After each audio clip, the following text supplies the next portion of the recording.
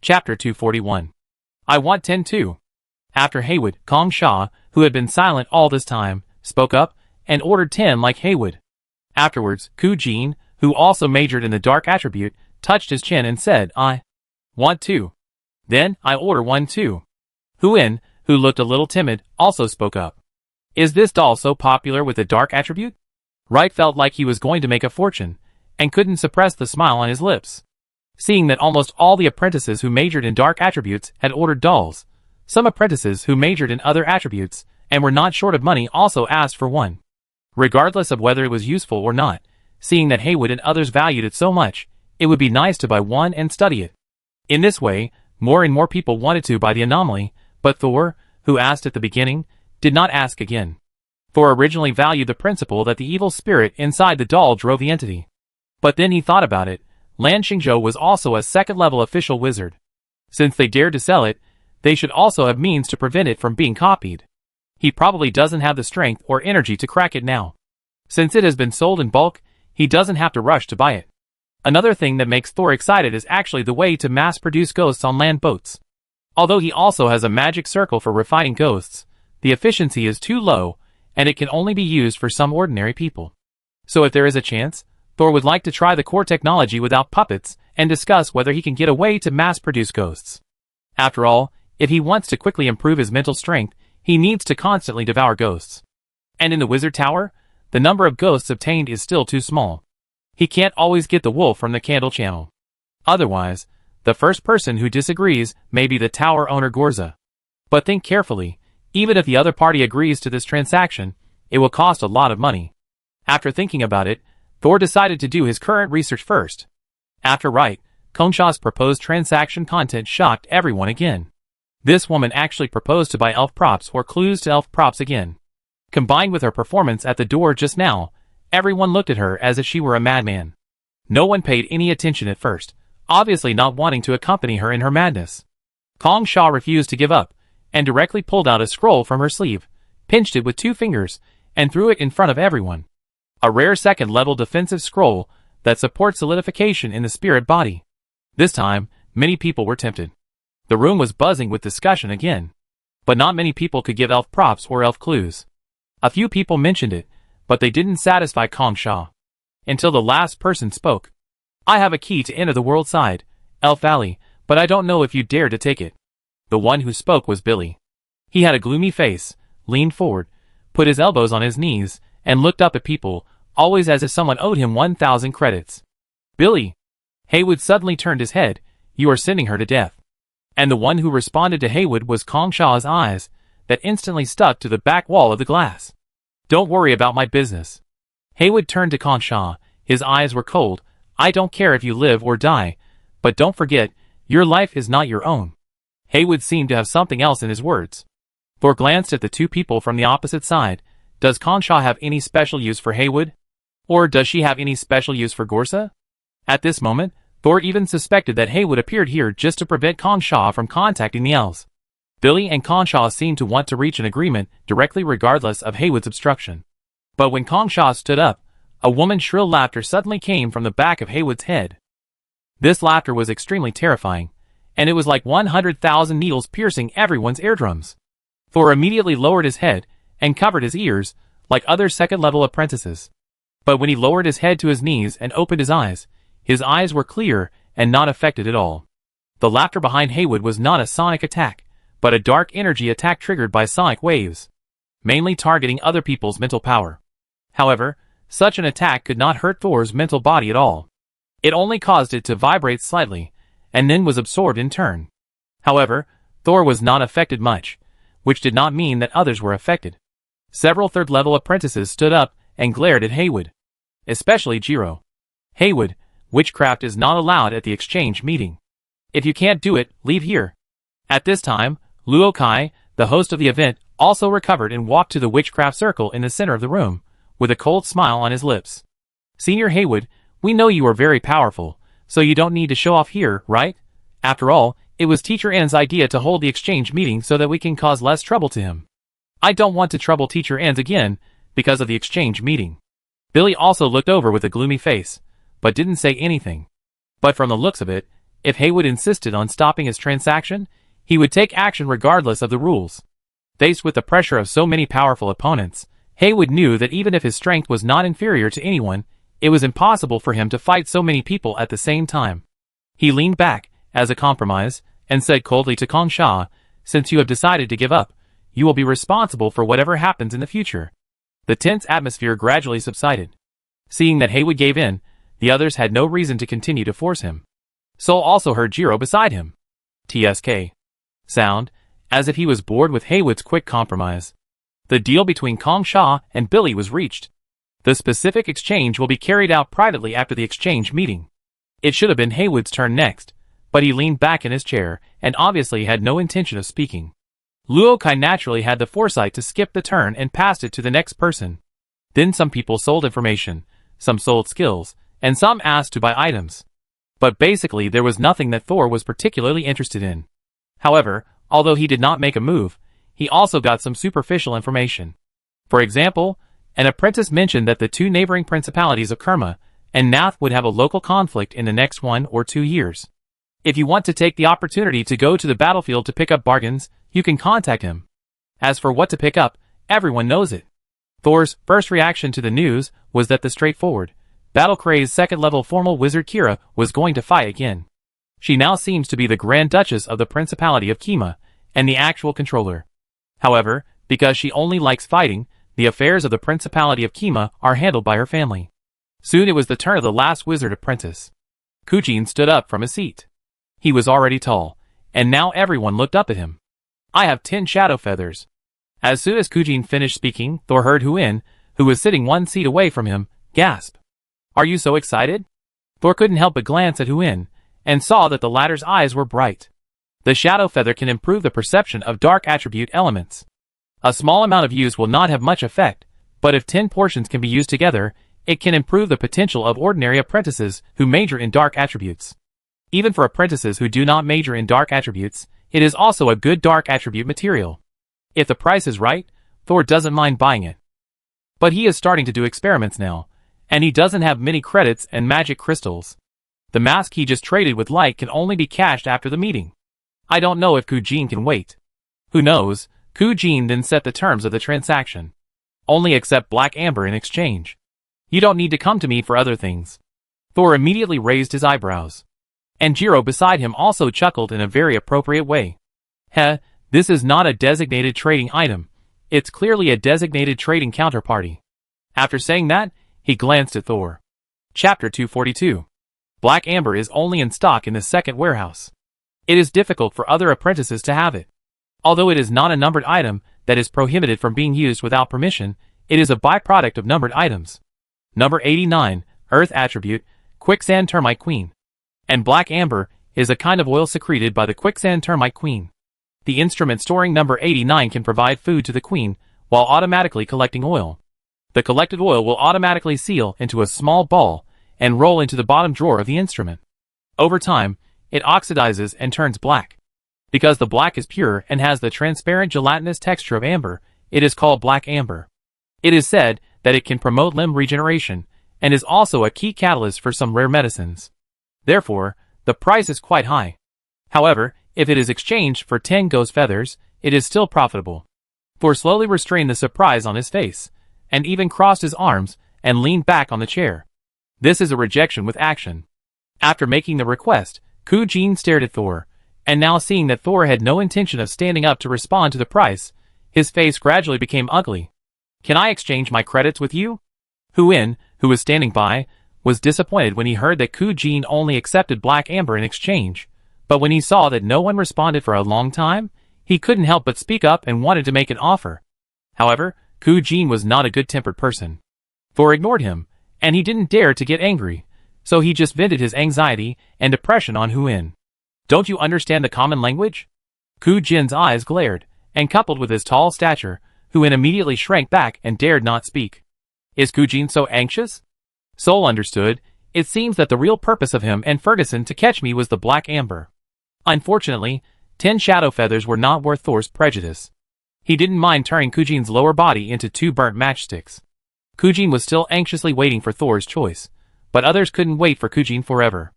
As the host, Luokai, who stood in the middle, gave everyone a few more minutes to think. Seeing that no one answered, he clasped his hands together. It seems that no one bids for the last item. In that case... Wait! Kujin interrupted Luokai. He bypassed Luokai and walked a few steps to Thor. He was about to speak, but he suppressed his words for a moment before slowly saying, I will exchange the evil seed that I have cultivated for 3 years for the black amber. Is that okay? Luokai was interrupted and rolled his eyes without disguising. He looked at Thor and waited for his answer. What is the evil seed? Thor had never heard of this thing, and he didn't hide it, and asked directly. Kujin stretched out his hand, and there was a pea-sized black seed in his palm. The surface of the seed was mirror-smooth, and it could reflect a person's shadow. But if you stare at it, you will find that it is not your own shadow that is reflected. It looks a bit weird. The seed of evil thoughts is a seed generated by the infusion of different resentments and evil thoughts. The fruit after it germinates can be used as the basis to make a powerful curse. What is a curse? You don't need me to explain it, right? Kujin said that later. His tone was still a little stiff, and he couldn't control it. Maybe it was because of the pain. As for what a curse is, Thor certainly knew it. Curses are somewhat similar to witchcraft, including protective spells, offensive spells, and the most common curses. Unlike witchcraft, curses have a certain degree of autonomy, but lack rationality. While powerful, there is a possibility of losing control. Hiding behind Haywood's head is a curse, and it should be a very powerful offensive curse. And Thor also encountered a curse when he was a newborn. That was Sid's ultimate move, Triple Curse. Use 3 lives as bait to exchange for Thor's life. However, in the last step of the curse, Thor discovered the curse insect before it entered his body and killed it in time, so it did not cause fatal harm. Thor was already interested in this thing. What kind of curse will this evil seed breed? He asked. Kujin was stunned and did not answer immediately. Heh. It was Jiro who laughed first. He laughed and raised his hands. I have no intention of interfering with your transaction, but is it really okay to trade something like the evil seed, which is like gambling? If someone tried to ruin his plans, Kujin would probably punch him. But the person in front of him was Jiro, the strongest of the 3-level apprentices, and the apprentices who were most likely to become formal wizards. Kujin naturally didn't dare to confront him head-on. Unlike Jiro, Billy, and even Wright, who developed their own locators, Kujin's locator solution followed the solution that had been verified by his predecessors. Although this solution was highly secure and had a high possibility of forming a locator, it was a mass-produced product, which meant that it was not compatible with Kujin himself. Therefore, Kujin, who used this method to form a locator and was fortunate enough to advance to the 3rd-level apprentice, no longer had the qualifications to compete with other apprentices who used autonomous locators. Gambling? Thor lowered his eyes, as if he was a little unhappy about being fooled. Is it possible that the fruit born from this evil seed cannot make a powerful spell? Whether it is powerful or not depends on your luck. If your luck is too bad, you can't even make a spell. Jiro took the initiative to explain. Kujin immediately retorted, if the quality of this evil seed is not good, would I work hard to cultivate it for 3 years? Jiro just smiled slightly, saying everything. However, at this time, Thor said firmly, I accept this deal. We will discuss it in detail after the exchange meeting. Kujin was overjoyed and almost handed the seeds in his hand to Thor. You are a person who likes adventure. Jiro touched his chin and did not stop him. After Kujin left, Thor still looked ahead until the diary closed and flew back to his left shoulder. Yes. The reason why Thor suddenly agreed to Kujin's deal was because the diary took a fancy to the other party's seeds. New Moon Calendar Year 316, July 22nd, Sunny. The seeds of evil thoughts are of varying quality, but the one in front of you is obviously not simple. It will open the door to a new world for you. As for whether you want to walk in, you still need to decide for yourself. No matter whether you want to walk in the future, get the door first. Soul had to admit that he was a little self-contained in the past. In fact, those who can become wizard apprentices, especially 3rd-level wizard apprentices, are not simple. Even though their abilities and talents vary, they all have their own means and opportunities. I can participate in some high-level exchange meetings in the future. Just be careful of Luokai's intentions behind the scenes. But if he wants to test me, I can test him in return. When Kujin returned to his seat, Luokai finally had the opportunity to finish what he had just said. Okay, it seems that today's exchange meeting has also come to a perfect end. Then, I will not waste your time. I will still notify you 3 days before the next exchange meeting. I hope everyone can still be alive to participate. As Luokai cast his spell, the parchment on the ground gathered, and the magic circle covering the entire room became ineffective. The door opened, and everyone left one after another. However, the few people who had reached a deal were not in a hurry to leave. They still had a lot of things to do. Especially those who bought and sold a lot of items. Although Wright and Ku-jin had their own business to do, they all chose to come to Thor as soon as possible after the exchange of water. Chapter 243. Wright and Ku-jin rushed to Thor at the same time, but at the last moment, they both took a step back. You are in a hurry, so you trade first. Wright made a gentleman's hand. Ku-jin hesitated and nodded to Wright gratefully. Wright smiled at Thor, then took the initiative to step back, indicating that he would not eavesdrop on the transaction between the two. You and Ferguson's original target was the black amber, right? Ku-jin's eyes widened in surprise, but after hesitating for a moment, he gritted his teeth and admitted it. Yes, Ferguson and I have the same problem. Only by continuing to use the black amber can we save our lives. We didn't mean to lie to you at the beginning, but rather than handing your life to others, why not catch them first? Sol smiled. Ku-jin was a little nervous. He was afraid that Thor would regret it now. Sol still wanted Ku-jin's evil thoughts. This time, he just wanted to tell some secrets and ease the previous conflicts. After all, Ku-jin might have other evil thoughts, or the source of evil thoughts. Thor can definitely take his diary with him to pick and choose. It's a sure win. How about we trade at the Bronze Gate on the first floor of the East Floor at 8 o'clock tonight? Ku-jin suppressed his surprise and nodded vigorously. After Ku-jin left, Wright came over after a while. Looking at Thor, he felt a little weak. I may have to wait until I complete the transaction with Shadow Cheetah before I can give you the money for the mask. No problem, I believe in the credibility of Senior Wright. After all, you gave me the 100 credits very happily. Wright suddenly recalled the scene of paying the IOU. It was really painful and joyful. He forced a smile. Then I go to the first floor of the East Tower to find you in 3 days? Taking the initiative to go to Thor's territory is also giving Thor the initiative. The Tower Master student sign is really useful. Sol sighed in his heart and nodded to agree with Wright's proposal. I just bought this doll, and I don't have much money. How about this? I give this doll to you as a deposit. No. Sol refused immediately. Look at the clothes of this maid doll. Who knows what Wright did with her? Wright's smile froze, and he immediately realized what Sol was worried about. No, it's not what you think. This is just a hobby, not a need. Wright was eager to explain, but Sol still firmly refused him.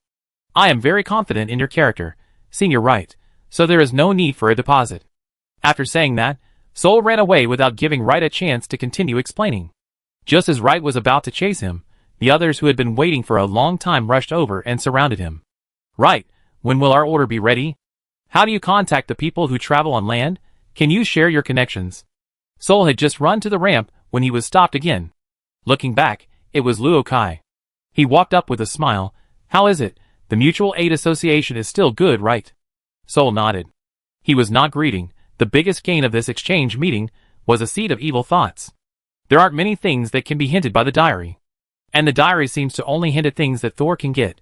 So although there are many good things in the Wizard Tower, the diary will not hint at all of them. After all, if Thor can't get it at all, then the diary will only make Thor jealous, and may even disturb his mind. From Thor's expression, Luokai can see that he is very satisfied. I know you used to have a prejudice against mutual assistance, but the strong taking advantage of the weak is the tone of this world. And talented people like you and Kelly don't have to worry at all. You should get used to thinking about problems from the perspective of a superior. I know you are close to Byron. He is a good person, but too stubborn. His views are not all correct. I still hope you can think independently. What Luokai, who tried hard to persuade Sol, didn't know was that his he reminded Sol of how Kelly was controlled at the beginning. Disgust overflowed from the bottom of his heart. But on the surface, Thor still smiled and said, Thank you for your guidance. I think I will come to the exchange meeting again when I have time in the future. I hope you will not forget me then. I will never forget you no matter who I forget. Luokai laughed heartily. Welcome to come again next time. After saying goodbye to Luokai, Thor walked alone on the ramp of the East Tower, expressionless, and looked quite imposing. Especially his light gray skin, which was more conspicuous than most apprentices. In addition, Thor was surrounded by death, which made him look gloomy and even more terrifying. When he walked to the 10th floor of the East Tower, he happened to meet a group of apprentices carrying bags or holding thick books and walking towards the laboratory. Most of these apprentices walked in twos and threes, forming a clear small group. But there was still one person, who was obviously excluded at the back, and the closest person was 5 meters away from him. That person was taller than the others, and looked more mature in vicissitudes. Sol turned his head slightly, and recognized that the unlucky guy who was excluded was George. Understandable. When Thor changed from a servant to an apprentice, he was also severely excluded by other new apprentices for a period of time. At that time, almost only Kelly would study with him. But when he became the first test champion, this exclusion immediately disappeared. My lord. Since that night, George, whose nerves had become extremely sensitive, immediately noticed that there was a gaze that was hard to ignore cast at him. He looked up cautiously, but saw Thor. Of course, he didn't recognize him at first sight, because Thor had not only grown taller, but also grayer. However, his facial features had not changed much, and George recognized him after carefully examining him. He called out, "Sir," squeezed past several new apprentices, and trotted to Thor. "Sir, thank you. I am now a wizard apprentice." George did not lower his voice. After several years of experience as a servant, he knew what was best for him. You can't use your face as your life. Thor also understood George's intention in an instant. But he didn't mind George using his prestige. Anyway, if he didn't have equal strength, he could only show off his prestige among the newcomers. Thor narrowed his eyes and looked at George. At this time, there were still 2 heads on the other party's neck, and the one belonging to David was staring at Thor with big eyes, curiously. Thor nodded to George. "The crisis has not been resolved yet. Work hard to improve yourself and don't slack off." George nodded vigorously. David was still confused. Thor smiled and continued to walk down without saying anything. George had to go to the study room, so he couldn't follow Thor. He just stood there until Thor's back disappeared behind the bend. He took a deep breath. In fact, facing Thor, he was more afraid than surprised. I wonder if Thor noticed. At this time, someone suddenly patted George's shoulder from behind. He turned around and saw that it was Alan, the most talented student in this group. "George, I didn't understand a few parts of the witchcraft language this morning. Let's go to the laboratory to discuss it later." George smiled honestly. "Okay." Chapter 244. Sol returned to the first floor of the East Tower, and did not meet any familiar faces. Smoothly returned to the second warehouse, and confirmed that there was still stock of black amber. Sol looked up and saw that it was still early, so he sat back at the laboratory table and continued reading the book he had not finished in the morning. How to Choose a Locator That Fits You. The author of this book, Barbara, believes that the wizard's locator is a control and constraint for the self, so before choosing a locator, one should first understand oneself. But this step is a bit difficult for Sol. Because of the lack of memories of past and present lives, Thor's self is also incomplete. But Thor was not discouraged, and he did not intend to do everything written in the book. At present, except for the Diary of the Dead Wizard, he could not choose other witchcraft props as his locator. Firstly, with the experience at Ralph Manor last time, Thor has confirmed that the diary can definitely help him stabilize his consciousness. And with the diary as a precedent, Thor really doesn't like other locators. So Thor doesn't need to choose a locator at all. His locator had already confirmed it. What he needed was to find a direction, and a method to connect himself with the diary. How can I deepen the connection between the diary and myself? Sol drew circles unconsciously on the paper. Regarding the information in the diary, his deduction could only be drafted in his mind. If the first step is omitted, then I should now regard the diary and myself as one subject. That is, myself includes the diary. This is a bit arrogant. After all, Sol can't even touch the diary now. Wait. Sol suddenly widened his eyes. Actually, I touched the diary once. In the cave of Chueshu Valley, in order to defeat the evil spirit Morton, Senior Byron helped me build a consciousness platform. At that time, I used the diary as a brick. But Sol also remembered that he couldn't open the diary at that time, so he had to use only the diary's physical properties. Maybe I should build a consciousness platform again.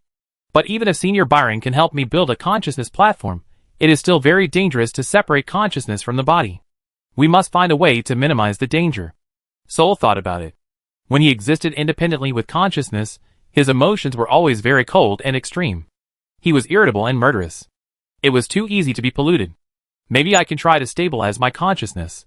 Sol hit his right palm with his left fist, and made a decision. Okay, then I go by the magic circle for building the consciousness platform from Senior Byron tomorrow. As for stabilizing consciousness and stabilizing the spirit, I remember seeing the corresponding experimental records in the private library on the 19th floor of the tower owner. I can go and take a look tomorrow. When Thor found his next target, Wright had just walked back to his dormitory with his doll. Compared with others, Wright's dormitory was unusually lively. As soon as the door was opened, several maids could be seen sitting or standing inside. They were wearing the same maid outfit as the doll in Wright's arms, but they were cooler. When they saw their master coming back, they all surrounded him. Master Wright. Master. All kinds of soft whispers surrounded him, but Wright was in no mood to respond to these lovely girls in front of him.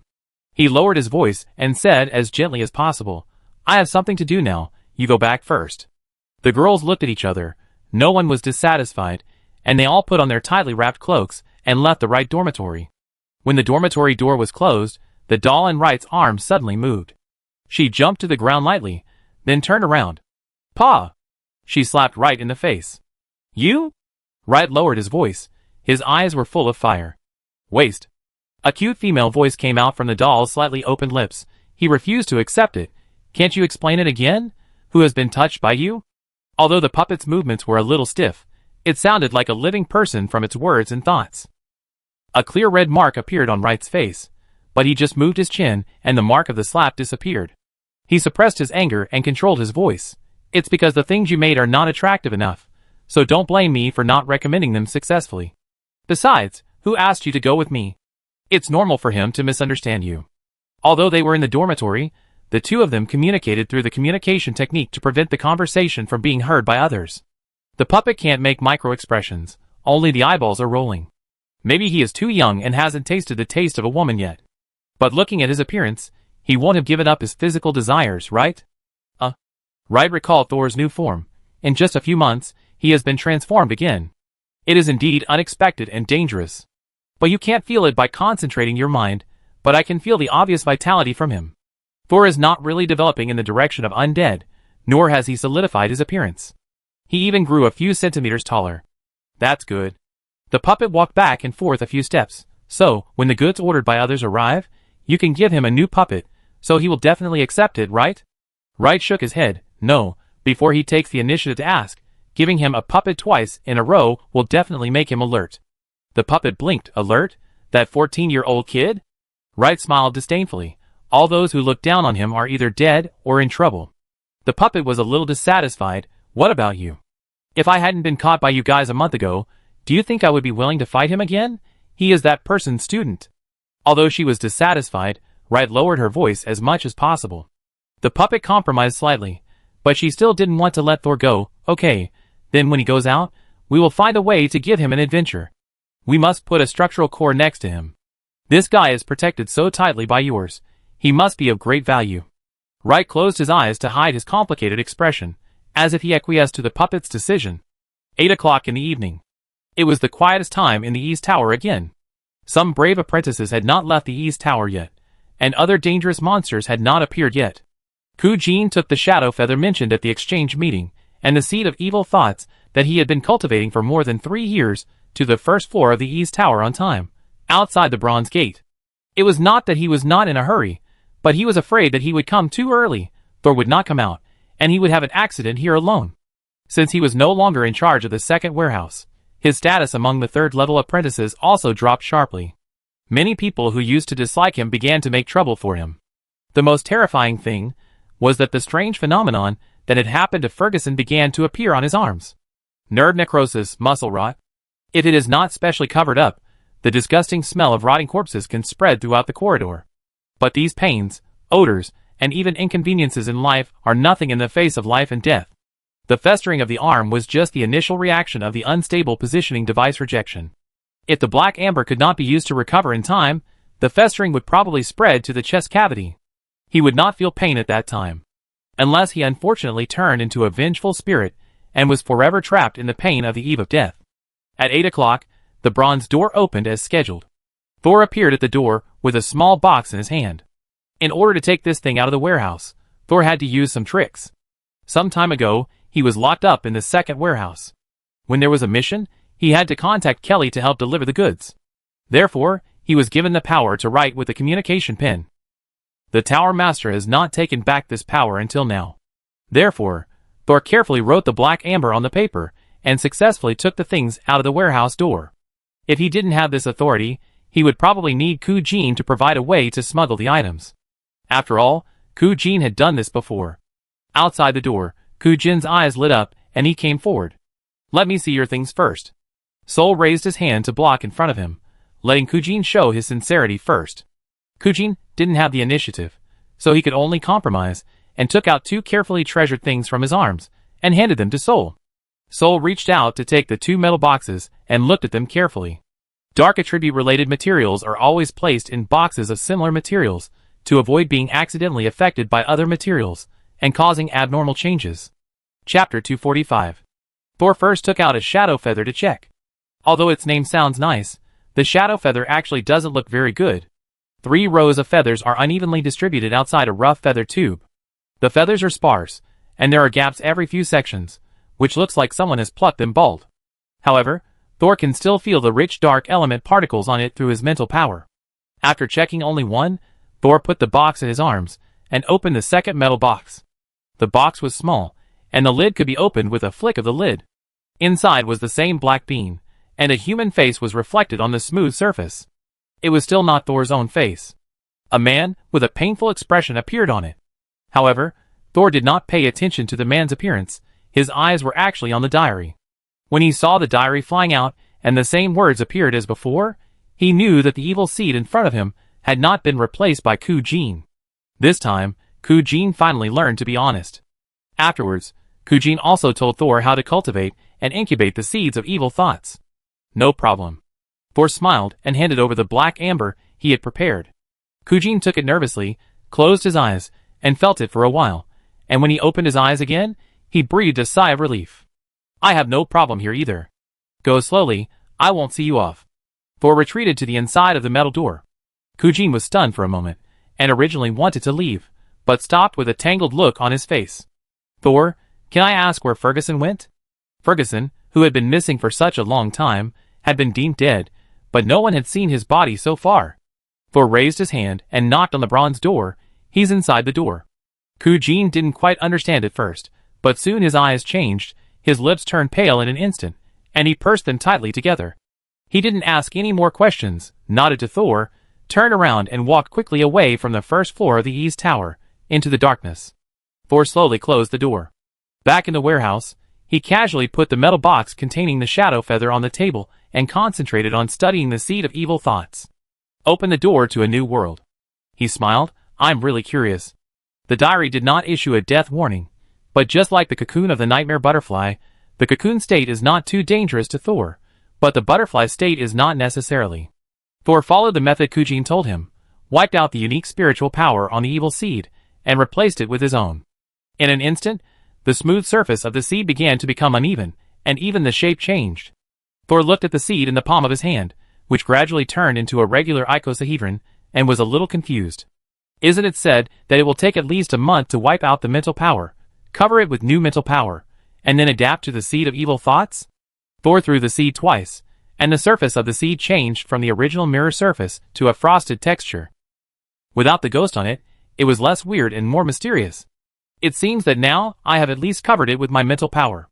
The seed of evil thoughts is composed of consciousness, so its appearance will also change due to subjective mental power. Thor took the culture dish, added several basic culture solutions mentioned by Ku-jin, and put the seed in the center. After entering the culture solution, the seed suddenly rolled a few times, and finally stood in the culture dish with an angle as the bottom. At this time, a black slender tentacle emerged from the back of Thor's neck and tentatively came to the top of the seed. It opened its jagged mouth, and its black tongue seemed to want to lick the newcomer. At the critical moment, Thor pinched Shuzu's head. "You can't eat it." Seeing Shuzu's tongue trembling before it could be retracted, Thor chuckled and let go. Shuzu immediately raised his head. "Pulu pulu pulu." It actually stuck out its tongue at Thor, and then immediately retracted it before Thor could react. This guy is becoming more and more anthropomorphic. Thor put the petri dish on the shelf and sat back at the long table. "I go find Senior Byron tomorrow morning. I hope he's not out yet. Then go to the 19th floor of the East Tower. I remember that the experimental records on stabilizing the spirit body are on the second-tier bookshelf. I hope I remember correctly. Because of time management, these two things can only be done tomorrow daytime, and Thor is a little unsure about what to do next. His eyes swept across the warehouse, and finally fell on the lead box containing the nightmare butterfly in the distance. But he quickly shook his head. Let's wait until I finish the locator before taking a look.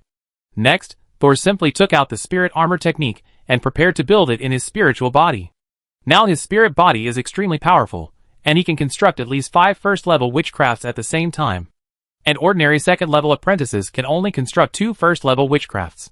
This does not mean that Thor's spirit power is only more than twice that of a second-level apprentice. Because in the spirit body, every time he constructs a witchcraft, his difficulty increases exponentially. Therefore, Thor's spirit power is about 10 times that of an ordinary second-level apprentice. At present, Thor has only constructed one kind of witchcraft in his spirit body, which is the soul worm that he was promoted to the second level. It was just that the construction was not particularly perfect because of the special circumstances at that time. Later, due to various problems, the weight of other things was higher than that of constructing the spirit armor. Therefore, although Thor was considered by the outside world to have reached the top of the second-level apprentices, he actually only constructed a first-level witchcraft, and the progress was slowed down. Now, with the progress of other important things blocked, Thor has time to study. Constructing witchcraft in the spirit body is a kind of witchcraft solidification. Witchcraft solidification can fix witchcraft on witchcraft props, on scrolls such as parchment, or in the spirit body. The solidified witchcraft can be almost instantaneous. It is the most commonly used method of a wizard, and it is often their life-saving method at the bottom of the box. Time drips little by little in the research. The morning sun breaks through the mountains and falls on the gray and black old outer wall of the wizard tower. A new day has arrived. Thor rubbed his sore eyes. Last night, I accidentally stayed up all night again, and I just meditated for half an hour and recovered briefly. Looking at the time, it is already 6 o'clock in the morning, just in time to go to find Senior Byron, so as not to go too late and the other party has gone out, and it will be empty. But just as Sol lifted his butt from the chair, he saw the long-standing communication pin flying out of the pin holder and landing on the white paper that had been laid out long ago. Ah, it's working. There was no choice but for Sol to walk over and look down at the contents written by the communication pin. Oh, they are all the most common things, and there are only 3 of them. He touched his chin, and his eyes finally fixed on the name at the end, Teacher Ann's? I had just attended the exchange meeting hosted by Ann's student Luokai yesterday, and today I was called by the other party. Are the 2 things related? Sol began to act. Regardless of whether there is a connection or not, the task must be completed. Because Ann's didn't need much, and with Shuza's enthusiastic help, Sol quickly pushed the cart out of the second warehouse. When he went out, he unexpectedly met Haywood, who came out of the first warehouse. He didn't look very good, and I don't know if it was related to Kongsha's stubbornness yesterday. But when Haywood saw Sol, he still smiled. Good morning, it seems that you really gained a lot from staying up all night yesterday. Sol subconsciously touched the bottom of his eyes, but he quickly realized that he couldn't have dark circles now, so he looked back with some doubts. How did you see that? Chapter 246. Spiritual Body. Haywood hid his hands under his cloak. He felt a wave of vibrations coming from the back of his head, but before it reached Thor's spiritual radiation range, he carefully retracted his head. Although your spiritual power is very strong, you should also pay attention to rest. Wizards are not machines after all. Got it, thank you. Thor didn't know how Haywood could see his spiritual state, but the other party's eyes were indeed magical, so he was not surprised that he could do this. Haven't you read the book I gave you yet? Haywood was referring to the book about nightmare butterflies. Without waiting for Thor to answer, he said to himself, Yes, it's too early for you to study it now. I remind you again. After all, you have a cocoon in your hand, so you must always pay attention to the firmness of the seal. After saying that, the 2 of them had walked to the bronze door. Haywood, who had nothing in his hands, naturally took the initiative to push the door forward. However, when Thor saw his hands stretched out from under his cloak, his eyes suddenly locked. The hands that Haywood stretched out turned out to be a pair of black hands covered with scales, completely different from what he had yesterday. Thick and sharp nails scratched the bronze door, making a sharp and piercing friction sound. The bronze door was successfully opened only one door, and Haywood went out first, without actively explaining the situation of his hands to Thor. Maybe his bad complexion is not because of what happened yesterday. Thor intuitively thought that Haywood's hands were not transformed by the witch body, but it was temporarily spliced for use. But what situation would require him to cut off his original arms? Is it an injury from the experiment, or a punishment? Somehow, Gorza's gentle silver eyes suddenly appeared in Thor's mind, and he shuddered suddenly. The cart gurgled on the ramp of the east tower, and soon arrived outside the residence of Instructor Ans.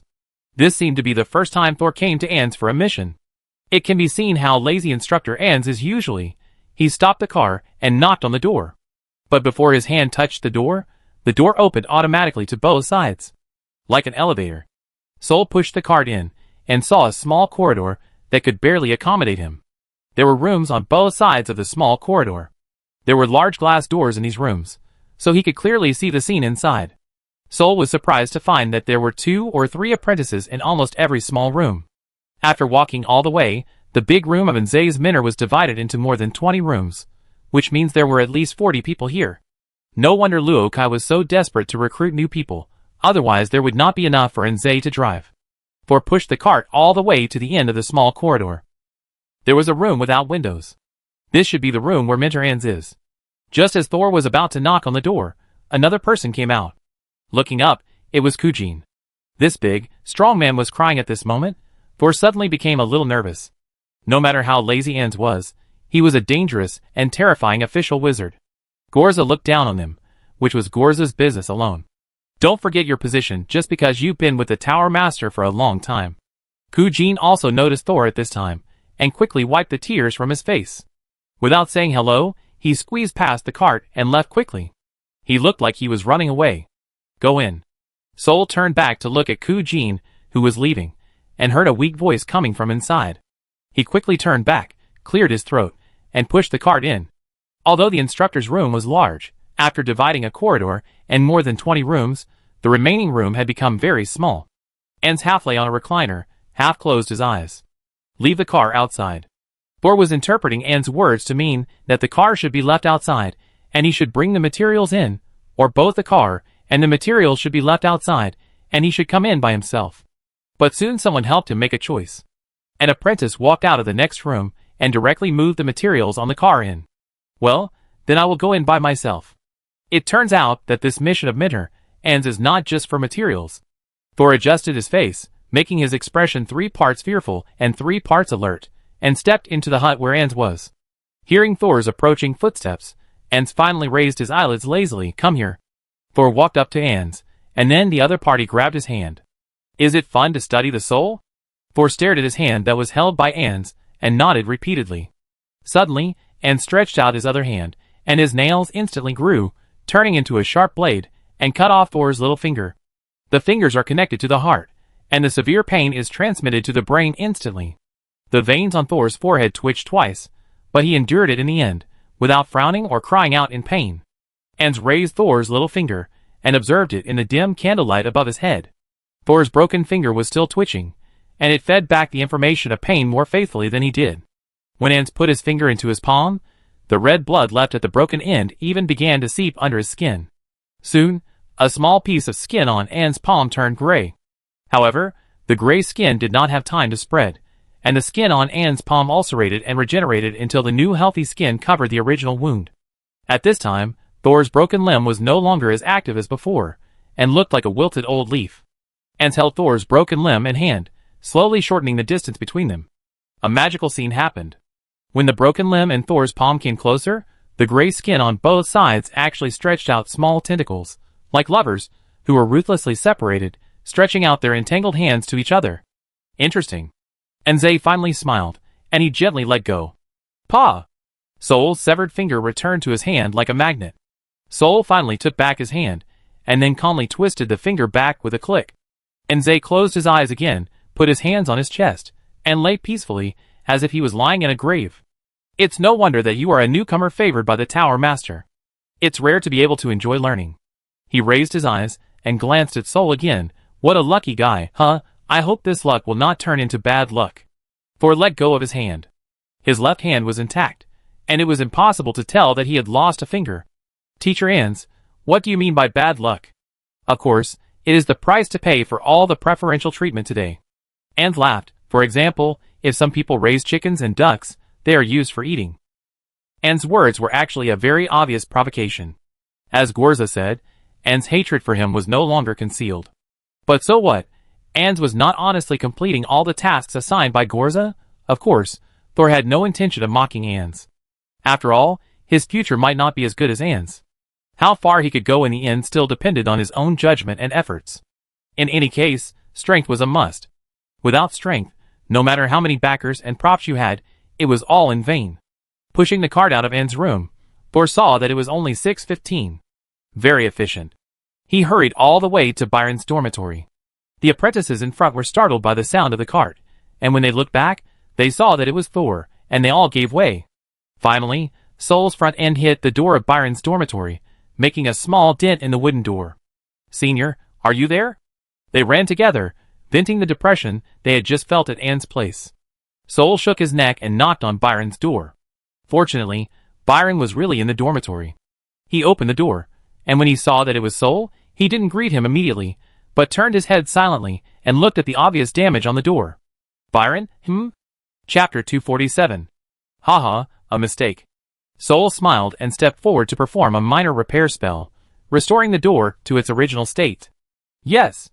Byron stepped aside and invited Soul in. His room was as messy as ever, and now Soul was showing signs of being affected by it. But their laboratory was very tidy, and the items were placed in a specific order to avoid a chain reaction. "Senior, I want to buy the consciousness platform array that you helped me set up in Chueisho Valley." "Yes." "How many credits, or magic crystals?" Byron hesitated for a moment, as if he was calculating its value. Soul did not urge him, and waited patiently. After about 5 minutes, Byron said to Soul, "No money. I want your method to expel the evil thoughts that Morton left in your body at that time." Soul was stunned for a moment. Could it be that Senior Byron is also entangled in evil thoughts?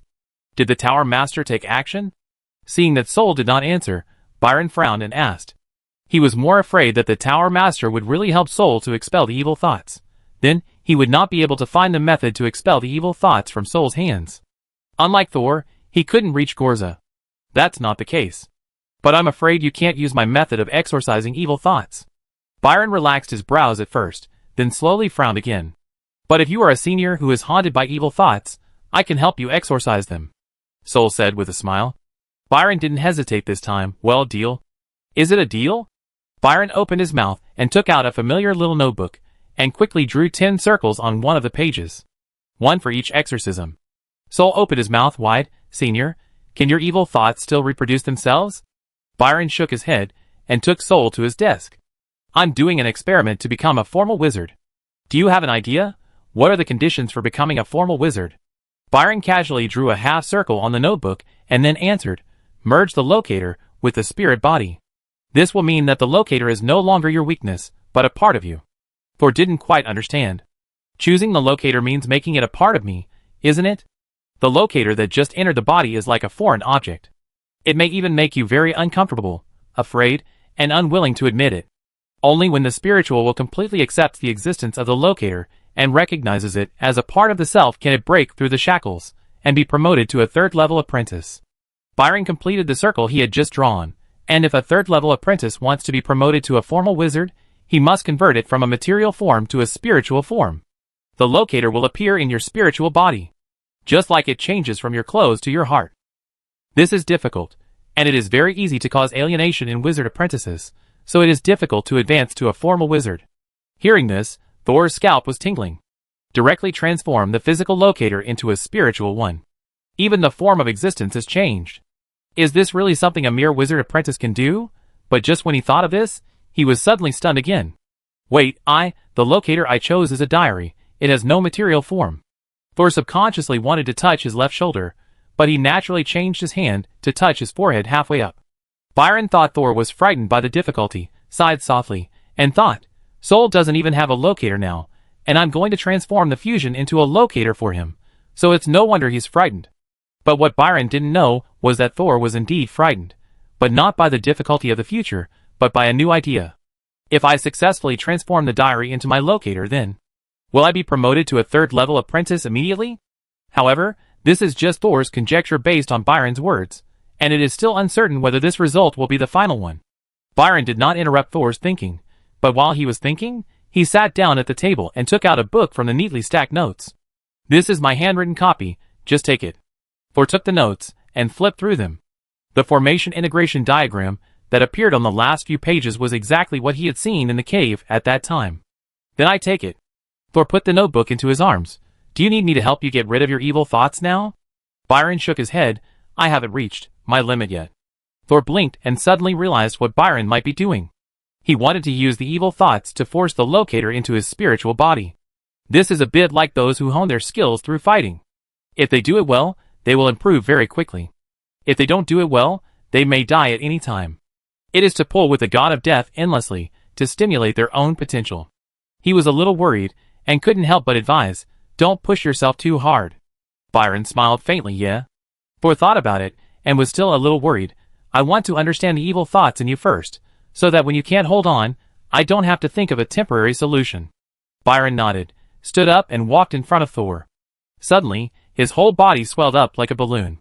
But the scene in front of him was not as funny as before. It was shocking. Byron's exposed face, neck, and arms were all swollen. And what filled his body was not air. Almost every piece of skin was stretched out into the shape of a human face. These human faces were like big fish that strayed into a fishing net, desperately trying to find an exit to get out. The key is that these human faces knew how to sprint, but after being bound by Byron's strange skin for a while, they would retreat and then suddenly rush out. Several human faces kept sprinting outwards, trying to escape the bondage. In this way, Byron looked like a constantly deforming evil ghost. Sometimes, wizards and evil spirits are only one step away. Thor took a deep breath and calmed himself down. He closed his eyes, then opened them slightly, and his mental power began to work. In this vision, Thor saw the evil thoughts in Byron. These evil thoughts were very powerful. There was not a single small fish or shrimp in it, as if it had been specially screened. It was specially used to help Byron integrate the locator. Thor remembered that Byron went out several times to collect evil spirits, and it turned out that he used it here. Byron's purpose has always been clear, that is, to get promoted. Soul came out of the semi-immersive meditation method, thought for a moment, and said, Senior, can you give me some of your skin? Byron nodded with difficulty, and then the face on his body was squeezed back, and the whole person returned to his original appearance. Then, to Soul's surprise, he put his hand into his mouth again. Then, he took out a small piece of brown skin. Soul took out the test tube he carried with him, but couldn't help looking at Byron suspiciously. Is this Senior's skin? Byron nodded. Yeah. Soul looked at Byron's skin, which was also pale due to not seeing the sun for many years, and then looked at the brown spot in the test tube. Did Senior Byron tear off the skin of one of his internal organs and give it to him? Chapter 248. Soul detected some of the properties of spirit ester in the skin tissue provided by Byron. However, it can only hold a small amount of soul fragments, and the main purpose is not to store them.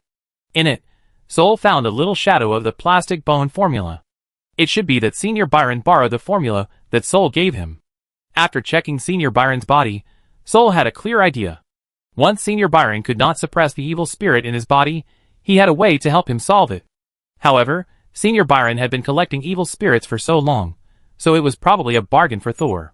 He successfully obtained the magic circle constructed by the consciousness platform, but it still required a lot of preparation to actually set it up. 3 days later, Thor was looking through his previous notes in the private library of the Tower Master on the 19th floor. Fortunately, he soon found the soul stabilization experiment that he had glanced at before. He immediately sat on the ground and looked through it.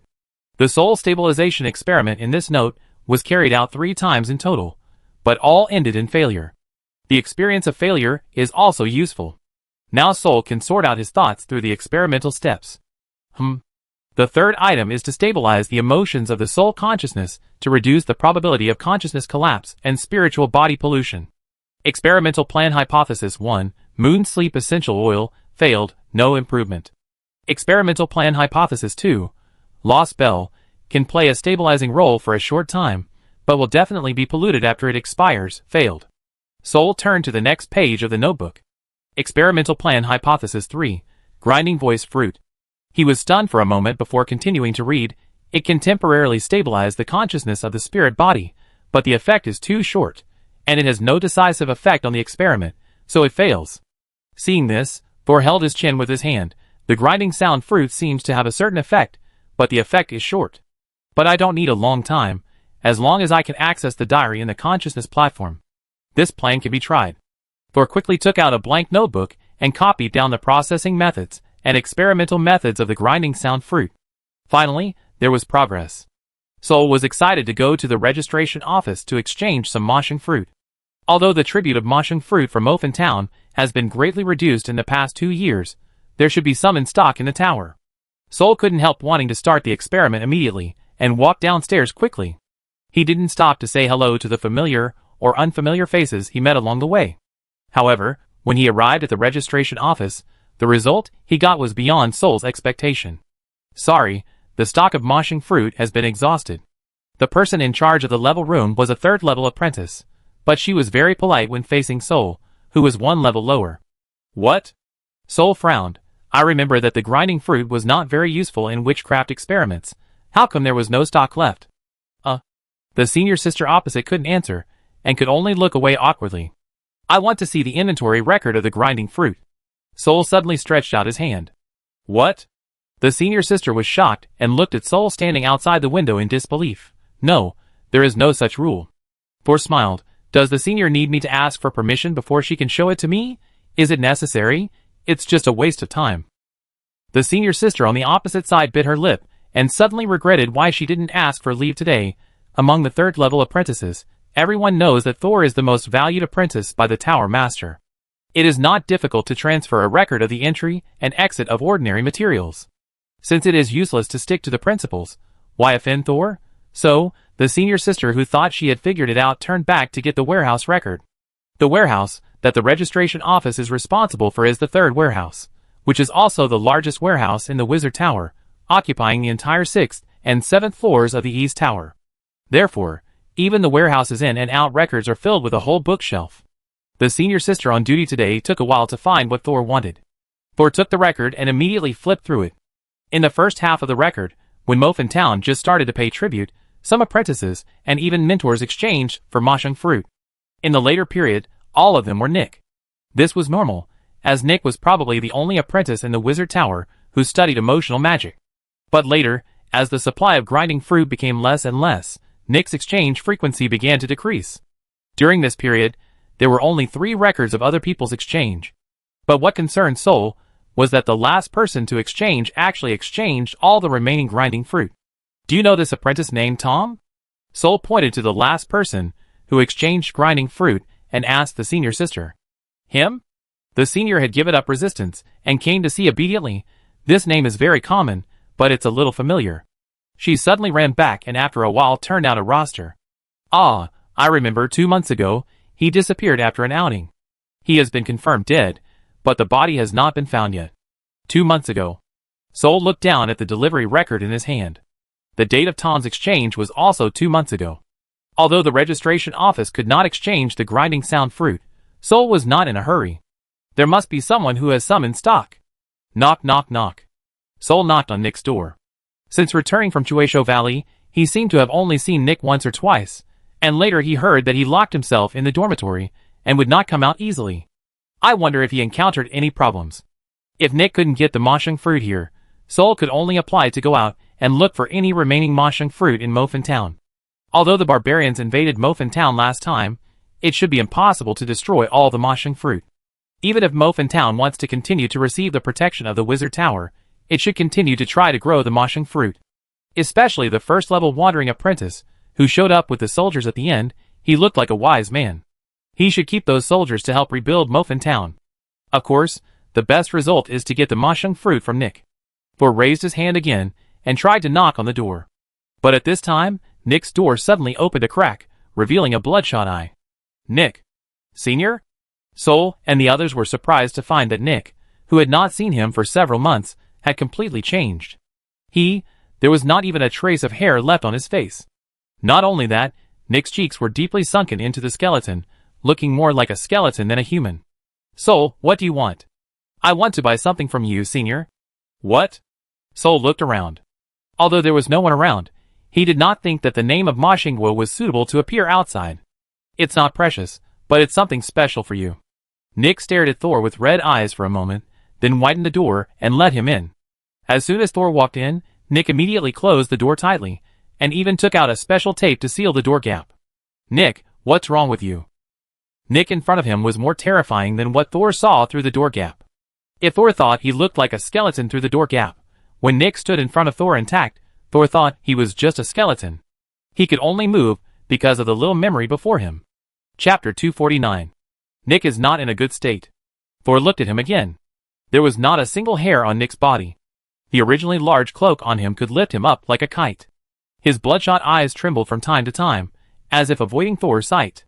If you want to go further, you always have to pay a price. Nick tried to make his tone sound relaxed, but he was emitting nervous signals all over his body. Do you need my help? Thor asked. Nick just shook his head. What do you want to talk to me about? Okay. Senior, do you still have the moshing fruit? I need it for an experiment and want to buy some back. Nick's pupils suddenly shrank, and he shook his head subconsciously. It's gone. What do you want it for? It can only temporarily stabilize emotions. It's not very useful. I just need to borrow its ability to temporarily stabilize my emotions. Soul had already vaguely sensed in the registration room that someone seemed to be hiding something about the moshing fruit. Judging from the current situation, Nick probably knows something. Soul originally didn't want to get involved in this muddy water. But if the grinding sound fruit can really help him stabilize his soul and enter the consciousness platform, that's related to his path to promotion. Even if he knows there are pitfalls ahead, he has to force his way forward. Nick's eyes kept turning, and he seemed to be in a huge dilemma. Soul was sure that Nick must have the grinding sound fruit in his hand, but what he was a little uncertain about now was whether Nick, who seemed to be mentally unstable, was really willing to give him some. Will he consider the interests involved and reject me? At this moment, Nick suddenly ducked under a cabinet and reached out to grab something inside. Soul followed behind and waited for a while. He heard a crisp sound and saw Nick standing up in a somewhat embarrassed manner. Just now, he moved too fast. When he stretched his arm under the cabinet, it scraped against the bottom of the cabinet. When he pulled his hand back, there was a bright red mark on his arm. Blood beads emerged little by little, and then merged into a strand and remained. However, the injured Nick seemed to be unaware of it, and only focused on stuffing a flat wooden board into Thor's hand. Here, all for you. Don't come to me anymore. Thor took the wooden board in his hand in astonishment, feeling the heavy weight in his hand that didn't match the wooden board at all. He looked up at Nick. What do you need? Credits? Magic crystals? Or other materials? Nick shook his head. I don't want them. These are for you. Take them. Don't say I gave them to you. I won't admit it. Nick put his thin palm on Thor's shoulder and pushed him out the door. Thor did not resist. He could see that Nick was not in a good condition. But Nick was obviously unwilling to talk to Thor in detail. He pulled open the door sealed with tape and pushed Thor out. You don't need to be kind. I advise you to take care of yourself. As soon as the door opened, Nick immediately said in a cold voice. Nick pushed Thor out the door until the two of them were blocked from looking at each other by the closed door, and he didn't say another word. Thor held the wooden board in his hand and stood outside the door for a while, until someone passed by at the other end of the corridor, and then he turned around and left. He always felt that Nick actually wanted to say something to him in the end, but in the end, he couldn't, or didn't dare to say it. Thor could only put the wooden board in his hand under his robe and pretended to walk towards the dormitory as if nothing had happened. He held the wooden board under his clothes with his fingers, which was heavy, as if holding a person. If the grinding sound really had no use for Nick, why did he deliberately disguise the thing as a wooden board and hide it under the cabinet? Soul ran back to the dormitory, locked the door, and then took out the wooden board with the grinding fruit hidden. He gently broke the wood with his hands. The sound was crisp. The inside of the wooden board was hollow, and the gray, flute-like fruit could be seen through the cracks. There was a row of 6 in the wooden board. Soul took out 2, and then subconsciously hid the remaining 4. Nick made me nervous. He hid the 2 grinding fruits in his sleeves. At this moment, someone suddenly knocked on the door. Soul stood up immediately and subconsciously pulled up his sleeves. Who? Me. Needless to say, the answer was Kelly. Soul went to open the door, and Kelly outside was still wearing a metal mask. The mask seemed thicker. Are you going to live in the second warehouse in the future? Well, I'm busy recently. Do you want to come in and sit down? Soul wanted to invite Kelly in, but Kelly shook her head. I was going to comfort my mentor, and I heard the sound of your door closing, so I came to see. Comfort Master Goodo? What happened to him? It's the latest toxin that was researched. It was cracked by his good apprentice Billy, and his self-esteem was hurt. By the way, you usually have a lot of ideas. Have you ever thought that besides being sharp and magnetic, metals have other offensive properties? Aggressive? Kelly puffed up her mouth, her mask tilted up a little, and she crossed her arms. I spent several days experimenting to create the toxin, and Billy cracked it in one go. This time, we must find a field he has not studied before, so that he will never be so proud again. It turned out that he was aroused by the desire to win.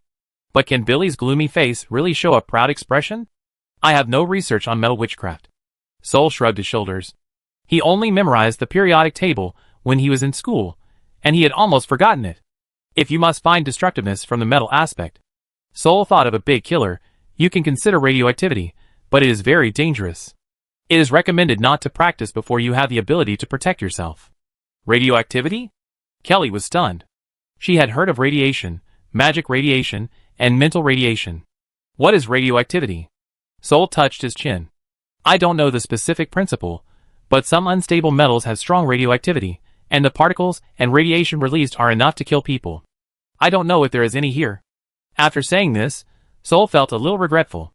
After all, they are two different worlds.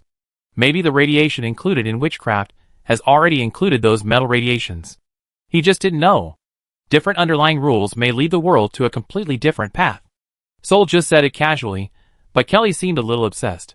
She kept muttering radioactivity in her mouth and left like a sleepwalker. After watching Kelly leave, Sol hurried back to the first floor of the East Tower. He still had to make a deal with Wright tonight. Entering the warehouse, Sol first checked the candles in the warehouse to confirm that the number of candles burned was not less than 100. Then he checked the bodies and valuables one by one, and compared them with the warehouse manual he made himself. Only after making sure that there would be no problems with his work today and that the experiment would not be disturbed, did Thor put the grinding fruit and the magic circle he got from Byron on the long table. Build a consciousness platform. Thor thought for a moment. Xiao Zhao. The black tentacles quickly emerged from behind his neck and came to Thor's eyes. Next, I will start preparing for the experiment. If you forget the time, remember to wake me up at 7:30.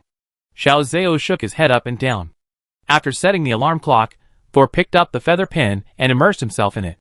Gradually, the rolled-up waste paper piled up into a small hill at Thor's feet. A feather pen was accidentally crushed due to excessive force, and the fragments lay on the corner of the table. A specially made huge parchment was spread flat on the long table, and other materials were forced to make way for it.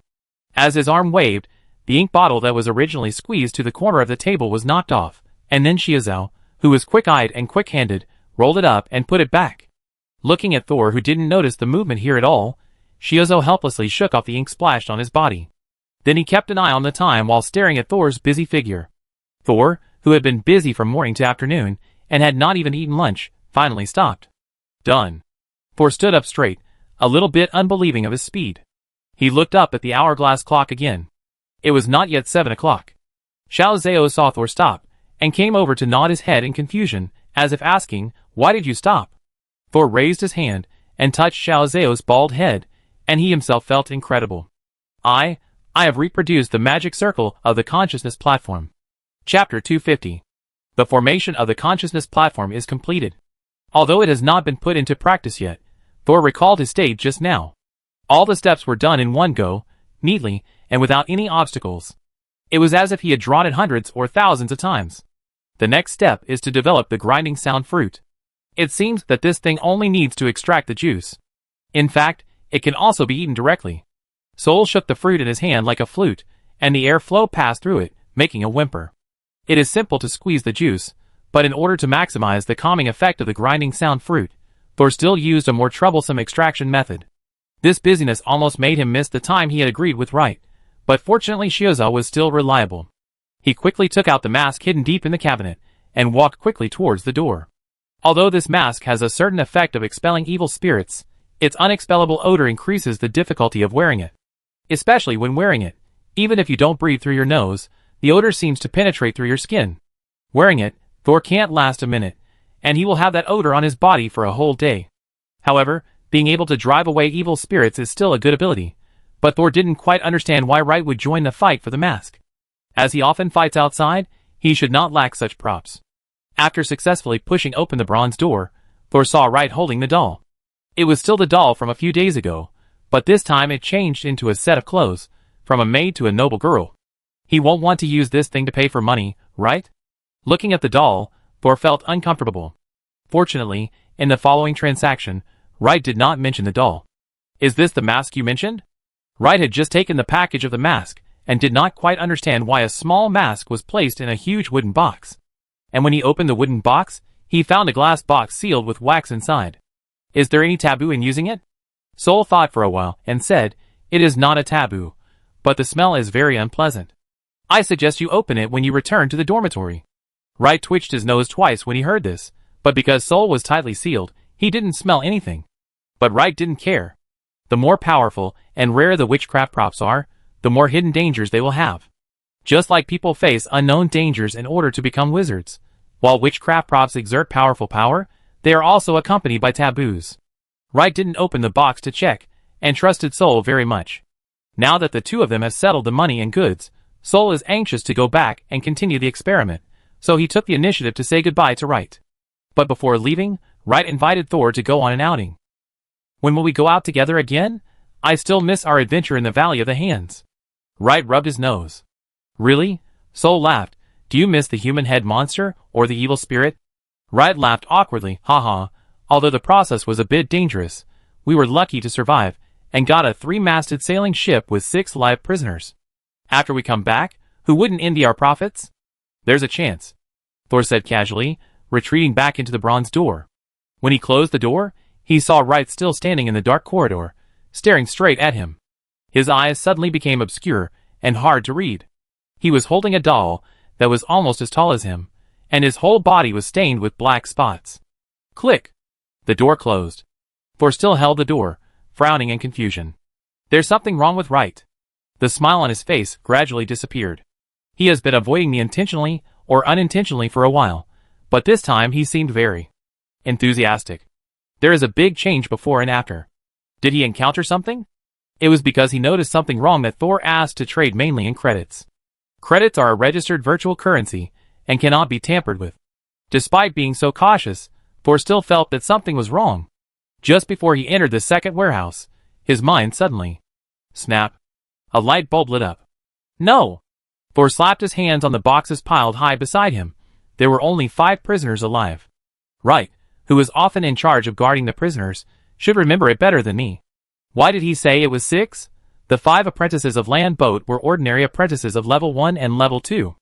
After returning to the Wizard Tower, Thor had not paid attention to them. He just heard that Land Boat did not come to redeem them.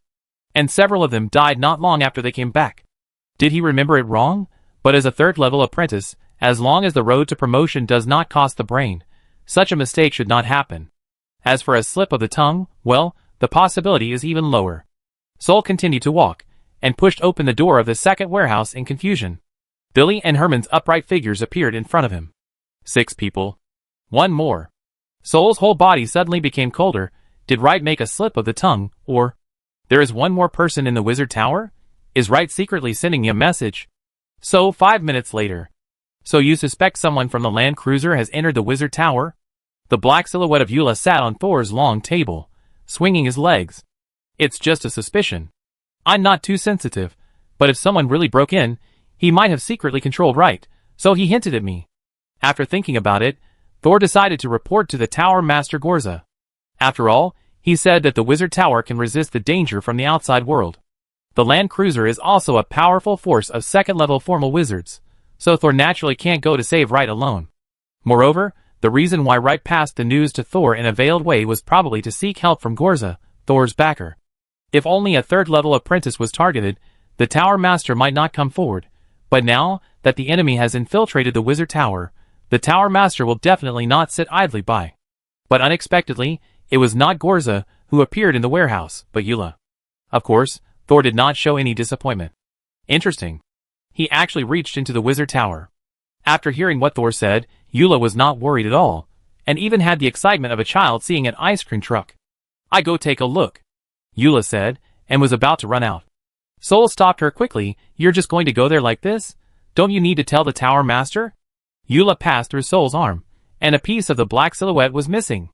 She looked down and said in surprise, the body you transformed this time is really amazing. It's simply the nemesis of spirits. But although she said this, she didn't show any fear at all. Even while she was talking, the black silhouette was automatically completed. When Thor's body touched the librarian Agu, he did not absorb the other's body. He still had to extend his spiritual tentacles to absorb it. The black shadow that made up Eula was less stable than the vengeful spirit. But her spiritual energy was extremely large, and she didn't care about the loss at all. It can be seen that the Tower Master has put a lot of effort on her. Gorza has to patrol every night, and he is not free now. I can go. After Eula finished speaking, the whole person melted into the ground under his feet. After Eula couldn't wait to join in the fun, Thor leaned forward and touched the ground where Eula disappeared. The ground was still hard without any traces of magic fluctuations or souls. Eula seemed to be able to easily pass through the mezzanine of the wizard tower, not afraid of the danger inside. So is she considered a part of the mezzanine? Chapter 251. After Eula left, Thor returned to the long table and wrote a few more words with the communication pen. He told the story of Wright asking for help and going to Eula alone. He put down the pen, his eyes flickered. That night, because he didn't know if Eula would come back suddenly, Thor did not activate the magic circle of the consciousness platform, but chose to study witchcraft more safely. But after 2 days, he didn't hear anything unusual about Wright, nor did he see the Tower Master come to find him. Everything was calm, as if nothing had happened. These days, another thing began to concern Thor's mind. The seed of evil thought sprouted. Once it started to sprout, the result would be a matter of 2 days. The hatching process was much faster than Kujin said. Now I don't know what type of curse will be hatched, and what effect it will have. However, since the diary has taken a fancy to this seed of evil thought, the fruit that will be hatched should also be annotated. Shuzhou is very interested in the seed of evil thought. Even though Thor has repeatedly emphasized to him that it cannot be eaten, he still likes to circle around the seed of evil thought. After making sure that Wright's matter would not affect him for the time being, Thor finally restarted the consciousness platform array that he had put aside for a few days. He specially prepared the most favorable witchcraft pigment for drawing the dark attribute witchcraft array, and copied the entire array from the decomposition diagrams to the floor of the warehouse. It took Thor most of the day to copy and draw, and then he placed the magic crystals one by one on the magic transmission points. Now he just had to stand on it and start the array. Because it was his first attempt, Thor did not modify the array to avoid affecting the presentation of the consciousness platform. The basic preparations have been completed, and all Thor needs to do is stand in the magic circle and use himself as energy to start. Before starting, Thor drank the juice extracted from the grinding sound fruit. At the same time, he swallowed a dose of heart protection with pain. Before officially starting, Thor looked at the diary on his left shoulder. Today's diary fluctuated up and down a little bit, the frequency was a little fast, and it looked like Thor's nervous heart was beating. Are you excited too? Thor licked his cracked lips and took a deep breath. Then he closed his eyes and calmed his mind. His spirit body began to vibrate, and the magic power spread from his hands and feet to the magic circle below. Magic crystals were lit up one by one, and countless undercurrents flowed along the lines, surging and interlacing until the entire witchcraft magic circle was awakened. Suddenly, the walls around him turned white, and the candlelight suddenly soared. The flames stirred the walls and left black marks. Behind the heavy shelves, corpses slowly turned, and the stiff necks made a crackling sound. When the head turned 90 degrees, the eyelids opened, revealing a pair of bottomless black holes. At this time, Thor had no time to pay attention to the changes around him. In his cognition, the space began to tremble, the ground cracked, the roof collapsed, and cracks appeared in the space. Prying eyes came from the top of his head, under his feet, and from the cracks in the space around him. Even with his eyes closed, Thor still felt uneasy about being peeped at, as if he was stripped naked on the stage under the attention of everyone. Suddenly time stopped. After a sigh, the sound of mirrors shattering came from all around. Thor opened his eyes, and the picture of the earth breaking in front of him kept cracking and falling, revealing a gloomy darkness behind. He blinked, and the mirror fragments around him suddenly shattered again, turning into droplets, flying in all directions, and disappeared into the darkness. He lowered his head slightly, and saw that he was standing on a huge circular stone platform. The surface of the stone platform was painted with the magic circle of the consciousness platform. He successfully entered the consciousness platform. Thor's first reaction was to look over his left shoulder. But the diary was no longer there.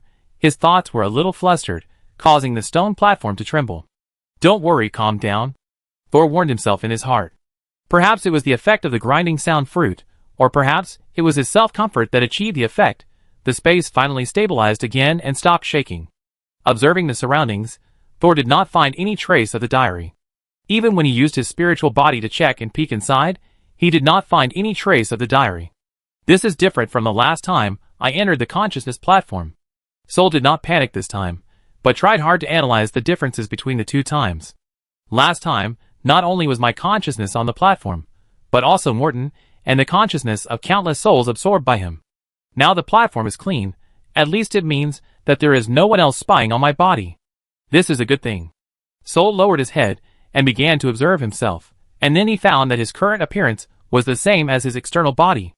That is to say, his current ideology is covered with light gray skin, and he looks like a second transformation.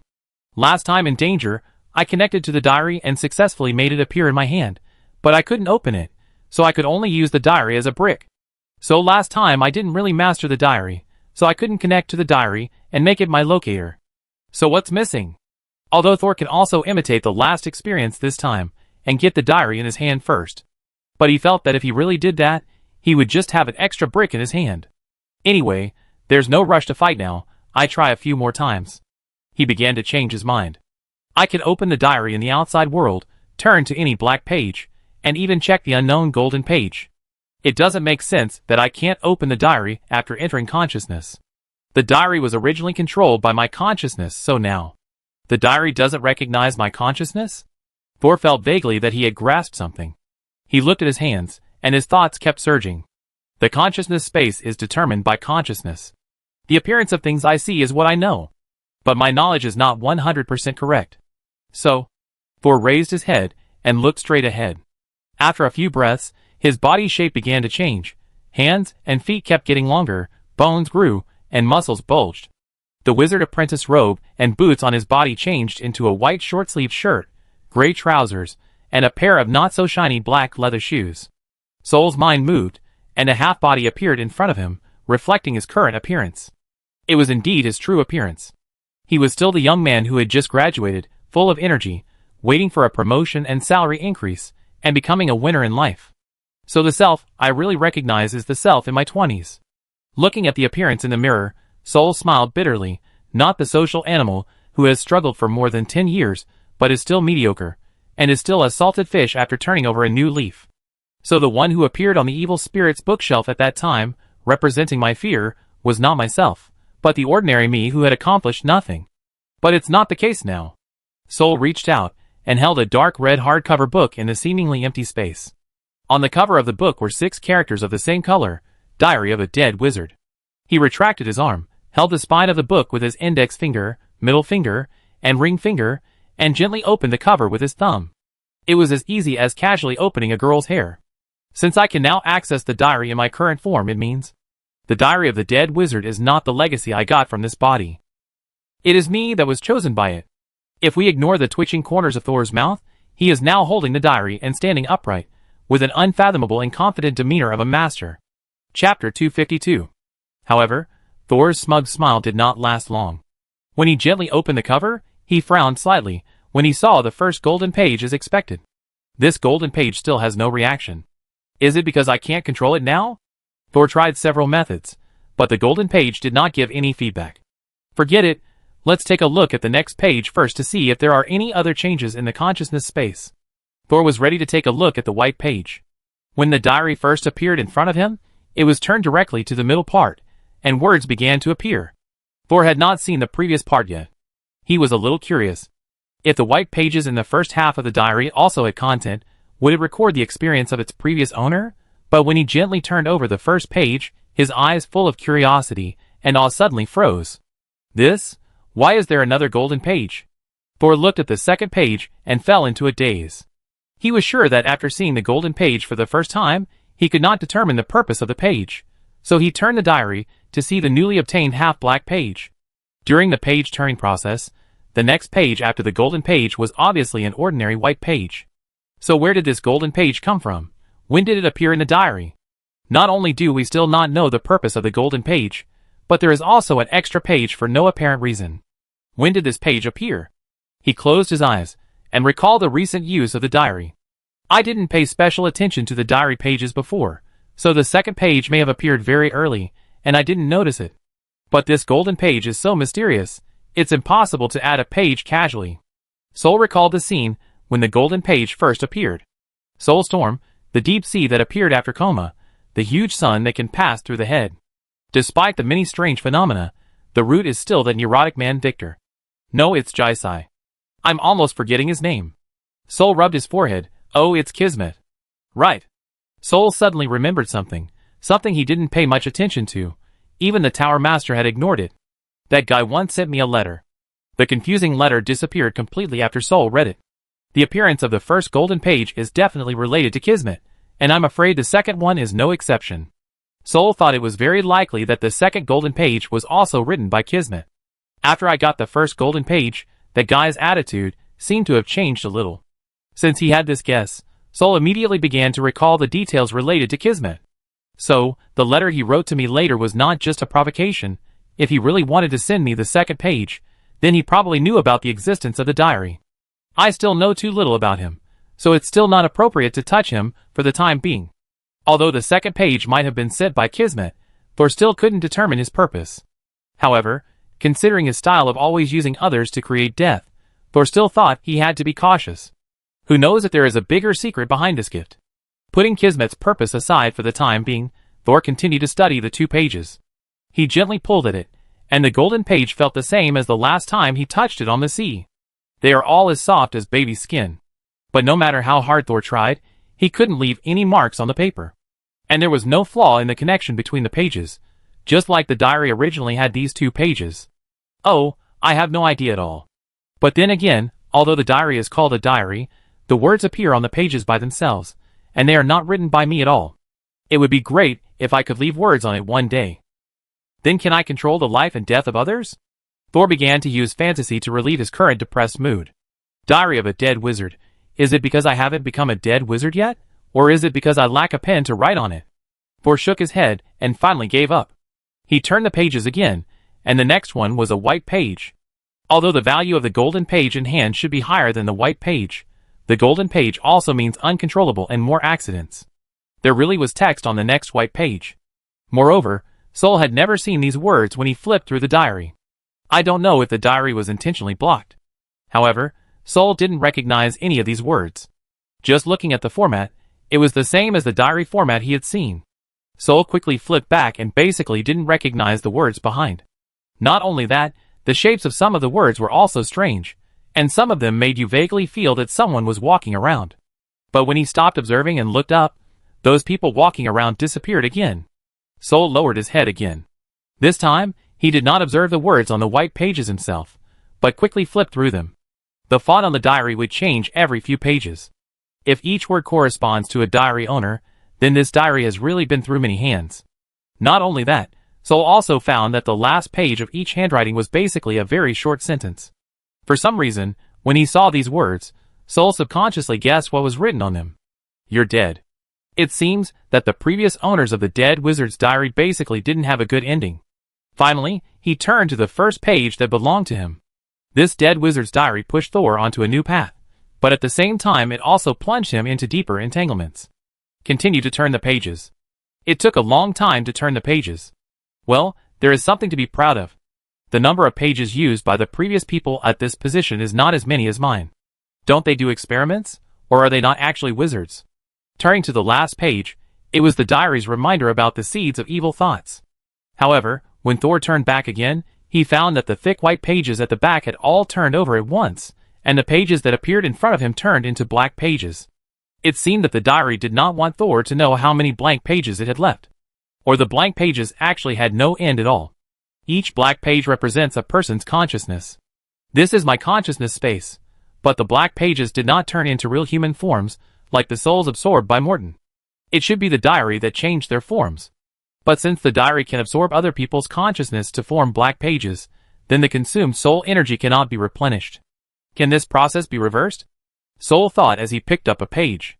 He thought he could try it with the Herman page. He first silently said in his mind, "Let Herman return to a normal consciousness body," but the diary did not respond. Sol tried to control the black page with his mental power to transmit his orders. But it still failed. He frowned. The world of consciousness, I use consciousness to control it, but it didn't respond. If my existence is consciousness itself, then... With a little force on his fingers, the black page was pulled off completely by him. Then, the black page began to heat up slightly, and the mental fluctuations transmitted back to Thor's brain began to become unstable. like a balloon about to explode. Thor threw the page out. The page fell on the stone platform, and instantly expanded, becoming larger and longer, and even the surface was dyed with vivid colors. In just a few breaths, the black page turned into Hermann's appearance. Chapter 253. This Hermann is the same as the one Thor saw in Foresaw Valley. His body and clothes are almost transparent, and you can easily see through him to the stone platform on the opposite side. He also looks a little silly. His temperament is completely different from that of the living Hermann. Hermann? Thor called his name. Hermann did respond to his name, but he just looked at Thor woodenly. Although he still retains consciousness, it is already very vague and almost dissipated. Sure enough, if I had continued to talk to the book and Hermann's black page, that page would have disappeared like Bill. Looking at Hermann, who looked like a zombie, Thor thought of the other two and quickly tore off the second black page. As soon as the page fell to the ground, it turned into Morten's appearance. And Morten's appearance was even stranger. He was also almost transparent, only a little more solid than Hermann, and was obviously about to run out of energy and dissipate. But what really surprised Thor was his appearance. Morten's upper body was normal, but his lower body had 5 human legs. The thickness and size of each leg were completely different. They were from completely different people. Lord Morten? Sol asked tentatively. Morten on the other side was dazed for a moment, but he quickly reacted, looked at Sol, and said in surprise, You are Sol, it turned out to be you. He recognized the boy who had been possessed by him, but after a moment of astonishment, he was not angry. Although I had been communicating with you before, my consciousness was blurred. I don't remember my death, nor do I remember the experience of becoming an evil spirit. Morten looked down at his hands. Even now I can feel that I am being controlled, but I have only gained a brief freedom of thought. He looked at Thor with a complicated look in his eyes, and suddenly changed his address. Your ability is stronger than I thought. I am only a second-level apprentice at the moment. I am not as strong as you think. Thor did not explain too much. It was better for him to know the information about the diary alone. Morten saw that Thor was unwilling to say more, so he did not ask any more questions. After all, he was now controlled by others, and even his survival was just a matter of his thoughts. Morten tried hard to hide his fear. He didn't even dare to think, if Thor's ability was unlimited, could he control all souls with it? What is this? The Lord of Death? Or to use another foolish name that ordinary people use, the God of Death? As soon as Morten thought of this, he immediately realized that his state was a little unstable. The light spots around the stone platform, which were originally as quiet as the starry sky, suddenly emitted an extremely terrifying pressure. This pressure quickly condensed into substance, making Morten instantly feel the huge pressure that was about to burst his internal organs. Seeing Morten's ferocious appearance, Thor narrowed his eyes without noticing. Lord Morten? Morten shuddered, as if he was awakened from a nightmare, and immediately collected his thoughts and stopped thinking. He knew that this was not an ordinary world, and thinking would also bring terror. I am now more sober than before. Do you need me to do anything? Morten looked a little nervous. Not for now. Thor smiled, lowered his head, and tore off the page belonging to Aegu. Aegu's body appeared faster than Morten's. The more conscious a person is, the faster he will appear. Thor summarized his findings in his mind. After Aegu came out, he did not ask anything immediately, but observed his surroundings vigilantly. Looking at the huge stone platform under his feet, the dark void, and the light source that looked like a star in the void. He could not hide his surprise. Is this the world side? The world side? Thor's heart moved. He heard Billy talk about the world side, but it seemed to be related to elves. Aegu heard Thor's voice, and turned back quickly, bowing to Thor respectfully. Excuse me, master. He noticed that his body was translucent, while Thor opposite him was no different from a real person. This second-level wizard with hundreds of years of life experience, and who had worked as a librarian for the Gorza family for a long time, immediately understood his situation. He didn't think much of being able to move freely temporarily, because he understood that sometimes the freer you seem, the more you will be bound invisibly. When Aegu saw the 5-legged old man beside Thor, he ran to Thor's side, and stood in front of him with a vigilant look. Closer than Morten.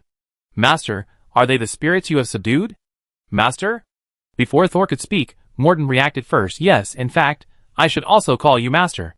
He did not care about the difference in strength between himself and Thor at all, and bowed slightly respectfully. Hermann, who was standing in the distance with a dull look on his face, suddenly followed and said, Master. Thor opened his mouth, originally wanting to tell them that they didn't need to call him that, but he swallowed the words back. There was no need to tell them the truth. It was better to let them fill in the blanks. From past life experience, self-attack is the most terrifying. Egu and Morton, who were the most conscious, looked at each other, and there was a faint spark of electricity when their eyes met. Seeing this, Thor's mouth corner slightly raised, thinking, "It's not wrong to say that he is the master. After all, the survival and destruction of these people depends on my thoughts." Regardless of the subtle fight between the two people around him, Thor looked at Herman, who looked like an idiot. "I always feel that if I don't care about him, he will disappear before I ask him the next time. It seems that turning into a humanoid spirit will also consume energy. Now Herman is more transparent than when he first appeared. A pair of hands are almost invisible. Herman just said a sentence, and his body has a tendency to collapse. In the consciousness space, the exhausted consciousness will turn into fine snowflakes, or scatter into the endless starry sky around, or be taken away and absorbed by the diary. Let's try to replenish Herman's energy first. It's just right that he's a guinea pig, so I won't feel bad if he disappears." Sol took the initiative to walk towards Herman. The two spirits behind him quickly followed. He really had the posture of a master. Coming in front of Herman, Sol stretched out his right hand. "In the world of consciousness, my actions are the most intuitive manifestation of my consciousness. So if I want to transfer energy to Herman, just do it directly." His right hand suddenly softened and deformed, and in the blink of an eye it turned into an octopus tentacle. When Herman, who was originally dazed, saw Thor's tentacles, his transparent face turned pale, and his whole body trembled. The other party's instinctive reaction immediately made Thor stop. "No!" Thor retracted his tentacles. "In my consciousness, the tentacles are transformed to facilitate eating. I need to keep Herman's consciousness. If I touch it with tentacles, I'm afraid he will eat it automatically. I need to change another way. Since I can transform myself into an octopus, it can be used to speed up absorption. Then it should be possible to transform into other forms to transmit energy in the opposite direction. What form provides energy to others? It must be consistent with my cognition, otherwise it will be a deviation and cause different effects." The first thing Thor thought of was a battery generator, but these things were too complicated to transform based on his imagination. Provide energy to others, save Herman. Thor was thoughtful. Egu and Morton behind him looked at Herman, who was about to disappear, and they felt sympathetic, but they did not dare to disturb Thor. Suddenly, Thor swung his arm and stretched it out again, and the front end of his hand had turned into a needle. Starlight rippled inside the needle, like snowflakes turning in the wind. The front end of the needle gathered and turned into a thin needle. Morton and Egu behind him looked at the two changes of Thor's arm, and couldn't help but look at each other. Their hearts were surging. The master could change his ideology at will. Wasn't he afraid of alienation and pollution? In addition to disbelief, they felt the trembling from their souls. Egu looked at Morton's lower body that had turned into 5 human legs, and gave him a look inquiringly, but Morton just smiled bitterly, and shook his head, indicating that his situation was completely different. Chapter 254. Thor ignored the shock of the two people behind him. He raised his arm, and directly stabbed the front tip of the needle into the back of Herman's neck. Starlight and snowflakes rushed to the needle tip and injected into Herman's illusory body. In the blink of an eye, Herman's soul gradually solidified at a speed visible to the naked eye, and the starlight in Thor's arm gradually dimmed. This energy injection was very intuitive, and soon Coleman's state surpassed Morton, and his body transparency almost caught up with Egu. His mental state was also recovering, and his consciousness was obviously much clearer. Herman shook his head, and finally saw the person in front of him clearly. The next second, he knelt down with a thump.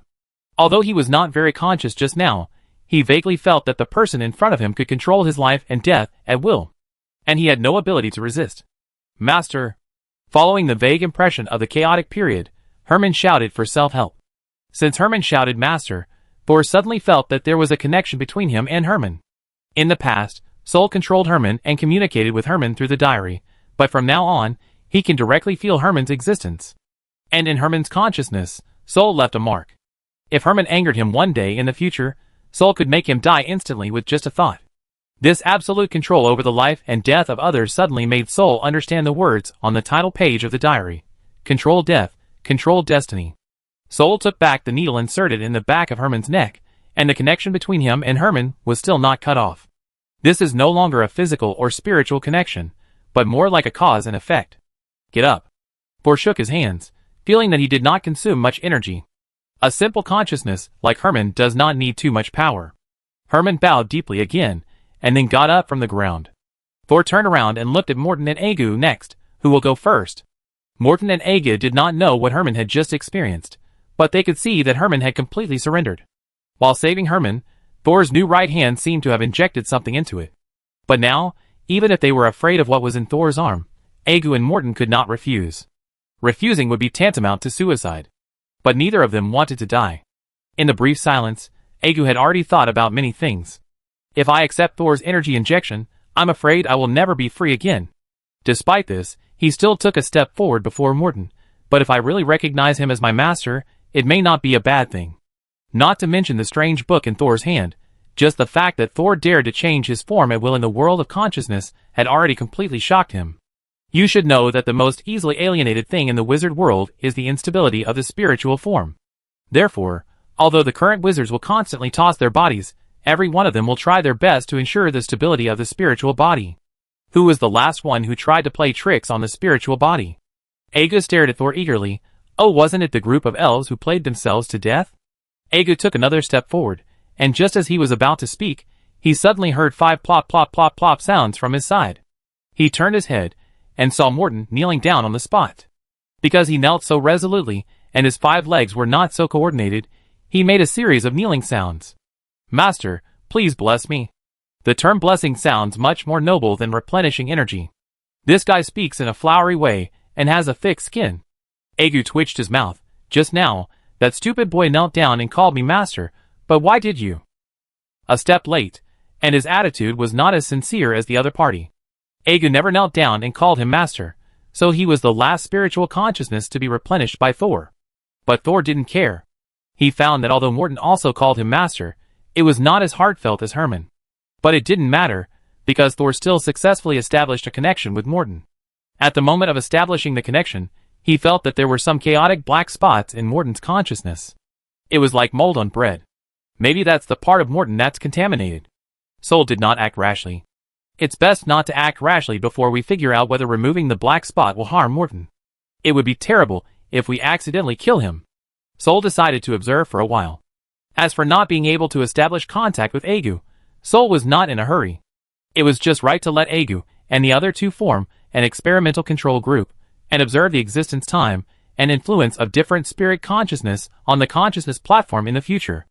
Thor looked at the diary in his hand. He knew that this special power was still given to him by the diary. It was a pity that although he controlled the consciousness of Herman and Morton, he did not really control the diary. The connection between me and the diary has been significantly strengthened. But if I want the diary to become my locator, I am afraid I will have to come to the consciousness platform several more times. Thor had already felt that his emotions began to fluctuate. This was a sign that his consciousness was beginning to become unstable. I don't have much time left here. Thor quickly looked at the last black page. Or 2/3 of it. This 2/3 page was picked up by Thor at Ralph Manor. I don't know if it was because it was incomplete from the beginning, but the consciousness of the incomplete black page never spoke. Can this one be torn off? Thor reached out and tried to tear off the 2/3 page. There was no obstacle, and Thor successfully tore off the half page and threw it on the ground. As soon as the black page fell to the ground, it began to change dramatically. The process of Morton and his companions transforming from book pages into human forms was like the melting of ice and snow. Although the speed was fast, the process was very gentle. But this black book page was completely different. As soon as it landed, it was like a bomb exploding with great momentum. After a few breaths, it formed the shape of a woman, no, half of a woman, because this woman had no lower body. Her body was cut in half, and some organs that looked like internal organs were hanging outside the incision. The woman had 2 slender and thin arms and long and sharp fingers. Her arms and fingers were bent like spider legs, supporting her petite body. The woman's long reddish-brown hair was stuck to her face, as if it was full of blood plasma, and the gaps revealed a pair of eyes with only the whites left. Master, be careful, this is a soul consciousness that has been completely polluted and alienated. Morton quickly reminded Thor. Thor nodded, got it. Sure enough, as soon as the half-woman's form was transformed, her hands immediately shook, and she jumped up from the ground and came straight to Thor, actually wanting to actively attack him, her master. Thor immediately raised his hand and quickly slapped the woman who was rushing towards him to the ground at the other end. As soon as the woman landed on the ground, she bounced up like a ball and attacked Thor again with her teeth and claws bared.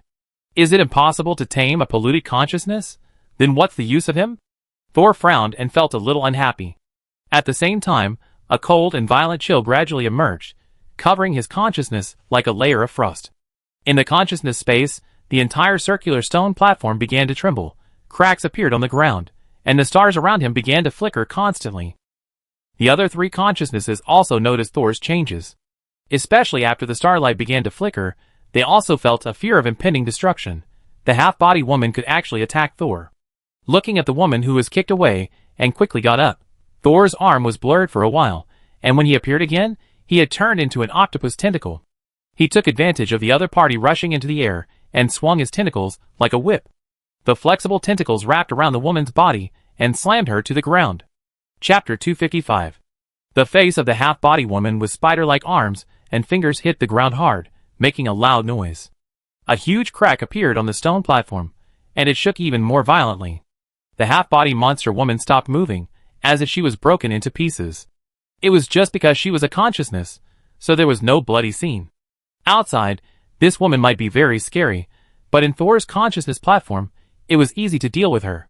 The three consciousnesses watching the battle shuddered together, as if they were the shattered stone slab. Suppressing the completely polluted consciousness, Thor's face remained gloomy. A layer of white frost slowly climbed up his skin, just like the madness gradually died in his eyes. Morton, who was standing not far away, realized that something was wrong and immediately shouted, "Master, please calm down, your current state is not right." Thor immediately raised his eyes to look at Morton, and the coldness in his eyes made the latter shudder. But the coldness quickly receded, and a little warmth was restored. Thor blinked his eyes to prevent himself from being controlled by anger. The effect of the grinding juice is not enough. If I stay here by my own will, I may lose control at any time. I'd better withdraw first and study this uncontrolled evil spirit next time. Thinking of this, Thor raised the diary in his hand. The half-body woman who just appeared turned into a broken black page and flew back into the diary. But this time the page was smaller than before, as if Thor consumed the woman's energy when he attacked her with his tentacles. Thor looked at the other three again. They immediately understood and turned into a beam of black light, returning to the diary and turning back into black pages. The stone platform under his feet was stable again, but the stars around him were still flashing rapidly. The stars looked more and more like a pair of eyes, blinking desperately, as if transmitting some signal. The starry sky that made other consciousnesses wary was like the real sky in Thor's eyes, and it was refreshing to look at. If it weren't for the fact that simple consciousnesses were prone to extreme emotions here, Thor wouldn't mind staying a little longer. He pressed his fingers hard, snapped the diary shut, closed his eyes, and exited the consciousness platform. As soon as he opened his eyes, the magic crystal fixed in the magic circle under his feet was instantly shattered, and even the magic circle he had worked hard to draw was instantly self-ignited and destroyed. Thor quickly dodged the flames and jumped out of the magic circle.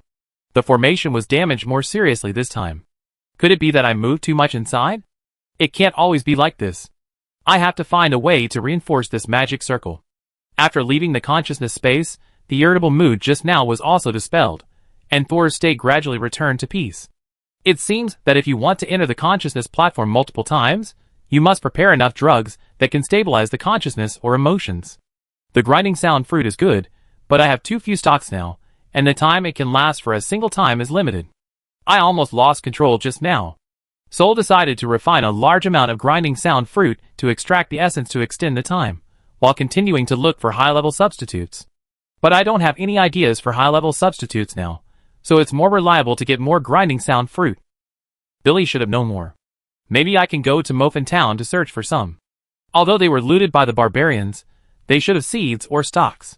The last wandering apprentice, who appeared at that time, seemed reliable, and should try his best to restore the moshing fruit field. Soul touched his chin and prepared to use cleaning tools to clean up the debris on the ground.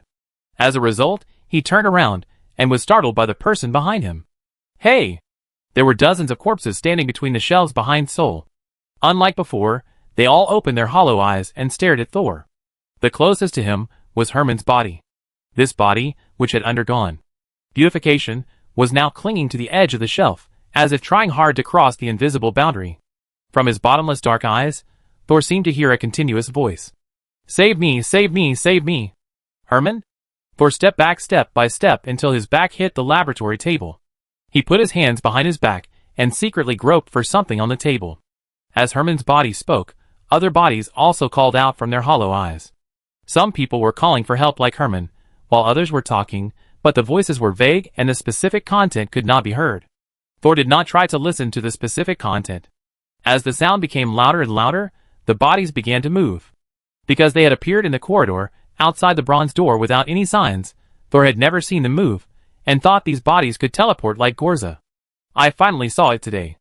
They didn't teleport, but walked like normal people, but when they moved, they formed layers of figures in the air, as if there were multiple people moving at the same time. It caused a visual confusion, and it was easy to ignore their existence as long as you didn't stare at them. So when people came to their senses, they would find that there were many more terrifying figures around. Gently open the drawer and touch a cylindrical object. Slow down your movements to avoid irritating the zombies. Thor brought the object in his hand to the front of him little by little. It was a red candle made of his blood. With the appearance of the red candle, the originally noisy and restless zombies suddenly became much quieter. Thor slightly quickened his movements, took out the lamp lighter that was also in the drawer, and lit the candle. The zombies on the opposite side gradually closed their eyes, and as the black hole closed, the cries for help also completely disappeared. Thor then slowly approached the zombies, holding the candle. He walked all the way to Herman, who had no other reaction, but just faced the candle in Thor's hand. Thor placed the candle on the ground not far in front of the corpses, and when he saw all the corpses lower their heads, he backed away little by little. I have checked many times, and I have not found any souls in the corpses, but they still have a certain degree of consciousness, and can move independently. Could it be that consciousness is also hidden in the flesh? But why would they ask for help? Where did those shouts come from? A term emerged in Thor's mind, mezzanine. The wizard tower has 22 floors, and there is also a mezzanine where no living people exist. There is a dark space full of eyes in the mezzanine around the warehouse. Here, Thor's soul will be burned, and he can only hold on for a few seconds at most. There is also a mezzanine in the bronze door, outside the warehouse. Thor analyzed that it should be the entrance to the mezzanine. Those slender hands are guards, and they do not covet fresh souls. The weakest attack power is probably the pipes connected to the candles. Although those mouths are very painful, their combat power is very poor. Even if you accidentally fall in, you can try to kill them. In this way, there are already eyes, mouths, and hands in the mezzanine. It seems that the souls of a group of people have been dismembered. Then what about other parts of the soul? As a soul, will it feel pain after being dismembered? Chapter 256. Soul didn't know how Gorza split the souls of so many people. Although he could collect people's consciousness and soul energy by using the diary, he was only responsible for the operation and didn't understand the internal principles at all. And judging from Morton's performance, it was not painful to be in the diary.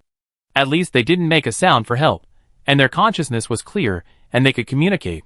From this point of view, the diary's means were still much better than the Tower Master.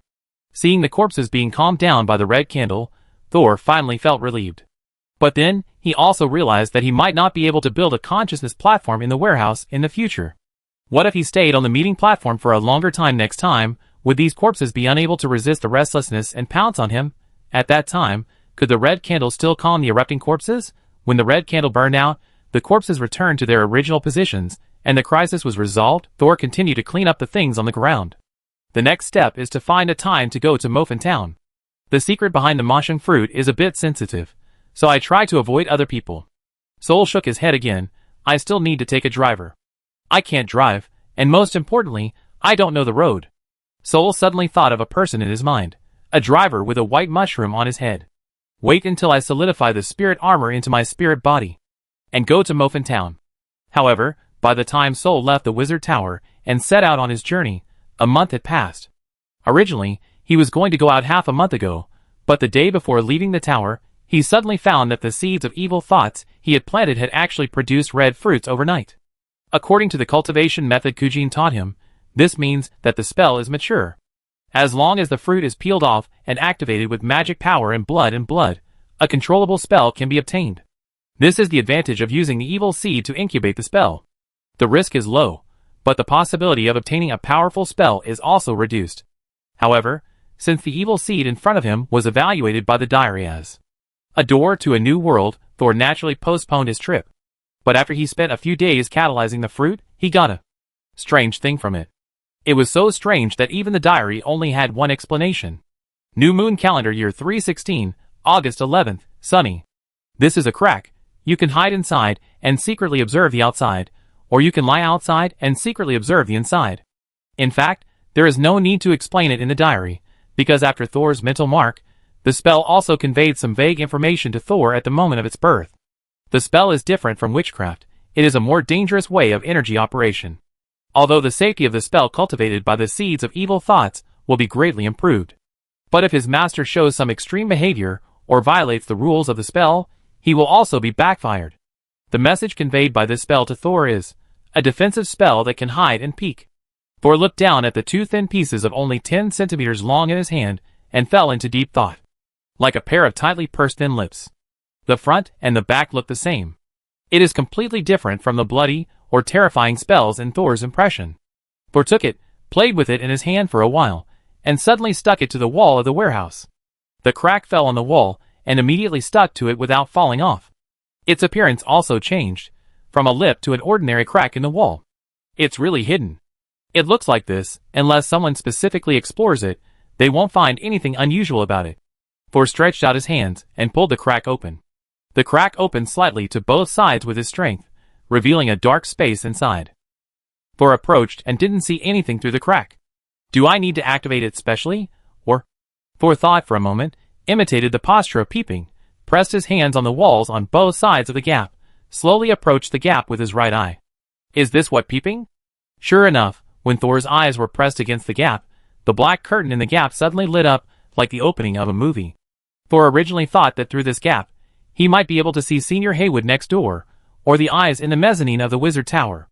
However, unexpectedly, what appeared in front of him was a lush green grass. Thor was stunned for a moment, and stepped back a little, and the gap immediately returned to darkness. He hurriedly moved closer to look again, and the grass was still in sight. There were dewdrops on the grass, reflecting the sunlight, a warm place. So what this peeping saw was not the next room. It was a strange, unknown place. Thor observed for an hour, and then observed for a few minutes every hour. After that, he observed for a few minutes at the same time every day. But after a few days, he still saw the grass, and the world where the grass was always sunny. The world on the other side was not static. Sol could see the dew dripping from it, and the grass bending in the wind. After a few days, there was no new discovery. Sol stopped studying the peeping function of the crack, and tried the hiding function instead. It's understandable to peek through such a small gap, but how to hide? Thor still stretched the gap, and tried to put the things he was holding in. But the feather pen in his hand was blocked by the black curtain of the gap, and he couldn't get it in no matter how hard he tried. Can't foreign objects be hidden in it? Then it can't be used as a mobile storage bag. Thor smacked his lips, and asked Foresaw to come out again, to see if he could put the tip of his tentacle in. However, Foresaw was also rejected. It didn't know where Thor asked it to drill, but it just bumped hard and got a big bump. It was like hitting a wall. It retracted its head and looked at Thor. Although it had no eyes, the corners of its mouth still showed full of grievance. Thor raised his hand and touched the place where Foresaw was hurt. Sorry, I didn't make it clear. You just need to drill in, don't hit it so hard. However, Thor did not let Foresaw try again, but let it go back first. Bumping and drilling are the same for the gap. There is no need to try again. After being marked by my mental power, can I only try it myself? But the gap in front of me is too small. Thor can't even get his head in. How can he hide? Looking at the diary, there is no response. Thor took a deep breath and tried to put his right hand in first. His fingertips touched the black curtain without any resistance. It sank in smoothly like inserting butter. Sure enough, I can get in, Thor just thought of this, and suddenly felt a huge pulling force. Then came a dizzy feeling, as if he had returned to the night when he was pulled into the long and narrow pipe by countless melted wax. But I was a spirit at that time, and now I am a real person. The dizziness came quickly, and went away even faster. Thor did not lose consciousness or fall into madness. He moved his body, and found himself in a huge box. The box was very narrow, and closed from top to bottom, and left to right, so he could only hide in it in a curled-up position with his knees hugged. I thought I would be pulled into the world of peeping. It seems that this is not the case. The two functions are completely separate. Peeping is peeping, hiding is hiding. Sol touched his front, back, left and right. The feedback from his fingertips told him that the big box containing him was made of some kind of stone. If you touch it carefully, you can feel some kind of pattern between the stones. Is it a rune, or a witchcraft circle? Sol wanted to use witchcraft to light a small flame, but found that the magic here was stagnant. The magic here is like water frozen into ice, and it can't be mobilized at all. But if the magic can't be used, what power does it use to hide me in this place? After thinking for a while, Thor shook his head with difficulty. Let's see the effect of peeping outside while hiding. The only light source in front of Thor was the light coming in from the gap. The light was extremely weak, and it couldn't even illuminate the surrounding boxes. He stretched his head over and continued to imitate the peeping, with his right eye pressed against the gap. As expected, he saw the second warehouse where he worked. And in the warehouse, there were human figures made of fog in every corner of the room. Chapter 257. Sol had never known that his workplace was so lively. He lay on the wall, his face pressed against the crack, almost squeezing his eyeballs out. He saw that the second warehouse was full of people. These people were different from the standing corpses. They were illusory, even more unstable than the forms of Morton and others in the consciousness platform. Their bodies were floating and scattered like mist, barely maintaining the shape of their limbs and heads. They stood on the ground, lay between the shelves, hid in a box, and crawled on the ceiling. These mist-like people kept shaking their heads left and right. Although their facial expressions could not be seen, they seemed to be looking for something. They are looking for me. Realizing this, Thor's right eyeball began to move up and down and left and right. It seemed that he wanted to find all the mist-like people in the room. Since he came to the Wizard Tower, he has always been very cautious in the dormitory, the morgue, and now the second warehouse. Even when sleeping, he would be careful not to expose the existence of the diary. For this reason, he even occasionally wrote a real diary, so that he could naturally mention the words related to the diary. Because Thor didn't feel safe in the Wizard Tower. Now he finally found the source of the uneasiness that always lingered around him. As Gorza said, there were no evil spirits in this Wizard Tower, but it was filled with all kinds of spirits. There were fragments, resentful spirits, and unconscious wandering souls. Rather than saying it was a Wizard Tower, it was better to say it was a cage for the soul. All the facilities here seemed to be related to imprisoning spirits. And those so-called laboratories, dormitories, and other structures were later transformed to facilitate the accommodation of strangers. Can these spirits really see me? If they can, will they tell Gorza what I did? Sol felt a chill and heat in his spine, as if someone had filled it with ice cubes and poured a pot of boiling water on it. The white mist lingered in front of his eyes, making it difficult for him to see the truth. If Gorza can know all the information in the tower, then no matter what Teacher Ans, Teacher Rum, or others want to do, it is actually under his control. If someone wants to do something bad, they either do it in a more obscure way or operate outside the tower. Sol suddenly thought of the several times he walked in the Wizard Tower in spirit form. Did the Tower Master know all of this? At that time, he did not hide his soul form or reshape his appearance. So did Golsa also know that his soul and body did not belong to the same person? Will Golsa associate it with world travel? Or will he just regard him as a wandering soul that plunders other people's bodies? But no matter whether Gorza knew or not, or what he thought after knowing, he never mentioned this to Thor. Maybe the Tower Master is hiding it on purpose, or maybe he doesn't care. Thor did not find the differences and connections between those misty people, nor could he observe whether they could communicate with people, and could not find other clues from those misty people. He leaned back habitually, but found that there was not much space to move. He reluctantly raised his hand to rub his eyelids, and his right eye was a little burning and painful, as if he squeezed too hard when he just peeped. If you touch it with your hand, you can still feel obvious indentations. Let's see if you can get out freely first. Thor tried to put his fingers out of the gap, as he did when he came in. Then, there was another round of dizziness, and he came out easily. After coming out, he immediately looked at the gap on the wall. It was still the same as before. If you don't look carefully, you won't notice that there is a long and narrow gap there. Thor turned his head, and carefully noted the current time, selectively forgetting that there was a mist-like person hanging under the blue hourglass clock. Afterwards, he entered the gap again, to test how long he could hide in it. Half a month later. Through Mentor Kaz, he asked for someone to take his place, and Thor took a month off. This time, he was going to secretly go to Mofin Town. In order to conceal his identity, he registered the destination in the registration office as Mobe City, which was more than a day away from Mofin Town.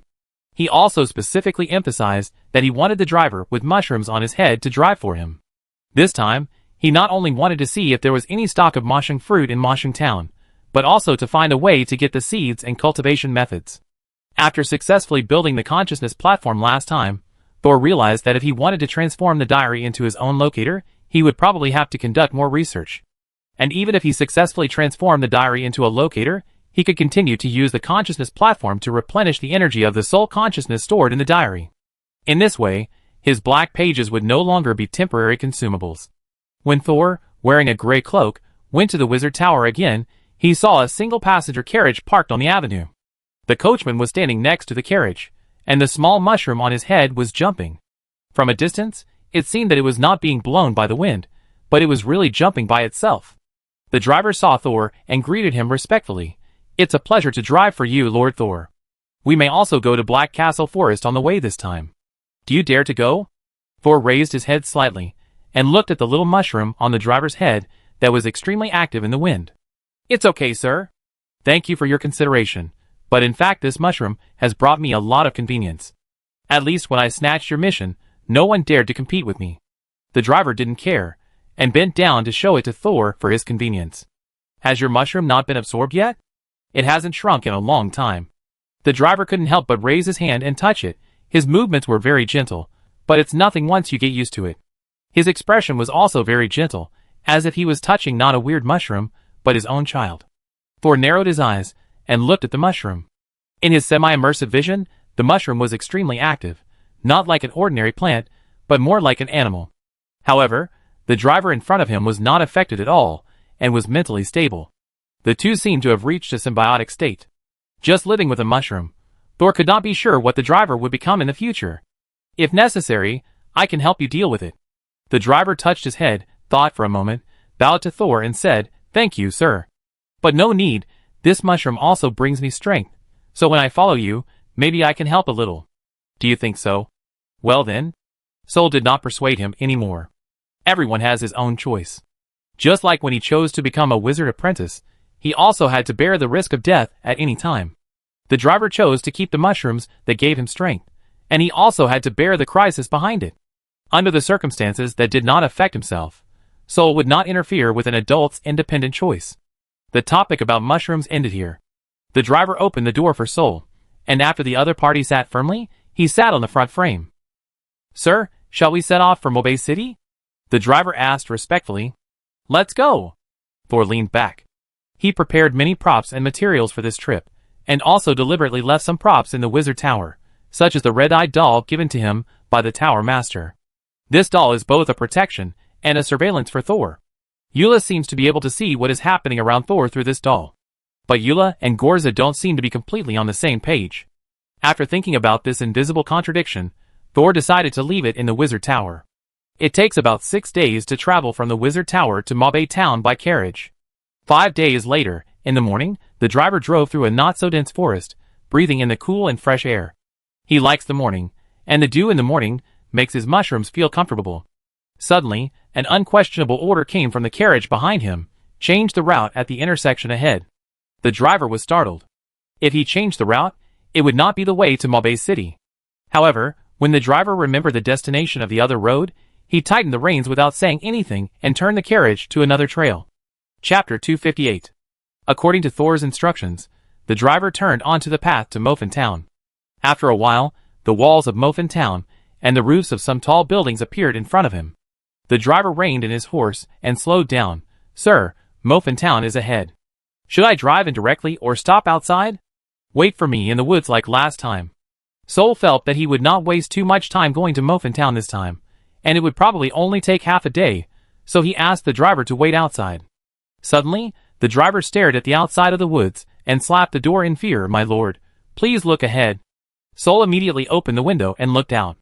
The next second, his brows knitted tightly. In front of the woods, there was originally a field.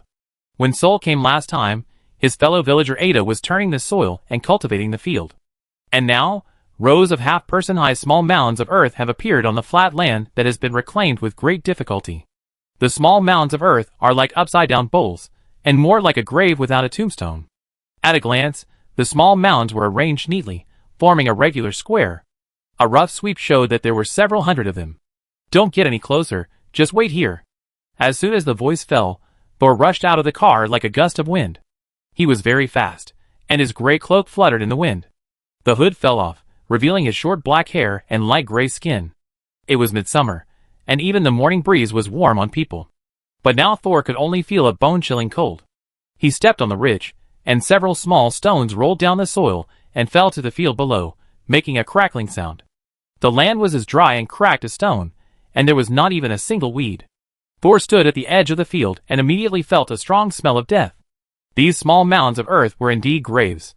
This field, which was originally full of vitality, turned into a graveyard in just a few months. Those soul fragments that were easily scattered in the air were as conspicuous as will-o'-the-wisp in Thor's eyes. Thor narrowed his eyes and swept his cold gaze across the entire cemetery. After I left, a massacre took place here. Not only that, they also crushed the souls of the dead. Are they afraid that someone who is good at dark attribute witchcraft will torture the souls of the dead? It's just a little strange. As far as Thor knows, it doesn't take any special magic circle to destroy the souls of ordinary people. Therefore, these neatly arranged tombs look extremely weird. Not only are the sizes and heights of each grave mound the same, but they are also straight and horizontal, forming a square array. However, in this seemingly strange grave array, Thor could not find any magical fluctuations. Is this based on a witchcraft array or a sacrificial ritual? Are the barbarians back again? Or are they deliberately putting on a show to fool outsiders? Thor sneered and looked at the town not far away. The gate of the town was closed, and the lazy soldiers who had been guarding the gate were nowhere to be seen. I think they have become part of the grave array. Actually, before coming here, Thor had also vaguely thought about whether there would be any accidents in Muffin Town. He just thought that if the person who secretly used the moshung fruit wanted to keep the secret and not alert others, he should not touch Muffin Town. Or is the secret in Muffin Town more important than the fact that someone is eyeing the moshung fruit? I don't know how Ada and Penny are doing. I remember that I asked them to leave here quickly. Thor was a little worried about the two people. Ada, who was a little dull, and Penny, a cute girl entangled in the cocoon of nightmare. As an ordinary person, if you want to live more peacefully in this world, it is best not to have too much involvement with wizards. Although they are no longer the same kind of people, Thor still does not want the fellow villager who once took him in to die here. However, reason tells Thor that if there is really a wizard who wants to destroy the entire Muffin Town, the two ordinary people may not be able to escape. Should I leave and pretend that I didn't see anything or? Thor glanced at the gate of Muffin Town again. The gate was tightly closed, and it was very quiet behind the back door. There was no smoke from cooking in the town, nor was there any sound of insects or birds chirping. Maybe there are clues about the moshung fruit in the town, he convinced himself.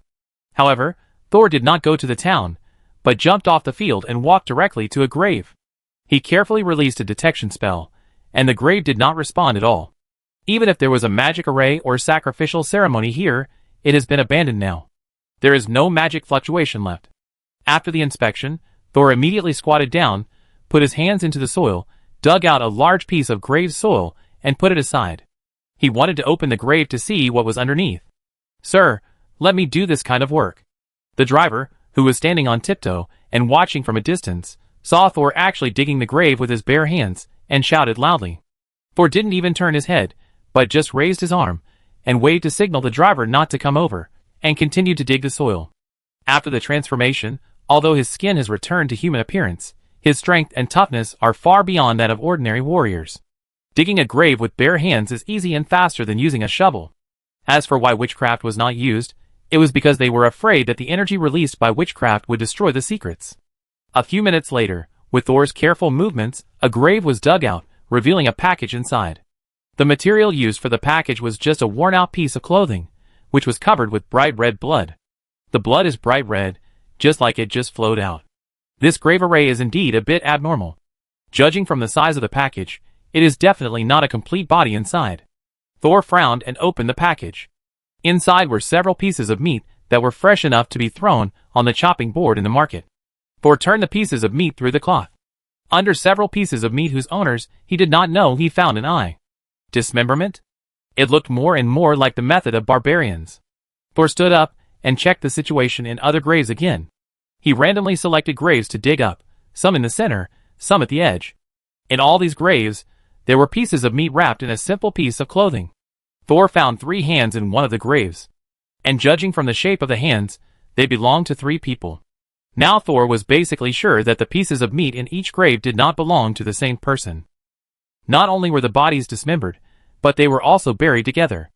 Thor wrapped the remains in clothes and put them back in the grave, but did not cover the grave with soil immediately. Thor returned to the ridge of the field and remained silent for a long time before he raised his hand and summoned the magician's hand to cover the loose soil he had dug up. There are no witchcraft props or magic circles hidden under the tomb. Could it be that someone was bored and used the corpses of everyone to make an art display? There was no more discovery in the tomb, so Thor decided to enter Mofin Town. After using the cleaning machine to clean the mud and sand on his body and hands, Thor put on his hood and slowly walked towards the town. However, when Thor was only a dozen meters away from the town gate, the gate of Mofin Town was suddenly pushed open with a small gap. An old man half sticked out of the room. This man was unkempt and dirty, but Thor recognized him the moment he saw him. Old lunatic? Thor walked forward quickly, but the other party suddenly stretched out a dry and thin arm and pushed forward. Go back quickly, he said. Don't come in. Thor would not let him go all the way like this. He did not retreat but went forward. Old lunatic, are you still alive? Where are the others? Where are Ada and Penny? The old madman was shocked. He looked up at Thor with a complicated expression, and his eyes gradually became crazy. I said that we can't trade with barbarians. We can't. The village is destroyed. Everyone is dead. The village is destroyed. Everyone is dead. Without waiting for Thor to continue, he suddenly went back inside and slammed the door shut. Thor walked to the city gate, put his hand on the gate, and was about to push hard, when he suddenly heard the sound of the tide. Hua, hua, hua. Mofin Town is located in the north of the desert, a place with scarce water resources. And Thor remembered that there was no river in the town. Where did the sound of the tide come from? Chapter 259. The sound of a tide suddenly came from the town in the arid area, and the strangely neat graves outside the town made Thor frown for a moment, and his mind was full of thoughts. This town has been targeted. Is the secret behind the moshung fruit so complicated? Since it is related to the diary, Thor can't give up easily. After thinking for a while, he decided to take the risk and enter the town. However, when he put his hand on the city gate again, the diary that had been silent for a long time suddenly floated out from his left shoulder. New Moon Year 316, September 1st, neatly arranged tombs. Do they look like a neatly written invitation? You are invited to visit a death feast in an uninhabited town, but you are alone and weak and accidentally enter the backstage, witnessing the bloody truth. Unable to escape, you are drowned by the waves of history and the future. The redder the curtain, the more it is made of the blood of the stage people. Now, you are also fortunate to have contributed all your efforts to it. Is it a death warning? Sol quickly retracted his palm. What happened in Mofin Town? Even entering will trigger a death warning. If I will die if I enter, then why is the old madman still alive? Is that man really the old madman? Sol closed his eyes, and when he opened them again, the fear and hesitation in his eyes just now disappeared. Haven't I seen enough death warnings? Now we need to find a way to avoid death. Sol calmed down and looked at the words in the diary again. This diary not only issues death warnings, but sometimes also provides some solutions between the lines. What Thor has to do now is to try to find the key points that may lead to his death in these words and sentences, so as to take evasive measures. Feast before death? Does it mean seeing the scenes before everyone dies, or someone is about to die? Entering behind the scenes by mistake? Does it mean that I have discovered the truth of the drama, so revealing the truth here will lead to death? Then if I just look for the grinding sound fruit without exploring the reasons behind it, can I escape? Thinking of this, Thor stepped forward again. Unfortunately, the contents of the diary that resurfaced still did not change the outcome of his death. Isn't this the key to the incident? Thor was not discouraged. He had long been accustomed to countless attempts and deductions. Soon he noticed another word. Weak and alone. Does the diary mean that I need to find a helper? Thor looked back and saw the driver standing on the ridge of the field, looking towards him. Seeing Thor looking back, he quickly stretched his neck, as if waiting for him to call his name. Although the mushroom on the driver's head is a bit weird, it is too weak and can only bully ordinary people. Without the diary's prompt, Thor ruled out this option. Does the diary want me to go back and get someone? But who should I get? I don't trust anyone except Byron and Kelly, but if I take them, I'm worried that I get them into big trouble. Senior Byron is trying to get promoted to a formal wizard, and the evil spirits he has extracted are enough to make him suffer. Kelly has just been infected with metal poison, and I don't know if it has been completely cured. Calling them up here, not only can they help, but it may also cost them their lives. Thor immediately gave up the idea of bringing them along. He couldn't call these two people, so he had to find someone else, preferably a third-level apprentice. He was strong, but not so strong as to completely suppress Thor. Thor suddenly remembered the closest candidate to him, Machamochi, who lived in Black Castle. Thor walked to the gate of Mofin Town again, thinking, I will take Machamochi with me. This time the diary did not send out any more reminders. Is it because of Machamochi's special ability, or because he is a third-level apprentice? Thor returned to the carriage and asked the driver to bypass the town and come to another gate of the town. This place is closer to the desert, and not far away is the field where the moshing fruit is planted. But when Thor arrived here, he found that the wall surrounding the field had collapsed for the most part, and there were many traces of smoke and fire on the wall. There is a fire here. Was it caused by the barbarian attack? I remember that reinforcements had arrived when I left. It is impossible to let such an important field be destroyed. Thor walked over the ruins and came to the field. Hiss. He took a breath with some pain. It seemed that there had been a big fire in the field in front of him, and everything was burned black. On this charred land, there were hundreds of neatly arranged graves. The soil of these graves was also charred, and there was no need to guess that there were blood-stained clothes and several pieces of meat belonging to different people inside. There must be no grinding sound fruit here. Since these walls have not been repaired, it means that people did not find the surviving grinding sound fruit and seeds after the fire. Otherwise, they should have repaired this place for replanting. Thor took a deep breath. This time he did not hesitate, turned around and left, and asked the driver to hurry to Black Castle Forest. It normally takes a day to get to Black Castle Forest, but this time Thor deliberately asked the driver to speed up regardless of consumption, and it only took half a day to reach the destination. Bang, bang, bang. Thor knocked on the door. It took nearly 5 minutes before he heard the footsteps of someone approaching. The door opened, and the tall and slender Machi, wearing a specially made black dress, came out from the door. Oh my, what a rare guest, it's you? Please come in. When Machi saw Thor, he immediately showed enthusiasm, and stepped aside to make way. Thor nodded and looked back at the driver. When they walked through the dark forest path again, just now, the driver's behavior was a little strange. Thor thought it was because the driver was almost replaced by the Mushroom Man last time, but he saw a look of joy and nostalgia on the driver's face. This made Thor a little worried about leaving the driver outside the Black Castle. Can my driver go in with me? No. Unexpectedly, Machamochi refused without hesitation. It's not that I'm unreasonable, ordinary people can't enter the Black Castle. Although Machamochi said this with a smile, from the firmness in his voice, Thor knew that there was no room for maneuver. It seemed that the driver would definitely not be able to enter the Black Castle. He turned around and looked at the driver. Just as he was thinking about how to accommodate him, he saw the driver said sincerely, "It's okay, sir, I wait for you outside." "Okay, then don't run around," Soul warned.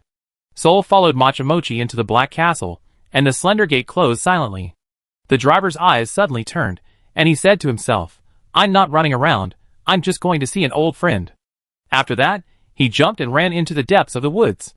In the Black Castle, Soul and Machamochi stood in the narrow and gorgeous hall. Perhaps because he had been promoted to the second level, this time Soul was not harassed by the hidden things in the Black Castle. "I received news that you were going to Mabe City, and I was wondering if you would come. But you have changed a lot.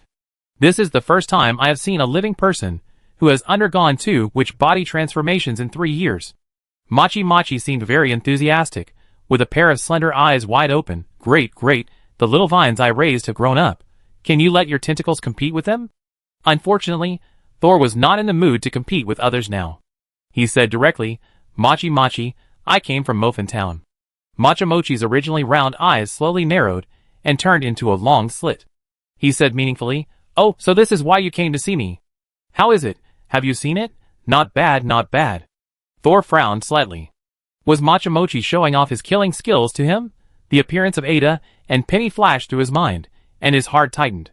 Then, "Do you still remember that there was a blind little girl in there? There might be a boy 10 years older than her beside her?" Machamochi was stunned, and touched his cone-like chin. "I have killed many boys and girls, but there seems to be no blind ones." "Is that so?" Machamochi saw Thor's expression, and knew that he was not used to this way of dealing with things. He thought, the little brat who has been in the Wizard Tower for a long time is still soft-hearted. "Are they your friends?" "Sort of." "No!" Machamochi interrupted Thor, "They are not. Don't be friends with ordinary people, and don't be friends with wizards. You don't know when the former will die because of you, and you don't know when the latter will kill you. You can't control these 2 kinds of death. The wizard who chooses is choosing a solitary path. You can have companions, family, and power, but the premise is that they can help you grow. Other than that, they are all insignificant people. You will understand more in the future. If you are lucky enough to become a formal wizard, you can have more than a dozen ways to extend your life. And those ordinary people who can hardly live to 50 are just wheat seedlings planted in rice fields every season, providing you with supplies on time. Do you still want to worry about the withering of a wheat seedling? He put his long and narrow hand on Thor's shoulder, and said earnestly, and with a smile, the people of Muffin Town are a wheat seedling that has grown crooked, and they are not worth your worry. Since they have sought the protection of the Wizard Tower, but are secretly colluding with the barbarians, this behavior is naked betrayal, and the Wizard Tower does not allow betrayal. If we don't teach them a lesson and show the majesty of the Wizard Tower, won't such things happen more and more in the future? So what we have to do is to uproot the sick wheat seedlings to prevent them from infecting other wheat seedlings. Sol knew that many wizards were extremely cold-blooded, and often treated ordinary people as more expensive witchcraft materials. There was no need for him to waste words with Machamochi on this concept. But wizards have good memories. Since Machamochi said that he had never seen a blind girl, then he had never seen one. It seems that Penny and the others left Muffin Town after the barbarians invaded. Escaped. As for the other people in Muffin Town, Thor didn't have that much energy to care about them. But there was one thing Thor didn't quite understand. Can the majesty of the Wizard Tower be promoted by relying on neatly arranged tombs and the closed town gates? So those tombs outside the town and the sound of waves in the town were deliberately arranged by you. Although Thor didn't agree with Machamochi's approach. But if the murderer was Machamochi, then he should also have a way to enter the town safely. What Thor needs to think about now is how to impress him and make him agree to take him into the town to look for the Machian fruit. However, when Machi heard what Thor said, his narrow eyes gradually widened. What are you talking about? I don't seem to understand. I don't understand. Where is the grave? What grave? Chapter 260. Are those neatly arranged graves not made by Machamochi? He has already admitted to the murder, so there is no need to deny the dismemberment. Although the latter is more cold-blooded and perverted. Sure enough, things are not that simple. Maybe there is a third party I don't know about who is involved in the Muffin Town incident. Sol thought secretly. Machamochi didn't know so much.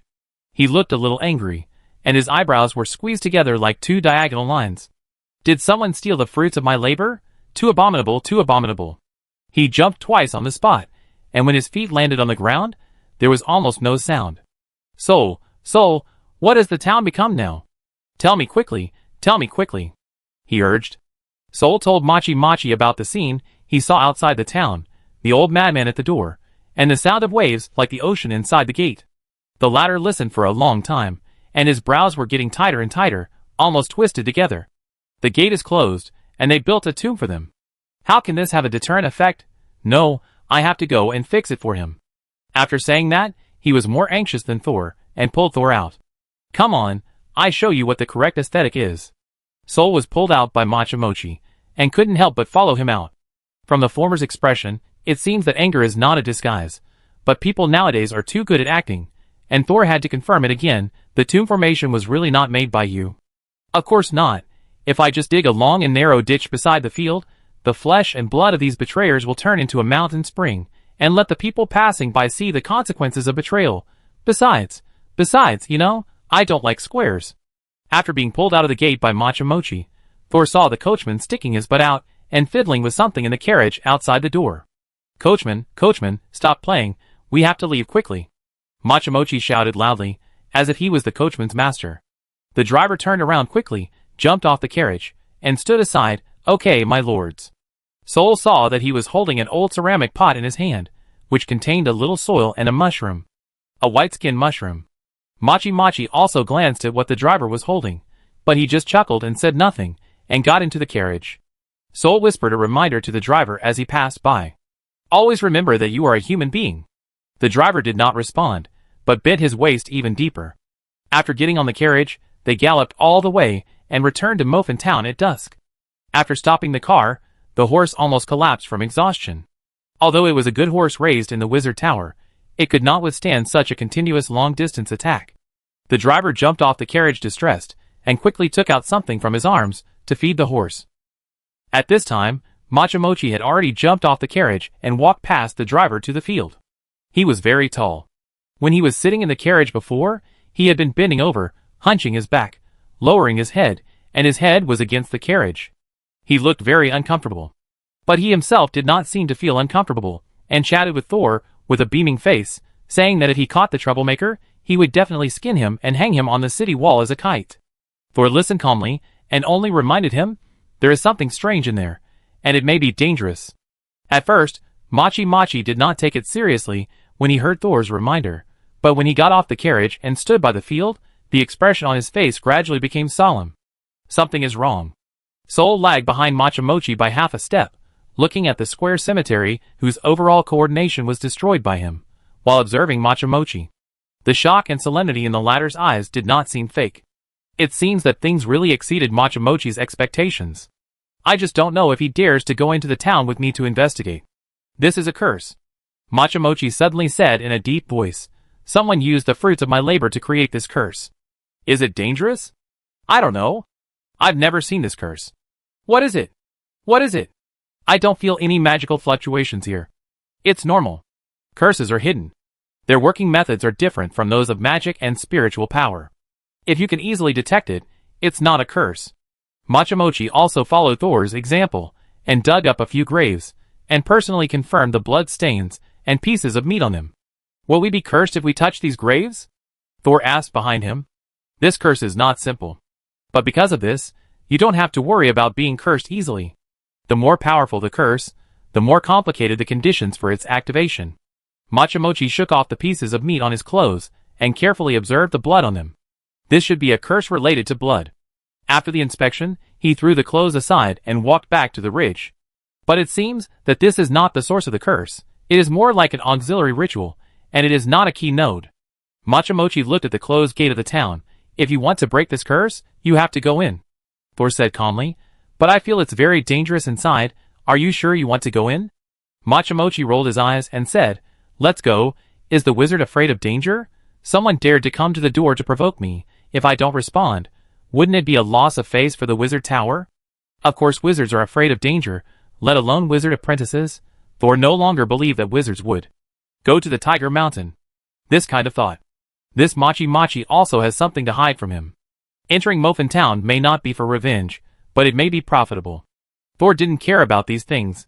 Everyone is the same. After entering Mofin Town, everyone relies on their own abilities. There is no need to blame each other if there are any problems. Machi walked in front, pressing his hands on the town gate. This time, the old madman did not appear again to stop them. With a little force, the sound of wood breaking was heard. Then the door opened, and the damaged bolt behind the door fell to the ground. Thor, if you are worried, you don't have to come in. You don't have to come in. Machi didn't even look back, stepped over the bolt, and walked into the town. Thor said nothing, walked to the gate and looked inside. It was still the same somewhat dilapidated street, but at this time, the town was empty. The diary still didn't come out to remind Thor. It seems that Machi played a big role in this adventure. Should I say that he is worthy of being stationed outside the wizard tower all year round? If you don't have some skills, you really can't be competent. Thor smiled and walked into the town. As he stepped into the gate, and over the broken bolt, the gate behind him suddenly slammed shut. Thor looked back and said, this is almost the same as the plot in the movie. He turned his head again, and saw Machi had walked to the intersection, and was about to turn in, so he quickly quickened his pace to catch up. Not long after Thor left, a new wooden bolt suddenly appeared on the closed gate. At the same time, a large team of nearly 100 people was crossing the desert and heading towards Mobe City. This is Nath's convoy. In the largest and most gorgeous carriage sat the 17th princess of Nath. She was in her early 20s, and had not yet married. But she had a charming figure and a charming look, and was already a love expert who had seen many things. But now, her charm had lost its effect. The man sitting in the corner of the carriage just held the harp, but did not want to hug her soft and fragrant beauty. Chapter 261. The 17th princess of Nath is very beautiful. Even if he could have more than a dozen beautiful princesses, which could improve the ugly genes of King Nath, not all princes and princesses could inherit the good part. But the 17th princess is really lucky. She looks almost exactly like her biological mother. She successfully took the title of the most beautiful woman in the royal family from her second sister. As a princess, beauty is the biggest asset of the 17th princess besides power.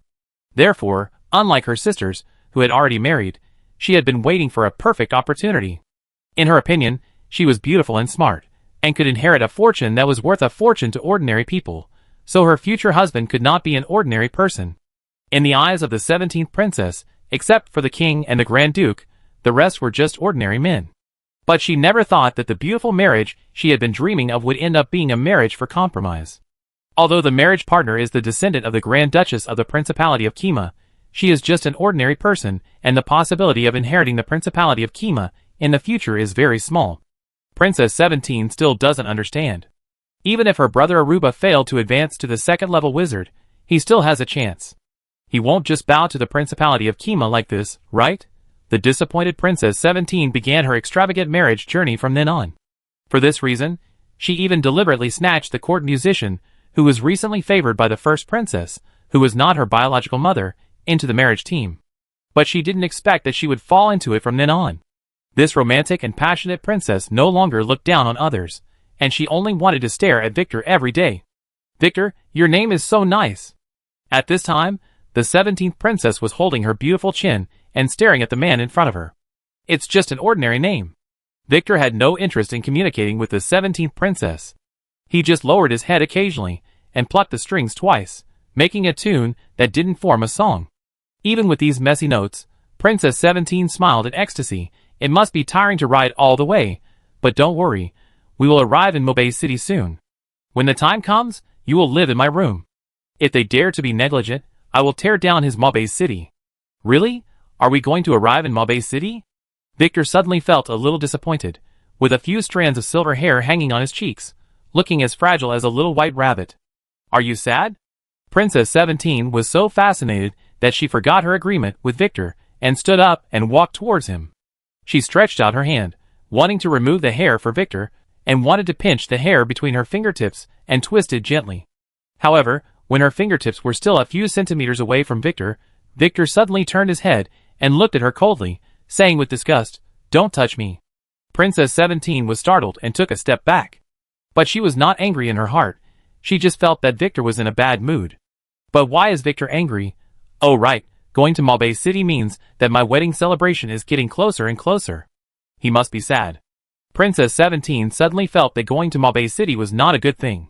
She frowned, lifted the curtain of the car window, and said to the maid walking beside the car, "Tell the Knight Commander that I will not go to Mobay City." The maid was stunned when she heard what the princess said. But she didn't dare to let the princess say it again, and hurried to the Knight Commander to report the situation.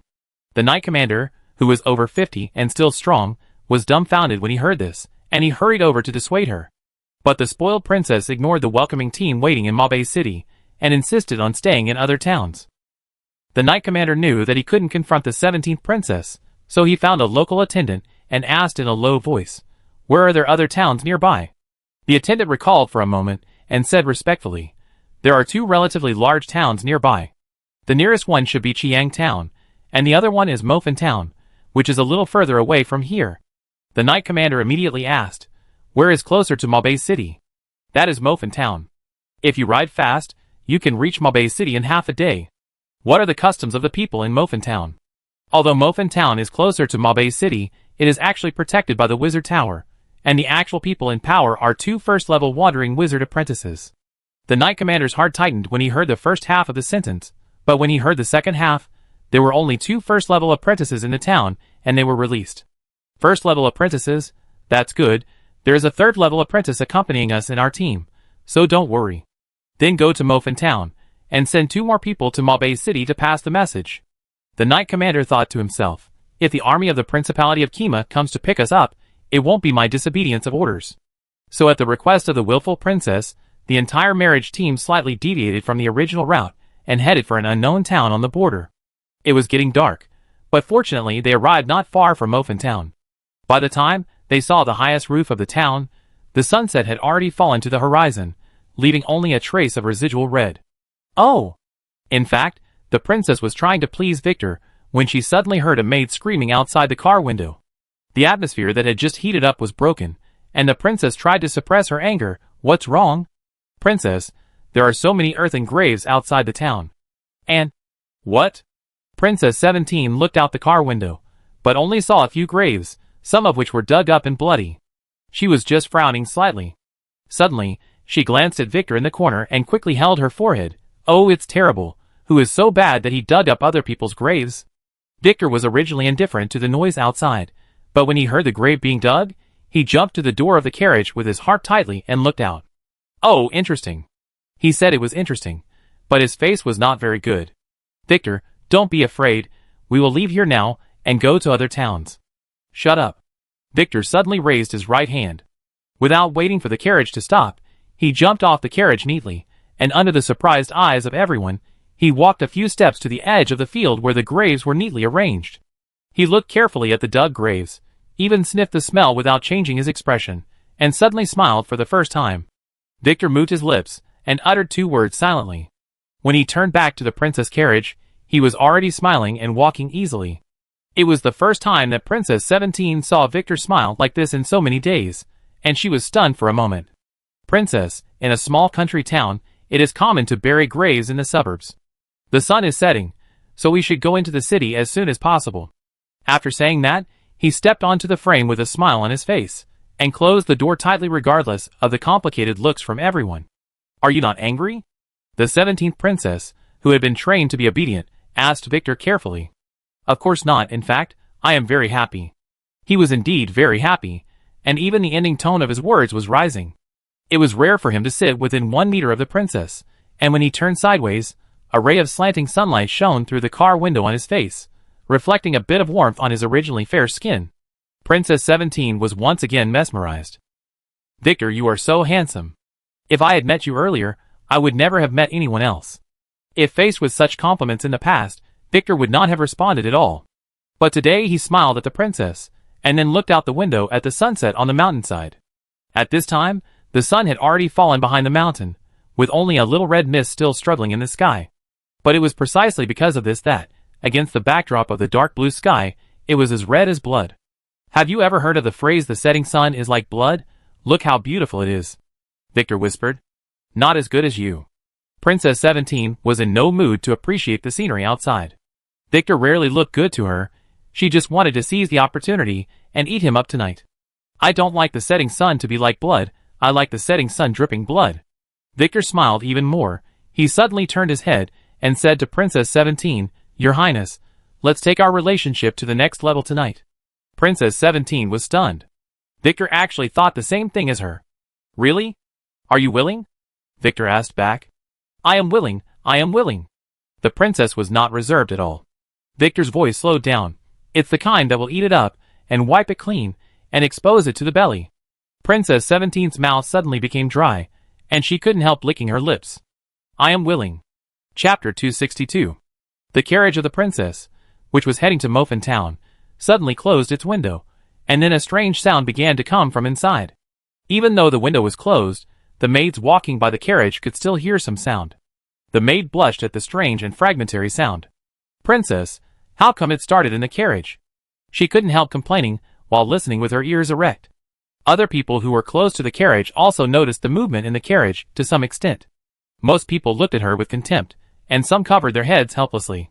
Fortunately, they were already familiar with the princess's style of doing things, so no one went to spoil the fun, and the group pretended to know nothing. The leader of the knights, with the mood of finding a place to rest as soon as possible to stop this ridiculous behavior, quickly organized the team to let everyone enter the city. But then the soldiers who were exploring the way ran over, and said that the city gate was locked and no one answered. The knight, and the people around him immediately felt unhappy. Although they came here on their own initiative to form a marriage alliance, they were not something that a border town could despise. Knock open the city gate, and then find the best house among them, and let them vacate it. After several soldiers ran the gate together, a cracking sound was heard. When several people pushed the gate open, they found that the wooden stakes behind the gate had broken and fell to the ground. Humph, but the gate was locked just after nightfall. No wonder it is a poor town on the border. The soldiers looked at each other proudly. One ran back to report, and the rest were responsible for clearing the way ahead. Only the guide, who had lived in Mabe City for several years, was a little confused. In my memory, Mofin town seemed to be quite lively. Why did they lock the gate so quickly? It's still so quiet here. For some reason, the guide always felt a little uneasy. Even the summer night wind became cooler. He couldn't help but touch the chicken's skin on his arm, wondering whether he should put on more clothes. But soon this uneasiness spread from the guide to the whole team. Everyone walked on the quiet town road, and from the beginning, they were arrogant, but gradually became suspicious. They looked around, trying to catch a living person. But they didn't see a living person until they walked to the center of the town. Something is wrong. Go check the rooms on the roadside. Even if someone is asleep, pull them out. The Knight Commander finally couldn't hold back and ordered the soldiers around him to find someone to question. Although these soldiers were also a little nervous about the strange silence in Mofin Town, they still had courage when they acted together. They shouted, pushed, and used the most violent means to knock on the door of a house and break in. However, after the last soldier entered, the door of the room suddenly closed, scaring the people standing on the street. And as the door closed, the noise of the soldiers just now also disappeared. After waiting for a long time, there was no sound from the house, and the soldiers did not come out. The people who were originally frightened by the strange sound of the door closing just now looked at each other and began to worry. The Knight Commander pulled the guide beside him. Are you sure this is Mofin Town? It's here, absolutely right. I also saw the name on the city gate. The guide knew that the atmosphere here was so weird. If he took the wrong road, his life would be in danger. Mayor Chi also saw the name on the city wall, but he was extremely uneasy, so he couldn't help but confirm it again. I go ask the Wizard Master. There are 2 first-level apprentices in Mofin Town. If something happens to them, some strange things may happen. But the knight thought that there was a 3rd-level wizard apprentice in the team, and he felt relieved. He pulled the reins and rode towards the low-key carriage at the end of the team, which no one dared to underestimate. My lord, there is something wrong with this town. Can you please come down and check it out? After saying that, the Knight Commander immediately dismounted and went to the other party's carriage, ready to help the person get off the carriage himself. However, he waited for a long time and heard no movement in the carriage. Master Wizard? The Knight Commander couldn't help but shout again. But there was still no response in the carriage. The Knight Commander, who was completely annoyed by the silence, no longer cared about offending the other party, stepped onto the carriage frame in 2 steps and opened the door. However, there was no one in the carriage. The candle in the carriage was still burning steadily.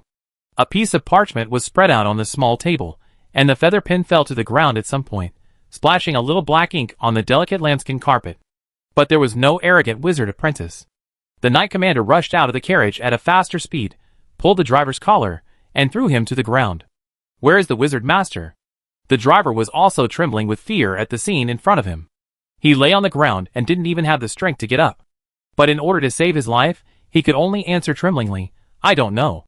Before entering the city, the master asked me where this place was, but after entering the city, the master never spoke again. The Knight Commander asked the people around him if they had seen the wizard come out. But everyone answered no. Everyone, turn around and leave the city immediately.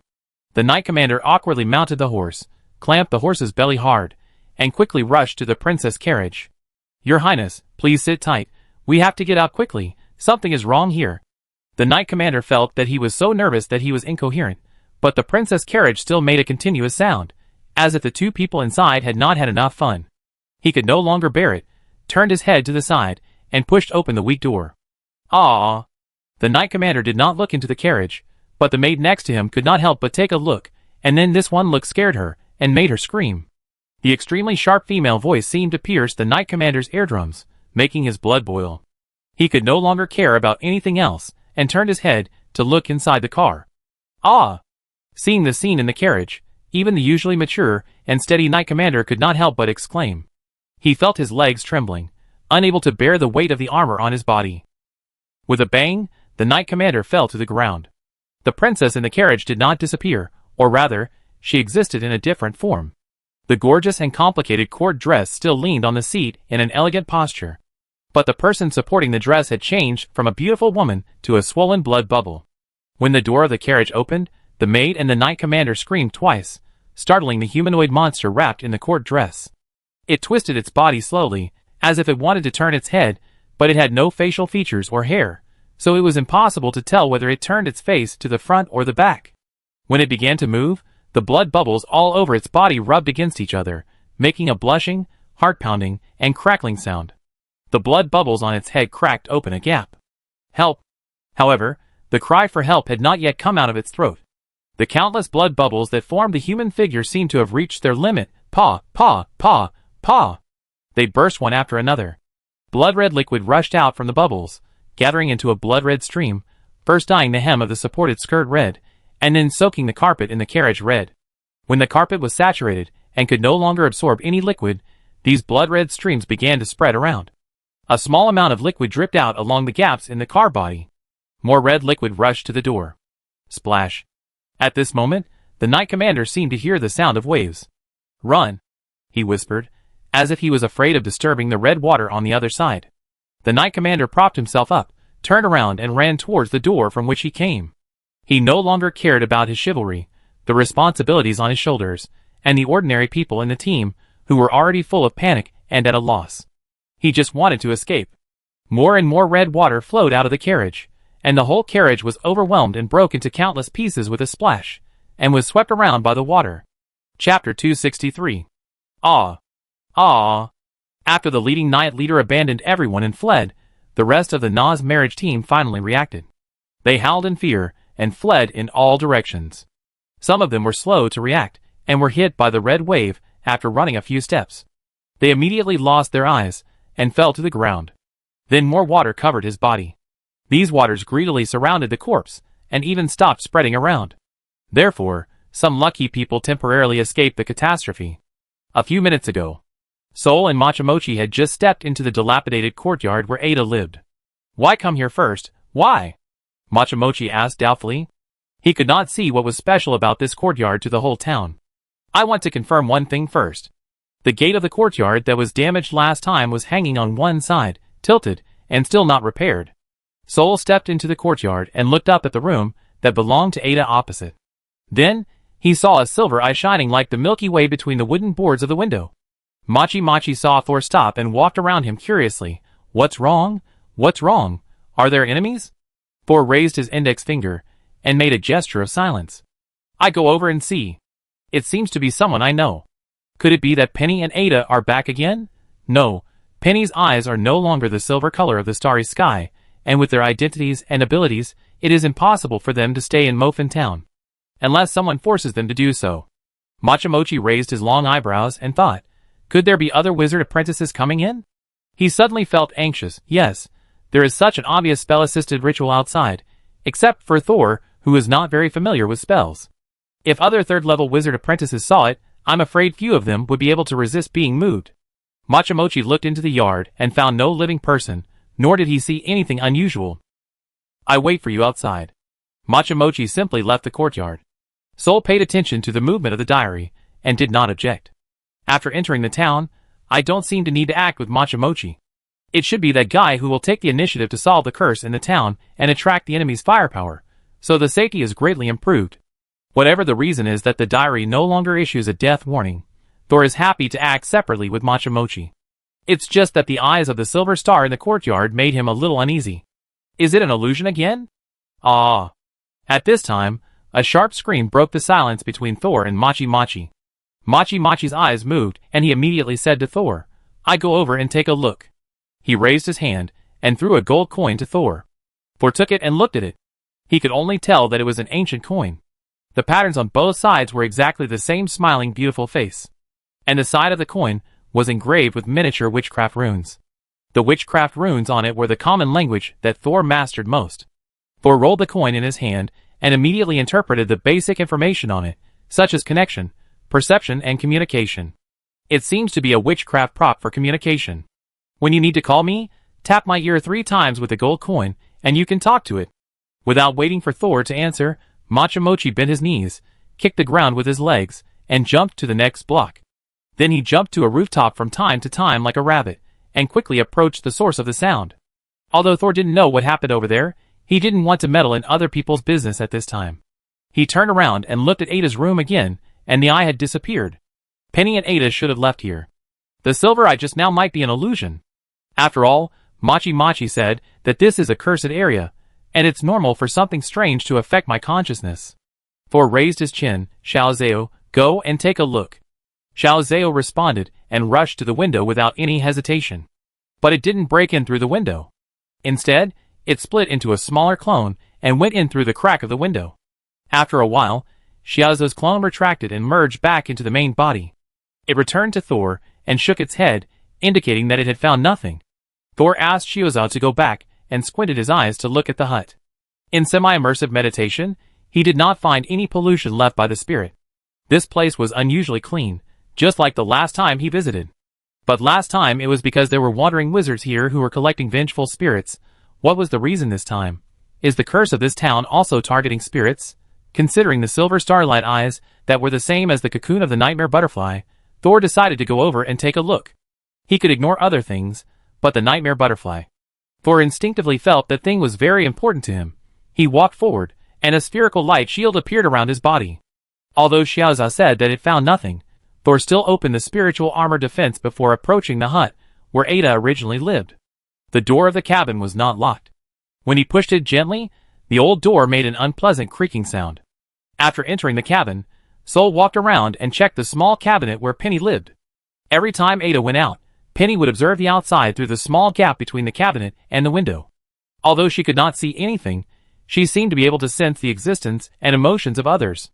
This was probably the only fun in Penny's boring childhood. But after searching the room, Sol found nothing. Is it really my hallucination? Thor was not in a hurry to leave. It's possible. But with my current mental power, it should be difficult to be affected by hallucinations. Unless the person who casts the hallucination has reached the level of a formal wizard. Although he has enough mental power to match a formal wizard, Thor is not blindly arrogant. But since Penny and Ada have already fled here, I don't need to stay any longer. I will climb up to the roof and see if there are any other anomalies in the town, and then try to avoid them and find the residence of the two wizard apprentices. If there were any places in the town where there were still some grinding fruits left, it would definitely be the residence of the two wandering wizard apprentices. However, when Thor was about to step out of the hut, a voice suddenly came from behind. Brother Thor. Thor's muscles instantly tensed up, so tense that he could clearly see the blood vessels on his forehead throbbing. He slowly turned around and saw Penny's little head, with a cute smile, just popped out of the cabinet. She crossed her arms, leaned her head on the bottom edge of the cabinet, and leaned her head on her arms, staring with a pair of starry eyes, once again accurately looking in the direction of Thor. Penny? Thor did not attack rashly before he understood the danger of the illusion. Brother Thor, please leave. Penny was still smiling, and even the arc of her smile was the same as before. Listen, the red tide is coming. If you don't leave now, you won't be able to leave. As if a switch was turned on, as soon as Penny finished speaking, Thor suddenly heard the sound of waves hitting the reef. Splash, splash, splash. Chapter 264. Thor retreated a little bit, but he didn't mean to leave. Now his rule of conduct is, as long as the diary doesn't say no, no matter who says no, it won't work. Penny watched Thor retreat and didn't do anything else. But when Thor retreated to the door, he suddenly waved his hand at Penny. Two black tentacles with slightly different shapes flew out. One attacked Penny's head, and the other shot at Penny's shoulder. However, when the black tentacles touched Penny's body, the latter suddenly disappeared. As Penny disappeared, the sound of the tide outside also disappeared instantly. Thor was not worried that he was attacking Penny herself, because on her body, he did not find any breath of living people. However, when he attacked, he still kept a hand, letting Xiaozhao, who had self-control consciousness, attack Penny's head, and at the same time used the first-level witchcraft, Frozen Touch, to attack Penny's shoulder. When Penny's illusion disappeared, Xiaozhao braked suddenly and stopped. And the witchcraft, Frozen Touch. But it smashed the small cabinet where the illusion Penny was. Because of the freezing property of Frozen Touch, the cabinet was smashed, but it did not scatter all over the ground. Instead, it was frozen in place in a perfect form. Why didn't you listen to me and insisted on coming in? Suddenly, the voice of the old madman came from the yard. Thor turned around and saw the old madman sighing in a mess. There was no breath of life on this person. Another illusion? With a previous experience, Thor did not waste magic attack this time. Since the fake Penny just now can communicate, this fake madman should be able to do it too. He simply smiled, slowly approached, and asked, Are all the people who entered this town dead? The old madman looked sad. Yes, they are all dead, no one can escape. Who killed them? The old madman was stunned for a moment. His eyes were empty, as if he was recalling. Yes, it was the red tide. Another red tide? And as this sentence was said, the sound of the waves sounded again. But this time, the sound seemed closer than before. Sol narrowed his eyes, but still did not see the spirit attached to the old madman. It should have been Machamochi who killed the residents of Mofin Town, but he didn't seem to know about the bloody tide. After Machamochi left, someone turned this dead land into a cursed breeding ground. Do you know where else in the town might have the moshing fruit? Moshing fruit? The old madman repeated, What is moshing fruit? Thor frowned. Does this illusion only know what happened before death? The old madman's eyes wandered for a while, and suddenly he began to urge Thor again. Go, go, it will be too late if you don't leave now. Thor asked several other questions, but the old madman just asked Thor to leave here. His patience ran out, and he said coldly, Since you said there are no living people here, then what are you? Hearing Thor's question, the old madman was startled and his expression was dazed again, but this time he never recovered. I said, we can't deal with barbarians, we can't. He shook his body and staggered out. We can't deal with barbarians. The village is destroyed, destroyed. He ran in a strange posture, with one hand behind his back, as if holding something, and the other hand kept waving, as if asking for help. Where is this guy going? Thor was puzzled and chased after him for 2 steps. The old madman seemed to have heard his footsteps, and looked back at Thor, with a tangled look in his eyes.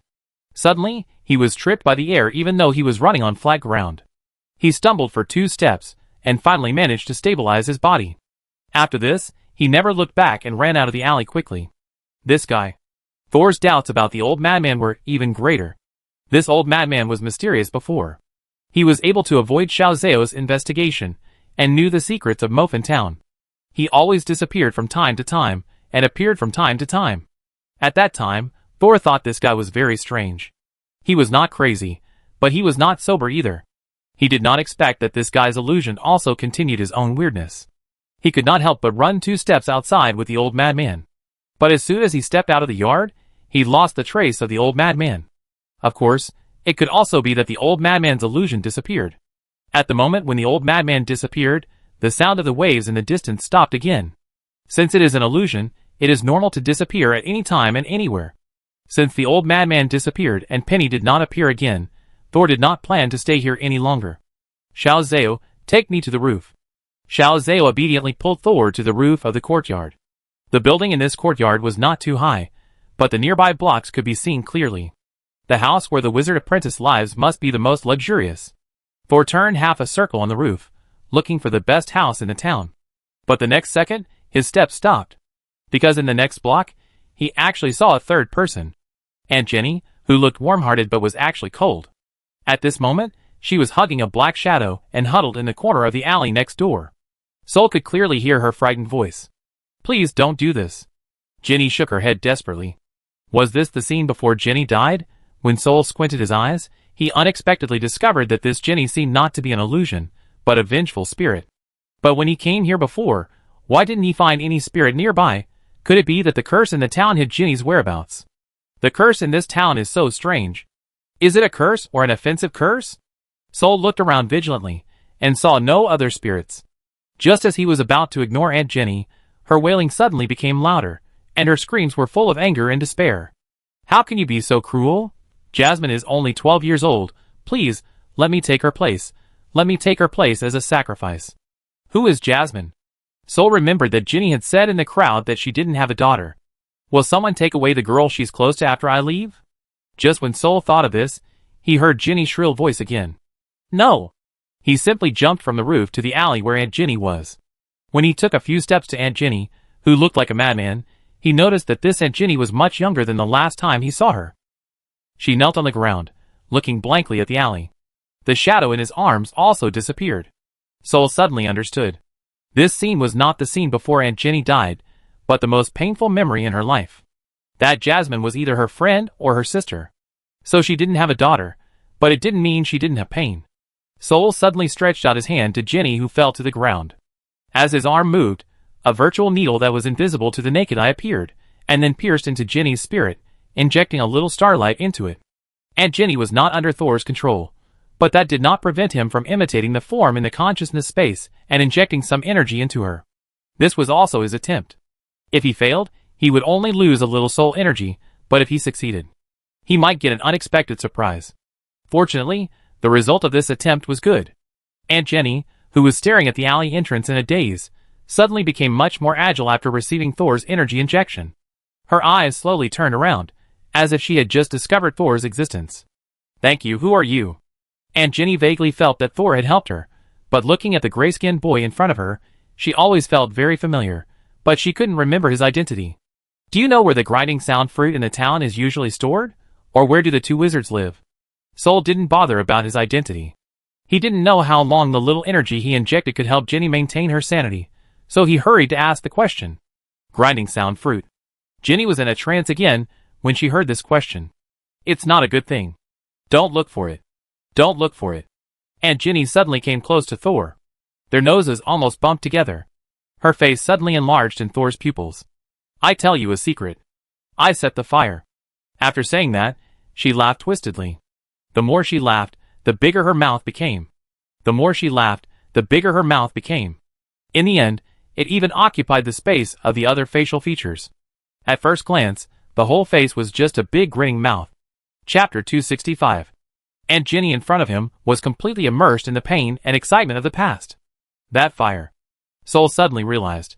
It turned out that Aunt Jenny had set fire to the moshing fruit field. I'm afraid even the people in the town didn't expect that this woman, who had always been enthusiastic about maintaining the tradition of the saint's sacrifice of the holy fruit, was the one who hated the moshing fruit the most. Or rather, she hated the moshing fruit and hated the residents of this town even more. Aunt Jenny's spiritual consciousness in front of him had completely collapsed and showed signs of being polluted. Perhaps it was because being awake was the most painful. She was still laughing, and then her entire head turned into her mouth. If the soul energy was strong enough, Aunt Jenny would turn into an evil spirit at this time. Unfortunately, she was just an ordinary person. Whether she was alive or dead, what awaited her was only the collapse of her spirit and the turning into debris. Thor stood up, and his right hand, which was originally in the shape of a needle, suddenly swung, and an octopus tentacle flew out, whipping Jenny's soul fiercely, and then sucked it up like sucking jelly. At the same time, Jenny's evil thoughts also appeared in Thor's spirit body. The diary was ready to move, as if it wanted to absorb this evil thought. But Thor shook his head slightly, and stopped the diary's purification. I think you are unwilling to disappear like this. Why not follow me for a walk? Let's see the final outcome of this town that looks warm on the surface, but is actually cold. Thor jumped onto the roof of the next street again. This time, while looking for the most gorgeous house in the town, he observed whether there were other people's spirits around. However, at this moment, he suddenly heard the sound of the tide again. The sound was closer, as if it was flowing within 100 meters of him. But looking around, the whole town was clean, without a trace of red, and without any water. Although he saw nothing, and although the sound of the tide soon disappeared, Thor gradually became nervous because of the sound of the water that was getting closer. I have to speed up. If I meet a soul that doesn't know where the wizard apprentice lives, I can't stay any longer. He skipped a few blocks, and came to the busiest street in the town. When he was observing from the roof just now, he found that the houses here were the most magnificent and gorgeous in the town. However, there were 3 or 4 such buildings. If there were no other clues, Thor might need to look for them one by one. That would be a waste of time. At this moment, he suddenly saw a person wandering on the street. The armor and clothes that person wore were different from the style of the refugees in the territory of the Principality of Kerma and the Wizard Tower. It seemed that he came from a farther place. And he was just an ordinary person, who could die at any time in this cursed place. He carefully and deliberately avoided all the houses, tried not to get close to the doors and windows, and walked carefully in the middle of the street. He moved tremblingly, and looked around vigilantly. Although he didn't look crazy, he was not far from collapse. The most important thing, he was actually a living person. Sure enough, there are other people who have entered this town. Is the row of tombs outside an auxiliary to the curse ritual or a fishing bait? After what happened just now, Thor thought that the person behind the scenes did not just want to turn the entire town into a cursed land, he might have a deeper purpose and a more greedy appetite. Thor recalled the strange look on Machamochi's face when he entered the town. Maybe the senior, who only met him once, did not tell him the truth. Either he was the manipulator behind the scenes, or he had other ideas after seeing this cursed land. Thor's arm drooped, and a golden ancient coin slipped into his palm. He looked at the ancient coin with a beautiful woman's smiling face on both sides, moved his fingers, and let it roll and rotate on his fingertips. However, he did not contact Machi through this ancient coin, but put it away again. At this time, the man walking in the middle of the street suddenly shouted and turned around and ran. It looked like 10 hungry wolves were chasing him from behind. But when Thor looked in the direction of his fear, he saw nothing. But a few breaths later, a ghost wearing half armor and holding a scimitar turned the corner at the end of the street and walked over. Is this Captain Jeff? Thor turned his head and looked at the stranger who was running away. What did he see that he could discover Jeff's existence in advance? Or has this town become something else in the eyes of ordinary people? This is also normal. Ordinary people's spirits are not as strong as wizards, and they don't have magic to protect themselves. It is easy for them to have horrible hallucinations under a small amount of radiation. Not to mention that this is a cursed town. Thor did not run away, he jumped directly in front of Captain Jeff. Captain Jeff, hello. Who are you? Captain Jeff looked much more normal than Aunt Jenny. I'm a wandering wizard passing by here. I want you to take me to see your wizard master. Thor didn't know what kind of illusion Captain Jeff was in, so he made up a reason and asked him to take him to find the wizard's residence. No, I'm on patrol. Who knew that Captain Jeff, who had turned into a vengeful spirit, would become tough and refuse Thor. If you don't lead the way, I kill you, Thor said coldly. I'm on patrol. Please don't stop me from keeping the town safe. Jeff answered seriously, and then tried to bypass Thor and move on. Okay, I take back my thoughts. There can't be normal people among these ghosts. Thor shook his head and laughed at himself. Hey! He called Jeff. Luckily, Jeff turned around and reacted instinctively. The next second, a translucent giant hand suddenly slammed a house next to the street. Under the huge kinetic energy of the wizard's hand, a corner of the house was instantly shattered. If you don't take me with you, I will destroy the town you want to protect. Although it is really difficult for Thor to destroy a town with his ability. But it does not prevent him from bragging in front of an unconscious ghost. Okay. The loyal ghost was shocked by Thor's straightforwardness, staring at the house fragments for a moment, and finally compromised, come with me. Then the next second, Jeff took Thor into the luxurious house that he had just destroyed a corner of. Thor, the wizard is inside. If you have something to do, go in and find them. Will they leave important things here? I don't know what you are talking about. I'm leaving now. I'm very busy, and need to be responsible for the safety of the town. After that, Jeff turned around and left, continuing to patrol the streets. Captain Jeff, Thor said to his back, are you protecting this town, or the townspeople? Jeff paused, but soon continued to move forward. Thor chuckled and walked into the depths of the house. After Thor entered the magnificent house, the door of the house was suddenly closed by an invisible hand, and then a stream of bright red liquid flowed out from the crack in the corner of the house that Thor had cracked. The liquid became more and more, forming a shallow puddle, which gradually deepened and became a pool of water. The sound of waves hitting rocks rang out. Hua! Hua! Chapter 266. At the other end of the town, Machamochi, who was tall and thin and wearing a black dress, was walking anxiously on the street with an unconscious maid in one hand. He came to the wall at the edge of the town and tried to jump up, but as soon as he landed on the wall, he was stopped by a transparent barrier. Interesting, the scale of this curse is large enough to cover the entire town. And the force hitting the barrier is evenly dispersed. If we can't find a breakthrough, we can't force our way out with our ability. Damn it, the city gate is not the breakthrough point, nor is the top of the sky. Where is the breakthrough point? At this time, the sound of water splashing came from behind Machamochi. He turned around quickly, and saw a huge blood wave like a tsunami, passing through the street and chasing his footsteps. Machamochi frowned fiercely. He had seen this scene several times. Suddenly, he threw one of the maids out, and seeing that she was swallowed by the blood wave, he took the remaining maid and quickly left in the opposite direction. He had tried to use witchcraft to resist the blood wave before, but the witchcraft would be swallowed up by the blood wave in an instant. But the living people thrown out could temporarily stop the progress of the blood wave. Along the way, he had thrown in many living people he met along the way. Now he understood that he might have entered a cursed area of the official wizard level, not a place to cultivate curses. But how could such a cursed area appear in the human principality area? How could it be? Machi's mouth was bitter. Who set up this curse and deceived me outside to trick me in? After listening to Thor's description, he thought that this place was turned into a place for cultivating curses by someone with ulterior motives. The source of the cultivation is either a powerful seed of evil thoughts or a terrifying evil spirit. No matter which one it is a precious treasure for a third-level apprentice. Greed instantly surged into Machamochi's heart. On the surface, he wanted to maintain the majesty of the wizard tower, but in fact, he wanted to snatch the source of the cursed land before others completed the cultivation. The curse cultivated by a small town must be extremely powerful. So Machamochi followed Thor and hurried over, then separated from Thor anxiously to find the source of the curse. After all, the curse that was cultivated can recognize its master. If you come too late, it will belong to someone else. But the horror of this cursed land far exceeded Machamochi's imagination. So much so that for a while, he thought that Thor deliberately lured him in. But Thor did not have this strength, and he walked in by himself. But being unable to resist the curse does not mean being unable to escape. Machamochi saved several survivors at the place where someone just screamed. It was not because he was kind-hearted, but because these survivors could temporarily stop the pursuit of the blood wave. One life would allow him to explore a section of the block, so the blood wave caused by the curse could not hurt him temporarily. He just walked around most of the town, encountered many dangers, and escaped from the blood waves several times. Now he only had the last bait in his hand, and he still did not find the key point to escape from the town. He didn't know what kind of strength the person who could set up this cursed land had. If it really comes to a critical moment.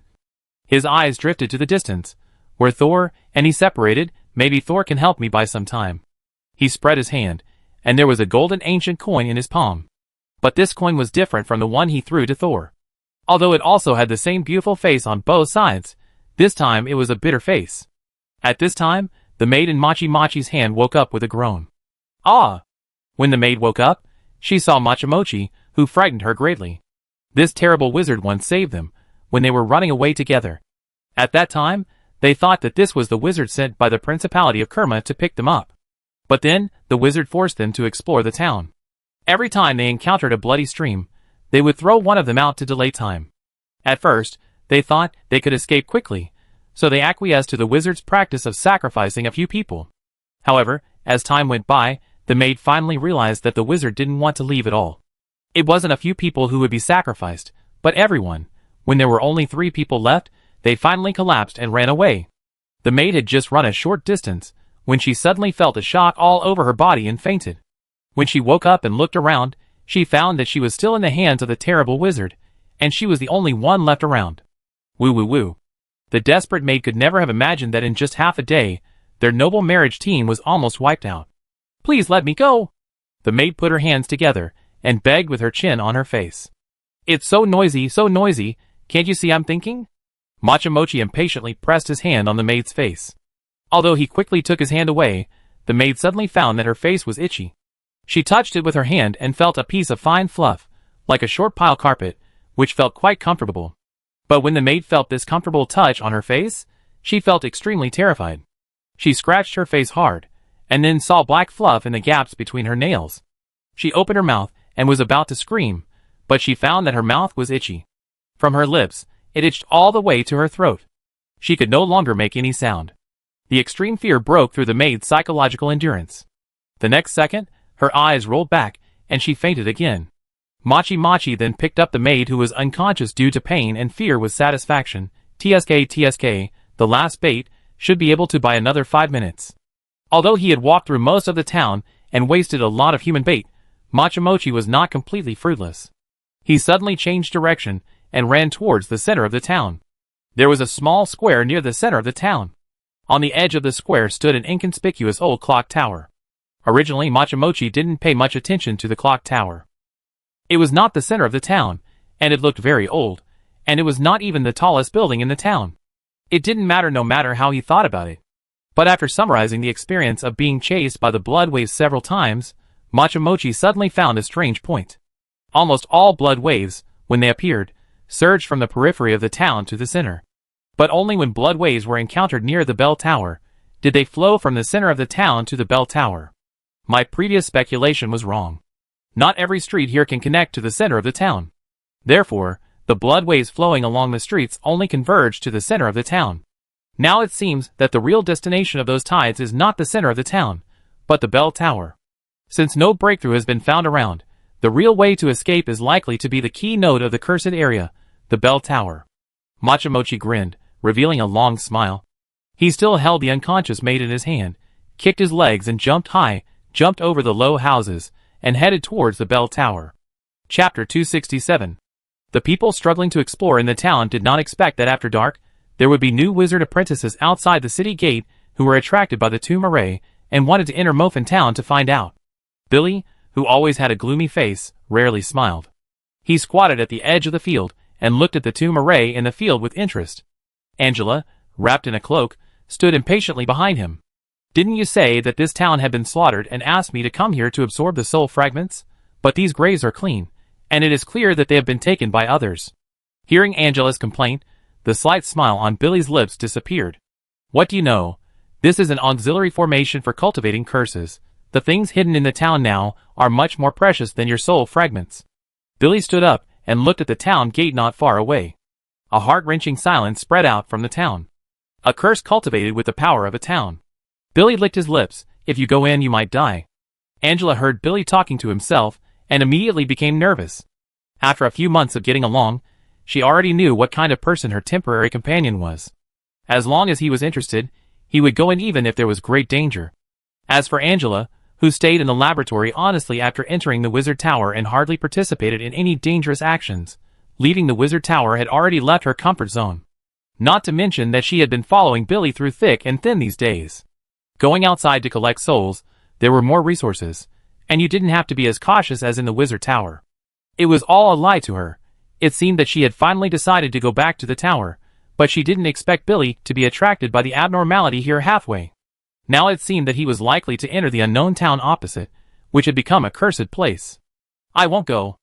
Angela immediately objected. You can't leave me. Billy didn't allow her to refute. Why? I'm not strong enough. If I follow you in, I just hold you back. If you want to go, go. Can't I go back to the Wizard Tower and wait for you? Billy didn't say anything else. He expressed his opinion directly with his actions. Angela stood still at first. But as she watched Billy walk further and further away, her lower abdomen began to ache. Damn it.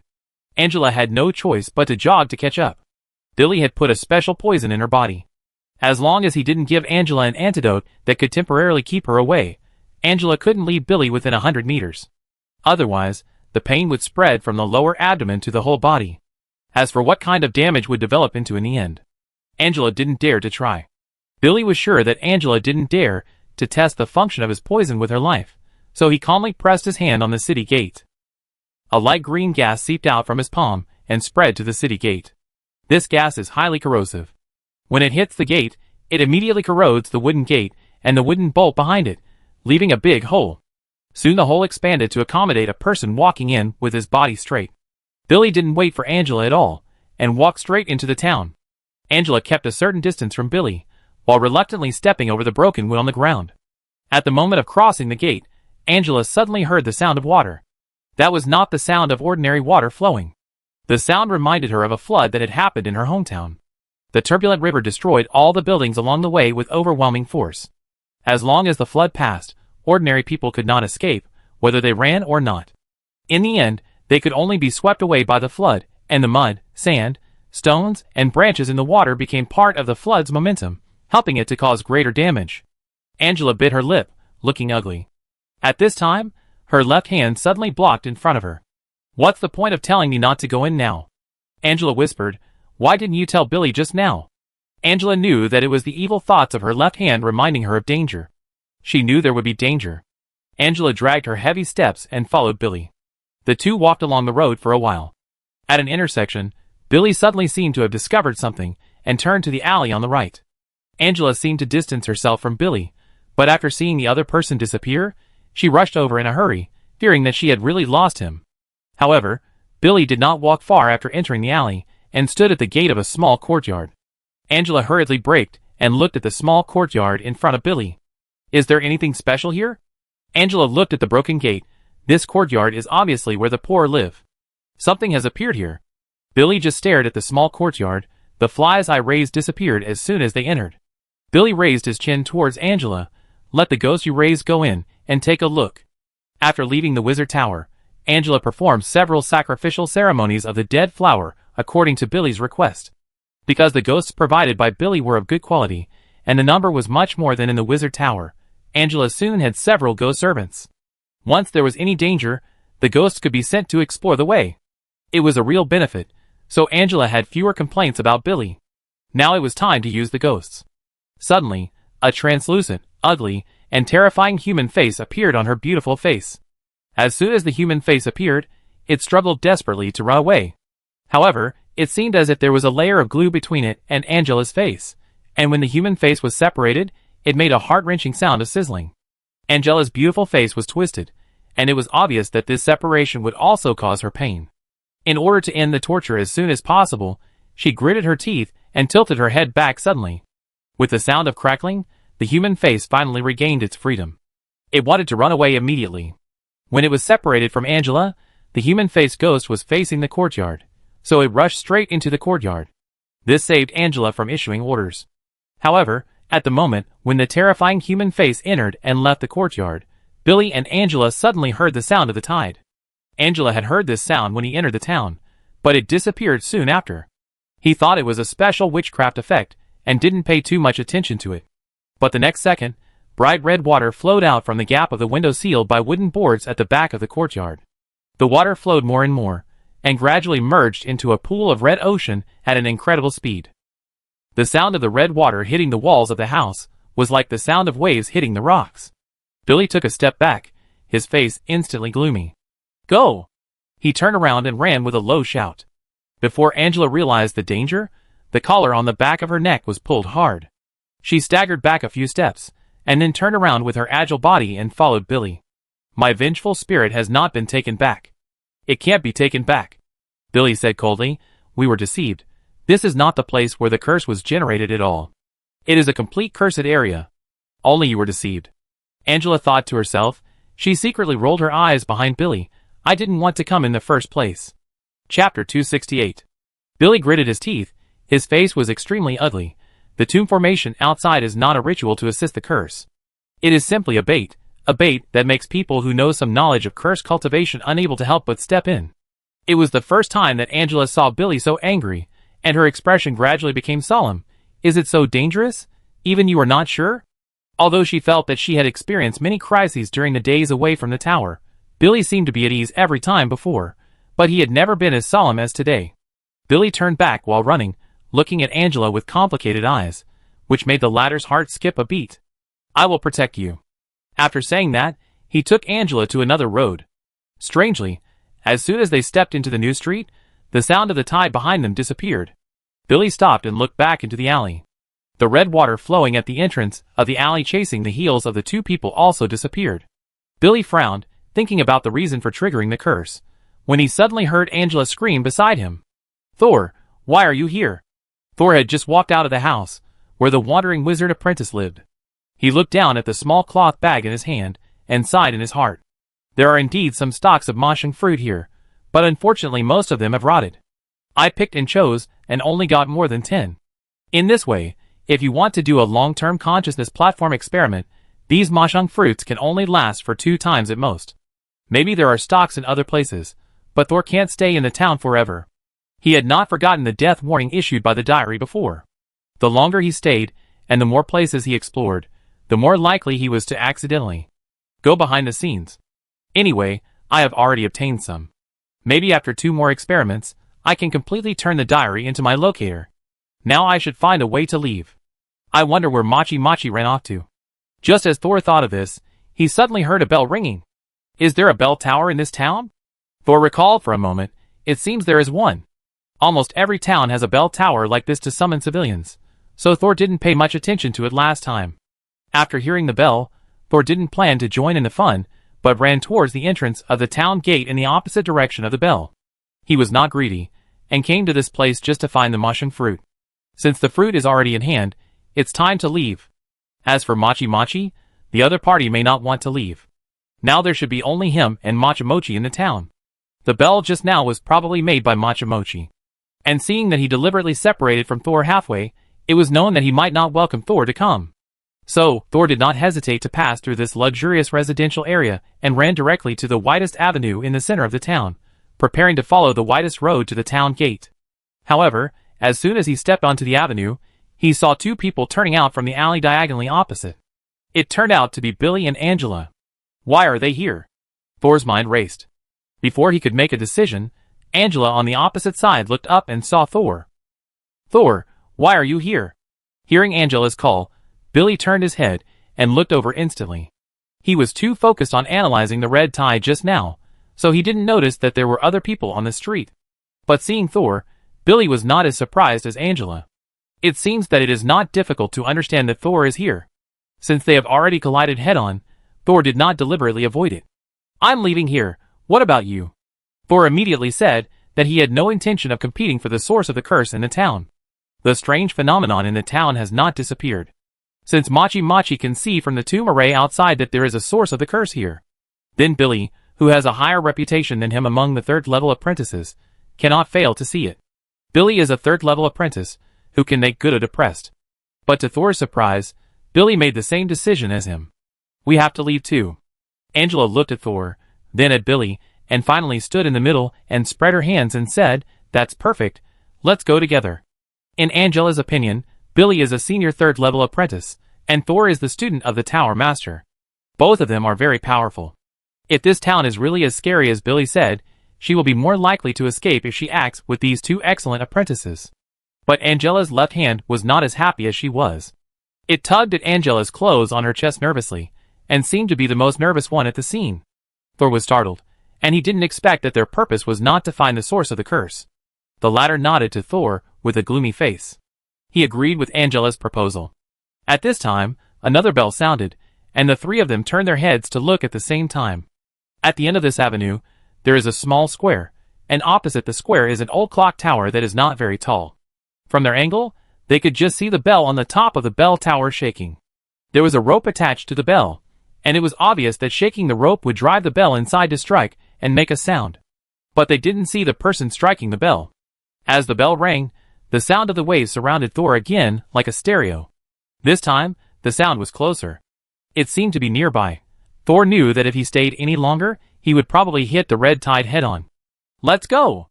Thor called out, and immediately ran towards the town gate. Angela had been keeping an eye on the two people's movements. Seeing Thor running first, she followed him without hesitation. She felt that since she and Thor had both run, Billy couldn't stay there. Sure enough, the next second, footsteps sounded behind her. The three of them ran all the way, and no one cared about their manners at this time.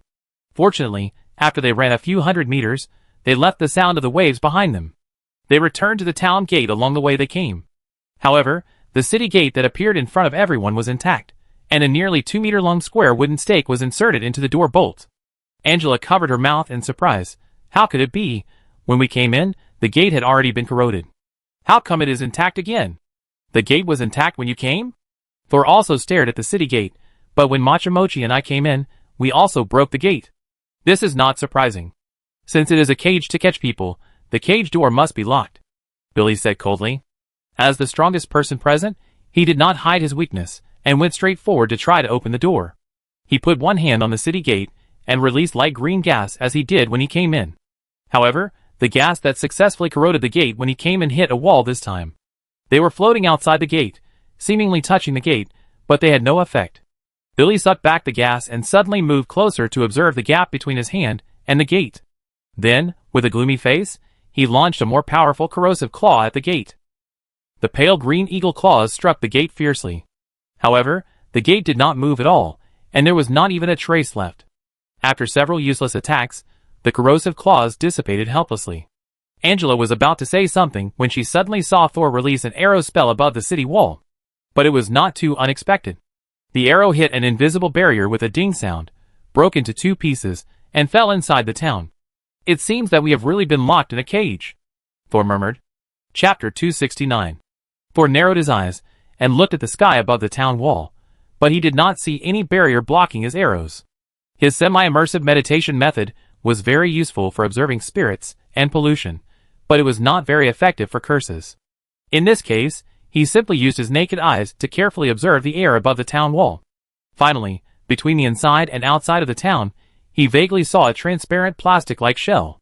This shell extended upward from the wall and gathered in the air to form a hemispherical cover. But it is not actually hemispherical. Thor walked to the wall and quickly dug a half-meter deep hole. On the ground below the wall, he also touched a transparent barrier. "We are afraid there is nowhere to escape." Thor turned to Billy and said, "Senior, do you have a stronger attack?" Angela jumped out. "Let's all use the strongest attack and attack at the same time. Maybe we can break through the tolerance limit of this transparent wall." Unexpectedly, Billy shook his head. "I just observed the transparent wall under attack and concluded that this wall can withstand several times the concentrated attack of the corrosion claw." He glanced at the 2 people. "If any of you can release a level 3 spell or have a corresponding spell scroll, you can try it. Otherwise, don't waste your magic power. If you can't break it violently, there should be other ways to leave, right?" Thor walked back and patted the dirt off his palm. "Can we only break the barrier if we break this curse?" "Theoretically, that's right." Bill nodded. The next second, Sol and Billy looked towards the center of the town, the direction of the clock tower. Angela saw what Sol and Billy were doing, and her heart sank. Are we still going there? She didn't want to take risks, so her first reaction was to find a place to hide. Unless you can fly in the air all the time, there's no place to hide, Billy said coldly. Sol remembered what the ghost said to him after he came in, and the sound of the tide getting closer and closer. Are you referring to the sound of water? Billy nodded. I once read a curse in a book about curses, and the pattern is very similar to this one. What? Angela's eyes lit up immediately. Then don't you have a way to leave here? Billy ignored Angela and said to Thor, the curse is called the world-destroying black tide. It means that the black tide that corrodes everything will cleanse all living and dead souls in the designated area. But the problem now is that the tide I just saw is blood red. Blood red? Thor's mind moved. It seems that they have encountered the wave. But I have been here longer, and I have only heard the sound of the waves so far. What did they do to actually encounter it head-on? Though thinking so, Thor pretended to be frightened. In that case, maybe we can refer to the method of breaking the curse, Thor said. I think so too. Billy nodded. The method to break the curse of the world-destroying black tide is to violently break the energy of the curse, and the second is to find a boat, survive the outbreak of the curse, and then leave. But the curse of the world-destroying black tide can only be broken by brute force by a formal wizard. In terms of pure attack power, our combined strength is not enough. Then we can only try the second method. Sol said, although this is not a black tide, but a red tide, it is not something we can resist. If we want to find a suitable ship, go to the bell tower, Billy continued. Sol looked at him, and knew that they had thought of the same thing. Do we really want to go back? But didn't we just escape from there? Angela clenched her hands nervously. What if we encounter those red tides again? We just heard the sound of water just now, but didn't really see the red tides. Billy said, if we encounter them head-on this time, we have to find a way to bypass them. After discussing, the three of them no longer hesitated, and ran towards the bell tower together. Angela ran slowly and deliberately fell behind, thinking that if there was any danger, they would take it first. However, at this time, she suddenly found that Sol took out a small thing from his sleeve and gestured there. Because half of his energy was spent on other things, Sol's running speed was obviously not as fast as before. Does he also want Billy to be in the front? Angela was a little curious, and suddenly wanted to know what Sol was doing. She twisted her neck and glanced at Sol's hand. I saw that Sol seemed to have a golden coin in his hand. And Sol was holding something and scraping it on the coin. Just as Angela was getting more and more curious about what Sol was doing at the critical moment, the sound of the waves sounded again. However, this time it was not just a sound. Thor took the time to look up and finally saw what a bloody wave was. He had only heard the sound, but not seen the person. The sound of the tide getting closer and closer made him realize that he was not far from encountering the red wave. Countless bright red waves rushed towards the tower from the streets in all directions like a tsunami. The largest wave could be more than 10 meters high. No one knew where the tide was hiding before it appeared. Wherever the waves passed, doors and windows were broken, houses collapsed, and debris and vehicles on the street were swept up by the waves and carried forward. In those red waves, Thor even saw a few luxurious carriages and some exotic clothes. It seems that those ordinary people who strayed into the town didn't end well, but of course they weren't necessarily straying. Thor only took a glance and lowered his head to continue working on his ancient coins. But in order to speed up, he summoned Foresaw from the back of his neck, split it into four, and turned it into 4 thighs, directly hanging Thor up and running away quickly. Foresaw was very flexible, and hanging Thor like this, his speed was even faster than his full speed running. In order to avoid being hit by the red tide with obvious lethal power, and to get to the clock tower as soon as possible, the three began to show their magical powers. Billy flew directly. Flying is almost a necessary auxiliary magic for every 3rd-level wizard apprentice. But flying is a 2nd-level magic, and Thor has no chance to learn it, so he still asked Foresaw to speed up. Foresaw lifted Thor up again, and his tentacles began to crawl along the wall. 2 phantoms in the shape of children appeared on her feet. The 2 phantoms held her calves, as if helping her run hard. But speed was not Angela's strong point. Even though those evil spirits were desperately helping Angela for their own stock, her speed was still the slowest among the 3. Angela's running speed was indeed not slow, but it was not as good as Billy and Sol. Suddenly, when they were about to approach the clock tower, red tide surged on both sides of the crossroads in front of them, about to block them and merge in front of them, blocking the way of the 3. At the critical moment, Billy suddenly landed at a low altitude, hugged Angela, and brought her into the air. Billy's speed was affected by Angela and became slightly slower than Thor, so Thor had safely crossed the intersection before them. Billy's flying altitude and speed were greatly affected. Especially the altitude. He could not fly with Angela over the crest of the red tide in front. Seeing that he and Angela were about to be caught by the tides on both sides, Angela was so scared that she closed her eyes. But he still didn't let go of Angela. He desperately urged his magic power, and finally increased his speed again. Before the blood waves merged, the two flew over dangerously.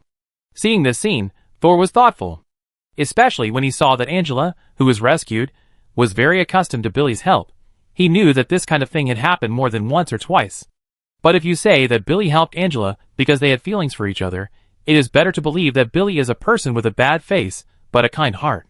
Getting used to being helped by others is not a good thing. Even if you tell yourself to be independent in your heart, you are prone to unconscious dependence in your body. Thor noticed that Angela's right leg was trembling slightly. Although he was brought over by Billy just now, there were still splashes of water on her calves. Looking at her painful expression, Thor confirmed again, "Don't be touched by this red tide. If you are really swallowed by the tide, you will probably become part of the tide." Chapter 270. Soon after, the three people advanced quickly along the road and came to the bottom of the bell tower. And the blood-colored tide followed closely behind. At this time, the bells were still echoing above everyone's heads. One by one, it was like a death call. But at this distance, they still didn't see the person ringing the bell. The three people immediately climbed up the wall of the bell tower. The blood waves behind them hit the wall, splashing huge waves. Angela was held by Billy with one hand, and the two flew directly up. Without Thor's reminder, Foresaw threw out a tentacle, hung on the top of the bell tower roof, and pulled the man up. The two jumped into the top floor of the bell tower with windows on all sides. Standing firmly on his feet, Thor looked back at the streets of the town and found that it had turned into a red ocean. When the waves hit the rocks, they made a rushing sound of tides, exactly the same as what he heard before. "Have I been standing in blood all this time?" Thor turned around again and found that Billy had taken the lead and walked towards the shaking bell. Angela looked left and right, hesitated for a moment, and stood beside Thor. I don't know if she was afraid of possible danger or Billy. TSK. Billy walked over and suddenly smacked his lips. Then he turned around and said to Thor in the loud bell, "Did you just say that you came in with Mochi?" Sol heard this and immediately reacted. He raised his eyebrows in disbelief, walked quickly to Billy, and bent down to look inside the bronze bell. He was also surprised and took a breath. This bronze bell was only half a person's height and as thick as a man's arms, but a person was tightly stuffed inside. It was Mochi who separated from Thor shortly after entering the town. After the two separated, Mochi never contacted Thor again, and Thor had always been in danger, so he also did not take the initiative to use the ancient coin. I didn't expect that when we met again, it would be like this. Mochi's slender body was twisted into a knot by the ruthless force, and stuffed into the bronze bell. The crooked head, hands and feet were tightly packed together, exposed on the outside, and the rest of the body was tightly stuffed inside. He's dead? Thor couldn't believe it. This Mochi was a third-level apprentice, who could be stationed in the Wizard Tower branch for a long time. How could he die so easily? But if he became like this, how could he still be alive? Soon, but not yet. Bill crossed his arms, and stared at Mochi, not knowing what he was thinking. At this time, Mochi's stiff eyes suddenly moved and looked at Thor with difficulty. His mouth opened slightly, and a golden coin fell out. Ding! The metal and the stone slab collided, making a crisp sound. As the gold coin bounced, Thor found that this coin was very similar to the one Mochi had given him before, except that the patterns on both sides were not smiling faces, but crying faces. Senior? Looking at the coin, Thor frowned in confusion. At this moment, he suddenly saw Billy behind him move in his peripheral vision. The next second, a strong wave of magic came from behind. But the wave was not aimed at Mochi, but at Thor. The spirit armor technique, which had been ready for a long time, was activated instantly, and at the critical moment, it blocked the hand of the mage who was grabbing him. But the next second, the mage's hand changed from grabbing to slapping, and a palm was placed on the translucent barrier of the spirit armor technique. The mage's hand and the spirit armor technique are both the most basic applications of magic power. The two collided without any concealment, and immediately generated a huge thrust. Thor staggered 2 steps, and almost hit the bell containing Mochi. At this moment, the swinging bell suddenly stopped, and the bell stopped ringing, but the sound of the tide outside became louder and louder. If someone looked through the window, they would find that in just a short moment, the red tide had spread over most of the low houses. It seemed that it was really a tide of destruction, about to pour down on the top of the head. But Thor did not observe the mood of the outside world at this moment. Just now, Billy suddenly attacked him, but he was not completely unprepared. It was just that Billy used the hand of a zero-level witchcraft wizard, and it was difficult to cause real harm to Thor. But it was just pushing Soul to the vicinity of the big clock. Suddenly, something fell off Soul. Dingling. It collided with the ancient coin dropped by Machamochi. There seemed to be some kind of attraction between the two coins. After falling together, the edges immediately stuck together. At this moment, whether it was Soul, Billy, or Angela, who was far away, they were all staring at the coins on the ground. In full view of everyone, the two coins suddenly turned over, and the smiling face turned into a crying face, and the crying face turned into a smiling face again. The next second, Machamochi, who was originally squeezed in the big bell, suddenly fell out. At the same time, Thor felt a huge force that seemed to want to suck him into the big bell. Angela, who was stunned by the change just now, kept switching her beautiful eyes between Thor and Machamochi. Although she didn't know the purpose of the ancient coin, she knew that the current situation didn't seem good for Thor after seeing the changes and interaction characteristics of the two coins. At this time, her left hand moved, as if to persuade Angela, but Angela's eyes flickered, and finally she just watched coldly, and did not intervene in the conflict between those people. At this time, Thor's face was already hideous. The attraction of the big clock to him, especially to his head, was getting stronger and stronger. His legs were nailed to the ground, and the algae flew out at the first time and entangled on the window frame of the clock tower. While Thor was resisting the gravity from the big clock, he paid attention to the movements of the other three people. After pushing Thor, Billy folded his arms and stood against the wall.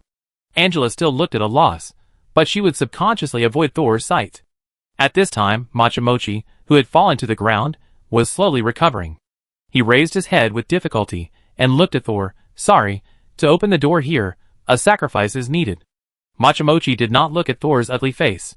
He knew that he would not get any good words from Thor. So he turned his head to look at Billy. What are you still standing there for? Billy was still leaning against the wall of the bell tower. I don't want to be counterattacked by you two after I go over and become an unlucky sacrifice. Thor was still fighting against the gravity of the clock. Did you know what the curse was from the beginning? Machamochi didn't expect Thor to be able to talk to him calmly.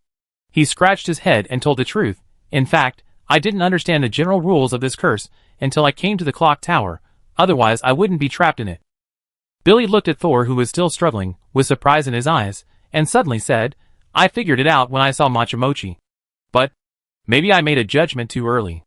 Another ambiguous statement, but Machamochi, who was still lying on the ground, immediately understood something.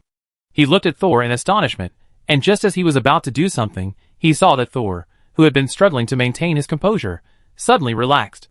He put his hands in his pockets, stood on the ground with a relaxed look, and looked at Machamochi with a cold light in his eyes without any emotion. I forgot to tell you that I am not only good at souls, but also particularly good at analyzing runes. In an instant, Machamochi felt a huge attraction coming from his head. He hadn't recovered his strength yet, and he could only look up in astonishment, and instantly saw the big clock getting closer and closer to him.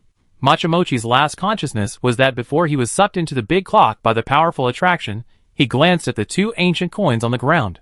The coin that belonged to him, at some point, turned into a crying face again. Chapter 271. Machamochi was sucked into the half-man-high bell again, and this time, he was unable to resist and entered the bell head first. He was nearly 2 meters tall and slender. When his head hit the bottom of the bell, most of his body was still hanging outside. Bang! There was a loud noise inside the bell, making people wonder if Machamochi's head had broken the bell. However, a human head is still not as hard as a bronze bell. After Machamochi's limbs twitched several times, he completely stopped moving. A few strands of bright red thick blood plasma flowed out from inside, along the black dress on his chest, and dripped onto the ground bit by bit. As luck would have it, a gust of wind blew through the window of the bell tower, and the heavy Machi was easily blown by the breeze. His head was still invisible in the bronze bell, and his body began to sway left and right, and his limbs hanging in the air swayed regularly. When his body hit the edge of the bronze bell, dang dang dang. People make bell tongues. The clear and pleasant bell sound spread throughout the entire Mofin town. And it was different from the dull bell sound just now. Isn't it because this bronze bell is filled with things? Thor picked up the 2 coins from the ground and put them in his pocket naturally. This ancient coin is very interesting. If you master it, it is a very useful life-saving prop for a Jedi counterattack. While picking up the coins, Thor's right hand was always in his pocket. There was no way. His hand in his pocket was always holding a second-level witchcraft scroll. If Billy attacked him again, he might have a chance to counterattack with this scroll. Now Billy, who is 1 level higher than him, still has an unclear attitude, and Angela is even more of a fence-sitter. Before the situation reaches the worst point, Soul does not want to take the initiative to attack Billy. Of course, he has remembered this grudge. Now, the sacrifice has been made. Soul turned his head to look at Billy and Angela. Can you tell me how to leave here? When Soul picked up the coins, Billy and Angela kept staring at his hands, and they were obviously very interested in this witchcraft prop that could divert fatal crisis. However, after experiencing Thor's strange counterattack just now, they were a little afraid. Especially Angela. She always knew that Thor was very fast at learning runes, but she didn't expect that he was so good at changing runes. The latter is already one of the most advanced ways to use witchcraft runes. But Angela didn't know that Billy was more shocked than her, but he was born with a gloomy face so that others couldn't see his emotions. In Billy's cognition, if you want to modify the effect of witchcraft props, especially the effect of this kind of ancient wizard props, it is a very complicated calculation and modification process. But if he remembered correctly, Thor seemed to have taken out the ancient coin and started studying it on the way here. And in just a few minutes, he actually completed the experiment. Thinking back to Thor, he completed 2 witch-body transformations in less than 3 years. He suddenly felt that the rumor among apprentices that Thor was accepted by the Tower Master only because of his outstanding soul talent should be false. If the Tower Master also only saw Thor's soul talent, then Billy just wanted to say in his heart, Tower Master, you also made a mistake. Billy now really regretted that he had helped Machimochi without caring too much. Now he felt that Soul was more worthy of his investment. So next, he let Soul take the ancient coin and did not rob it. But Soul might not agree with such a gesture of goodwill. In a short moment, countless thoughts flashed through Billy's mind. But there was still no expression on his face. The speculation about the sacrifice actually came from the black tide of destruction I just mentioned. The bronze bells inside were ringing, and the waves outside were still roaring. Some curses cannot be stopped without enough lives sacrificed. Just like the curse of the world-destroying black tide, even if someone finds the ship, it takes human lives to start it. So when I saw Machi, I realized that this bronze bell was the so-called starter. So you pushed me out to replace Machi? Billy paused for a moment, and just when Angela was so nervous that she didn't dare to breathe, fearing that the two would fight again, he finally admitted it. At that time, I thought that if I wanted to leave the town, Machi would be more useful than you. But you have proved me wrong with your strength. Billy could admit his mistake without changing his expression. Soul did not expect Billy to be such a bachelor person, and he just sneered and suppressed his emotions in his heart. If he had not suddenly received a reminder from the diary on the way here, saying that he laughed too early and would cry to death sooner or later, Soul would not have been sure that the ancient coins Machi gave him must have problems. So on the way here, he turned on his computing power and, with the help of the diary, rewrote the correspondence on the ancient coins at the fastest speed. As long as he controlled his mental power, he could cut off the connection between the coin in his hand and another coin in a short time. In this way, Thor could send Machi back to the original place at the last moment. He did not cut off the connection at the beginning, and he was also deliberately showing weakness. If Billy and Angela attacked him at this time, he would be injured by him. If one of them could be killed, they wouldn't be in a passive situation of 1 against 3. Although Thor was no match for Billy in a one-on-one fight, he still had some confidence in who could survive to the end. How long do we have to wait? Angela didn't know that she had died once in someone's plan. She asked in a low voice. The blood wave outside is almost spreading to the window. How do we leave here? Thor looked out the window, and saw that the red ocean had risen again without knowing when. Only a few scattered roofs could be seen in the whole town. There were messy goods floating on the vast ocean. The end of the world is just like this, Thor murmured. Oh, this is not the end of the world, it's just the end of me. Suddenly, the fourth voice sounded in the bell tower. A little girl appeared out of thin air on the swinging bell. She held the iron chain hanging the bell with one hand, supported the tilted roof with one hand, sat on the bell swinging with the corpse, and swung there.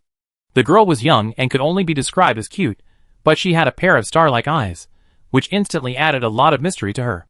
When the girl appeared, The blood sea outside the bell tower instantly raised huge waves. The waves hit the wall, and the splashed blood almost flew in from the wide window. Several people hurriedly moved away from the window. Penny did not pay attention to the blood outside the window, but gently patted the big clock under her body, and sighed earnestly. I said that you, who were the first to find the person behind the scenes, must be a sacrifice, but you just didn't believe it, and insisted on waiting until Brother Thor came to bully him. Look, you became the sacrifice in the end? Penny? Soul looked at the girl and couldn't help but call out her name, as if he wanted to confirm her identity. Penny still looked at Soul accurately and greeted him with a smile. See you again, Brother Soul. Seeing that Soul and Penny knew each other, Angela's face flashed with surprise, and her left hand clenched lightly, as if trembling. Who are you? Soul narrowed his eyes. This Penny was still not a spirit. The amplitude of the pendulum began to increase, and the girl flew forward to the highest point, lowering her head to look at Soul. I'm Penny. She swung back again, her voice a little blurred in the loud bell sound. I've been Penny for many years. Many years. If Penny was wrong many years ago, whose eyes did he take away? He was about to ask something, but suddenly saw the girl's index finger briefly linger on her lips, then slid to her cheek and rolled up a strand of long hair. Thor temporarily swallowed all the topics related to the nightmare butterfly. At this time, Angela's secret words sent by the communication technique rang in his ears again. Thor, if you are familiar with her, can you ask her to let us out? But Thor hadn't said anything yet. Penny, who was approaching again, looked down at Angela from the highest point, with a slightly cold scrutiny in her eyes. No. Penny actually heard the content of their communication. Several people were shocked and exchanged glances, but they didn't dare to use witchcraft to transmit information again. Penny didn't explain how she did it. She swung back, and the next sentence made everyone frown. This town has become a cage that can only be entered but not exited. Chapter 272. Impossible, Billy said gloomily. There is no curse of death in this world. If there is, it only exists in stories. Penny flew forward again, looking at Billy, and seemed to be a little interested. Yes, I was lying to you. She giggled, and seemed to be very satisfied with the nervousness of the three people just now. Are you trapped here like us? Angela couldn't help but take a step forward. She kept paying attention to the tide outside. The blood wave was about to rise to the level of the windowsill. She didn't want to chat with this unknown Penny anymore. Now the sacrifice is in place. If you tell us how to leave, we can also find a way to help you escape. You're lying. Penny pouted and deliberately supported her arm to change the direction of Zone Ling's shaking. The long machi swung, and the tip of the shoe almost touched Angela. The latter immediately stepped back. Penny's prank succeeded, and she laughed like an innocent child. Angela bit her lip in anger, and wanted to release the evil spirit in her body to teach Penny a lesson. But Thor raised his hand to stop Angela. He stepped forward, raised his hand and grabbed Machamochi's swung leg, and stopped the shaking of the clock. Penny also stopped with the clock, and her body did not shake, as if inertia did not work on her. You suddenly showed up, not just to tease us. Time is running out. What do you want? What do you want to do? Tell me quickly. Penny looked down at Thor, and the smile on her face finally disappeared. Brother Thor, are you so anxious to leave Penny? This may be the last time we meet. Thor just stared at her closely. Penny finally gave in under Thor's gaze. Okay. She jumped down from the big clock and landed lightly on Thor's arm. Thor's arm did not use any force, but it still supported the girl's weight. She landed on him, just like a butterfly landing lightly on a flower. As long as the soul fire of this sacrifice is lit, the gate of the town can be temporarily opened. Penny had just said this when Billy suddenly moved. A black flame appeared at his fingertips, and with a flick of his arm, the flame instantly fell on Machi. The flame fell on Machi like falling on grease spilled on the ground, instantly igniting his whole body. The latter's whole body began to burn, and his limbs, which had been drooping weakly, suddenly began to tremble. Soul also heard a sharp wail. That was the voice from Machamochi's soul. Thor glanced at Billy, who remained calm. This man had just put himself in danger to save Machamochi, and now, when he heard that he had to sacrifice Machamochi to leave here, he was the first to take action. The flames from Machamochi's body not only affected his soul, but also ignited the large bell next to him, and then ignited the roof of the bell tower. Everything that should and should not be ignited was burning. The flames penetrated the windows of the bell tower, dyeing the blood-red ocean outside with a layer of golden light. The three people standing in the bell tower all put on a layer of protection to isolate themselves from the burning and high temperature of the fire. What's next? Billy's flames were unusual, and his body was quickly burned to ashes. The bronze bell was also melting and dripping. But the iron chain on the bronze bell seemed to be only attached to a layer of flames, and did not deform or melt. But watching this scene, Penny, who was standing on Thor's arm, did not look better. Her condition looked worse. Then we just have to wait for the cage to appear, and point out the location of the gate. Penny's body was a little shaky. She jumped off Thor's arm, but then she couldn't stand still, and fell to the ground. Thor paid attention to Penny's reaction, while Billy was concentrating on the bronze bell, whose original appearance could no longer be seen. Bang! Finally, the huge bronze bell fell to the ground. The flames on it scattered like mice. Some hit the magic defense of the wizard apprentice, and went out with a chi.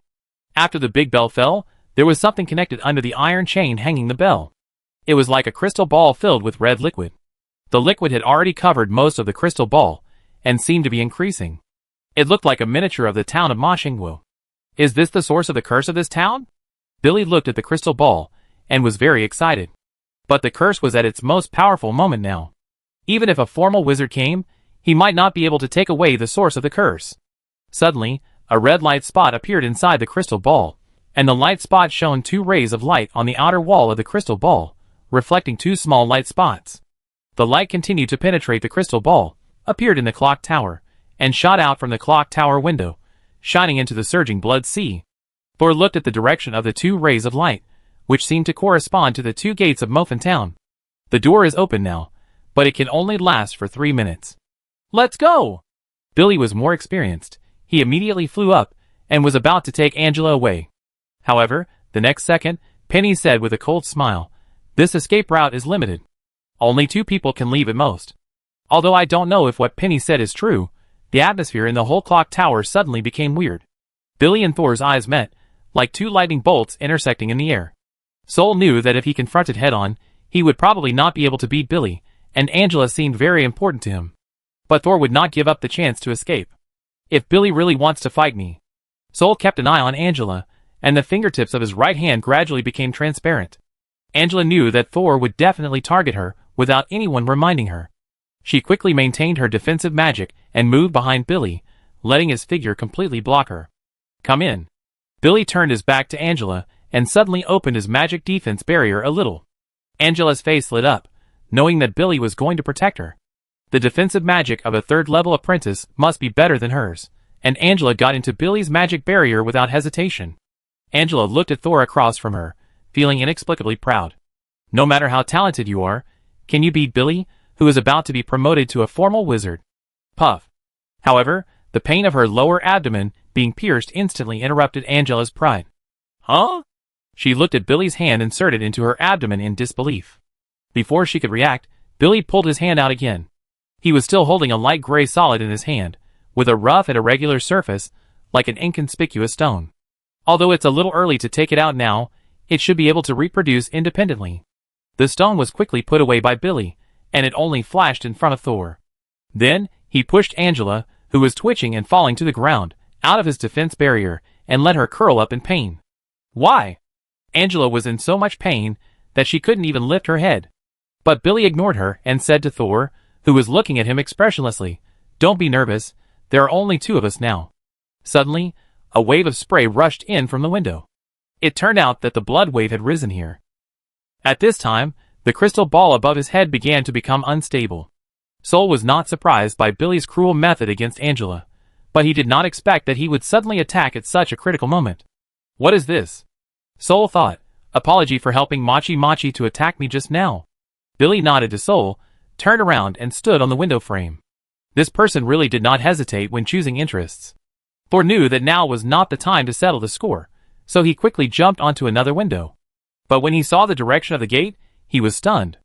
The red light emitted by the crystal ball above his head was indeed directed towards the 2 city gates, but now the city gates had been completely submerged in blood. In other words, if they wanted to move forward along the red line, they would definitely dive underwater before leaving the town. But the red wave was the strongest attack power of this curse. Could it be that after running away, they still had to plunge into the scarlet blood wave in the end? Chapter 273. At this time, the red light above his head suddenly flashed. Billy did not hesitate any longer and flew out instantly, as if he had decided to resist the blood wave. However, Thor noticed that he first followed the red line and flew on the water's surface. He should be planning to fly near the city gate, then quickly cross the blood water and leave here to reduce the time of contact with the blood wave. Thor could not fly, and although Shioza could carry him to run, due to the rising water level, there were almost no buildings nearby that had not been completely submerged. If he wanted to get through, he would probably have to swim in the water for a while, and his magic might not be able to last that long under the attack of the curse.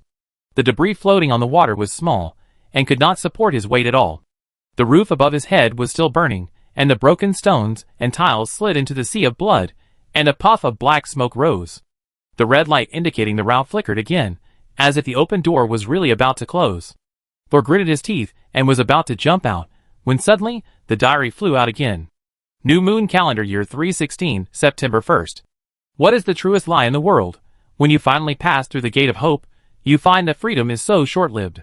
It turns out that the bloody ocean is not to let you go, but to let you see hope, and then fully understand what despair is. When you float in the sea of blood, looking at the red sky and flying butterflies, maybe you will experience the taste of death and peace, which is really bitter. Soul retracted his foot, looked at Billy, who had already flown away, and looked back at Penny silently. Penny looked back with her bright starry eyes, and the emotions in them were as pure as a real child. Seeing Thor stop, Penny tilted her head. "Brother Thor, why don't you leave? The light is about to disappear." Seeing that Thor still didn't move, Penny stood up and walked to Thor, as if she wanted to hold his hand, but Thor dodged her. "Brother Thor, do you want to stay with me? You are so nice." More waves poured in from the window, and Thor knew that he didn't have much time. He had to ask Penny for the real way to leave the town as soon as possible. Since the diary didn't say that he would die if he entered the town, there must be a way to leave. "What is the real way to leave the town? Did you lie to us just to make us die with you, or did you just want to see how a seemingly powerful wizard apprentice would collapse when he was desperate?" "Nightmare butterfly, little sister?" Penny's hand, which wanted to hold Thor's arm, froze in place. For a moment, the only sound in the bell tower was the crackling of burning wood. Angela, who fell to the ground and was too weak to speak, saw that Soul had not left yet, and stretched out her left hand to him, as if asking for help. Soul, who had been staring at Penny, did not notice Angela's movement, but Penny suddenly walked around Soul angrily, walked in front of Angela, and stepped on her outstretched hand. "Didn't you see I was talking to Brother Soul? What are two dead people doing?" Soul turned around and looked at the weak Angela without saying a word. When Billy took the gray stone out of Angela's body and threw her on the ground, everyone knew that Angela was dead. Only she still had hope. At this time, the red light above everyone's head completely extinguished. But the diary still did not indicate the crisis. This made Thor's heart, which had just clicked, calm down a lot. He was able to maintain his surface calmness. Penny, who was ready to watch the show, pouted in frustration. "How did you see that?" Of course, Thor would not say that it was because the diary just mentioned the butterfly, and he got the cocoon from Penny, so he lied. Seeing Thor's silence, Penny knew he didn't want to tell her. "Okay, I was lying to you. Since I can't get out, why should I kindly show you the way? Am I a good person?" At this time, Angela, who was stepped on by Penny, was completely motionless. She fell to the ground with empty eyes, and the magic power in her body suddenly burst out, stirring up a strong airflow, and even briefly blew away some of the blood waves that poured into the top floor of the bell tower. At the same time, the scattered magic airflow also blew out the flames above, revealing the charred roof. The next moment, Thor narrowed his eyes and saw Angela's spirit. As an apprentice who majored in dark witchcraft, Angela's spirit was extremely fragile, with tiny cracks all over the surface, like a piece of scarred glass. Penny seemed to have the ability to see spirits. Her starry eyes flashed, and suddenly she leaned forward and blew gently at Angela's spirit like blowing out a candle. "Huh?" Angela's spirit, which was originally in danger, was instantly like incense ash, carried away by the airflow and dissipated in the air. "I couldn't find anything at all. What did Billy plant in Angela's body? It looked fine at ordinary times, but it all burst out after death." Soul remembered that Billy's major was poisonous elements. Could this be the new toxin he cultivated? Can it hurt the soul? Soul's heart trembled, and he decided to go back and ask Kelly about Billy. "It's so boring." Seeing that Soul was still waiting for her answer, Penny rubbed her face in annoyance. "This cursed town is the cage that holds me. You see the crystal ball? I feel like I'm trapped in it. It seems like there are exits everywhere, but I can't escape." Penny curled up on the ground, looking like she was about to cry. "Forget about the acting. If you really don't want to communicate, Maybe I can find someone else to communicate with. I think the person who trapped you here should be willing to cooperate with the apprentice of the crystal ball wizard to capture you, right? Penny bit her lower lip and stood up. He doesn't need your cooperation at all. The smile on Penny's face completely disappeared. I'm going to die, completely dead. Although I don't know why the guy just trapped me with a curse, and kept sending people in to bury me. But no matter what, I'm going to die. Then why should I care about you? Thor. The cocoon you gave me? Don't you care about your own children? Thor actually didn't know the relationship between Penny in front of him and the cocoon he got before, but it didn't stop him from continuing to fool people. Penny sneered, who cares about a dead egg? I give it to you to play with. It's not dead. What? After I brought it back to the wizard tower, it caused me a lot of trouble. I had to dig it out and seal it temporarily, fearing that it would hatch the next day. Luckily, Thor brought back an unhatched cocoon. If it was an adult nightmare butterfly, it would definitely not be something he could deal with. The diary has already reminded Thor that if the cocoon is not sealed, then hatching is a matter of time. It seems that Penny didn't know that the cocoon was still alive. Many creatures have the instinct to reproduce, and Thor didn't know whether the nightmare butterfly had this habit. Many creatures in the wizarding world cannot be generalized. Many creatures and non-living things will give priority to their own continuation. However, the nightmare butterfly in front of him was trapped here and kept crying that it was going to die. If she didn't lie, that active cocoon should be very important to her. Penny looked at Thor with her silver eyes and suddenly said, I don't believe it. You wizards are the best at lying. I want to see it. 2 pairs of silver butterfly wings suddenly spread out behind her. As soon as he saw Penny's wings, Thor believed that she was really going to die. The wings were dark in color, with torn edges and many terrible piercing wounds in the middle of the phosphorus wings. The wings would not bleed, so the various wounds were clearly visible. It can be seen that the nightmare butterfly was really seriously injured. Just like the shaky, dark yellow dead leaves on the treetops in the severe winter. Chapter 274. Penny's huge butterfly wings were covered with wounds. Her face was wrinkled, and she flapped her wings with difficulty. Thor was in a trance for a moment, as if he could not help but take a nap when he was in a hurry, but he woke up after a shake of his head. Can the nightmare butterfly see people's memories? He immediately activated his mental power, and became nervous. I saw it, she really came back to life. Penny was a little confused. Why did the cocoon on your body show signs of hatching? Don't worry about this. In fact, Thor didn't know, do you still want to drag me to death? If I can't go back, your child will fall into the hands of others, and they won't hatch the cocoon of the nightmare butterfly. No need to say, I believe you. Penny looked at Thor, and stopped acting like a child. I will open the real exit to let you out, but you have to be careful of the wizard waiting outside. I don't know what he wants to do, but I know he is definitely not a good person. Penny asked again, after entering the town, were you touched by the red water? Sol recalled carefully, and shook his head affirmatively. That's even better. Penny smiled. I don't have to spend my energy to remove the curse wrapped around you. This way I can save a little energy. Penny's voice gradually became smaller, as if she was hesitating about something. I originally wanted him to die here with me. Sol's mind suddenly flashed the figure of that simple-minded and irritable person. You mean Ada? Yes, my brother. Penny's mental state was a little off. I've been in this body for too long. She sighed, and suddenly walked to the window. The red blood waves immediately stretched out their arms to Penny like a vengeful spirit, trying to pull her into the water. But Penny flapped her wings and flew away from those blood arms. She barely maintained her balance in the air, and said to Thor, wait for me a moment. After that, her figure suddenly disappeared. A silver butterfly appeared at the spot, flapped its broken wings twice, and disappeared into the air at an incredible speed, flying away. My lord. Just as Thor was looking at the direction where Penny disappeared, a voice suddenly called him from behind. Thor turned around and saw a transparent arm crawling on the ground like a spider. The arm was slender, and had a small frame. It looked like a woman's hand. My lord. Although the spirit only had one hand left, she could still speak, please take me with you. I am willing to be your servant and obey your orders. Are you the vengeful spirit hidden in Angela's left hand? Yes, sir, but I have absolutely no intention of disrespecting you. I just advised Angela to help you, but unfortunately she was too timid to act. Sol was not very interested in this incomplete vengeful spirit, and planned to feed it to the diary. Then he suddenly remembered something.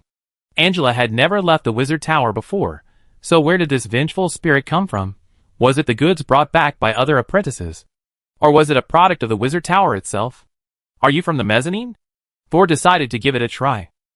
Hearing the word mezzanine, the hand trembled noticeably, and then slapped and fell to the ground with his 5 limbs on the ground.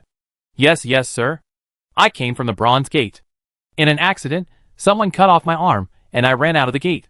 Later, I hid in the candle pipe, and found an opportunity to crawl out through the trash can of Teacher Kaz's laboratory, and finally possessed Angela, who was nearby.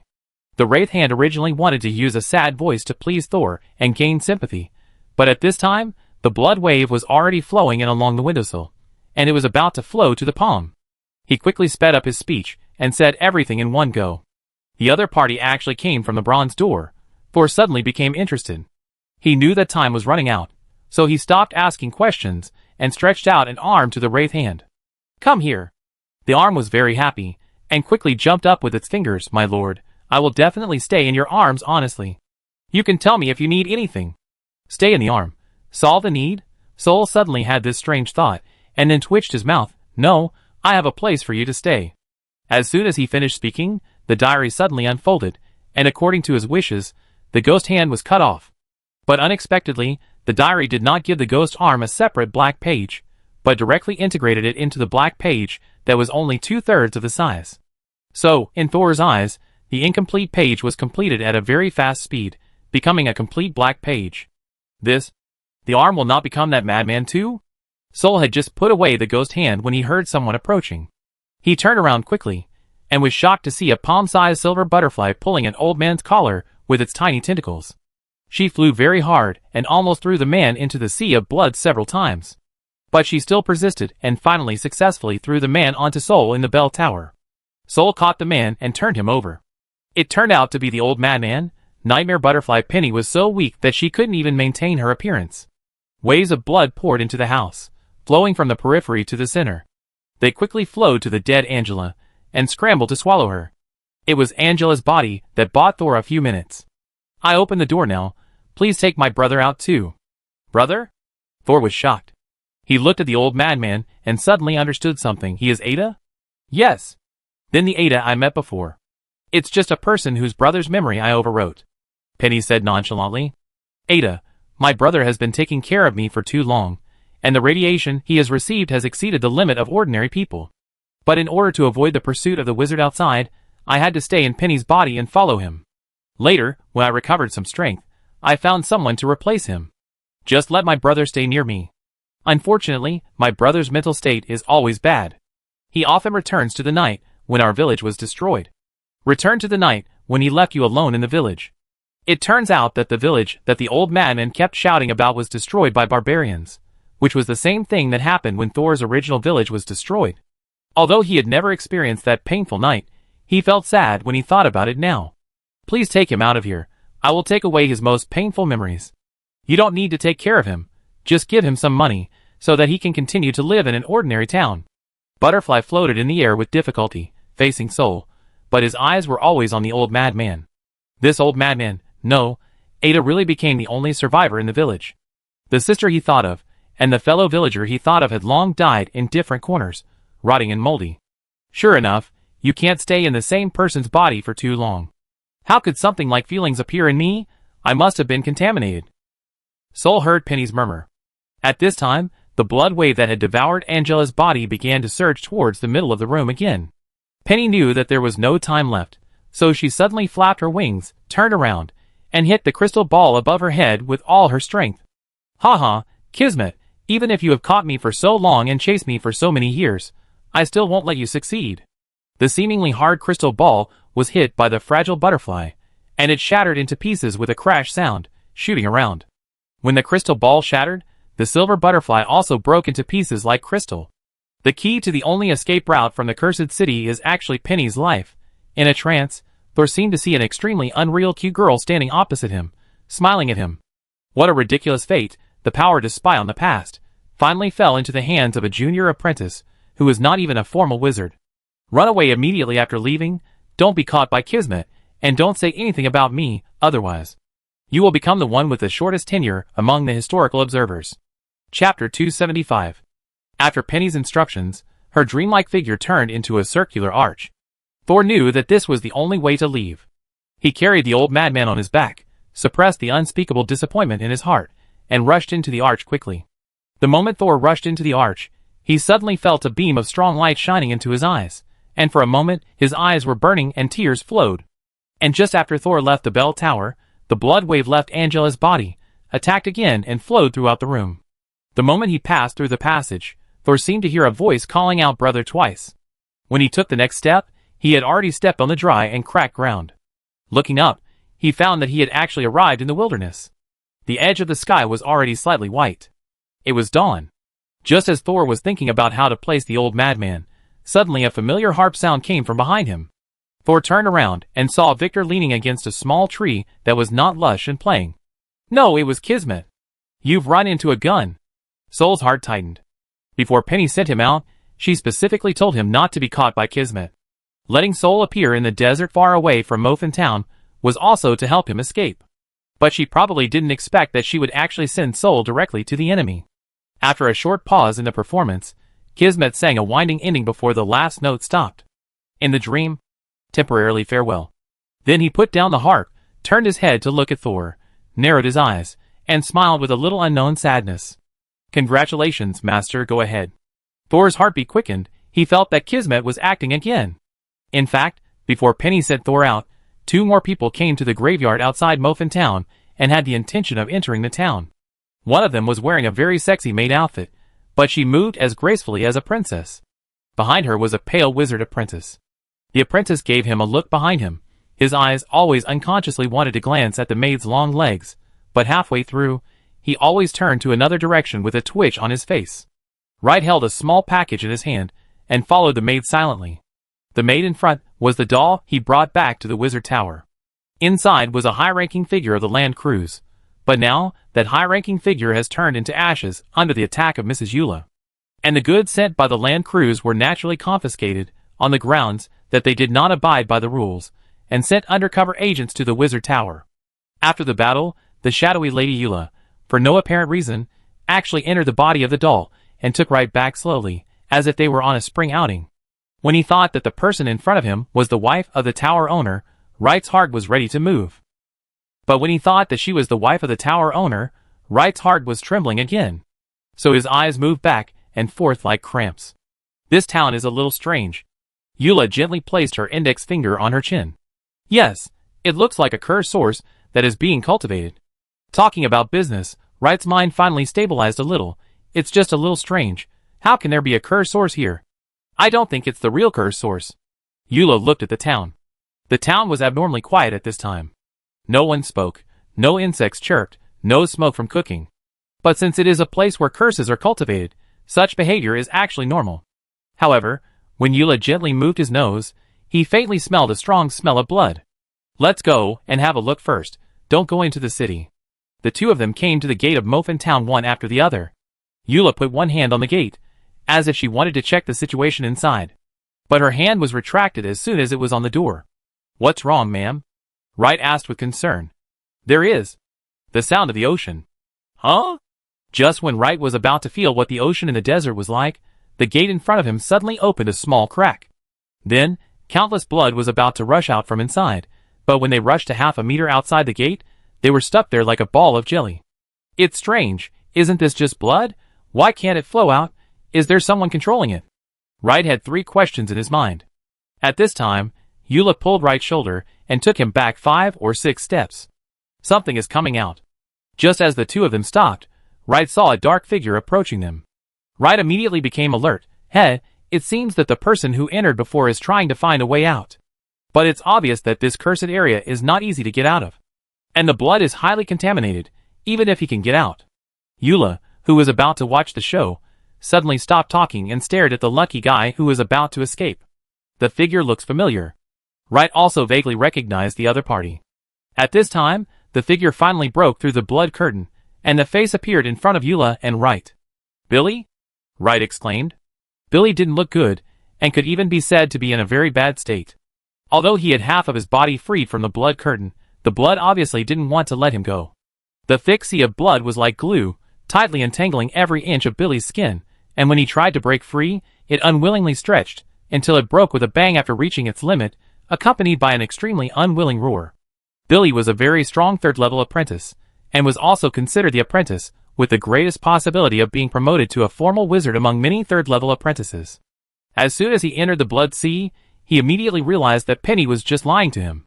But Billy was not too surprised. In order to study the toxin, he had studied various curses in depth, and even conducted many live experiments to understand the mystery. Among the experimental subjects, he also included himself. So he analyzed that the exit pointed by the red light can indeed go out. The only problem is the Blood Sea that represents the strongest lethality of the curse. As long as he can survive the Blood Sea, he can escape from here.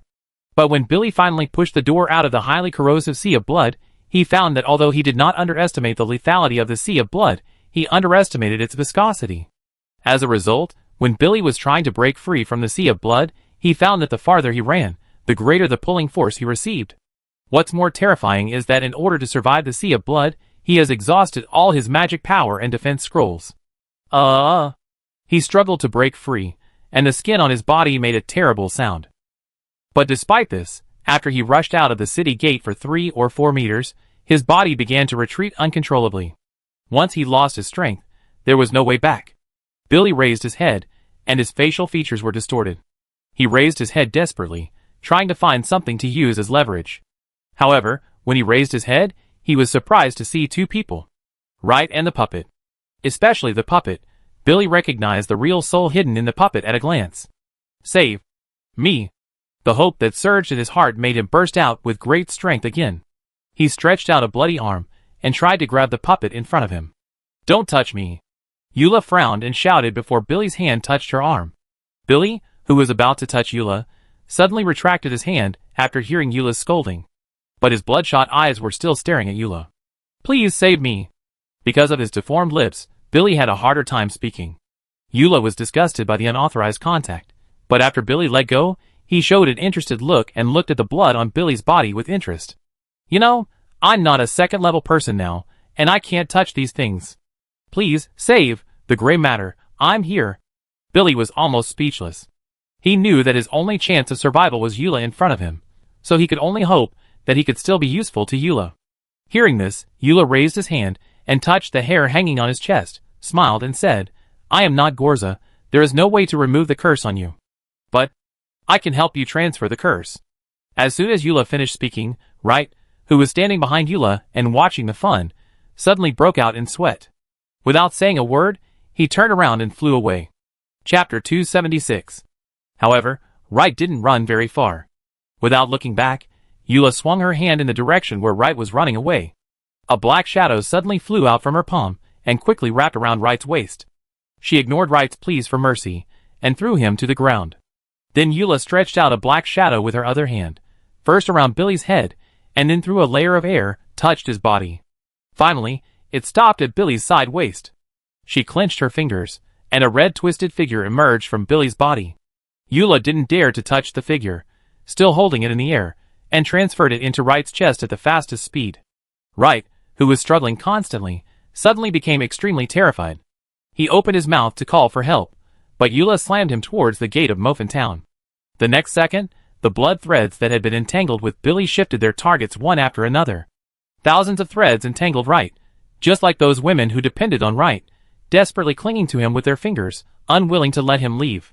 Wright stared with a pair of terrified and desperate eyes, watching Billy, who had been freed from the blood threads and stood behind Eula, and was dragged into the town helplessly. Bang! The next second, the town gate closed tightly. Only the sound of waves hitting the reef remained. Perhaps Wright had never expected that he, who thought he was the best at judging the situation and making friends, would become someone else's scapegoat for an unknown reason in such an inconspicuous place. Eula looked at the sealed gate and knew that Wright had no chance to escape, so he turned around and stretched out his hand to Billy. Where's the thing? Billy took out the gray stone he had taken from Angela's body and carefully placed it in the puppet's hand. Please be careful, and don't use your mental power to explore. You really figured it out. Even Eula praised Billy. But when she returned the gray matter to Billy, she frowned and told him, since you are in charge of such an important experiment, you should pay attention to your own safety. How can you easily enter such a cursed area of unknown origin? You should take fewer risks in the future. Billy, who had escaped from the danger of his life, lowered his eyes and remained unmoved. As long as I can survive, it's fine. If I wasn't afraid of taking risks, You wouldn't have chosen to cooperate with me. Yura sneered. You are really tough. Billy didn't say anything else. At this time, the town in front of the two of them suddenly made a crisp sound. It was as if the whole town turned into a glass bottle and shattered. The huge impact made Yura and Billy close their eyes, and they felt as if countless glass fragments were splashing on their faces. But when the sound passed, they opened their eyes again, and they didn't find any fragments in reality.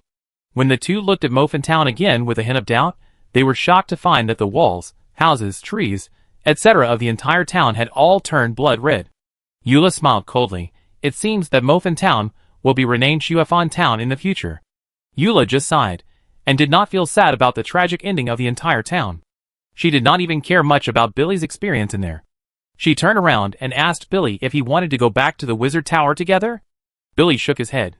He was in a mess, and was seriously injured. He had to find a safe place to recuperate before going back to the Wizard Tower. Is the Wizard Tower unsafe? Eula laughed with an ambiguous tone. The only response she got was Billy bowing silently, and then flying away. Even if you have only recovered a little magic power, you have to leave quickly? Eula rolled her beautiful eyes, and was about to leave. Suddenly, a black shadow passed through the sky and descended at a very fast speed. It was a giant bird, and on the giant bird stood a majestic female war god. After Kira got the news in Mabe City, he came to pick people up early the next morning. She didn't intend to be polite to the princess, who came to marry. She was going to take her directly to the bird's back, and bring her back to Mabe City. Anyway, Kima and Naz would have a big fight sooner or later. Throwing a princess here would just be a vase. Although due to her status, Kira usually wouldn't do anything to her, but he wouldn't let her do whatever she wanted. But Kira didn't expect that when she flew to Muffin Town, she found that it had turned into a bloody color. There was not a single living person in the whole town. But she saw a figure outside the town that shouldn't be here. Kira jumped off the giant bird more than 10 meters above the ground. She deliberately didn't hold back her strength, and stepped on the ground with both feet, leaving huge dents and cracks. The dust splashed all over the doll. Yura looked at Kira with complicated eyes, and when the dust settled a little, she slowly said, "Long time no see, sister." Unexpectedly, Kira raised her chin and looked at her. "Who is your sister? Don't shout nonsense, you fake." The puppet's face tensed instantly, and the jaw mechanism made a terrible friction sound. "Did you build this town?" Eula was silent for a few seconds, and finally said, "No. I was just passing by." Kira glanced at Muffin Town again, and then snapped his fingers at the sky. "This cursed area was at least set up by a second-level official wizard, and I don't think you can do it." Leaving behind a contemptuous sneer, Kira jumped back onto the descending giant bird and flew away without even saying hello. Eula, who was so angry that he stayed where he was, clenched his fist. Crack. A finger broke and fell to the ground. In the desert a few kilometers away from Muffin Town, Kismet finished playing a song and bowed to Thor. "Congratulations, master, take over." Thor did not move. After all, he was in front of a second-level official wizard. He glanced at the old madman in his hand. Although he knew that he should not have woken up, for the sake of each other, he still cast a sleeping spell on the old madman. He handed the old madman with weak breathing to Xiaozhou, who rolled him up, and tried to stay away from Kismet. Seeing Kismet just standing there with a smile, Thor was relieved. The other party did not intend to attack immediately. It seemed to be the same outside Ralph Manor last time. Kismet was obviously a second-level official wizard, but he was willing to suppress his strength to play with Thor, and in the end, he was even injured by him. "Why do you call me master?" Regardless of Kismet's intentions, Thor, as the weaker party, was naturally happy to deal with the other party. After all, this is the territory of the Wizard Tower. Kismet made such a big noise in Muffin Town, it is impossible that no one else noticed it. The most important thing is that when Penny used her life to open a way out of Muffin Town for Thor, the original disguise outside Muffin Town was shattered. Even though Thor is now far away from Muffin Town, so far away that he can't see it, he can still feel the bloody atmosphere. Hearing Thor's question, Kismet slowly stood up with a smile on his face. "Because you are the person chosen by the diary, the owner of the diary is my owner." This person, for some reason, when hearing Kismet talking about the diary, Thor actually sighed as if it was just as he expected. This person, he really knew about the diary, so it was no coincidence that he went to Ralph Manor. He was probably going for the clues in the diary. But Thor was not going to admit that the diary was in his hands. Who knows whether this guy, who is full of bad water, likes to pretend to be melancholy, and is full of artistic performance bacteria, will eventually find the owner or replace the owner. Since you call me master, will you obey my orders? Thor asked expressionlessly. If he dared to answer yes, Thor would dare to make him appear in women's clothing in the next second. But Kismet just held his harp and said with regret, I'm sorry, master, I have an important mission now, and can't always be with you. When the time is right, I will definitely accompany you forever. Chapter 277. It seems that I am not worthy of the title of master. Sol has been paying attention to the diary, and there is a pause before speaking. But no matter what words flashed through his mind, the diary did not mean to stop him. This undoubtedly made Sol much tougher. Can I ask you a few questions? Of course, but we may not have much time. Master, you can ask me some of the things you want to know most. As long as I can tell you, I will never lie to you. So you can't tell me what you lied to me about? Thor sneered in his heart, but didn't show it on his face. He asked, Penny, are all the things you did in Mofin Town just to catch the nightmare butterfly that turned into a girl? Nightmare butterflies are strange creatures between reality and illusion. They can travel between dreams and reality, and can also change people's consciousness and cognition. Controlling a nightmare butterfly is also a very attractive thing for a formal wizard. Kismet changed the subject, but I'm not chasing her to tame her. The special feature of the nightmare butterfly is not only its ability to travel through consciousness, but also its ability to see through the past. See through the past? Sol murmured. Yes, if there is no ability to understand a person's past, how can one completely change a person's perception of himself? Thinking of Ada, whose real identity is unknown, and the father and son in the story about the nightmare butterfly that he had read, Sol felt a chill lingering in his heart. Master, don't worry. You have the diary with you. Nightmare butterfly can't break through your past. Is nightmare butterfly dead now? Kismet held his chin with one hand. Is that how she described it? It seems that I didn't call her properly, which made the master misunderstand her. Nightmare butterfly is not a human being. She has no humanity.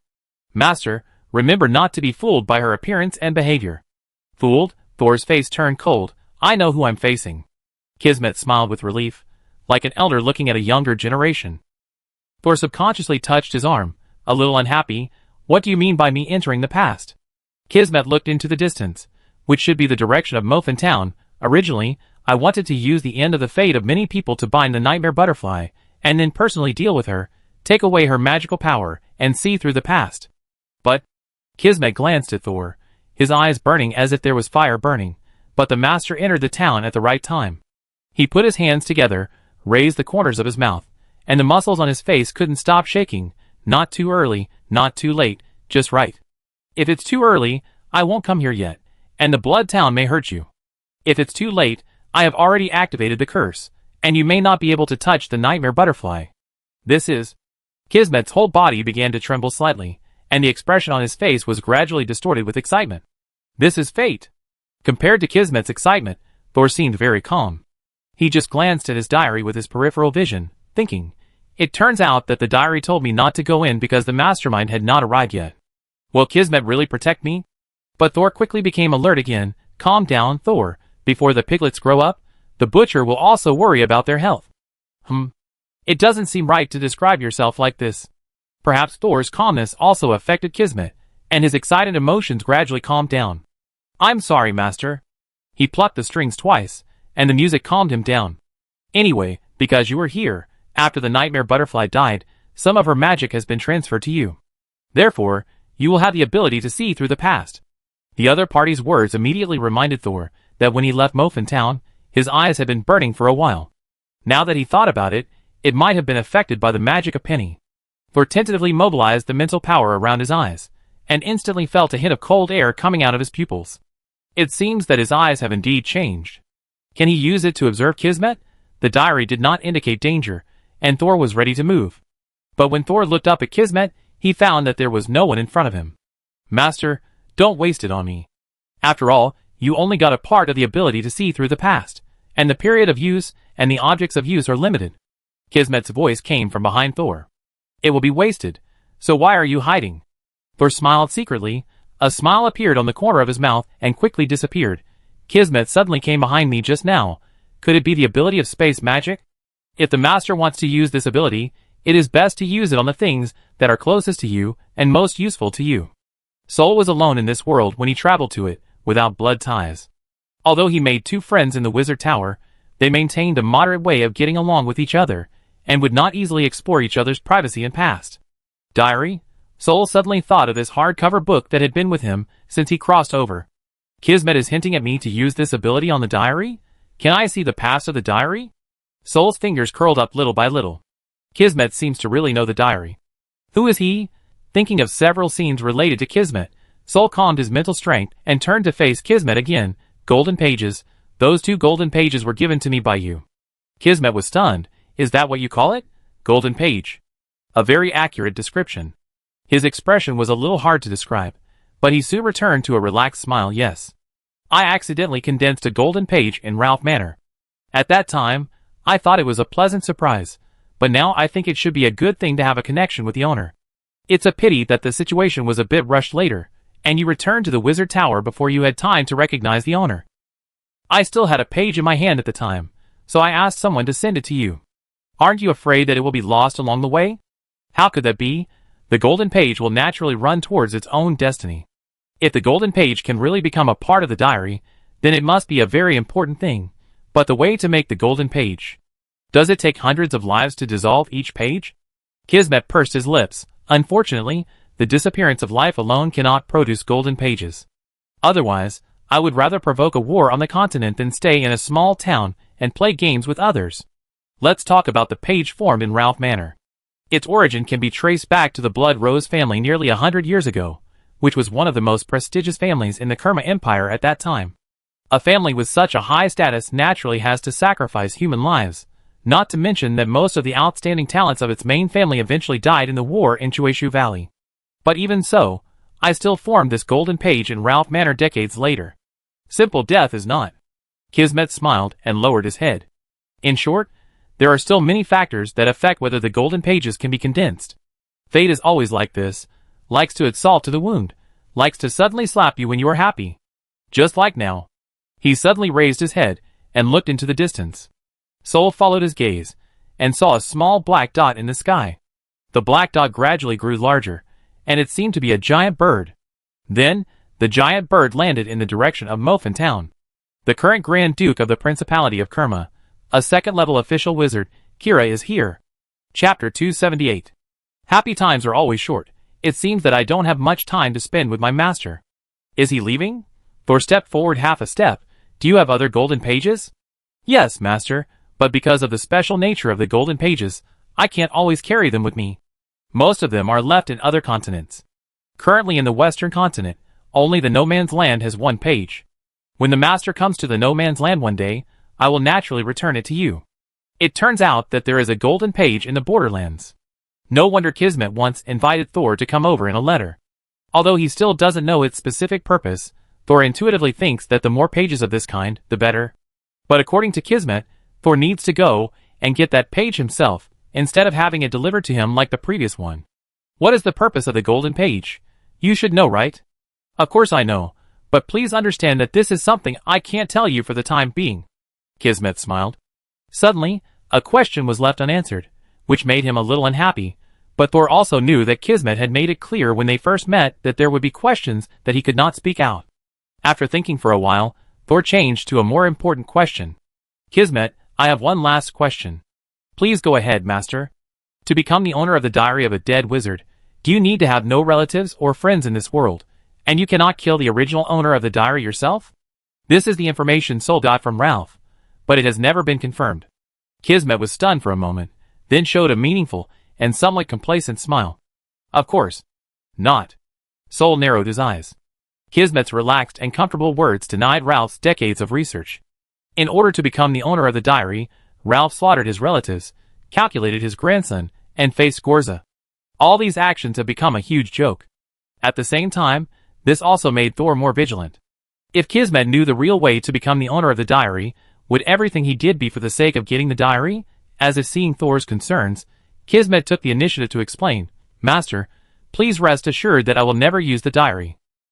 It is even more impossible to become the owner of the diary. However, how much truth a habitual liar can say is still to be considered. You can't say the real way to become the owner of the diary, right?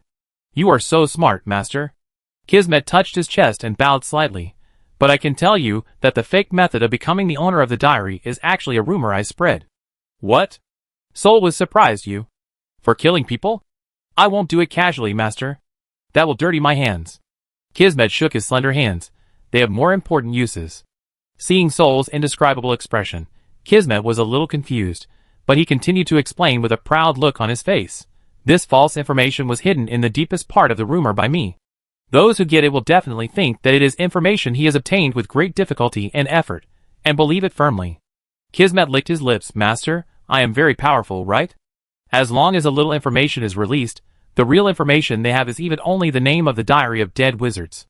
This will allow countless talented wizards to contribute their deaths to the diary. Isn't it a great idea? Kismet held his chin. In fact, this page of Ralph Manor was not within my expectations. At first I was surprised, because I had leaked the news to a genius of the Blood Rose family. But who would have thought that the place where the golden pages were born was actually the Bloodthorn family, an inconspicuous branch of the Blood Rose. Now that I think about it, I finally understand. It turns out that one day you will go to Ralph Manor and take away the latest pages. So the demise of the Bloodthorn family is also your conspiracy? Does Kismet know that the diary itself also comes from Ralph's Bloodthorn family? Did he think he didn't know, or did he think it was not worth mentioning? Bloodthorn was not my initial target. After all, it was too small back then. I originally had my eyes on the Blood Rose family, but the genius in their family was also cruel. After he found the information I left, in order to get the diary, he wiped out the huge Blood Rose family, and even cooperated with the forces of the No Man's Land, destroying the entire Kima Empire's northward army. But it was also true that if he didn't do this, he would never have the chance to kill all his close relatives. His only mistake was that in the end, he was also assassinated, and the clues to the diary were taken away by the Bloodthorns. The history told by Kismet matched everything Thor knew. This made his spine shiver. In order to get the diary, so many people killed their entire families without mercy. But what is more shocking is Kismet. In order to condense the golden pages, his lie has ruined countless lives. However, the Battle of Chueshu Valley in the western continent seems to have happened 70 or 80 years ago, right? It sounds like this isn't the first time Kismet has used the rumors in the diary to kill someone. How old is this guy? And what is the purpose of making the pages? Unfortunately, Kismet won't tell Thor these things. The two of them paused for a moment. Thor was thinking, and Kismet just smiled at him. At this time, the giant bird appeared in the sky again, and this time it flew straight towards the two of them. It seems that the master has no other questions for the time being, so I give you one last suggestion. Since you have already got the diary, you will definitely face more deaths. This is the danger and opportunity brought by fate. Does this fate also include you? Yes, my master, Kismet said calmly, and if you die in a crisis, it only means that you are not the real owner of the diary. I will continue to look forward to the appearance of the next owner. In the air, the giant bird cried out. It seemed to notice Thor opposite Kismet and issued a warning. Kira is about to land. But neither Thor nor Kismet responded to the giant bird above their heads. I believe this, Thor said with a dark face. Kismet could see Thor's displeasure, but he didn't care. Master, only by getting in touch with the diary more, and using more pages can you gradually deepen your connection with the diary, and become the real owner of the diary. I sincerely look forward to that day. If it's just to use more pages, I don't think you need to go to such great lengths to trouble me. Thor said, at least the white pages. I have used a lot of them. Thor's words finally made Kismet look surprised. He asked uncertainly, Master, did you really use a lot of white pages? I'm not questioning your words, but I'm worried that I understand a lot of things differently from what you said. He leaned forward slightly and asked tentatively, Did you use 10 pages? Thor glanced at the diary on his left shoulder and cleared his throat. It seems to be nearly 100 pages. By the way, is there an upper limit to the white pages of the diary? If there is, I use it slowly. Kismet froze. This was the first time Thor saw him lose control of his expression. I have to say, it's pretty cool. Chapter 279. No limit. Kismet said, as if he was sleepwalking. That's not a real page. Is that so? Thor smiled. That's great. I wasn't sure about this before, so I was very cautious when using it. Kismet stared at Thor in a daze, and unconsciously said, Wizard Tower. Is it so dangerous? Before Thor could answer, Kismet suddenly kicked the ground with both feet, and retreated 3 meters. Boom. The next second, a silver broadsword almost touched his nose, and pierced the ground under his feet. You silver-haired again, don't run away if you dare, fight me. Then came Kira's majestic figure, and her unladylike speech. Kismet held the harp in his arms, and smiled at Kira, the goddess of war, who was inserted between him and Thor. Fighting is so ungraceful. How about this, Miss Kira? Let me play a song for you. The only thing that responded to him was Kira's heroic gesture of pulling out the great sword from the ground and swinging it at Kismet again. When Kira drew his sword and slashed forward, Kismet's figure suddenly retreated. Kira did not delay for a moment, and swung the great sword in the air directly in a circle and attacked again. But Kismet never fought back, just kept retreating. As the two of them fought and fled, until their figures almost disappeared in the sky, Thor could hardly see where they had run to. At this time, a huge ball of light suddenly burst out in the distance, causing him to close his eyes and tilt his head as he looked over. Even so, the light still made Thor's eyes go black. It's a powerful light magic, but it doesn't seem to be very aggressive. When Thor recovered, he found that Kismet and Kira were no longer visible in the distance. I don't know where they went.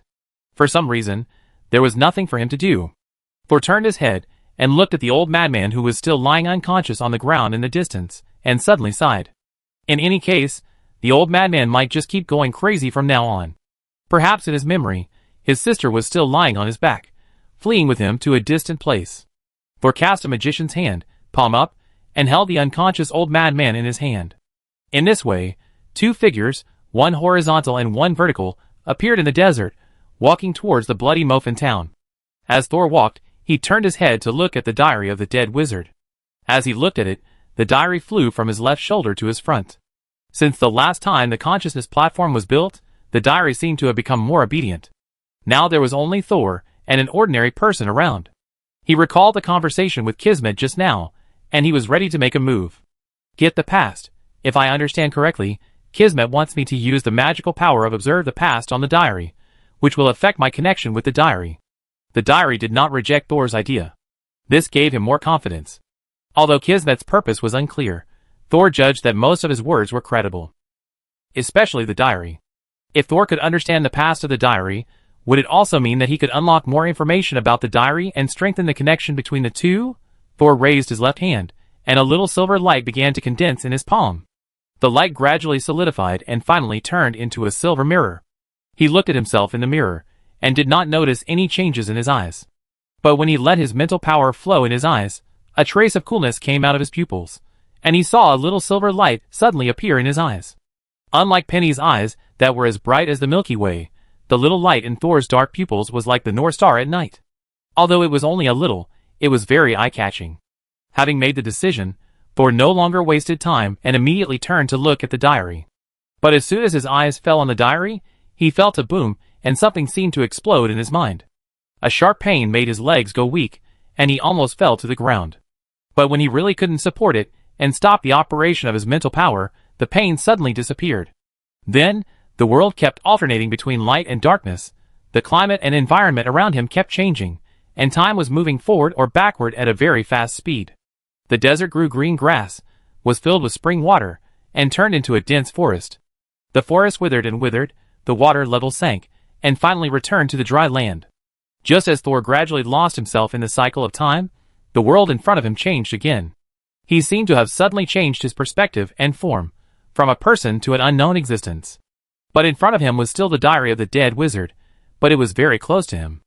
It was like a severely myopic patient without glasses, who could only get less than 10 centimeters away from the paper to see the words on it clearly. At this moment, a silver feather pen suddenly fell on the side of his face, and he could vaguely see that the pen was loosely held by a hand. As his fingers exerted force, the tip of the feather pen wrote lines of words on the diary. Soul didn't recognize any of the words on the diary, but when the first word fell, Soul noticed that the picture in the diary had changed. At first, a few birds nesting in the woods suddenly fell from the branches to the ground. Then a deer walking in the woods suddenly fell to the ground with weak knees, then fell sideways, staring blankly at the air. Another line of words fell. Foresaw that the town, which was once bustling, suddenly became quiet. People walking on the road, cooking at home, and working in shops all fell to the ground. Their eyes were still open, looking in the direction they were looking when they fell to the ground, and the expressions on their faces that remained a second ago had not disappeared. Whether they were happy or sad, or indifferent before, they all became portraits at this moment. The feather pen did not stop, it continued to write. Then the perspective changed again, the mountain collapsed, and the flood flowed back. At one time, the land was barren and the roads were frozen. Finally, the continent split and corpses were everywhere. The diary took Thor's perspective and flew up to the sky. He saw the world was silent. Whether it was living or non-living, everything returned to silence in the end. The light was disappearing bit by bit, and the darkness actually no longer existed. Thor was fascinated and couldn't help asking, "What is this?" Suddenly, a voice without ups and downs sounded from within. "This is death." Thor trembled all over and then stumbled to the ground. Bang! Bang! The first sound was that he didn't react at all and fell to the ground. Fortunately, Thor's skin had been modified and was very tough, so he wouldn't get hurt. The second sound was that he couldn't continue to output magic power. The magician's hand disappeared, and the old man floating in the air also fell to the ground. Thor hadn't recovered yet, so he simply turned over and lay on the ground for a while in a comfortable position. As for the old madman, I think he was used to sleeping on the ground. I just saw the death of a world. Is that the past witnessed by the diary? But thinking of the scene in which the silver feather pin fell first and the world died later, he felt a sense of fear. It seems that the death of the world was caused by the diary. The diary can't be that powerful. If the diary really has such a terrifying power, how could its owner only stop at the 4th level? By the way, this information was speculated by Ralph, and it is probably misled by Kismet. What level of existence is the diary, and why did it choose me as its owner? Thor thought of this, and subconsciously looked over his left shoulder. In an instant, he climbed up, and finally showed a look of panic on his face. "Where is my diary?" Chapter 280. Where's my diary? Where's my big red hardcover book? Thor felt himself breaking out in a cold sweat, with a tingling stiffness running from the soles of his feet to the back of his head. Calm down. Thor took a deep breath, letting his violently beating heart and rapid breathing calm down. He closed his eyes, and tried to feel the presence of the diary. It wasn't difficult, and even the moment Thor calmed down, he saw the diary in his body. The red hardcover book floated quietly in his spirit body, and turned lazily the moment Thor looked at it. Have I turned the diary into my locator? In fact, Thor understood the moment he saw the diary in his spirit body, but he was a little unsure because of excitement. After the first level apprentice reaches the standard of magic power and mental power, he can be promoted to the 2nd level by constructing a complete 1st level witchcraft. However, the 2nd level apprentice needs to choose a locator, and recognize the locator both physically and mentally, and can be promoted to the 3rd level apprentice after the magic power reaches the standard. Thor has absorbed a large number of spirits several times, and his magic power has long reached the standard. And his magic talent has also been greatly improved through the transformation of his witch body. Not to mention his mental power that is comparable to that of a formal wizard. Now, he has stabilized his locator, and can study more advanced 2nd level witchcraft. When he successfully solidifies the first 2nd level witchcraft, it means that he has officially become a 3rd level wizard apprentice. The higher the level of witchcraft, the more likely it is that the knowledge it contains will affect or even pollute people. Only by selecting and stabilizing the locator can one access higher level knowledge. Otherwise, only destruction awaits the reckless. After the diary was moved from Thor's left shoulder to his spiritual body, it brought him a strong sense of stability. When Thor meditated, cast spells, or mobilized his spiritual power, he could feel that the vibrations of magic and spiritual power were greatly reduced. In this way, the vibration of spiritual power caused by casting 1st level witchcraft becomes extremely small. And 0th level witchcraft cannot affect my spiritual power at all. Even if I haven't learned the 2nd level magic yet, I'm already stronger than most 2nd level apprentices. After learning the 2nd level magic, my attack and defense will be taken to the next level, and I be among the top 3 apprentices I know. Moreover, if I launch a soul attack, a formal wizard will be defeated if he's careless. He closed his eyes and calmed down. Next, Thor performed several magics that he was proficient in one by one, confirming that his mental power fluctuations seemed to be smaller than those of ordinary 3rd level apprentices. In the past that I can see, the power of the diary is much stronger than it is now. It seems that it has sealed a lot of abilities now. But it doesn't matter. It is best for me to unlock it bit by bit. Otherwise, the diary is the most dangerous existence for me. That world of death may represent the strongest combat power of the diary, but such power, even if you have it, it is difficult to control it. Thor still has self-knowledge. He does not envy the power that can destroy the world. He just wants to walk steadily on the road under his feet. After resting for a few minutes and clearing his mind, Thor stood up and used the magician's hand again to lift up the old madman beside him. At the same time, he took out a pen and paper from his pocket, ready to use the time on the way back to continue studying witchcraft. The conversation with Kismet not only made him understand the diary better, but also made him want to become stronger. Although Kismet called him master, he was not soft-hearted when he took action. According to him, in order to strengthen the connection between Thor and the diary, he didn't mind pushing Thor into danger himself. Even if Thor had a diary that could predict the crisis of death, the only thing that could truly solve and avoid the crisis was his own strength. The sky had completely cleared up, and the bloody night was finally over. Sol did not meet Kira again on the way back. The female warrior was obviously more interested in fighting, and I wonder if she caught up with Kismet. But when he returned to the outside of Mofin town, Thor met people from the Principality of Kerma. They had surrounded the entire town, but no one entered the town, and even stood 100 meters away from the town. Some soldiers held special bows and arrows, the tops of which were burning. The burning arrows flew off the strings and landed accurately in Mofin town, setting off a large flame. There was also the power of witchcraft here. Several people dressed as wizards were arguing with crystal balls, astrolabes, and other witchcraft props, as if they were confirming something. Not far behind the wizards, a carriage was parked. The driver with a small mushroom on his head squatted on the ground pitifully, holding a pottery jar in his arms. It was one of the wizards, who first noticed Thor. He saw Thor approaching slowly, and his eyes were alert. But before he could say anything, the driver squatting on the ground jumped up. "Sir!" The driver grinned, showing quite neat teeth. Hearing the driver's address, the arguing wizards immediately changed their expressions, and their faces were full of smiles, expressing the most sincere welcome to Thor's return. Thor had no intention of greeting the wizards of the Principality of Kerma. Most of them seemed to be only second-level apprentices, and only the leader had the strength of a third-level apprentice. He nodded to those people, and walked straight to the driver.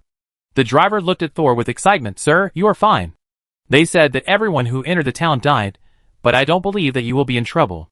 The little mushroom on the driver's head was shaking. The mushroom in the pottery jar in his hand was shaking at the same frequency. "Have you been waiting outside?" Thor asked with a smile. "Yes, sir. Later, other people came here, and I hid in the woods, pretending to be a mushroom. They really ignored me." Thor was amused and thought, it may be that Billy and Angela were focused on the town when they came here, so they didn't notice the driver hiding in the woods. Of course, it is also possible that they found the driver, but didn't intend to pay attention to him. "Did you see a male wizard leave the town here?" Thor wanted to know if Billy left alive. The driver shook his head. "I hid far away, and didn't dare to look closely. But later, a wizard did leave from the woods. I don't know whether he came out of the town. Then, people from the Principality of Kema came. They found me, and sent a maid." "People from the Principality of Kema sent you a maid?" Sol frowned slightly. "What maid?" "She's in the carriage." Just as he heard the driver's words, the door of the carriage behind him suddenly opened. Sol turned his head, and saw a doll in a black and white maid outfit sitting in the carriage, smiling and winking at him. "Aren't you Wright's maid, doll?" There was no one else in the car, and Thor immediately looked around, looking for Wright. No need to look, Wright has already entered the town, probably dead. This voice? Mrs. Eula? Thor turned his head sharply, his neck almost broken by him. The smile on the puppet's face suddenly disappeared. "I'm not Eula, I'm Winnie, don't call me Eula." The puppet turned his face, and stopped looking at Thor. The carriage door also slammed shut. Thor looked at the driver blankly, and found that the driver gave him the same expression. Several wizards from the Principality of Kerma have been secretly observing Thor's movements. Seeing Thor, who was confused, one of them came over awkwardly. "Hello, I am Bree, the court wizard of the Principality of Kerma, a third-level wizard apprentice. Our Grand Duke was a little rude to the lady in the carriage just now. I hope you don't mind." Thor suddenly realized. Although the tower owner has always called her Eula, she named herself Vinnie. A name that has nothing to do with Eula. Now that I think about it, the only person who recognizes Eula's identity may be Gorza. So who is Eula, and how was she created? I'm afraid only the owner of the wizard tower knows. Chapter 281. The wizards of the Principality of Kerma were very polite to Thor. It was unknown whether it was because of the power of the wizard tower behind him, or other reasons. Because Eula lost his temper and locked himself in a single carriage, they invited Thor to temporarily enter their carriage to rest. But Thor was only one step away from becoming a third-level apprentice, and he had no intention of entertaining others. "Thank you, but no, can you tell me what happened?" But Bree was a little hesitant. At this moment, a bird cry was heard in the sky, and almost everyone raised their chins and looked up at the sky. Not long after, a huge dark brown eagle-like bird fell from the sky. It still hovered for a moment, about 10 meters above the ground. The person on the bird's back did not get off, but stuck his head out and said to Thor on the ground, "That guy ran away again. Do you know where he will go?" Thor shook his head. Kira pouted, "What is this killer Kismet doing in the western continent? It's like a vulture smelling blood, so annoying." "So you know his name?" Sol complained in his heart, "Then why do you call me Silver Hair? Kismet must be mad at you." She asked Thor again, "Why are you with him?" "After I escaped from the town." Bang! The carriage door was pushed open again and hit the frame hard. "This is our wizard tower's business. You don't have to care about it." Mrs. Euler was still in the puppet body. Although she could only blink and move her mouth, and her facial expression was stiff, the coldness around her still made people around her clearly feel her anger. Only Kira dared to confront her. The dozen princesses who entered this town through the marriage of Nas have now been killed. I will naturally ask Thor for clarification. Even if Gorza is here, he won't say anything. If you dare to jump around again, I will chop your shell off. Now Eula was so angry that the joints all over her body made terrible creaking sounds. But she really didn't say anything else. The power of a second-level formal wizard is not a joke. Thor quickly told what he had experienced after entering the town. The court wizards of the Principality of Kerma were also terrified. The wizard tower actually lost a second-level apprentice and 2 third-level apprentices in it this time. Fortunately, they waited until Grand Duke Kira came to pick them up in the town. If someone was impatient and rushed here last night, I'm afraid they would also become a part of this bloody town. But after hearing the end, they began to question the unclear parts of Thor's explanation. "Sir Thor, since that little girl named Penny tricked others into dying, why would she be willing to send you out?" the court wizard Bree asked. His expression was still respectful, but the suspicion in his tone was also very obvious. Thor was not angry. He knew that normal people would feel suspicious. "First, I have seen that the so-called escape passage is actually a trap. She can't trick me. And second, I reached an agreement with her in exchange for freedom."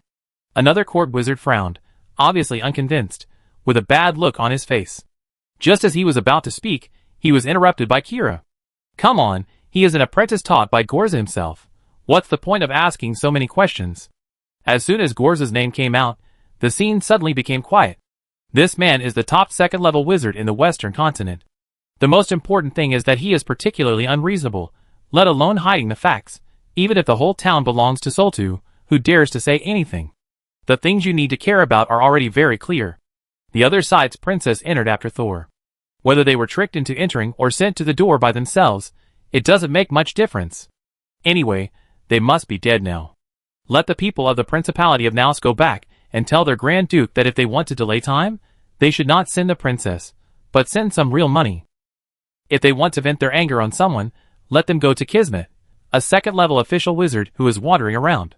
Kira looked at Thor again, obviously knowing that he was hiding something.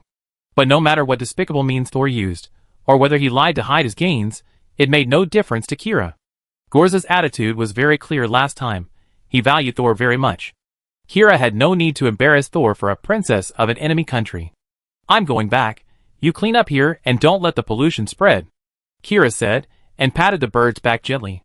The giant bird cried again, flapped its wings and flew away from Mofin Town. The rest of the people looked at Thor with some fear in their eyes. What they feared was not Thor, but Gorza behind him. The first wizard to speak, Bree, now stood opposite Thor, feeling uncomfortable as if countless bugs were crawling on his body. "If there is nothing else, I will leave first." Thor still kept smiling and said goodbye to the people of the Principality of Kerma. The atmosphere on the other side suddenly became much more relaxed, and the people present wanted to applaud and say goodbye. In order to ease the relationship, the wizard Bree took the initiative to offer a more luxurious carriage to Thor. But Thor refused. Thor walked back to the carriage and looked at Mrs. Eula, who was still unhappy. An angry woman is not easy to mess with. He put away his momentum and asked respectfully, "Winnie, shall we go back now? I still want to explain the details of the town to you." Thor's subtext: some things cannot be told to others, but need to be explained to Eula. The puppet's tight lips suddenly relaxed a lot. She tilted her head slightly and revealed 2 words from her lips: "Come up." Before leaving, Thor entrusted the old madman to Wizard Bree. "I think in order to ease the tension just now, Bree will definitely take good care of the old madman. Although he may not be able to cure his madness, he will definitely have no worries about food and clothing for the rest of his life. Although Thor is higher than Bree in status, he is definitely not as good as the other in handling worldly affairs. He also specifically asked Bree not to give the old madman some fancy things, and let him live as peacefully as possible. Wizard Bree took over the embarrassed old madman from Thor's wizard's hands, and promised to complete the things Thor asked him to do. When Thor turned to leave, he suddenly heard the old madman muttering. The butterfly flew away. Thor paused, and Penny's voice flashed through his mind. He closed his eyes, and when he took another step, his face had regained its calm. Then the carriage started, but it was not back to the wizard tower. They had to go to the Black Castle first to deal with Machi Machi's inheritance. In the car, Thor told Eula in detail about the death of Machi Machi and Angela, and emphasized that it might be difficult for Billy to escape from the town. Madam, did you see Billy escape from outside the city? I saw him. Eula admitted directly, it was because Billy came out that right, and I were near the city gate, so Billy dragged Right into Mofin Town. So Right was dragged to death by Billy? The people of the Principality of Kerma have checked, and there are no survivors in the town. Although the blood and flesh pollution in the town is now confined within the city walls, it will soon spread if it is not handled carefully, and then a huge bloody panic will be set off. It is not surprising that a curse that even a third-level wizard apprentice cannot escape can destroy a large town. So when Thor and his friends left, the people of the Principality of Kerma were still busy. Did Billy escape?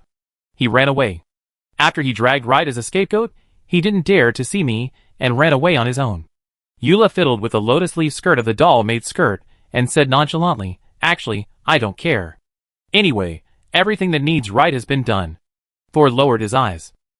He had also encountered such things as pulling someone to be a scapegoat, and escaping himself. If he had not been vigilant, and prepared a means of counterattack in advance, he would not know whether he could sit in a carriage today. The wizarding world is basically like this, either pursuing knowledge or pursuing interests. Those who pursue knowledge can die for knowledge, and those who pursue interests can let others die for interests. Chapter 282. Soul mourned for Light for 3 seconds, then asked, how did the lady stay in Light Trainer's body? Didn't you tell me that Light might be controlled by the people on the land boat? So I came out to meet Light, and the people on the land boat, and confiscated the good things they prepared openly and secretly. If they dare to reach into the wizard tower, don't blame me for chopping off their arms. Light probably didn't expect that what was originally a cool plot of Infernal Affairs counterattack would end with his death in an accident. Sure enough, even for a third-level apprentice, this world is extremely dangerous. You haven't told me why Penny let you out? Because? She is a nightmare butterfly. I have one of her cocoons in my hand. Nightmare butterfly? Eula's face showed a little confusion. She didn't know about the nightmare butterfly? This shouldn't be. As a spirit studying dark attributes, logically, she should have heard of the nightmare butterfly. After all, his current main project is resurrection, a field of knowledge that is highly related to conscious spirits. I don't know the specific meaning and attributes of the nightmare butterfly, but I know that it can change a person's perception of himself and the world. Haywood must know something about this, so Thor couldn't pretend that he didn't know anything. Oh! Eula was really interested. Will you sell this thing? Thor was very calm and shook his head gently. It's not that I don't want to sell it, but I can't sell it now. Eula frowned. Is it the condition for you to leave that town? Go on. What agreement did you reach? Thor just looked at Eula in silence. Eula looked a little irritated. She leaned back. If you sign any unfavorable treaty, the worst that can happen is that you go back and tell Gorza. He always has some strange ways. She sat there quietly with her arms folded for a while, then suddenly looked up and asked again, how did you end up in that town? I was originally going to Mobay City, and when I passed by here I thought of my friends, and then I found out that they... Is that the lunatic you brought back? Sol was silent for a moment, but shook his head and said, no, he is my friend's neighbor. The carriage moved forward in silence, because they were not in a hurry, and it was already past noon when the group arrived at the Black Castle near Mobay City. However, when Thor arrived at the Black Castle, he found that the slender castle in front of him seemed to have been weathered overnight, and even the wall paint had fallen off a lot. What is this? Thor stood outside the gate of the Black Castle, and the eyes that originally grew on the door disappeared. There is a vine in the Black Castle, which was raised by Machamochi and also stored his spiritual power. Now that Machamochi is dead, it can't survive. Eula went straight forward and pushed open the gate of the Black Castle, and walked in along the narrow porch. Even the magnificent hall became dark, as if it had died along with its former owner. Eula was more familiar with this place, and she led Sol down to an underground wine cellar. Although it was called a wine cellar, there was no smell of wine inside, and it smelled more like something rotten. Eula and Sol walked to the end of the wine cellar, and pushed open another secret passage. This time the entrance did not have neat stone steps, but a complete dirt road. Eula stepped down, and the slightly damp soil almost covered her shoe surface. She seemed to want to frown, but the doll's face couldn't make so many expressions. Thor followed behind, observing the surroundings carefully. This was a place he had never set foot on in the 2 times he came here. When he breathed, he seemed to feel tiny water droplets in the air, entering his lungs through his nasal cavity. It was damp and stuffy. This passage was also narrow and long like the Black Castle. Thor and Eula walked in it like 2 moles digging holes. After going down for dozens of meters, something other than soil finally appeared in the cave. There were a few white mushrooms dotted around the corners of the tunnel, which looked familiar. After that, the downward passage began to become flat. A huge black shadow blocked the 2 of them. It was the root system of the vines, and the larger and thicker roots were still buried deep in the soil. The Black Castle needs a temporary owner now, otherwise the castle above will collapse soon. Eula's fingertips were glowing, illuminating the dark cave.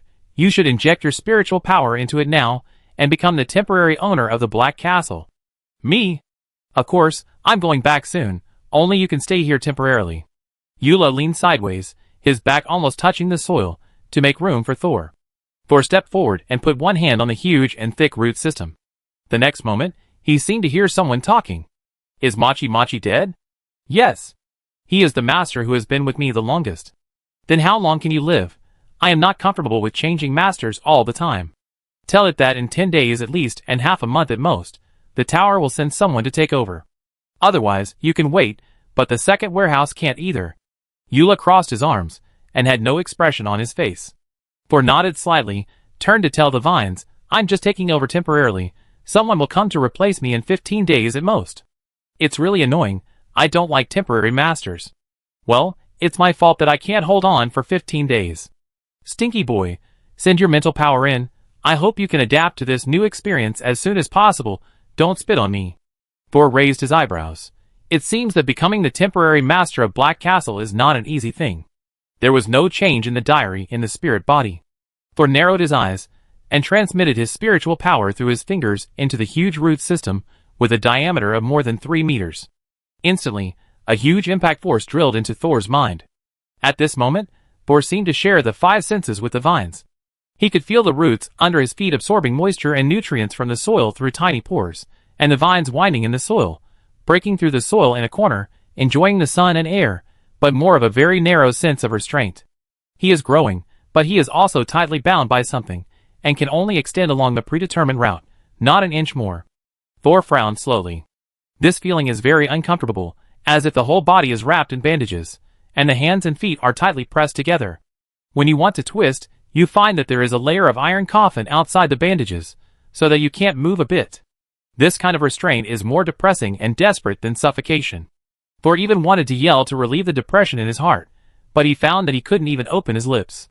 Not done yet? Eula asked in confusion. Sol opened his eyes instantly, and the cells around him were finally freed. The tight feeling of restraint also faded.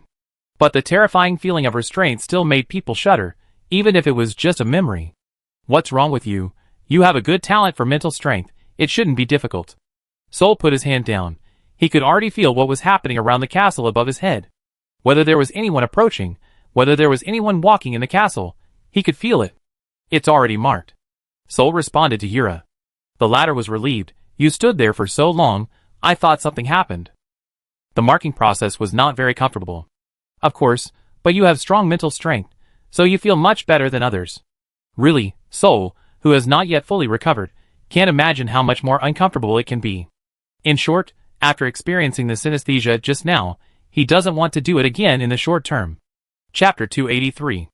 As Thor's spirit marked the vine successfully, everything around him slowly came to life. The vine stretched its roots obediently, and continued to dig deep into the soil. The moisture in the underground passage began to slowly decrease. A small white mushroom even emerged under Thor's right foot. It seems that this elder vine still recognizes you. I can feel that the Black Castle is recovering quickly. Eula looked up. Okay, let's leave here. It's too humid here. I think the joints of this body are going to grow hair. Thor was still observing the changes around him, and upon hearing that, he slowly followed Eula. This vine planted under the Black Castle is really magical. When Thor began to move away from the roots, He could feel that the rhizome in the soil suddenly grew a very active rhizome, following his footsteps. Every time his foot landed on the ground, it was as if he was touching the rhizome below through a thin layer of soil. Thor found it very interesting, and he raised his right hand and stretched it toward the wall on one side. Then he immediately felt that the root system split into two, one of which quickly and excitedly extended upwards. When Thor's palm touched the soil on the side, a small tip suddenly emerged and gently clapped with him. Wow! Thor found it interesting and immediately raised his left hand and stretched it towards the wall on the other side. The rhizome underground split again and grew faster to the inside of the soil touched by Thor's left hand. The palm and the root system were once again in contact. Heh! Thor finally couldn't help laughing. Eula, who was walking in front, looked back in confusion, and the puppet's head turned directly to the back. What are you doing? Thor realized that his actions just now were a bit childish. Especially to outsiders, it looked like she was just laughing foolishly. Ahem. He awkwardly withdrew his hands, and secretly rubbed off the dirt on his fingertips. I'm just feeling the changes in the vines. I'm definitely not playing with the root system. Eula looked at Thor suspiciously, and turned her head away after a few seconds. Her neck joints made a sound similar to the friction of wood. It seemed that she really had hair. The two of them left the underground cave, walked out of the wine cellar, and closed the secret door. At this time, Thor lost contact with the root system underground. However, after Thor and Eula left, the roots that had been growing quietly underground suddenly trembled with difficulty and weakness. Who is he? Why can't a mental connection attach to my entire body? The weak voice no longer had the impatience it had just had when talking to Thor. It was filled with a slight tremor, just as it trembled slightly on the outside. And who are you? What did that boy leave inside me? No one responded. The doll that contains the spirit of Eula has a real problem. And it's not just growing hair. Eula's movements are becoming slower. I go back now. I hire your driver. Eula quickened her pace, but her hip joints began to make strange noises. Winnie, are you okay? Is there anything I can do? Nothing, it's just that there's something in this doll's body that I didn't expect. I have to go back and clean it up. You don't have to see me off. After saying that, Eula pushed open the gate of the Black Castle and rushed out like the wind. Outside the gate, the driver was still waiting. He was just squatting on the ground, looking at the weeds on the roadside. Suddenly, he felt another gust of wind blowing into the carriage, followed by a sound like phlegm. Go back to the tower.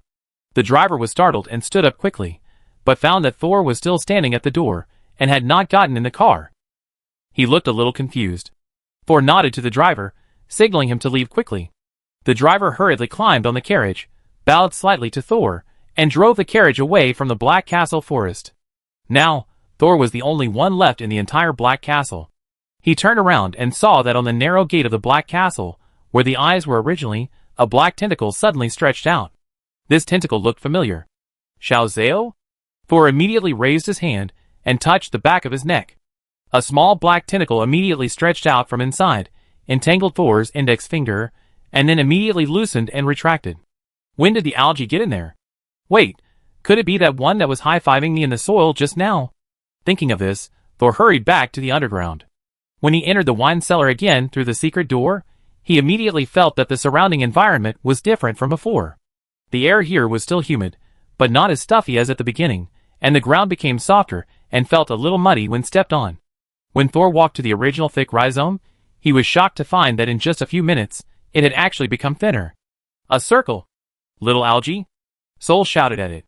No, I'm not, but if you mean the black tentacle that took root in my body, I think it's responding to you. As soon as the low voice fell, several black tentacles suddenly grew under the soil around Soul. He seemed to be back in the abandoned underground laboratory under the wizard tower. The closed basement with corpses floating on the surface, and tentacles that could stretch out as thick as a man's embrace. Soul lowered his head and raised his foot to stomp again. The stickiness became more obvious, and the soles of my feet would sink slightly when I stepped on them. It really looked more and more like a swamp. Why did the algae transfer to your body? Wasn't it you who did it? Just now, when you and I established a spiritual connection. Woo! Wait, is this big guy crying?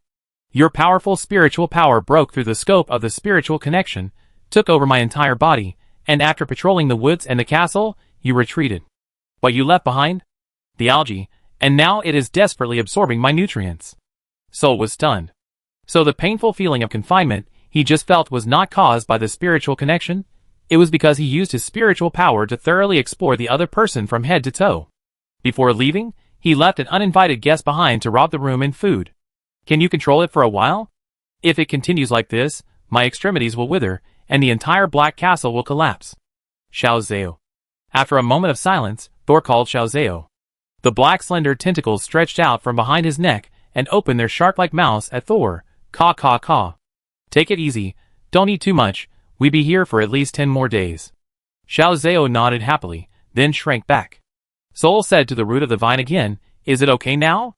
Thank you for your generosity, and finally apologize for my rudeness when we just met. It's okay. Soul left the vine in place. It seems that because of the change of owner, the atmosphere inside the Black Castle is also a little different, and those tall and thin buildings are gradually becoming less deformed. It was more in line with Thor's aesthetics. He did not look for Machamochi's room, but entered a guest room at random, and sat down on a thin and long bed that looked like a coffin. It would take at least 10 days to get here by carriage. During this time, I will be the only one here. Thor thought of the bag of mashung fruit that he had finally taken out from Mofin Town. In fact, there is no need to go back to the tower. I can completely rebuild a consciousness platform array here. Now, this is my territory. Chapter 284. 2 days later, Thor requisitioned the experimental tools and some magic crystals left by Machamochi, and finally completed the construction of the consciousness platform array in the laboratory of Black Castle. Next, Thor walked to another experimental table across the room, leaned down, and aligned his sight with a distillation container on the table. A spherical flask at the other end of the container was constantly bubbling under the burning of witchcraft flames, and at the other end was a conical beaker, which had accumulated a thin layer of dark gray solution. The dosage is enough. However, the purification method is relatively primitive, and it may not improve the effect of the mood-stabilizing medicine. But there are not many fruits in hand, and using too radical methods will also worry about causing unnecessary losses. The experiment of refining the solution of the grinding sound fruit is different from the object transformation experiment. Even if the experiment fails, it will not bring life-threatening danger. The diary will not help Thor. Even if Thor threatens the diary to hang himself if his experiment fails, it will be useless. The diary knows that he will not do that. And Xiaozhao couldn't help in this experiment. It was obviously an Earth-attributed demonic creature, but it was more sensitive to spirits. So after thinking about it, Thor chose a more conservative experimental plan. But in order to increase the purity as much as possible, he had to extend the experimental time to ensure the accuracy of each step of the experiment. And he was not idle during the 2 days of waiting. There were some witchcraft learning notes in Machamochi's study, although those valuable ones were locked up by him with witchcraft. But because he was the original owner of the Black Castle, the study was not open to outsiders, so Machi casually placed the books that could be borrowed in the tower on the bookshelf. At the same time, because Machi also majored in dark attributes, his bookshelf happened to have the second-level witchcraft that Thor needed now. There were 2 books in total, and Thor immediately chose one of them to study after a brief struggle. Second-level witchcraft, Touch of Abuse. It was just an upgraded version of the first-level witchcraft Frost Touch that Thor had already mastered. Thor chose another tentacle-shaped magic not because he liked tentacles so much, but mainly because he had a small algae on his body.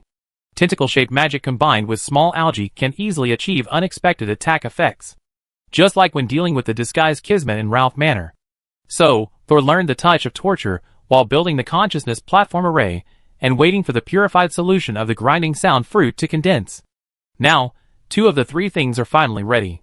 Thor removed the magic crystal, stopped the flame, and cut off the connecting tube between the 2 beakers. Finally, he carefully poured the solution in the conical beaker into the test tube. The dark gray solution began to turn black after entering the test tube. It was obvious that the 2 pure moshing fruit extract began an inevitable oxidation reaction after contacting the air. Thor took a few quick steps and entered the magic circle with the test tube. He took a deep breath, stood in the center of the magic circle, and took a dose of Heart Guardian again before swallowing the moshing fruit extract in the test tube. The moment the extract entered his mouth, Thor felt as if he had swallowed an ice cube.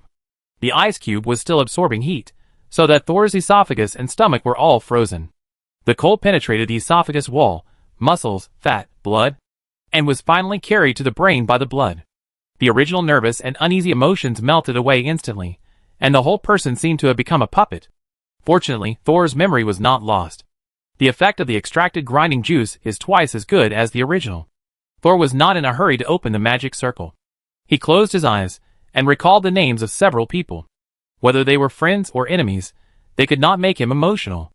After a moment, he opened his eyes, turned his magic power and mental power, and everything in the room froze instantly. The smoke and dust stopped floating, and the rustling sounds in the wall were all quiet. The next second, the world shattered like a mirror, revealing the strange starry sky behind. Under his feet was a gray rock-like round platform, on which was engraved the magic circle drawn by Thor himself. All around was a quiet darkness, with countless stars twinkling. It seemed no different from the last time he entered the consciousness platform, but when Thor raised his right hand, a crimson hardcover book immediately appeared in his palm. The diary floated 5 centimeters above his hand, and opened as Thor wished. The first page was still a golden page, but there was no reaction. As expected, a third-level apprentice cannot use golden pages. In the diary history I have seen, golden pages have not appeared.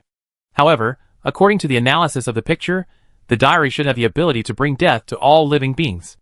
The golden page should have a similar ability. Now that his emotions were suppressed, Thor did not feel disappointed. He calmly turned the diary to the front half of the white pages, and compared the handwriting he had seen in the past with the handwriting he did not recognize on the pages. Saul did not know how long the words in the diary could last, but when he read dozens of white pages with different handwritings, he did not find the words similar to those in his memory. The first possibility is that the words that are too old will be overwritten. In this case, the operating principle of the diary is like a surveillance video, and the old video will be overwritten by the new video. The second possibility is that my level is still not high enough, and the diary will not show the text at that time. Soul still did not feel disappointed, and then turned the diary to the black page part. Every time a black page was turned, Soul flicked his finger lightly, and the black page flew out directly. The 3 pages fell on the stone platform and turned into Agu, Morton and Herman. Master! Master! Master! Among the 3, Herman shouted the loudest and most firmly. Ever since Soul helped Herman, who was on the verge of collapse, replenish his soul energy last time, this guy has stood firmly behind Soul. Even though he has regained consciousness, he still has no hesitation. This makes Agu and Morton, who are half a beat slower, look less active. Herman has complete control, Morton has 70%, and Agu has just passed half. Soul calculated in his mind, and his face still had no expression. He asked the 3 to wait for a while, and looked at the 4th black page. Last time, this black page was still incomplete, but after absorbing the vengeful spirit hidden in Angela's left hand in Mofin Town, it became complete. I wonder what the spirit consciousness summoned by this complete page will look like now. He raised his chin, motioning the 3 spirits to stand beside him, and then raised his hand to flick the 4th black page away. However, after the black page fell to the ground, it turned into a figure that Thor had never expected. It became Angela. The 14-year-old girl had lively eyes, a slender figure, and a small chest that was quite large. The only thing that was not coordinated was that she had 6 arms. Master. I don't know if she heard the other 3 people calling her Master, but as soon as the girl appeared, she followed suit and called him Master. She held her cheeks with both hands, twisted a strand of hair with both hands, and shyly pulled the corners of her clothes with both hands. It was like a whole process of the movements of a cute girl. Chapter 285. Who are you, Angela, the ghost hand or the original half-body woman? Soul stared at Angela with 6 hands, always preventing her from attacking. But the 6-handed Angela on the opposite side stood still, facing Thor's subtle temptation with a deep fear. She was more afraid of Thor than the other 3 spirits. Master, I am more of a fusion body now. Currently, the consciousness of the broken hand is the main one. Being watched by the expressionless Thor, Angela's hands gradually became stiff, and finally they obediently circled around the sides of her torso. You originally had a spirit with a completely chaotic consciousness, but her energy was very strong and special. The most amazing thing is that the sources that caused her pollution and chaos have now disappeared. Of course, this also caused part of her consciousness to disappear completely, so I, who was not as powerful as her, have now become the main consciousness. Then what's the matter with your Angela's appearance? Soul continued to ask. The girl on the other side rubbed her hands nervously. I stayed in Angela's body for a long time, and I was also affected by part of her consciousness. And I also like her appearance, thinking that the master might like it.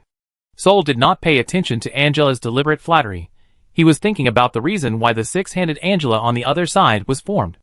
Among the 4 existing spirits in the diary, Agu and Herman are in the form of normal people. Morton and Angela, one has more than a dozen legs from different people, and the other has 6 hands. They are all the collection of multiple soul consciousnesses, which seem to be forcibly blended together by the diary. The most powerful thing about the diary is that while integrating the consciousness of the spirit body, it removes the pollution inside. What if the diary targets the spirit body of a living person? Can the diary do the same thing for the wizard who is about to collapse and alienate because of learning? After thinking about it, Thor shook his head and denied his previous idea. The diary does not reverse the pollution, but removes it bluntly. If this method is used on a living person, even if his life can be saved, it may also make the other person's soul incomplete. This method cannot be used indiscriminately. Soul temporarily sealed this idea and continued to check the status of 6-handed Angela. Since you are now mixing the consciousness of 3 people at the same time, do you also have the memories of 3 people at the same time? Not all of them. Angela explored the memories in her mind, which gave her a headache. The original chaotic consciousness only has a small amount of memory, and it is hidden in the deepest part of this consciousness. When I want to recall it, I will feel pain and anger. Who did the incomplete consciousness pulled out of Ralph's laboratory belong to? This matter can no longer be traced. All the people related to Ralph and the Bloodthorn family have been wiped out. Even the soul cannot be found. You don't need to recall the memory deep in the consciousness.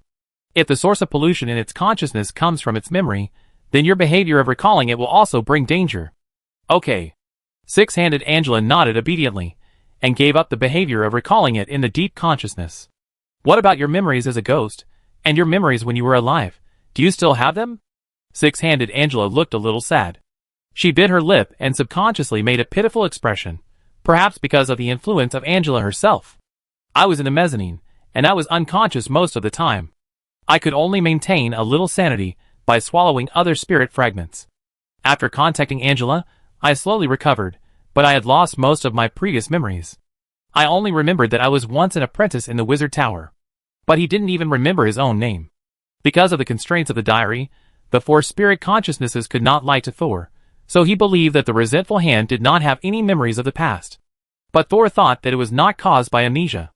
The other party appeared in the form of a hand, and the other parts were probably swallowed by other spirits. What about Angela? How much consciousness does she have left? Only a little bit of memory, probably related to her family. As for the memories in the Wizard Tower, they are not so clear. But she doesn't need the memories of the Wizard Tower. Whether it is the laboratory of Teacher Kaz or other places, the ghost hand is much more familiar than her. You have just merged the consciousness of 3 people. If there are other changes in the future, remember to tell me in time. Soul also told the other 3 people this. Now it's different from the past. In the past, you couldn't observe the outside world, and you couldn't speak actively, but starting today, I will open the permission to observe the outside world at the right time. If you have any emergencies that need to be told to me in the future, you can directly present them in the diary. This ability was unlocked by Thor after he entered the consciousness platform this time. Or discovered. In fact, after the diary became his locator, the connection between the two became more stable, so what he knew and felt could be clearly transmitted to the inside of the diary. Soul did not need to expend mental energy to reproduce it in his mind, and the consciousness bodies could receive information from the outside world. At the same time, the diary and the spirit body transmitted information to him faster. Although it is still presented in the form of text, Thor's reading speed is faster. Those words are like being directly printed in Thor's consciousness, no longer restricted by the eyes and brain, and the speed of handling accidents is naturally greatly improved. The communication between Thor and the 4 spirits is also faster. In this way, 3 now 4. The consciousness of the 4 spirits has successfully evolved from the original encyclopedia to intelligent voice, with a lot more initiative. Hearing Thor's words, the 3 people were also happy. They usually don't feel uncomfortable staying in the black pages. It's more like sleeping to save energy. But the feeling of closing your eyes and opening them again, and a few months have passed outside is not good. It's as if they have been abandoned by the world. Now that they have the ability to observe the outside world, they naturally have more freedom. The 4 people hurriedly saluted respectfully. Although 6-handed Angela didn't understand it yet, it didn't prevent her from acting according to the situation. After that, Thor asked Angela to come closer. Angela didn't know what would happen, and she was a little uneasy, but she didn't hesitate at Thor's order and walked over quickly. Thor looked at the familiar yet strange girl in front of him and thought, this person has the habit of observing the words and expressions of the original Angela, But she is more decisive and brave than her. If she was the former Angela, she might not have come to this point today. Although the two look exactly the same, she still needs to be distinguished from Angela. Can your current appearance still be changed? Once you decide you can't. Six-handed Angela fluttered her big eyes. Don't you like this look? Her 6 hands began to tangle there again, breaking the pitiful atmosphere originally created by her cute face. Sol was not disappointed when he heard this.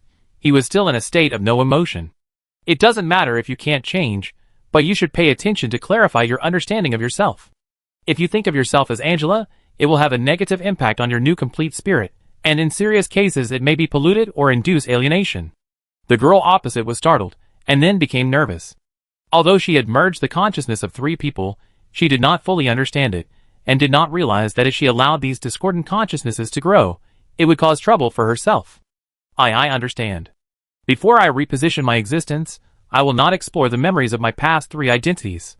Six-handed Angela hurriedly said, Master, please give me a new name. Chapter 286. Six-handed Angela asked Thor to give her a new name as her new identity. But Thor was not interested in naming others in his current state. He directly refused. Your own identity, you define it yourself. The girl began to struggle again. No hurry.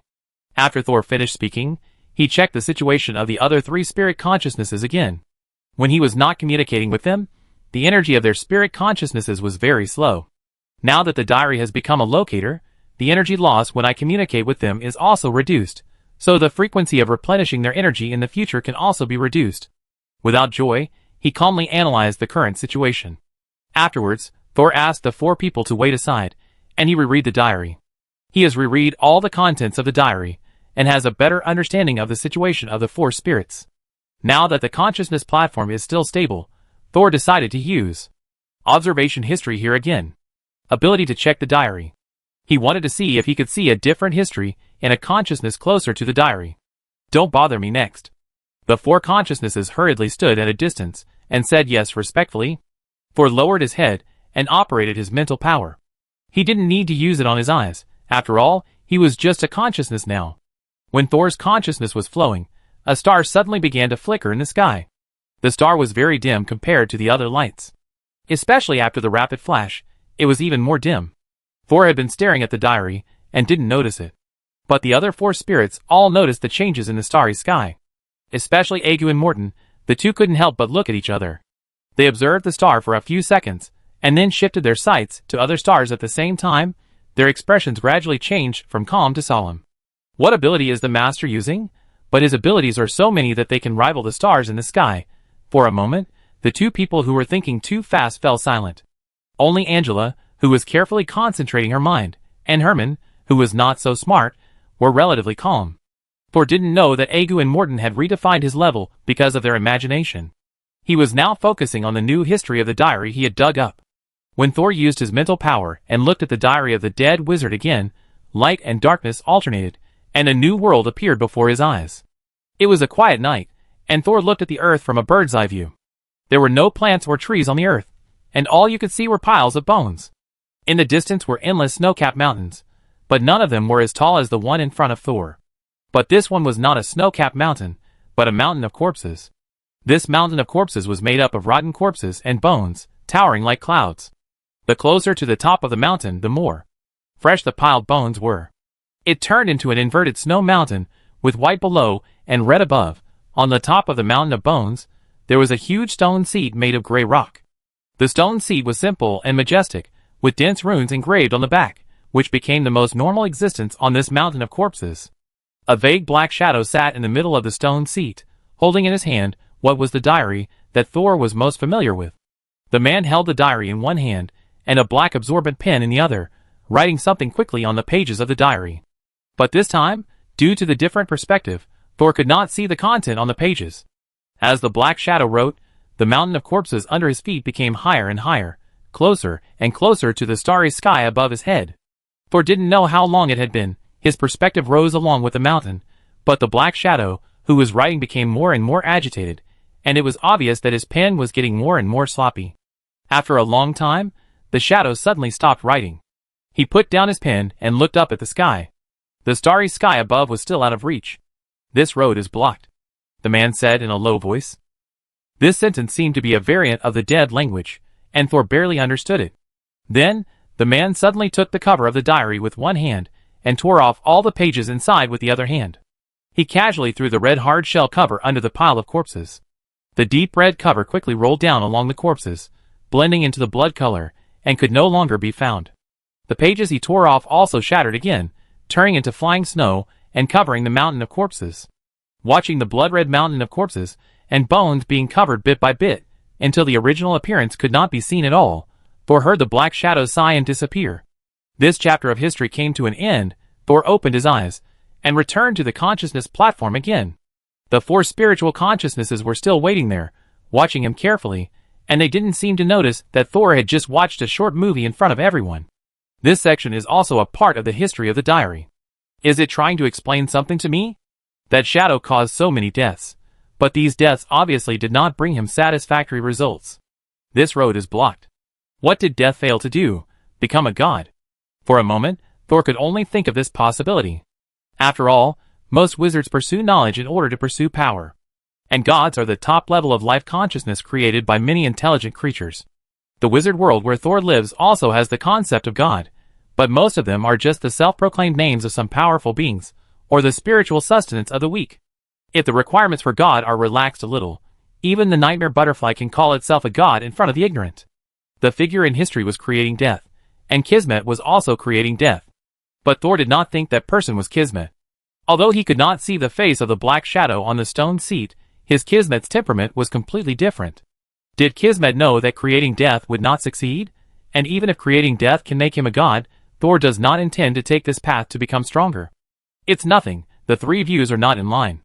In this world with spiritual power and consciousness, if what you do is inconsistent with your three views, it is not just a simple matter of inner uneasiness.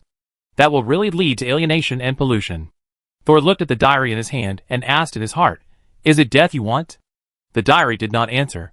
Thor asked himself and answered, "No." He smiled slightly. "That's not what I want. Whether this road is blocked or not, I have my own way, and I don't want death." Just when Thor thought of this, the Death Wizard's diary floating above his right hand suddenly began to flip quickly. After turning over the golden pages, the white pages filled with words Thor didn't recognize began to shatter one by one. Just as shown in the historical paragraph of the diary, the white pages shattered into powder, flew into the dark starry sky above, and finally disappeared. The others looked up at the fragments that flew into the sky and disappeared, each with a bewildered look. Only Thor looked calm, although he felt a little disappointed. He knew that this meant that he might have lost the legacy that the previous owner of the diary had left him forever, but he did not sigh at this time. "That's not my path," he told himself. Although the four people around him did not know what happened, looking at Thor in front of them, they seemed to think that this owner had undergone a transformation. Now that the locator is ready, the third level is just a matter of witchcraft. I have abandoned the path of my predecessor, but my own path is not particularly clear now. However, I am only a third-level apprentice, so I am not in a hurry. Soul slowly gathered his thoughts. He felt that the ability of observing history had become extremely weak and could no longer be used on the diary. And the next object to be used cannot be too powerful or too complicated, and must be one that Soul is familiar with. Soul raised his eyebrows. Xiao Zhao. Is it okay? Chapter 287. Soul decided on the last applicable object of observation history, but because Xiao could not enter his consciousness platform, he did not rush to operate this step. Soul put away the diary and walked towards the four consciousness bodies, who were still in a daze. As he moved, the platform under his feet also changed its shape. It gradually changed from the original gray round stone platform. The color, material, and shape are all different from the original. The ground under his feet became a light-colored marble tile with patterns. One of the ground extended upwards, quickly forming a black flat plate. One side of the flat plate was very smooth, clearly reflecting the appearance of several consciousnesses. The four people looked at the flat plate in front of them, not knowing what it was. But Thor knew that it was a screen he had materialized. The next moment, two words appeared on the screen. Resurrection. Thor's clothes also changed in light and shadow. When the change ended, his clothes changed from the most common wizard apprentice robes to a white coat. In my impression, smart people dress like this. He bit his index finger and tapped on the screen. Next, let's study the real business. I am currently focusing on dark attribute witchcraft, soul direction. It is known that future topics will definitely be related to resurrection. When the four people heard the word resurrection, different complex emotions surged in their hearts. These conscious spirits are actually the luckier dead. As undead, how could they not yearn for resurrection? But even if it is simple death, it is a field that only wizards above the 4th level can touch. And there is not a single 4th level wizard in the entire Western continent. The best is only a 3rd level wizard, and he is the kind of 3rd level wizard who has no big power behind him, and can only be powerful in the Western continent. Facing Gorza, who has a powerful family behind him, you have to be careful. Thor gave the four people a few seconds to digest, and then he continued, of course, this topic may not be completed in a lifetime. So this is only our final topic, and other learning and development cannot be relaxed. As Thor spoke, the text on the screen changed. Spirit attack. Thor continued, Spirit attack is the direction I intend to focus on next. After all, this is almost my most powerful means at present, and it is also the most comprehensive witchcraft I have studied. Next, a big bracket appeared after the spirit attack. Two words appeared in the upper part of the bracket. External. For this type of attack, I have two preliminary ideas. One is external. Thor stretched out his two hands. In front of everyone, his hands gradually became transparent. Then, they stretched and transformed from human hands into octopus tentacles. To the outside, I will use my spirit body that can stretch and change as a weapon to directly attack the enemy's soul. The words to the inside appeared on the screen again. Thor looked at the two words, paused for a moment, and then continued, the words to the inside may not be very accurate. I plan to pull the enemy's soul in. What? Agu and Morton exclaimed almost at the same time. Angela, who hadn't come up with a name yet, and Herman, who didn't know much about spirits, looked at it blankly. I've done this before. Thor looked at Morton. It was after I built the consciousness platform that I defeated Mr. Morton, who had become a demon.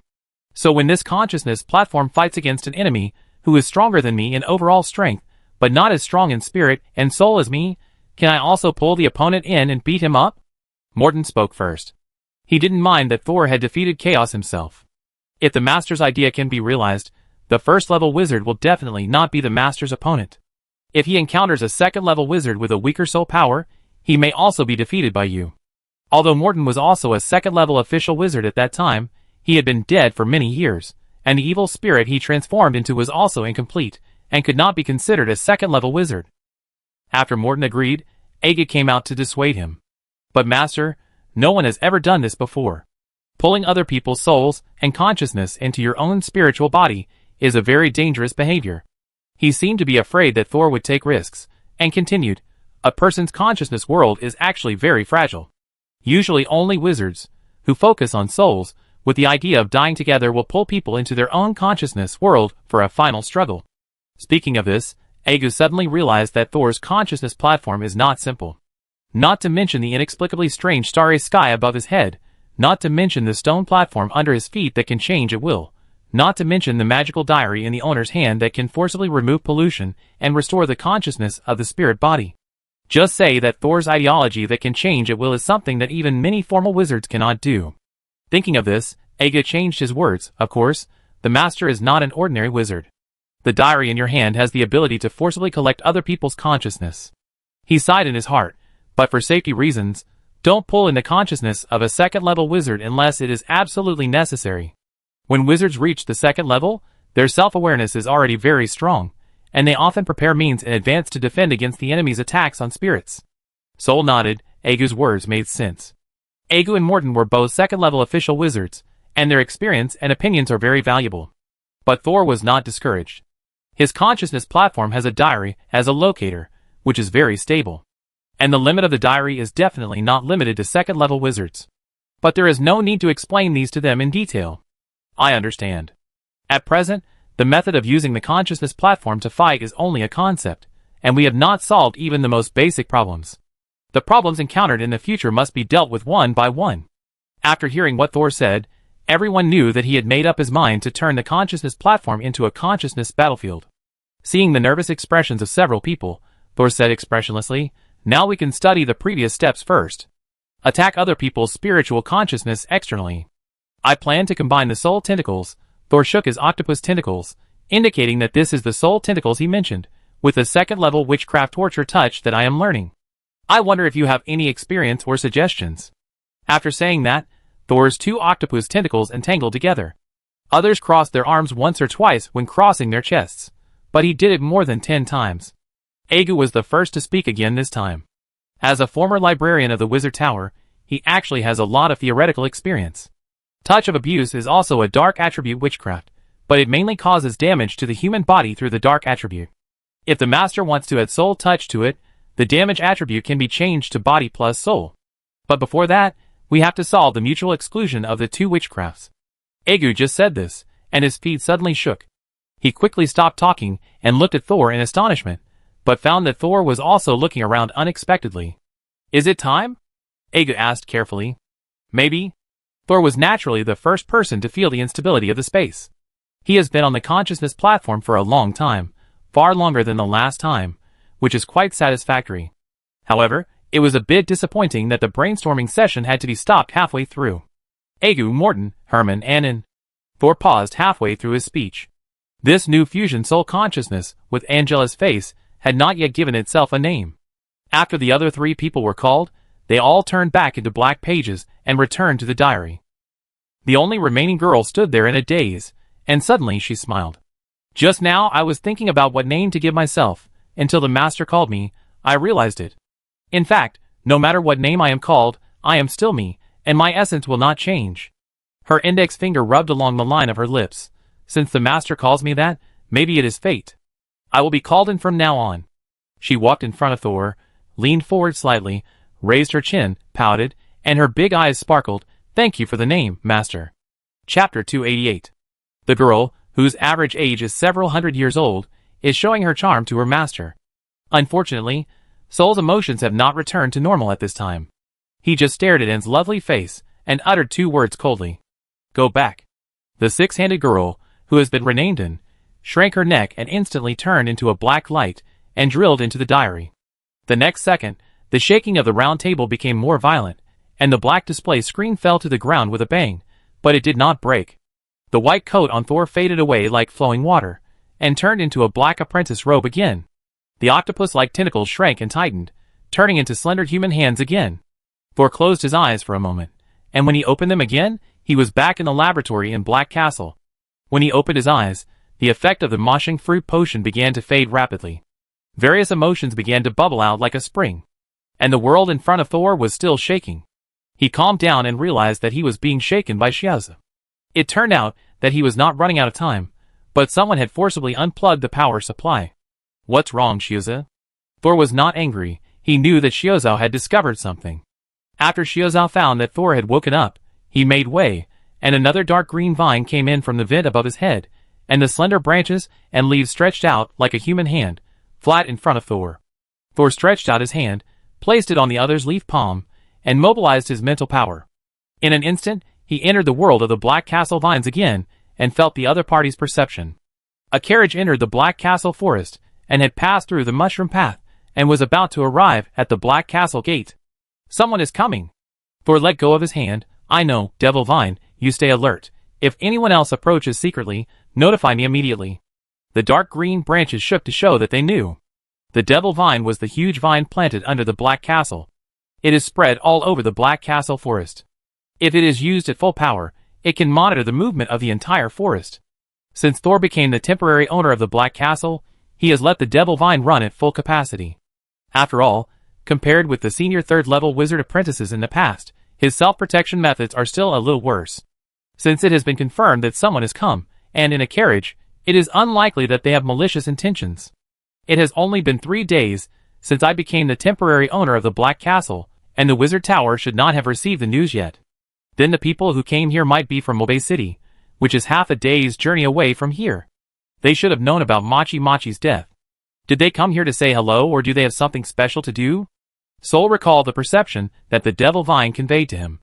The wheels are very heavy, and they are carrying goods. Could they be escorting supplies? Soul walked out of the magic circle, and Shiazao picked up the cloak that he had casually thrown on the back of the chair and handed it to him. He took the cloak with one hand, shook it lightly, and covered himself from head to toe. Then Thor left the laboratory quickly and jumped down the stairs. As he moved, countless black vines instantly grew on the wall. The vines without branches and leaves were as thick as giant pythons. When they slid on the wall, They overlapped and made a sound like skin rubbing against each other. They were like huge black tentacles, following Thor's footsteps and coming to the front door of the black castle with him. The next moment, Thor reached out to open the door and saw the wizard Bree, who had just stepped onto the stairs. Thor narrowed his eyes slightly. I haven't seen you for a few days. Your aura has become more and more compelling, Lord Thor. A cheerful smile instantly appeared on Bree's face. Hello, Lord Bree.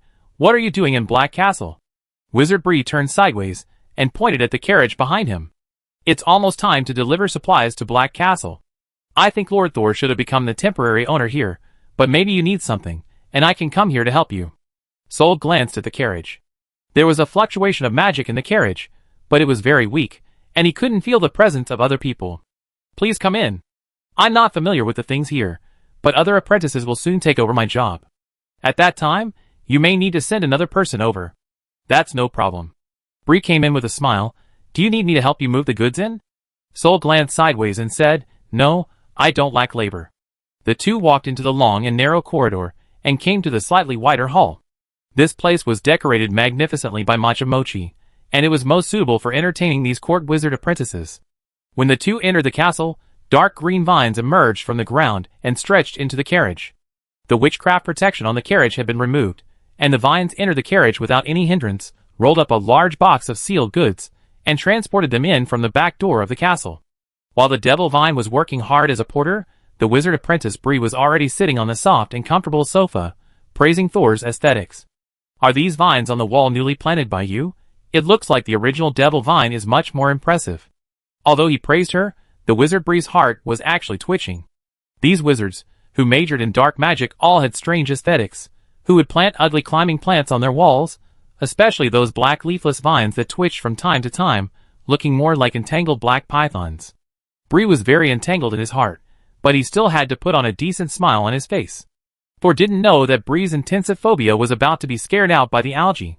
While he was calmly talking to Bree, he secretly clasped his hands together and held them tightly. The powerful force made the bones in his hands groan. Bree stopped talking curiously and looked around. Hey, what's that sound? Sol's hands hurt, but he remained calm. It should be these vines I raised. They are more lively than the devil vine. After Sol finished speaking, the vines on the wall began to wriggle more happily. Bree's mouth twitched, and after all, he was unable to praise again against his will. Don't worry, just continue. Then I will continue to talk about the follow-up of Muffin Town. Bree tried to ignore the movement on the wall. Now the pollution has been completely cleared, but the land will not be habitable in 10 years. 10 years is not a long time. Yes, but if someone moves into that town 10 years later, there is a high probability that they will produce deformed offspring. I wonder if the Wizard Tower is interested in this. If the Wizard Tower has given up Muffin Town, then the Principality is willing to offer 500 sets of live experimental materials to buy out this place. Thor did not respond. Let's wait for the next owner of Black Castle to discuss this matter. Bree paused, realizing that Thor was not interested in these things. He quickly, Hey, okay. Transferring this topic. The old man you asked me to take care of is settled in a small town under Mobay City. I bought 100 acres of land and 20 servants to take care of him, and also instructed the local noble forces. Don't worry, the old man will never have any troubles in his future life. Thor just nodded slightly, and didn't ask any more questions. He began to tighten his hands under his robe. Seeing that Thor didn't seem to be interested in continuing the conversation, Bree knew that he might not be very welcome at this time. Anyway, he had finished his business, so he stood up and prepared to leave. Then I won't disturb your research. I hope you can have a good time in Black Castle. If you come to Mobay City in the future, you can come to the City Lord's mansion to find me at any time. Thor stood up and just nodded to such a greeting. Then he escorted Bree to the hallway and watched him get on the empty carriage, leave the Black Castle, and go into the dark woods. The next second after the carriage disappeared from his sight, the door in front of him was slammed shut by a black tentacle. Then Thor fell down. He covered his chest and curled up into a ball. Shuzo ran out and looked at Thor helplessly. Thor barely raised his head. His eyes were already red. He gritted his teeth and said, Damn, the side effects of the moshing fruit extract are so serious. I am in a state of emotional fluctuation now. When I think of the many pages I gave up and destroyed before, I feel so distressed that I want to cry now. Chapter 289. After taking the extract of the moshing fruit, all of Sol's emotions were compressed to the limit. But when the effect of the drug gradually faded, Those emotions that were suppressed to the limit launched a fierce counterattack. Details that were not noticed at the time, and psychological fluctuations that had not yet occurred, all launched a strong counterattack against him. When Sol now thought about giving up the experience of using the diary of his predecessor, although he did not regret it, he felt a little distressed. But under the side effects of the moshing fruit, this little bit of heartache turned into a heart-wrenching pain. He was so angry that he just wanted to lie on the ground and punch the floor with his hands. Other events also produced very strong emotional feedback, but none of them were as intense as this one, so that he almost lost control in front of Wizard Bree. Luckily, he finally insisted on sending the man away. Otherwise, it would be a huge loss of face. The side effects of the moshing fruit are so strong, I wonder if Senior Nick was affected when he used it before. Sol suddenly remembered the Senior Nick, who had become a bit of a ghost before he left, and he was somewhat worried about his situation. Perhaps because of Thor's strong mental strength, the side effects of the grinding sound fruit came and went quickly. After 1 minute, the various emotional feedbacks on Thor's body began to dissipate, and 3 minutes later he had climbed up, as if nothing had happened. Fortunately, there is no one else here. Although the side effects of the grinding sound fruit are short-lived, they are also very troublesome. If there was a sudden hole in my psychological defense just now, it would have evolved into a more terrible total collapse. It seems that in order to build a consciousness platform and maintain emotional stability, we still need to find a way to find more effective materials. Although Thor has now turned the diary into his locator, it does not mean that he no longer needs the consciousness platform. Especially his second internal idea just now, pulling people's spiritual consciousness into the consciousness platform for combat, is dangerous and crazy. But Thor is better than others because he has a diary to predict danger, which can help him select whether the enemy can be pulled into the consciousness battlefield. But whether there is a guarantee or not, the premise for doing so is that his consciousness battlefield must be strong enough. Thor tidied his robes and turned around to check the supplies sent in by Wizard Bree. Although he was only the temporary owner here, he had to ensure the normal handover of work. The supplies sent from Bay City were not much, but they were enough for Black Castle, which was usually inhabited by only one person. The most common things in the boxes were simple food, such as air-dried meat and extremely dense bread. Obviously, the former owner of Black Castle did not pay attention to the desire for food. But this is too simple. Boxes and boxes are full of bread and dried meat. There are not even some vegetables. Did the previous owner of the Black Castle have to prepare the nutritional paste himself? The food and daily necessities were neatly placed in small boxes. And the many small boxes fell into a huge wooden box, with countless magic circles engraved on the outside of the wooden box to keep it fresh. The four corners of the wooden box were also inlaid with magic crystals to provide energy for the magic circles. It is quite luxurious to use witchcraft magic circles to preserve food. In the Principality of Kerma, perhaps only the royal family and a few large families dare to do this. Thor used his mental power to detect the objects, and there was a faint fluctuation of magic power, but it did not exceed the range of magic power fluctuation of the preservation magic circle. It should be fine. Thor clapped his hands and prepared to leave. He could not open all the wooden boxes one by one. The inspection up to here was already very comprehensive and detailed. If there was really any quality problem with the food on the lower floor, let the future owner of the Black Castle go to Bay City to confront it. However, even if there was any quality problem with this kind of thing, Bay City would at most send another box of new food. Sol still had some food he brought with him, so he didn't plan to use the wooden box and was ready to hand it over intact to the next owner. Just as he turned around and prepared to leave, he suddenly had an idea and turned to the wooden box again, squinting his eyes to scan it. It has become Sol's habit to use semi-immersive meditation to check the surroundings every time he arrives at a place. So this time, he still used this method to check the wooden box. He didn't see anything unusual at a glance. But Sol was not in a hurry to leave, and his eyes continued to move around the wooden box.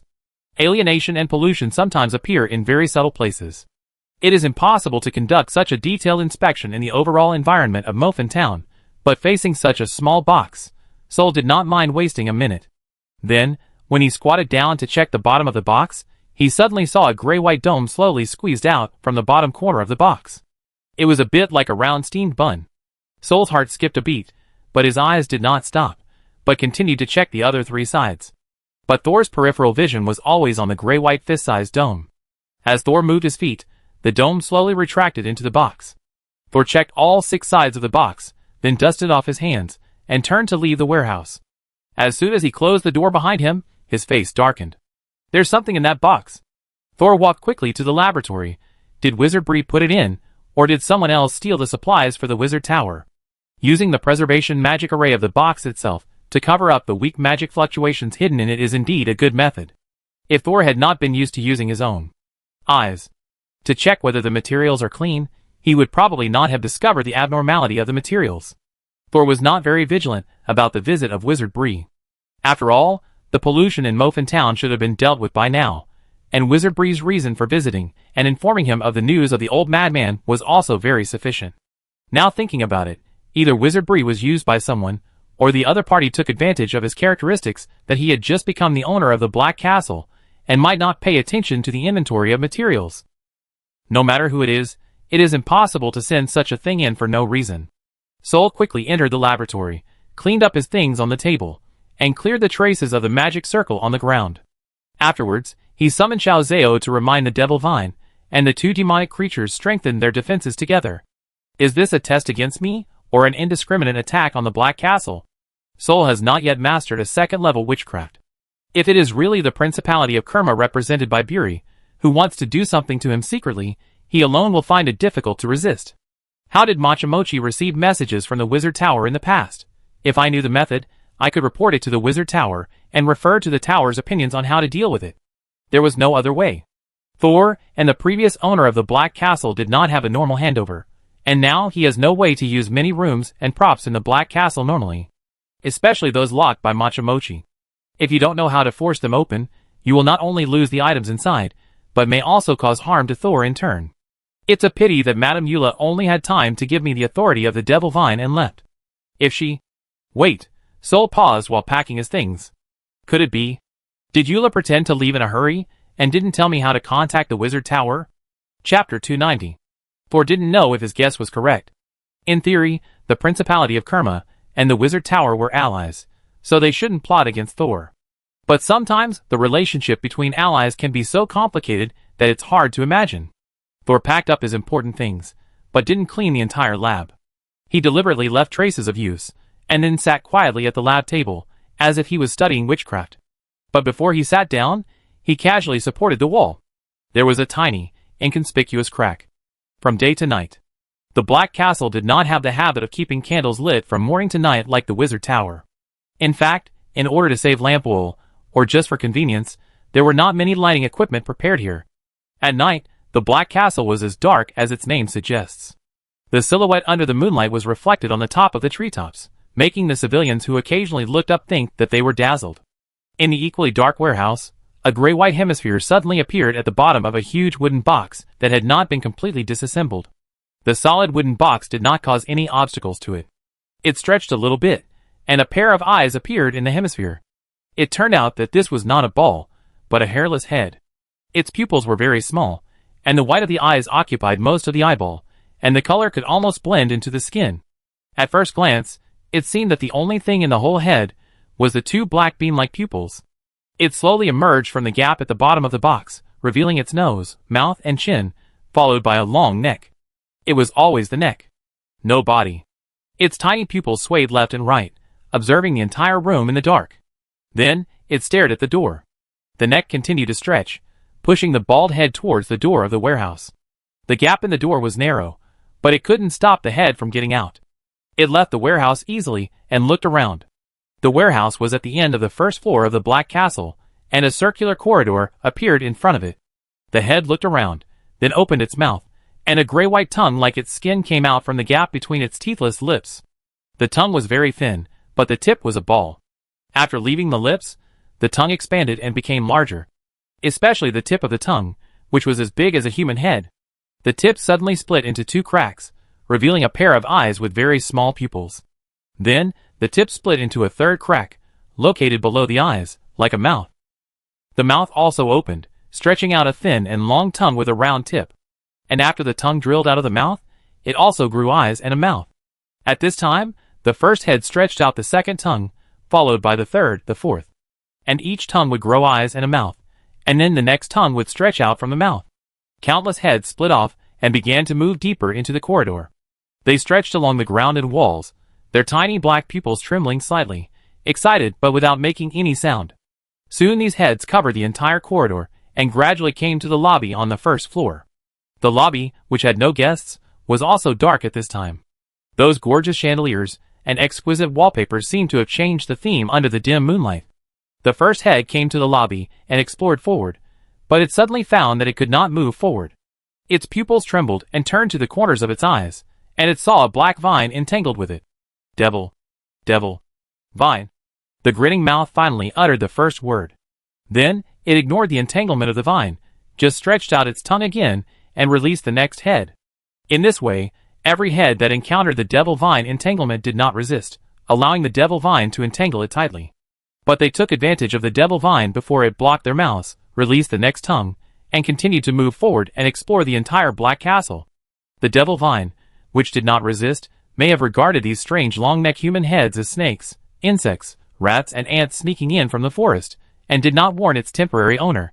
In the laboratory on the third floor of the black castle, Thor was writing furiously. Suddenly his movements paused for a moment. You encountered an unknown invasion, but you didn't issue a warning? He tilted his head and whispered. The other party came prepared, and broke the black castle's most sensitive means of detecting enemies in one encounter. Then the other defense capabilities of the black castle may not be reliable. If Thor's control over the devil vine was not far beyond the temporary master's perception range, he might not even be able to detect it if someone came to his door. But now?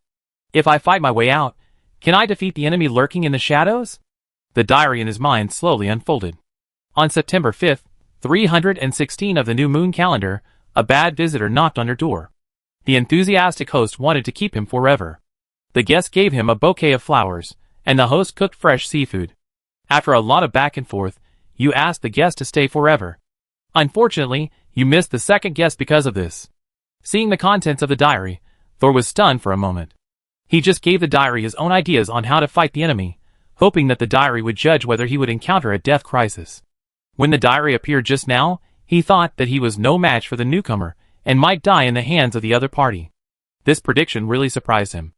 After all, Thor thought that a person who needed to sneak attack him could not be a formal wizard, and he was not afraid of ordinary third-level apprentices. But when he saw that the content of the diary was not a death ending, he was even more surprised.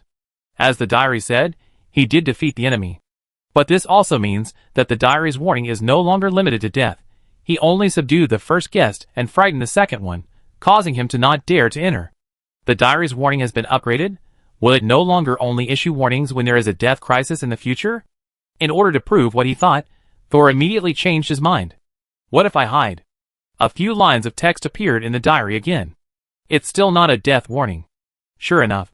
Thor smiled. This is the first warning after the diary became a locator, so I only realize now that the way to trigger the warning has changed.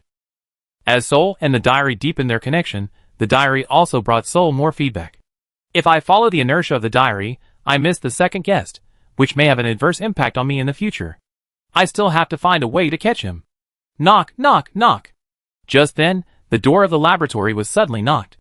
Soul glanced at the door, and there seemed to be some shadows moving and trembling in the crack of the door. An uninvited guest has arrived. Thor smiled slightly, ignored the knocking sound at the door late at night, turned his head, raised his left hand to put the hood of his cloak on his head, and continued writing. Shwa shwa shwa.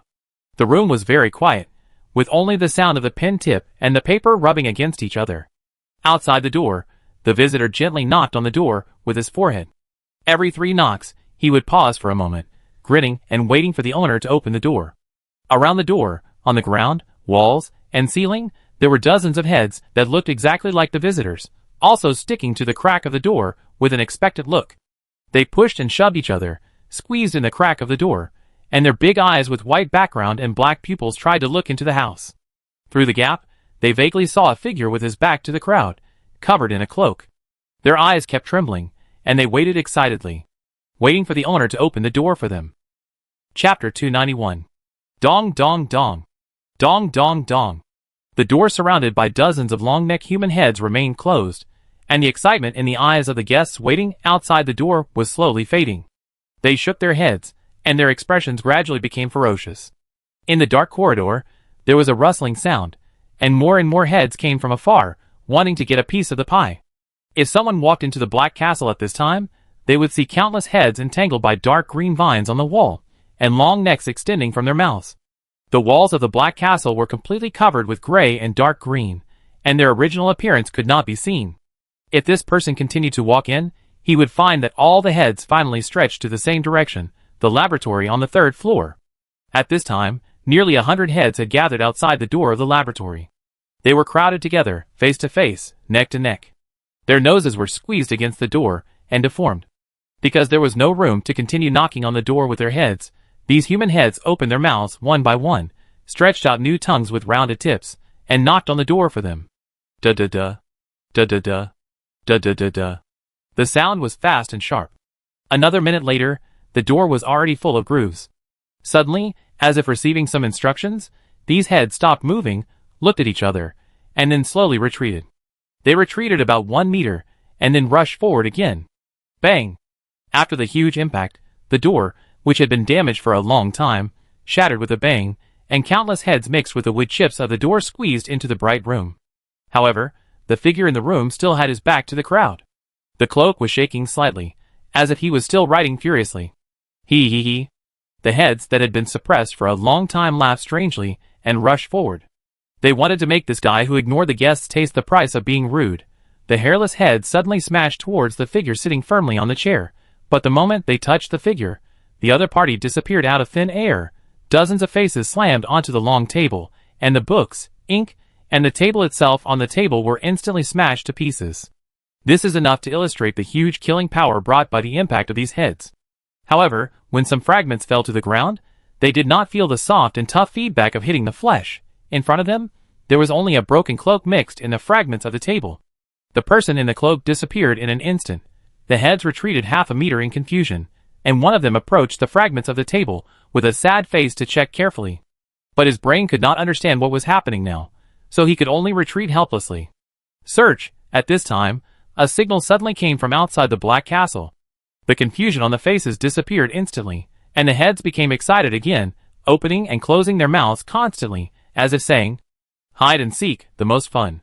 They left the laboratory one by one in an orderly manner, and began to search the castle along the corridor.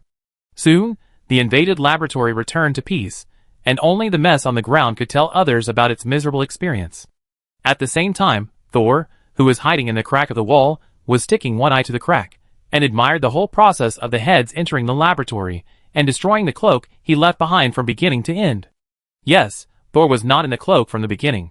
He used the simple and practical 0th level magic trick of magic trick to fix his cloak in place, and let it shake from time to time. And Thor himself entered the gap he had pasted on the wall in the moment he covered himself with the cloak. So, he not only saw the whole process of those strange heads breaking into the door, but also clearly saw a vague black shadow flying in from the window, making those heads active again. When all the heads left the room, Thor immediately jumped out of the crack. There was a clear indentation on his right eye at this time, which could not be eliminated even with the 0th level treatment for minor injuries. This indentation would accompany him for a day. As soon as Thor left the closed space, he closed the gap, and then he propped up the window with one hand and jumped out directly. Shioza stretched out quickly, split into two, one hung on the window, and the other popped out to make way for Thor. Thor was hung in the air by Shioza, chasing the black shadow just now, and he still had time to think in his heart, when I study the 2nd level witchcraft torture touch and officially advance to the 3rd level, I must put flying on the agenda. He was good at using the coordinate method to analyze runes. Although the higher the level of the rune, the less useful the coordinate method was, it at least allowed him to master more witchcraft arrays than others in the initial stage. As he thought about it, Thor found that he had lost the trace of the black shadow, but he was not in a hurry. He landed lightly on the ground, and his mental power spread out in all directions. Immediately, countless roots broke through the soil and drilled towards him. These were the roots of the devil vine that had been buried deep in the soil for so many years. Not to mention covering the entire Black Castle forest, it could also affect most of it. Those people in the Black Castle must still be looking for me. Tell those vines to stop pretending and fight back. Otherwise, if the enemy breaks into our house, and we don't know about it, people will notice something is wrong at a glance, right? Some of the roots retracted into the soil. Thor transferred his mental power to another part. There must have been some unfamiliar magical fluctuations outside the Black Castle just now, and they won't be too far from here. Immediately activate all the roots in the forest to find this person, but don't alarm him. Another part of the roots retracted into the soil. The roots of these devil vines naturally don't understand human language, but Thor once completely invaded the spiritual realm of the main vein of the devil vine, and his control over it was unprecedented, enough to command these roots to do some simple things. Besides, fighting and looking for people were the fundamental reasons why this vine was planted here. It can even be said that this devil vine is the real reliance of Machamochi to guard the Black Castle alone. But now, it has to listen to Thor's orders. Even if the Black Castle will welcome other owners in the future, it may not be able to completely take away the ownership of the devil vine. After all, Xiaozhao had no idea when he ran into the devil vine, and he was like a bully, taking advantage of this opportunity to really strengthen himself. If Thor hadn't restricted him and left some for others, he would not have left. At this time, a tiny root came out of the soil again, and the root pointed neatly in one direction. Sol stopped and let Xiaozhao silently hang him in the air. "Let's entertain the guests."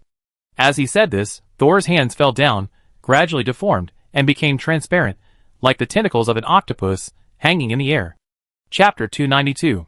Caddis was hiding inside a towering tree in the Black Castle forest. He had not been a third-level apprentice for long, but he was eager to show himself. Recently, they had been unlucky in their land cruise, losing 2 third-level apprentices and several second-level apprentices in just a few months. Losing second-level apprentices was not a big deal. The captain had a method to train second-level apprentices in batches, and he could make up for the loss in just 1 or 2 years by using human lives. But it was not so easy for third-level apprentices. Especially the second-level apprentices who were raised with human lives had a lower success rate of advancement. Therefore, the status of the third-level apprentices in their land-based boats was already very high. Therefore, every third-level apprentice had a lot of power. However, only the most powerful third-level apprentices could be trained by the captain and have the opportunity to become the captain of a frigate. When Caddis became a third-level apprentice, all the frigate captains were full, and he was not particularly outstanding, so he had never been able to get this lucrative job. Now the 2 third-level apprentices standing in front of Caddis have all died unexpectedly. Whether he can become the best among the third-level apprentices and be trained by the captain depends on whether he can force the temporary owner of the Black Castle into his trap today, but Caddis still doesn't quite understand why the captain would use such a method on a second-level apprentice. He looked down at the seeds in his palm, feeling a little uneasy. The feeling of holding the seeds of the lost soul flower in my hand is really... I hope I can catch that second-level apprentice as soon as possible. It is better to send this hot potato as soon as possible. Their land boat has 3 well-known specialties: the Slender Ghost, the Thousand-Eyed Banshee, and the last one is the soul-losing flower. But many people don't know the specific uses of these 3 specialties, and Caddis just learned the first 2. On the contrary, he doesn't know the specific use of the soul-losing flower seeds that have already come to him. But when he becomes a third-level apprentice, who can lead a frigate like Hermann did before, he will definitely be qualified to understand the secrets. At this time, there was a movement inside the Black Castle. Apparently, because of Caddis's order just now, the Slender Ghost made a bigger movement and had alarmed the Devil Vine. Caddis frowned. He was not afraid of alarming the Devil Vine. With the help of the unknown ally arranged by the Mentor, as long as he evacuated before dawn, he would not alarm the people in Mabe City at the foot of the mountain. Why haven't you found it yet? As time passed, Caddis, who was originally confident of victory, became a little anxious. The Mentor said that if this mission is not completed, the opportunity to be promoted to the captain of the frigate will definitely be gone this time. Caddis struggled for a while. Should we go over and take a look? But I have already set a trap in the forest. If we leave rashly. The new moon was setting in the west, and Caddis lingered for a while. No, the Slender Ghost must have encountered some trouble. If I stay here, I am afraid that this mission will fail. This second-level apprentice is more powerful than I thought. He can hide for so long under the search of the Slender Ghost. Caddis is ready to go there in person. No matter what, he must force the other party out. He slowly raised his hand, and the tree trunk in front of him automatically cracked. Caddis jumped out directly, and just as he was about to land on the ground, he suddenly felt something strangle his waist. Then, a cold breath swept directly to his head. Ambush. He was also a man who had fought for several years, so he naturally reacted immediately to what happened. Caddis did not look back to find the enemy, but raised his hand directly, and a silver round shield appeared above his head. Level 1 Witchcraft Magic Shield. Although its protection range is not as large as the spiritual armor technique, its relative defense is higher. The enemy deliberately waited for him to come out before launching a sneak attack. This attack must be very powerful. Caddis didn't know who attacked him, nor did he know the opponent's strength. He could only use one of his strongest defense methods to resist the opponent's attack. Dang! With a crisp sound, the attack stopped abruptly. Caddis thought to himself that it was not good. He had estimated wrongly. This attack was not strong at all. Is this person just trying to trick me into a defense? At this moment, the thing wrapped around Caddis' waist suddenly tightened, lifting him up, and then the cold feeling just now attacked his legs again. Although the attack was not in the vital part, the momentum was more powerful than before, and it was obviously a plan to break his legs and prevent him from escaping. Caddis didn't expect that he was careless and fell into the enemy's ambush, and was restricted step by step. To change this situation, he must use a big move to counterattack, otherwise he would be defeated. At this moment, Caddis, who was hanging in the air, suddenly exerted force on his waist and turned over, facing the sky. At the same time, a layer of fine yellow grease grew on his skin all over his body, like cheese oozing out of gauze. Two black tentacles hit Caddis's legs fiercely the next second, but the sound was extremely dull, and did not cause him any harm. As soon as the tentacles touched the butter, they froze it, but the next second the butter broke into pieces, revealing the skin underneath. Although there were 2 holes in the pants, the skin on the legs was fine without any scars. At the same time, Caddis, who had been passively hit 3 times, also showed a ferocious smile. He just withstood the attack from the sneak attacker, and also turned over, one to find the enemy's location, and the other to prepare the attack. Caddis's hands were already covered with a layer of yellow grease.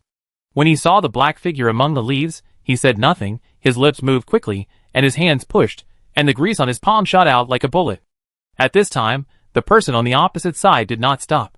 Although the attacks did not really hurt Caddis, the black tentacles still hit the yellow bullets again.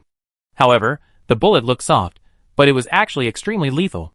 Once it touched the black tentacles, it penetrated them without any pause, and then continued to fly towards the black shadow without mercy. There was a faint halo on the black shadow, which looked like a spiritual armor technique. A gleam of light flashed in Caddis's eyes. If the opponent relied on the spiritual armor technique to protect his body and disdained to dodge, it would be interesting. This yellow grease was not an ordinary witchcraft, but a witchcraft specially made by him combining his positioning device with a rare material. If it weren't for this combined attack and defense magic, he might not have become a 3rd-level apprentice, but Caddis was destined to be disappointed. The shadow in the woods did not arrogantly ignore his attack, and even carefully avoided all the yellow bullets, not letting them touch a corner of his clothes. When the opponent dodged, he left the shadow of the shade of the tree, and the moonlight sprinkled on his face, revealing a young man with no joy or sorrow. "Is it you?" Caddis narrowed his eyes, and he didn't expect that the person he was looking for was right in front of him. "That's good, it saves me from wasting energy." Although it didn't quite match the plan, Thor finally left the Black Castle. Yes, it was Thor who squatted among the branches and leaves at the top of the tree and attacked Caddis. When he saw the change in Caddis's eyes after seeing him, he knew that the other party was coming for him. Chapter 293. Soul jumped out of the woods, and while landing smoothly on the algae, he threw 2 black tentacles at Caddis again. The latter also fought back with the yellow projectiles with strong penetrating power, and then he did not retreat but advanced, as if he was going to fight with Soul, but at the same time, the butter on the palm of one of his hands retreated, revealing the seed he was holding in his hand. When Soul saw the seed, he was suddenly startled, and turned around and ran, only to fire 2 black tentacles at Caddis to cover his retreat. Caddis was also stunned. He didn't expect Thor to be afraid of the seed in his hand. Did he recognize it? How is this possible? The seeds of the Lost Soul Flower are the top secret of the Land Cruiser. If Caddis hadn't taken on this task, he would not have been qualified to know the appearance and function of the seeds. He must be too cautious, but it doesn't matter. Since he has seen the seeds, he can't escape. No matter how unusual your methods are, what does it matter? In front of the Soul Lost Flower, the little apprentice's schemes are useless. Caddis grinned and crushed the seed in his palm, then released yellow bullets with his other hand again, smashing the oncoming black tentacles into pieces in a few strokes. A tender green bud emerged from Caddis's palm, and at the same time a yellowish root drilled into his flesh. Just as Caddis was about to witness the power of the Soul Lost Flower, he suddenly discovered from the corner of his eye that something gray seemed to have appeared in the black tentacle that he had crushed. Because he had successfully defeated the opponent's backhand when he escaped, Caddis had been rushing forward. At this time, he saw the translucent shadow in the air, and it was too late to stop. He gritted his teeth, shot out yellow bullets with one hand again, and blocked the buds in the palm of the other hand. He didn't believe that the opponent's hidden backhand could resist both physical and spiritual attacks at the same time. However, the next second, something happened that made Caddis' eyes widen in disbelief. The gray-white shadow that emerged from the broken black tentacles completely ignored the attack of the yellow bullets, allowing it to pass through the non-physical shadow and continue to attack Caddis. Caddis could only raise his right hand to meet it. He recognized that Thor's attack was also a spiritual attack, but a spiritual attack of a quasi-level 3 apprentice could not defeat the treasure of the land boat. However, the next second, the translucent gray shadow that was about to hit the butt of the soul-lost flower suddenly made a sharp turn and bypassed Caddis's right hand and grabbed his wrist. Caddis did not expect that Thor's spiritual attack could be so flexible. Although spiritual attacks are mostly driven by mental power, once the energy is separated from the wizard's body, it is difficult to flexibly control it. It is even more difficult to adjust than physical attacks. This is all because the wizard apprentice's mental power has no way to leave the body. It can only detect magic or other people's mental power through the feedback of mental power fluctuations. But Thor can control the spirit attack that has been 10 meters away from the body to make an emergency turn. This is beyond the scope of what a normal wizard apprentice can do. Caddis gritted his teeth and did not retreat. One wrong step, all wrong steps. He must make up for the previous mistakes before the opponent escapes, so he risked being injured in the arm by the opponent's spiritual attack, and sent the soul-lost flower out. At the last moment, he moved his wrist and aimed his palm at the gray-white shadow.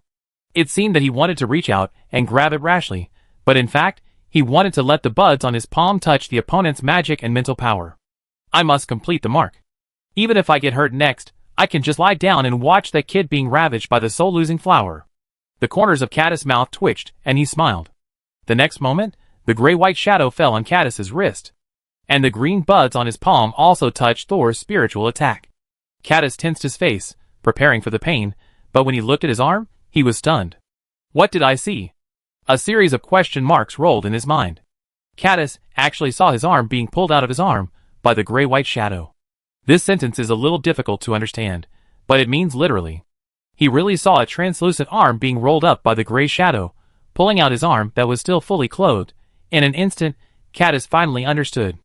This was a part of his soul, which was directly dug out from his body. Ah! Caddis's face turned pale with fear. He had seen witchcraft that directly attacked the spirit body, but he had never seen witchcraft that directly pulled out a person's soul. He was not an ordinary person, and his spirit body was very stable. Then, he saw the gray-white shadow roll and pull again, and actually pulled out most of his soul's arm. Caddis saw clearly that the arm that rolled up his soul was actually an octopus tentacle. He looked forward along the tentacle, and was shocked to find that this translucent gray-white tentacle was extending from Thor's sleeve, and the palm that was originally there was gone. There was another strong tearing, and Caddis was shaken all over. His brain began to blur. Thor and his sight changed from 1 to 2, and then from 2 to 1, shaking and refusing to return to his position. Although he had never had a similar experience before, Caddis knew that this was a sign that his soul was about to be pulled out of his body alive. His eyes turned desperately to the corners of his eyes. Now, he could only hope that the soul-lost flower would work. If he couldn't control the opponent, he had to at least stop Thor's next attack. But what Caddis didn't know was that the soul-lost flower was already trying very hard to attack Thor. The moment Thor on the opposite side was touched by the soul-lost flower, he felt an unknown mark appear in his spiritual body. But before he could figure out what this mark meant, he saw the diary quietly floating in his spiritual body suddenly unfold, instantly move to the top of the mark, and then pop. It closed with a sound. Suddenly, there was a sense of déjà vu of using a book to hit a mosquito. Thor was stunned for a moment, and then continued to attack Caddis's spirit.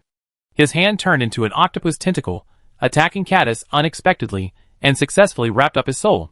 After completing this step, the next step was to pull out the carrot. I have to say that the other party is worthy of being a third-level apprentice? Thor exerted force again, and saw that the other party's expression had become dazed. If it was a second-level apprentice, I could pull out the other party's soul in this one. But now, facing a third-level apprentice, I actually used.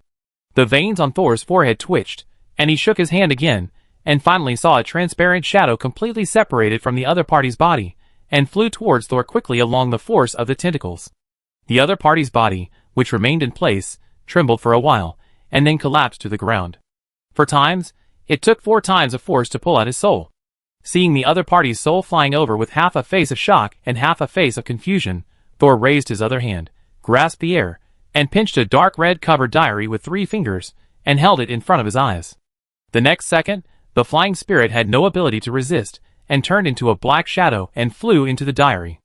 Thor withdrew his hand, and turned the diary over. With a pinch of his thumb, the pages inside began to flip, rustle, and finally stopped in front of a brand new black page. Yes, the first verification of the consciousness platform's external attack has obtained satisfactory experimental results. Thor sneered and closed the diary with a snap. Chapter 294. Although Thor was ambushed by the enemy, when the diary issued a non-death warning, he knew that the enemy this time would not be very strong. At least when he directly faced the enemy's head-on attack, the diary did not jump out to slap him in the face. Thor was not in a hurry to check the new consciousness in the diary. He walked to the other party's body, and squatted down to check the light green sprout in his palm. At this time, the diary in his spiritual body opened again, and automatically turned to the page belonging to Herman. The black pages showed milky white, slightly messy words, reflecting the owner's urgent mood. Master, I know this person. He is a new 3rd-level apprentice of Landboat, majoring in Earth Element, and his name is... Obviously, Herman didn't remember. It's okay if you don't remember. Sol picked up a dead branch from the ground and poked the young bud in the palm of the corpse. Do you know what this is in his hand? Is it a witchcraft prop or his unique witchcraft? Neither, master. This is one of the 3 kinds of demonic creatures that Landboat raises, the Soul-Lost Flower.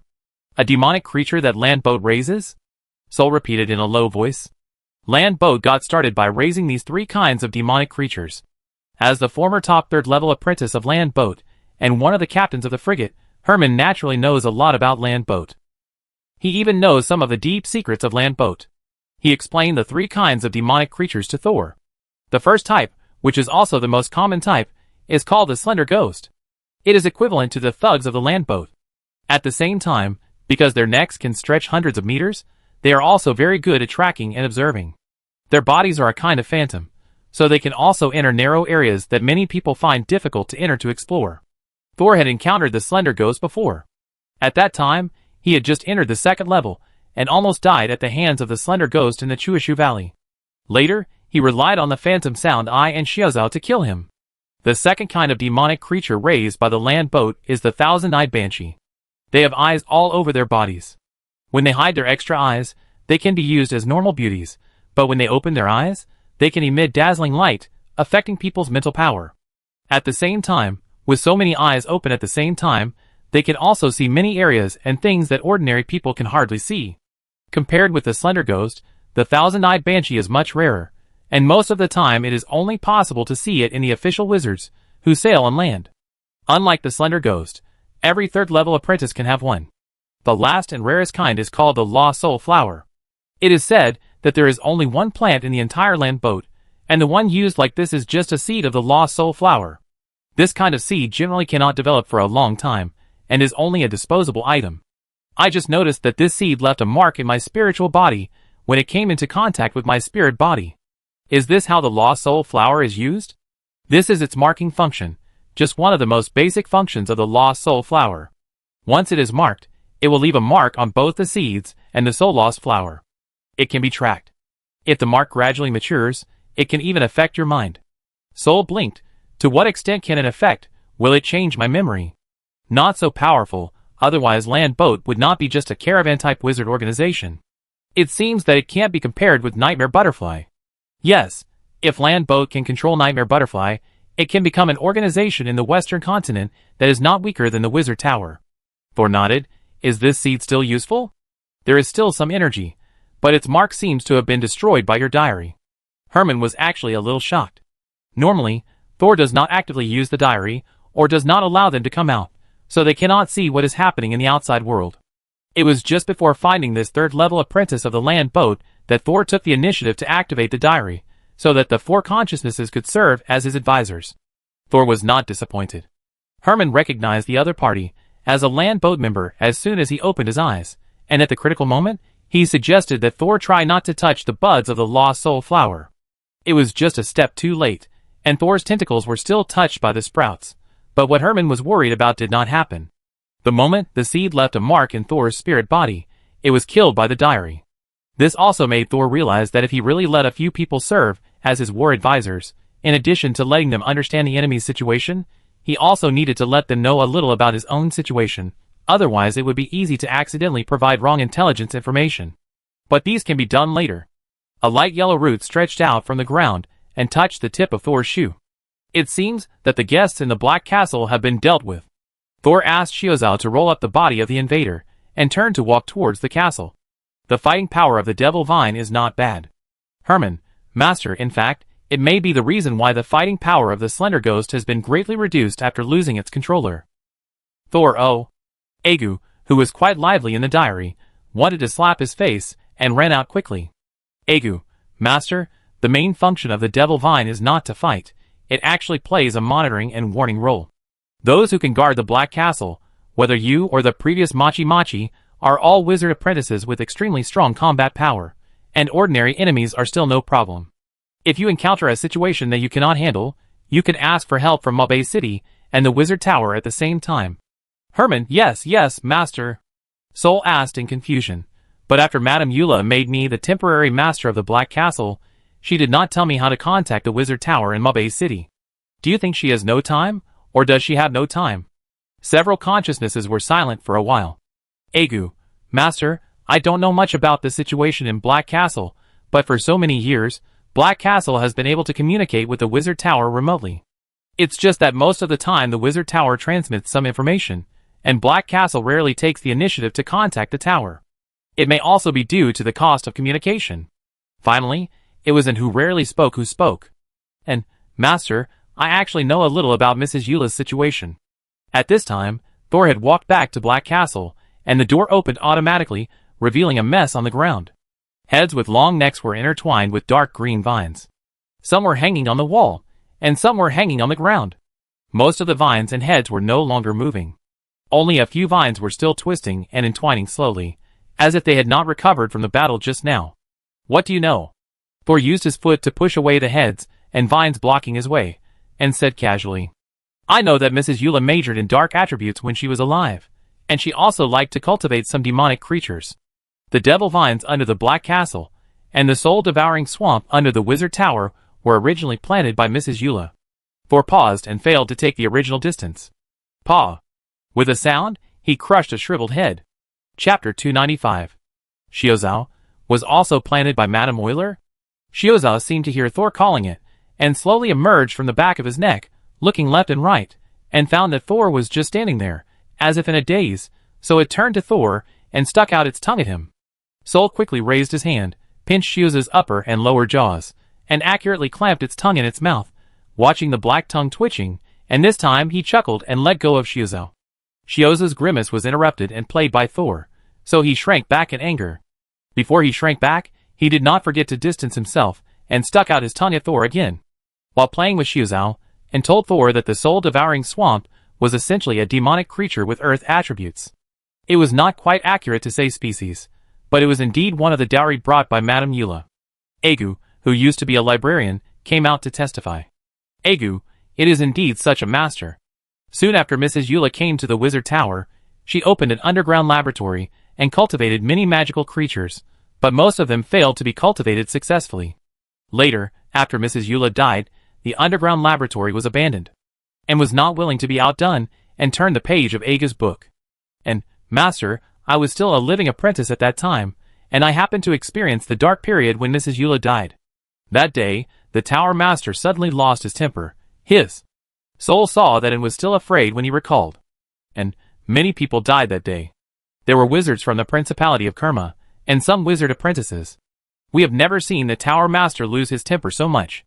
It was not until the evening that we heard that someone saw the Tower Master holding Mrs. Eula out of the underground laboratory. But Mrs. Eula's head was gone. The Tower Master was holding only a headless corpse.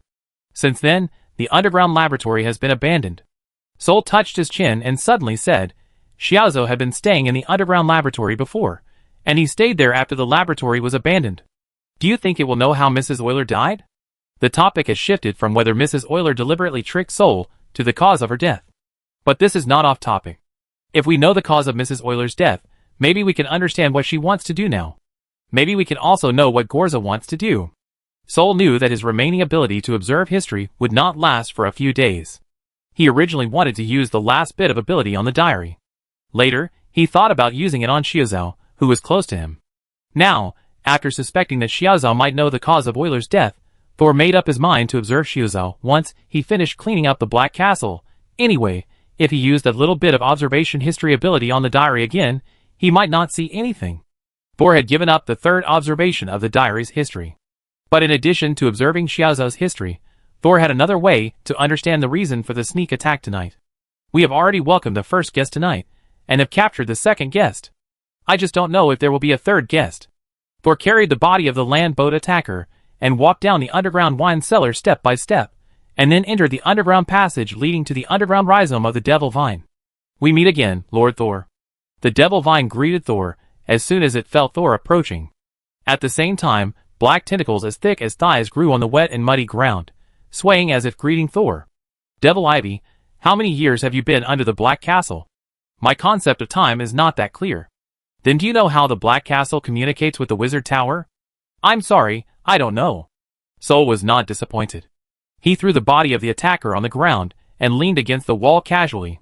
He ordered in his mind, "Diary, let the black page of the attacker come out."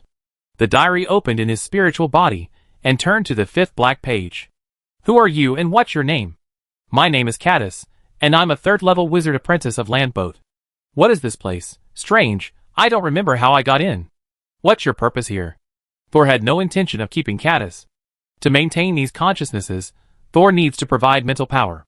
If you don't ask questions to the consciousness in the black pages, they can be maintained for a longer time. But if you can't ask questions, why does Thor need to keep an unimportant consciousness? Moreover, Caddis's function is basically the same as Herman's. But obviously Herman, who has become the captain of the frigate, is more valuable, and Herman knows more information. I took over the task of the mentor, and came here to mark a quasi-level 3 apprentice named Thor. But my task seems to have failed. How should I explain to the mentor when I go back? Quasi-level 3 apprentice? Thor turned his wrist. Not many people know this news. Madame Eula is one, and Grand Duke Kira should be able to see it. At that time, those 3rd-level wizard apprentices in the Principality of Kima might have been discovered by someone. After all, 3rd-level apprentices are different from 2nd-level apprentices. They not only have locators, but can also perfectly combine locators with their own spiritual bodies. The stability of their spiritual bodies is much stronger than that of ordinary 2nd-level apprentices. After thinking for a while, Thor continued to ask, "Do you know why Thor was marked?" The mentor said, "I don't need to know the reason. Is it really cannon fodder? I don't even know the purpose of the action. So how do you leave the mark?" Just let the seeds of the lost soul flower come into contact with his spirit body. After planting the mark, did your mentor tell you what to do after the mission is successful? The mentor said that if my mission is successful, leave a mark at the entrance of the Black Castle Forest. When the time comes, someone else will come to take over the mark. Strange, I clearly planted the mark. Why did the mark fail later? Could it be that the energy of the seed has been exhausted? Is there a third person? But this time the diary did not remind him. However, Thor soon figured it out. In order to lead out the third person, he needs to be marked by the seed. But with the diary, the mark obviously cannot be preserved. That is to say, the mark will not be successful, and the third person will probably not appear anyway. But because Thor can learn the whole story from Caddis, even if the third person does not appear, it will not lead to a very bad direction. With this thought, Sol finally felt relieved. He had not yet conducted statistics and experiments on the new diary prompts, and he did not know what kind of adverse consequences would eventually trigger the diary prompts. It is very likely that the consequence will be death after a longer period of time. However, this longer period of time is only longer than the crisis that would come within a few minutes before. Sol felt that based on the previous characteristics of the diary, the crisis would evolve from a few minutes to a few hours at most. If the mark is taken over by someone else, what might he do? Sol suppressed the idea of starting research now and continued. Interrogation. I don't know. This is also the first time I have taken over the seeds of the lost soul flower. I used to be a 3rd-level apprentice with the lowest status, and was recently promoted by the mentor. Sol rubbed his forehead. How come this Caddis doesn't know anything? What did his mentor promote him for? Promote him to be cannon fodder. Chapter 296. After Caddis answered several questions that disappointed Thor, his white ink had changed from the original light white to almost gray, and the font was so thin that it was intermittent. Seeing Thor was dissatisfied with Caddis's answer, Herman immediately jumped out. The diary turned 2 pages forward. Herman, Master, I know more about the lost soul flower. Tell me. Thor was too lazy to ask one by one. When the seeds of the lost soul flower leave a mark in the spiritual body of a person or other creature, this mark can gradually become stronger under deliberate cultivation, thereby achieving control over the host. Although it won't change a person's memory, as the master said, it can make a person unconscious for a short time, or exert a strong influence at a critical moment to make a person do something. However, the content of this action needs to be engraved in the seed before the mark is planted. Cultivation just makes this influence stronger. It's like mental suggestion. Thor nodded, and his frown loosened a little bit. It can make people do something through the influence of the subconscious. It seems that I am just a tool that Land Cruiser wants. As a quasi-third-level apprentice, Thor was not disappointed. If everyone treats him, a third-level apprentice, as a formal wizard, then he needs to be nervous. In addition, there is another use for the mark, which is the mark explosion. It can also cause great damage by directly detonating it in the spirit body of the marked person. Short-term control, instant control and detonation. This soul-losing flower is indeed very powerful, and has comprehensive functions. No wonder it has become the treasure of Land Cruiser. If the seeds were not scarce, the land boat would definitely be larger than it is now. At this time, Agu came out again.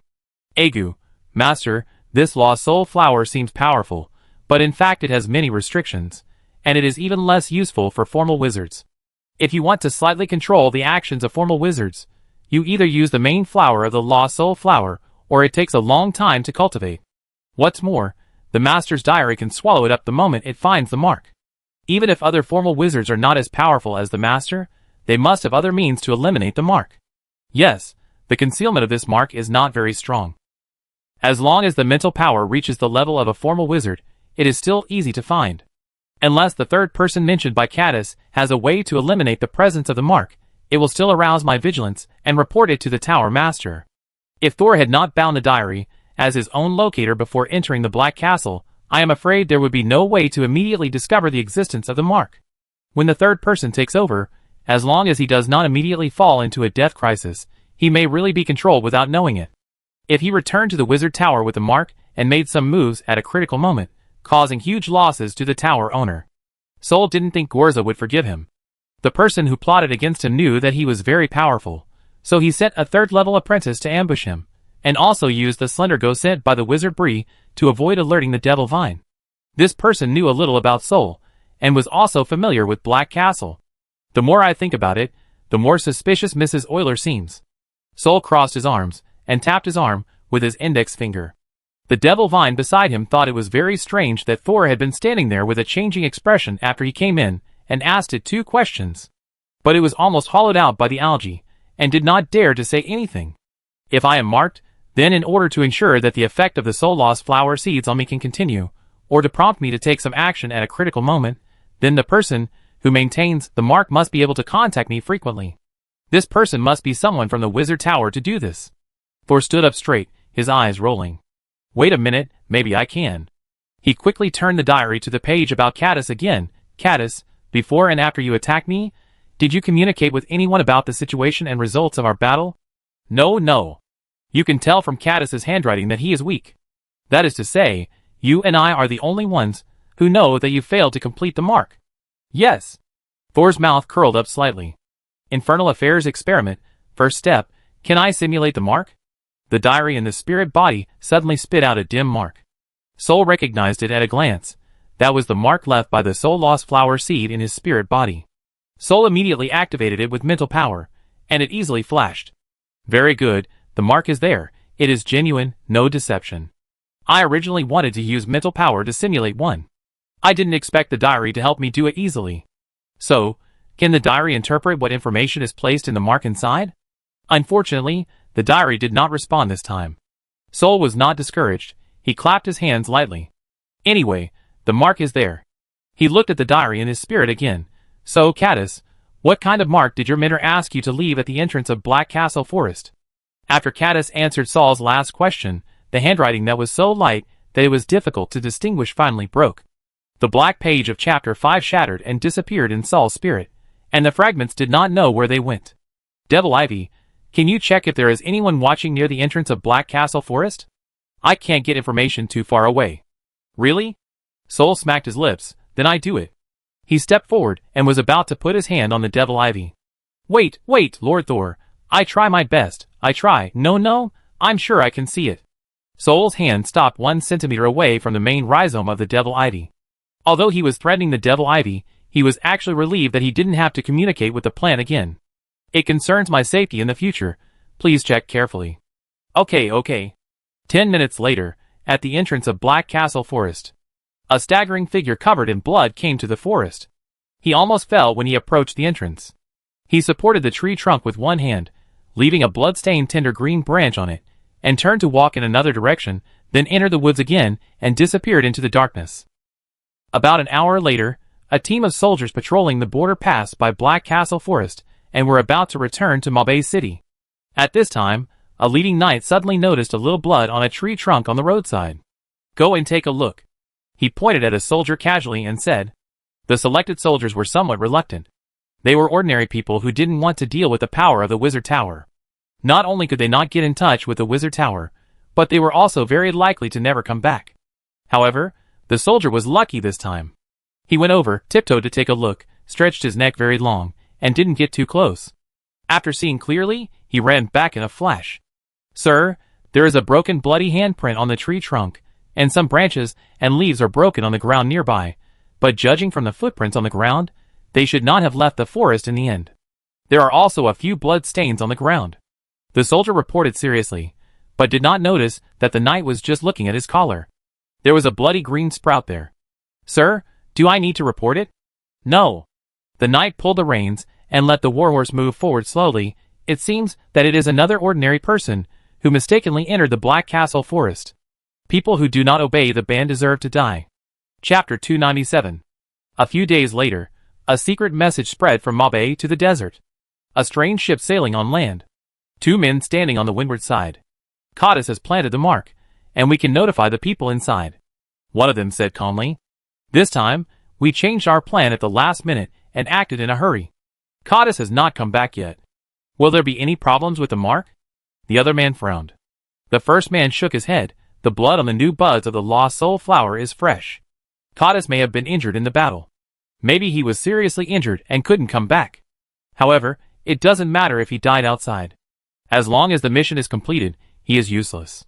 What if he is caught by the people in the Wizard Tower? Will our plan be leaked? Don't worry. Before sending Codis out, his mentor had already left the mark of the lost soul flower in his spirit body. Even if someone tortured him severely, he would not remember anything about the lost soul flower. That's good. The ability of the lost soul flower is still trustworthy. So you were ready to give up on him. You don't feel bad for losing a 3rd-level apprentice for nothing? The first man turned his head and looked at the second man. He had a short beard on his face, but if someone looked closely, they would find that the beard was twisting slightly. The second man lowered his head when he looked at him. Are you testing my determination? He grabbed the second man's head and pressed him towards himself. I, Wild, will keep my word. Since the agreement has been signed, I will not regret it even if the entire land boat is trapped. Wild, the captain of the land boat, is also the only 2nd-level official wizard in this organization. Because of Wild's action, the 2 people's faces are very close. This should be a distance close enough to make men feel ambiguous, but the next second, Wild's beard on his face suddenly twisted and grew longer, deeply piercing into the other's flesh. Drops of blood condensed and slid from the latter's face and neck. Tick tick tick. The blood fell on the rough wooden deck of the land ship. Then it seeped in through the gap. The second man was trembling all over. He wanted to speak, but his lips were already sewn by Wild's beard.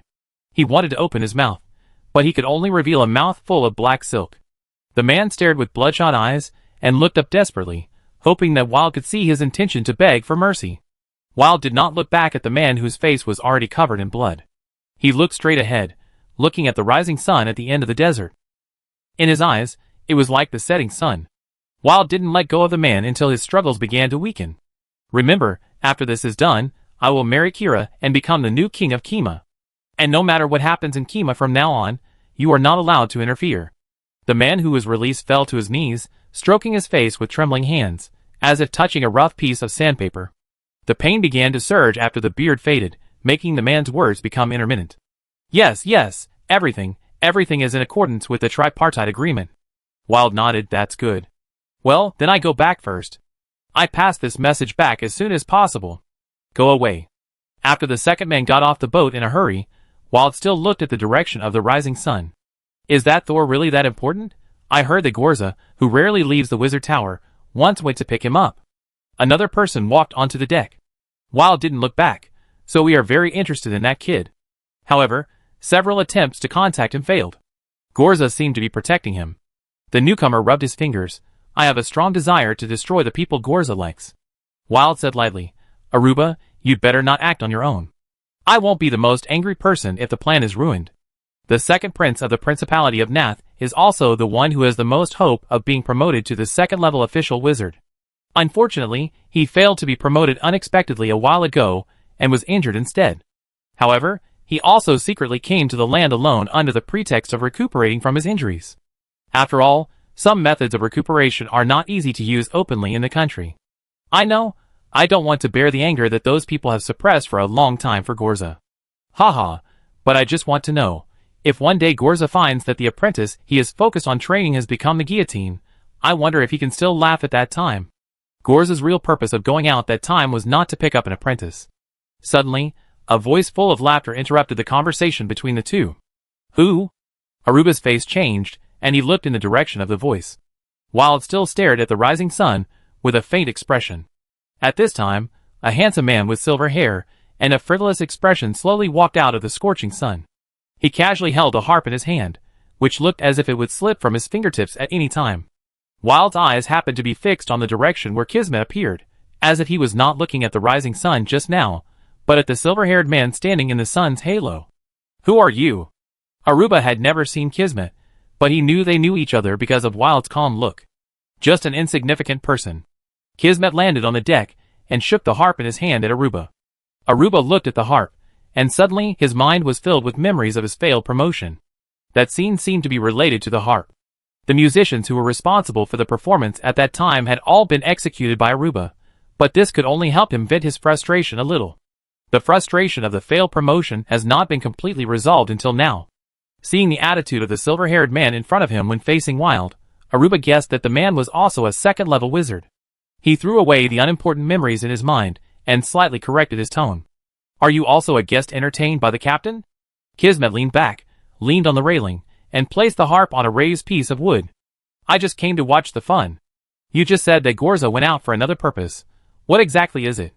Wild saw Kismet chatting with Aruba instead of talking about the more interesting topic, and frowned impatiently. Kismet turned his head, and gently plucked the strings with his little finger, making a ding sound. He actually went to see an old friend. On the way back, he saved his apprentice. Who did he see? Wild was a little worried that the appearance of Gorza's old friend would affect their plan. A half-elf. Shock. Wild and Aruba's faces showed different degrees of expression changes. The atmosphere suddenly became tense. Will that half-elf affect our plan? Wild continued to ask. No. Kismet raised her index finger and shook it. You also know how difficult it is for a half-elf to live peacefully in this world. She will not take action for anyone. You also know that every time a half-elf takes action, it will reduce her connection with this world. Once the connection becomes weak enough, she will disappear like other elves. Even if the half-elf won't do anything, how can you guarantee that her relationship with Gorza won't affect our plan? Aruba asked. Kismet turned his head to the other side, facing Aruba, and said with a smile, because that half-elf is also my old friend. Chapter 298. The captain of the land boat looked at Kismet and asked the question he had always wanted to know. For this long-lasting agreement, I know what I want, what they want, and what Naus wants, but I have never been clear about what you want. Don't be nervous. I don't need any resources. All I want is a wonderful story. You know, music without ups and downs is not good. Wild did not believe him easily. Although the land boat only operates in the western continent, it has also carried travelers from all over the world. I have heard your name from them. It is always accompanied by death. Kismet tilted his head and showed a helpless look.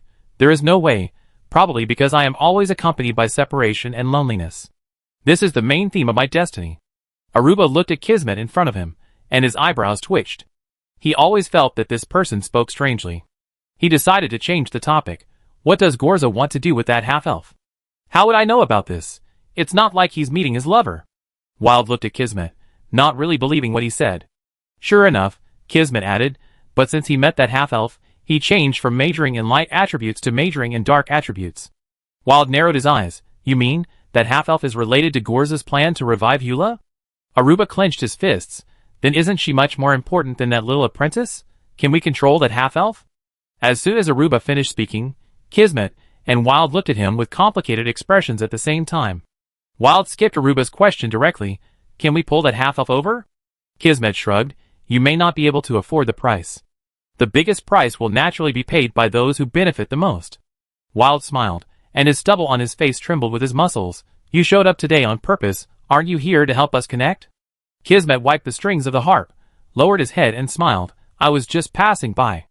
After Kismet left, Wild thought about the news about the half-elves he had just received. Aruba, who had not dared to say anything more, stepped forward and lowered his voice and said, Is this Kismet reliable? Could he be from that side? Wild shook his head. No, he also made a lot of efforts to reach the three-party agreement.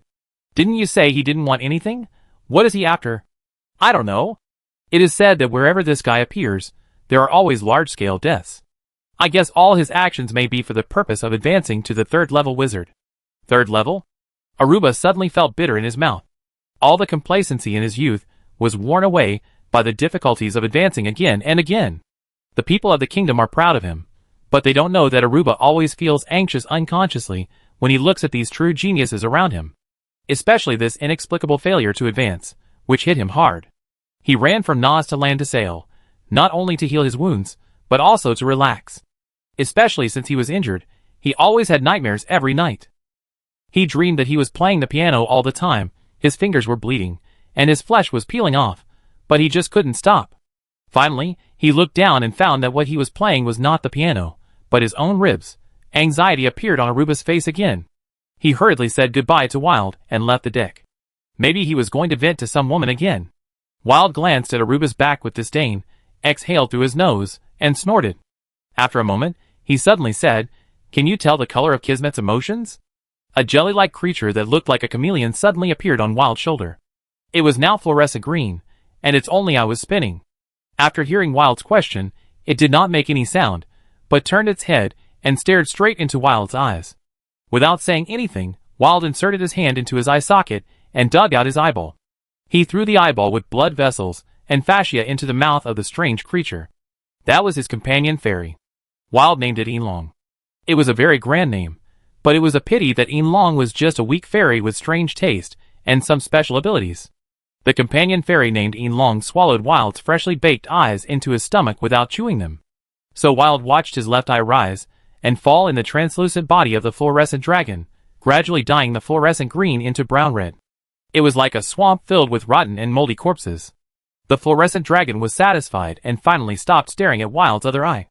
Instead, it opened its mouth and chirped loudly. Quack. Only Wild could hear this sound. Is he excited? Wild touched his beard-covered chin, which fell obediently in his hand. Every time I see Kismet get excited, there will be a lot of deaths. Could it be that the bloody town curse this time is also related to him?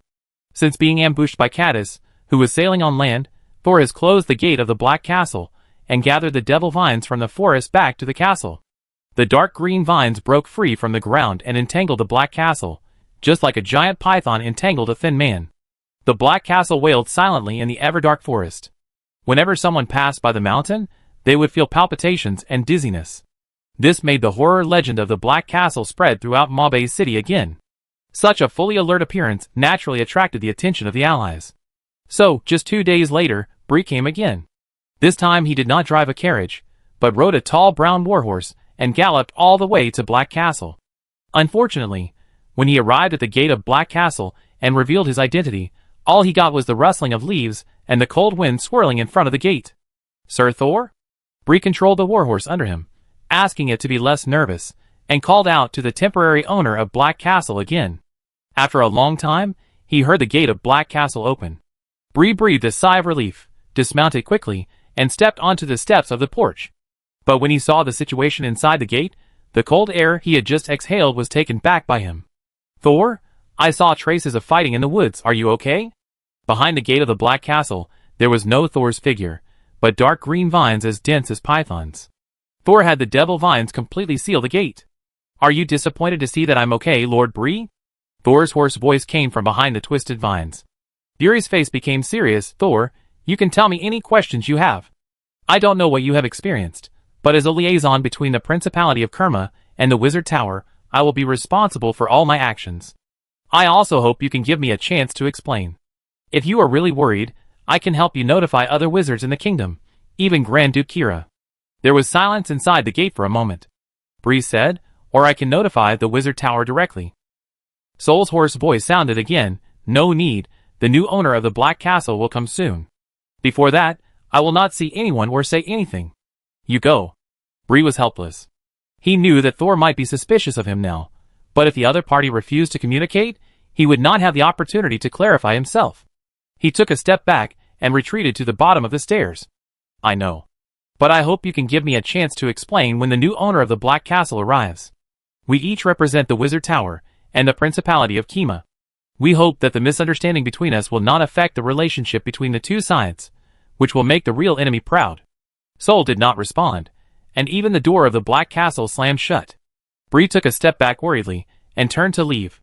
However, just as he turned around, when a fallen leaf was swept across the corner of his lips by the wind, Bree's lips suddenly curled up a few degrees. But when the leaf flew past, the arc of his mouth disappeared. Confirmed. Bree thought, the mark has been planted, and we can start the next step. At the same time, Thor in the Black Castle turned around and smiled with interest. Confirmed. Thor thought, Bree and Caddis are in the same group, just wait for their next move. The two of them turned their backs to the gate of the Black Castle and walked in different directions. Chapter 299. After confirming that Bree had left the Black Castle forest on horseback, Thor returned to the main route of the Devil Vine in the basement. Since being ambushed by the land boat, he has moved here to study and research. This is the place where the Devil Vine has the strongest protection, and it is also convenient for him to communicate directly with the Devil Vine. After using Caddis's recently dead body to set up the mark, Thor has been waiting for the fish to take the bait. He believes that as long as Caddis does not go back to report, someone will definitely come to check whether the mark is completed. This person may be someone he knows, or he may not know him. After Caddis attacked him, only Bree appeared in the Black Castle. Of course, Thor did not make such a simple judgment. After noticing Bree approaching the door, he deliberately opened the door, but did not let Bree see him. Listening to the other party's words of enduring grievances with strength, he felt the mark in his spirit body that had been baptized by the diary suddenly flashing. At the same time, Thor also noticed that a spiritual force was penetrating the Devil Vine and scanning himself. Even if he asked, Bree on the other side could explain that he was just worried about Thor, so he used his mental power to check the situation in the castle. Since it was confirmed that there was something wrong with Bree, Thor did not intend to continue communicating with him. The longer the communication time, the greater the possibility of exposing the problem of the mark. I think Bree has also obtained a satisfactory result. Next, it depends on when the person who cultivated the mark will appear. Thor was not idle during the waiting time. He continued to study the touch of torture and tried to use his spirit fishing. Integrate into this second-level witchcraft. Spirit fishing is the ability to absorb other people's spirits by changing his own spirit state in the shape of octopus tentacles. Thor's skin after the second transformation can absorb spirits. At the same time, he also has a dead wizard diary that absorbs soul energy and consciousness extremely domineeringly. The combination of the two powers has created a terrifying ability to pull a person's soul directly out of the body. Of course, the strength of the enemy that Thor can fish at present mainly depends on the strength of his own spirit. With his current strength, fishing for ordinary third-level students is no problem. But if the enemy is very good at soul-related witchcraft, or has powerful witchcraft props in this area, Thor's fishing may fail. This is Thor's method of defeating the enemy externally based on his own abilities and golden fingers. He also has a way to kill more powerful enemies internally through the consciousness platform. But currently, there is also build a stable consciousness platform anytime, anywhere, and how to introduce the enemy's consciousness into the platform are two major issues that have not been resolved. Therefore, the internal conscious battlefield combat method designed by Thor is still just a concept. After meeting the third-level wizard apprentice Bree, Thor locked him in as an enemy, and at the same time conveyed to the other party the false information that he had been marked during the battle with Caddis. After the cultivated mark erupts, it can make people temporarily unconscious, or execute a subconscious command. The only thing about me that is worth this group of powerful enemies plotting, apart from my identity as Gorza's apprentice, is the diary. but the possibility of the diary is low. Currently, only Kismet knows about the existence of the diary. Judging from his contact with Kismet, his purpose should not be the diary itself. But this guy has a deep connection with the diary, and his true intentions cannot be determined for the time being. Now we can only wait for the enemy to surface on his own. Sol turned his head and looked at Shioza. This guy has occupied the residence of the Devil Vine. Now half of the underground space is covered with black tentacles, which stretch upward happily every day. The white mushrooms he had seen in the passage before are now gone, and occasionally he can hear the whimpering of what seems to be the Devil Vine. Xiao Zhao. Thor called out the Xiao Zhao behind his neck. Xiao Zhao responded, stretched his head in front of Thor, opened his shark-like mouth, and stuck out his tongue at him. Puyalu. Thor reached out to pinch Xiaozao, and Xiaozao immediately stepped back to dodge. Ever since Thor pinched Xiaoza's upper and lower jaws to clamp its tongue twice, Xiaoza has been playing the game of you can't pinch me with Thor. You win, Thor said with a smile, and he waved his hand for Xiaozao to come closer. Xiaozao still approached without any defense. I'm going to do an experiment on you later, so don't move. Xiaoza shook his head up and down. Thor could vaguely feel that the observation history he obtained from the nightmare butterfly. The magical ability will disappear today. Trapped in the Black Castle these days, he has not found a more suitable object for observation. So, Thor decided to observe Xiaozao today. But a demonic creature, who has lived for an unknown number of years, has a long history. Thor does not want to see Xiaozao's daily eating, drinking, defecating and urinating after activating his ability. He wants to try to lock the time period or object of observation history. Thor raised his hand and touched Xiaozao's head. Xiaozao, do you still remember Mrs. Eula who planted you under the wizard tower?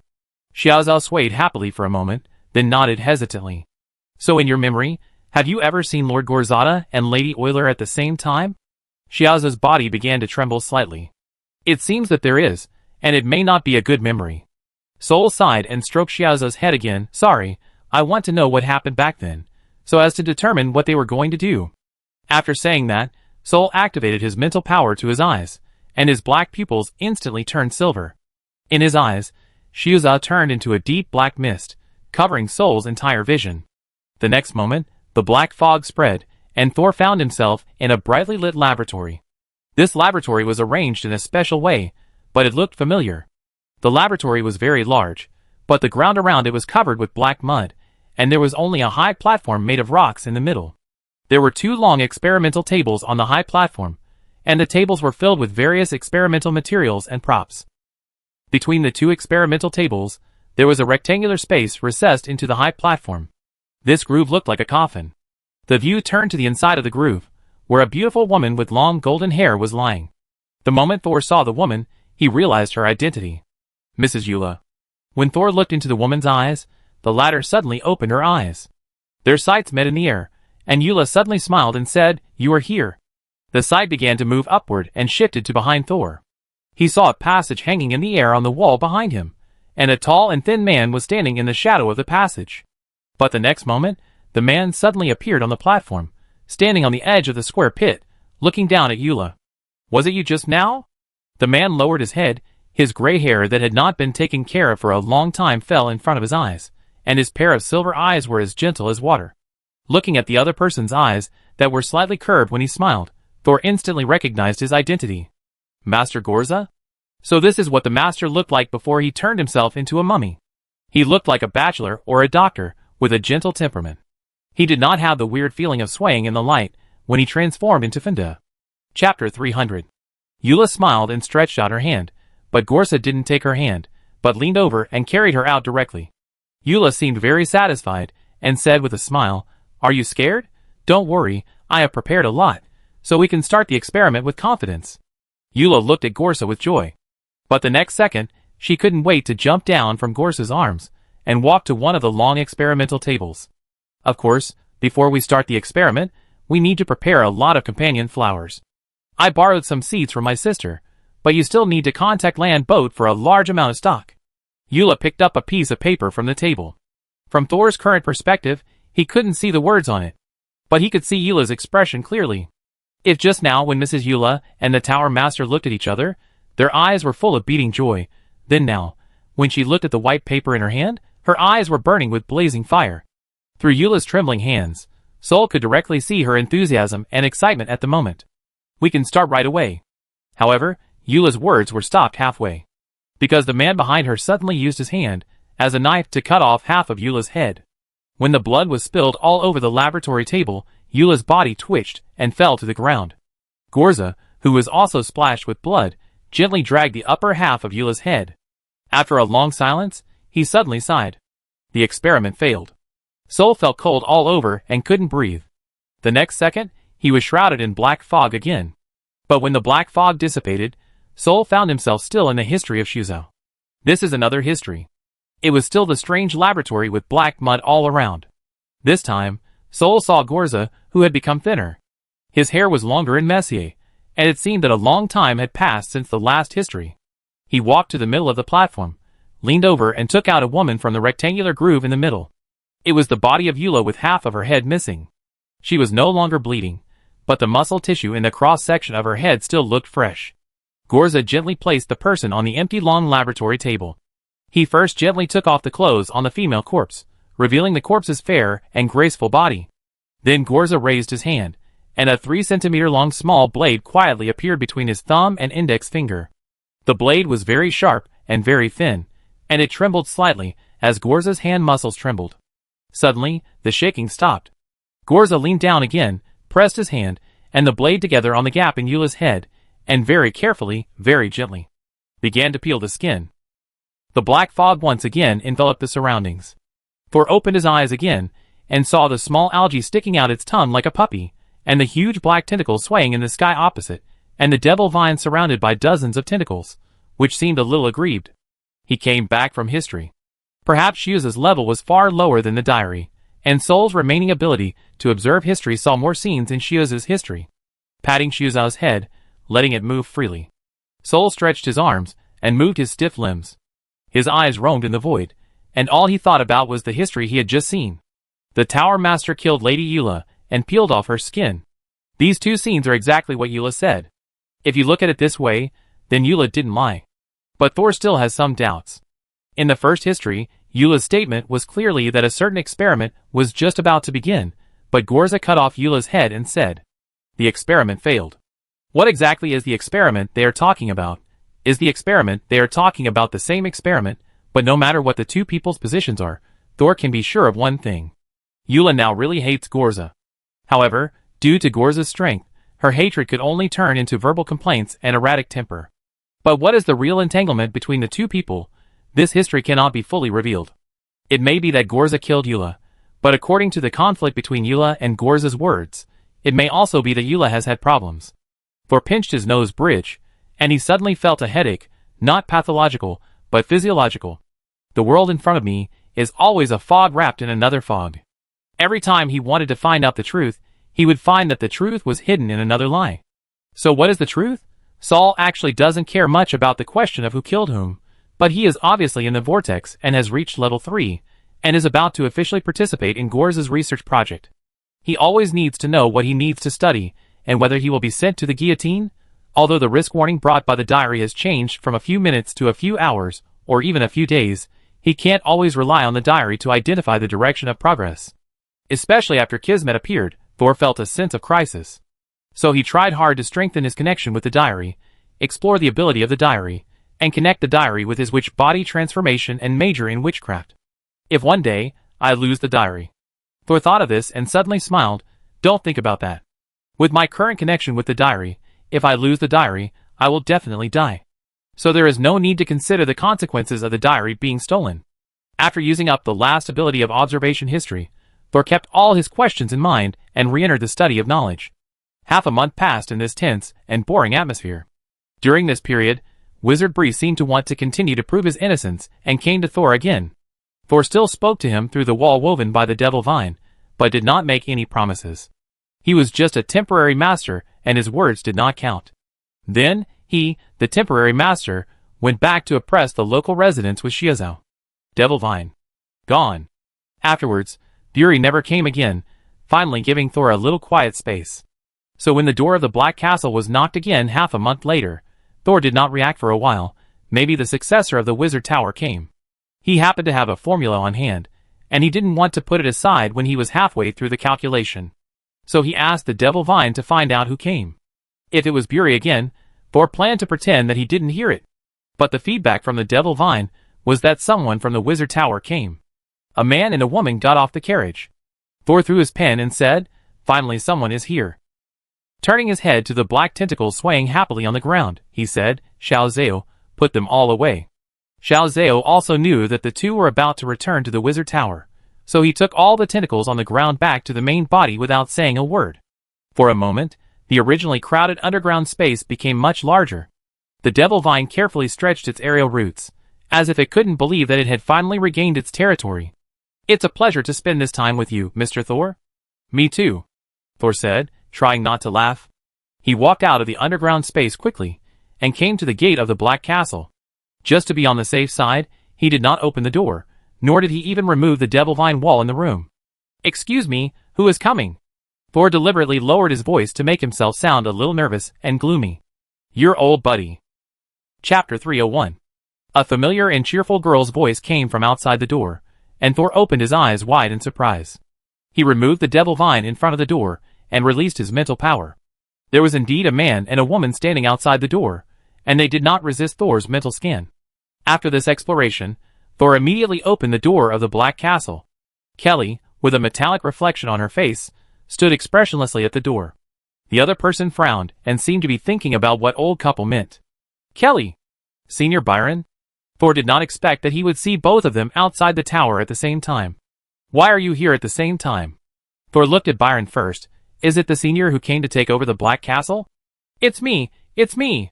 Kelly raised her hand and waved it in front of Thor. "Senior Byron just happened to be looking for you again, so he came all the way with me." "Yeah."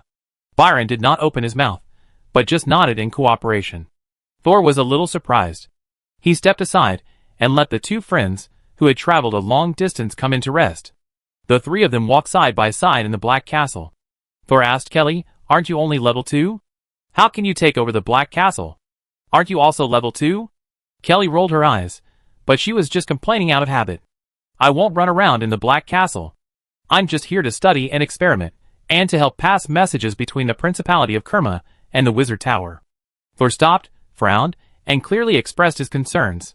"The Black Castle is not safe. It's better to let the third-level apprentice guard it." Kelly frowned and stopped. "I know, so I won't leave Black Castle except to deliver messages. And my mentor gave me a powerful witchcraft item. If someone really wants to invade Black Castle, this item can protect me until the Wizard Tower comes to rescue.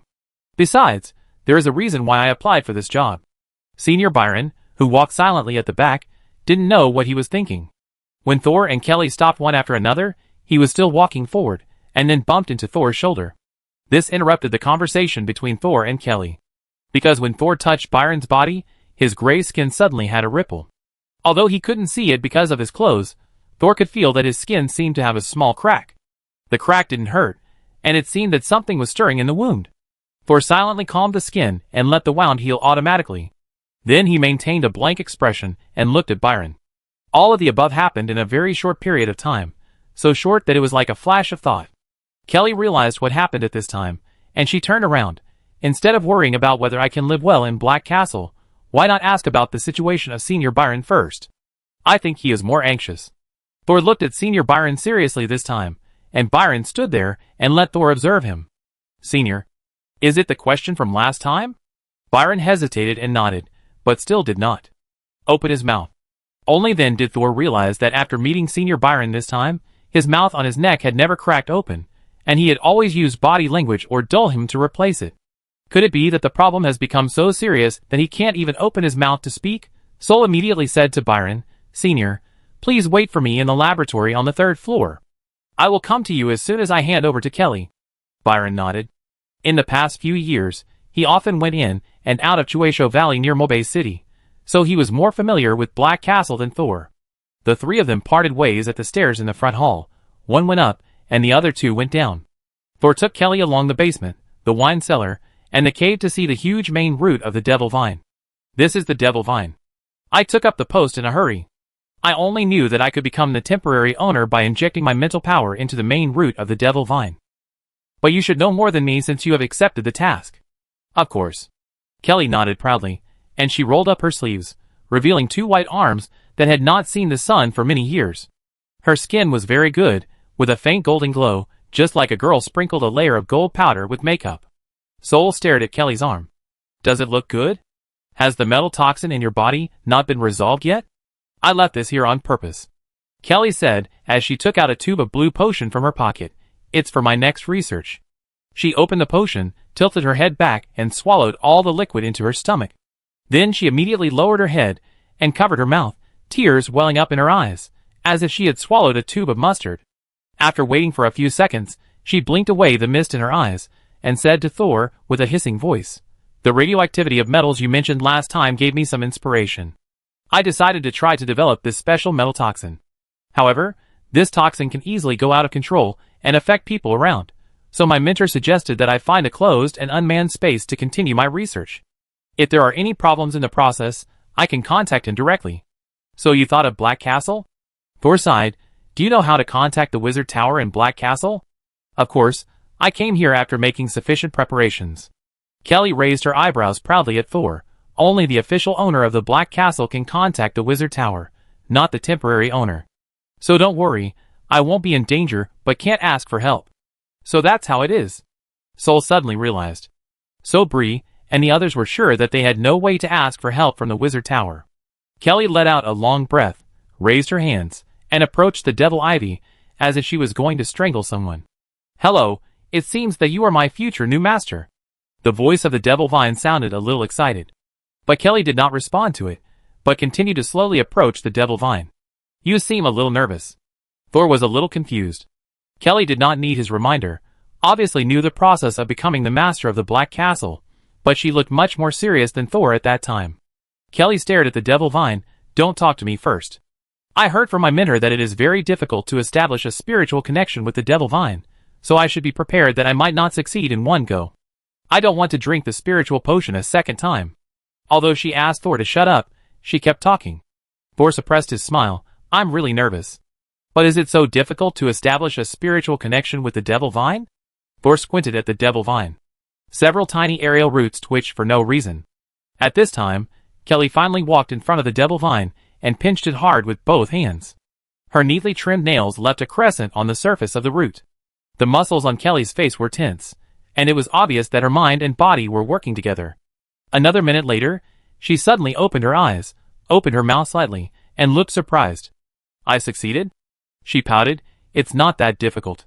She suddenly looked at Thor. "Did you do something?" Soul spread his hands innocently. "You established a connection with the Devil Vine. What can I do?" Kelly narrowed her eyes. Now that you say that, it's even more unbelievable." Chapter 302. The most difficult step to become the master of the Black Castle is to establish a spiritual connection with the Devil Vine.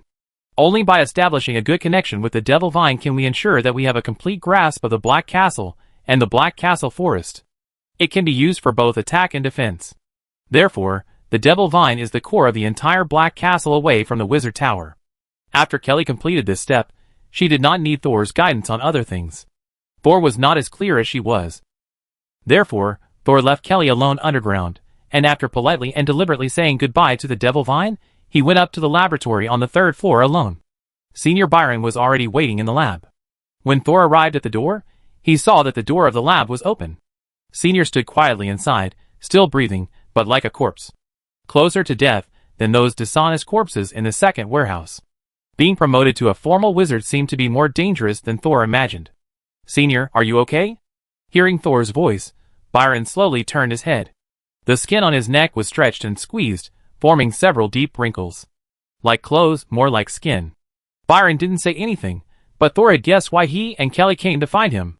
Thor closed the door with his backhand, and dark green vines grew rapidly from the corner of the wall, blocking the door and spreading to the walls of the entire room, turning it into a green cage.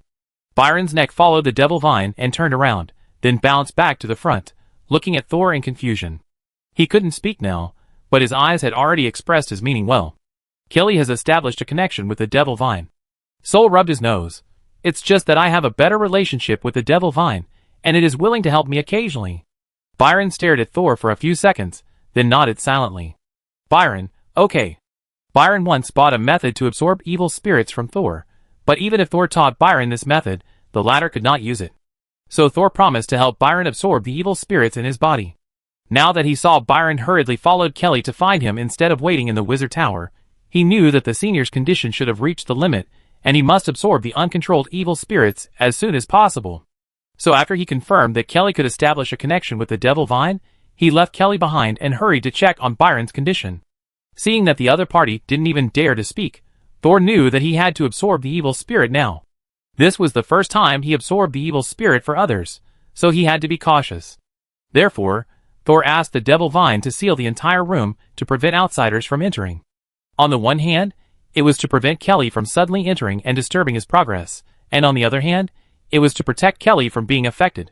When the Devil Vine obediently blocked the entire room, Thor walked forward and carefully observed the evil spirit in Byron's body.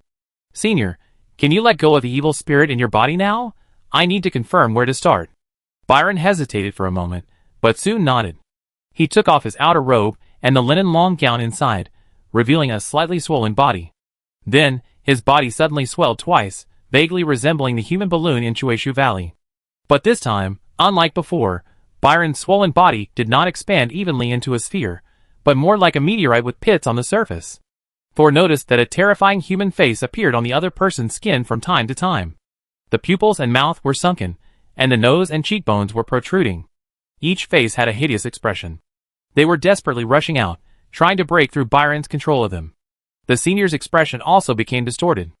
Obviously, it was very difficult for him to maintain such a state.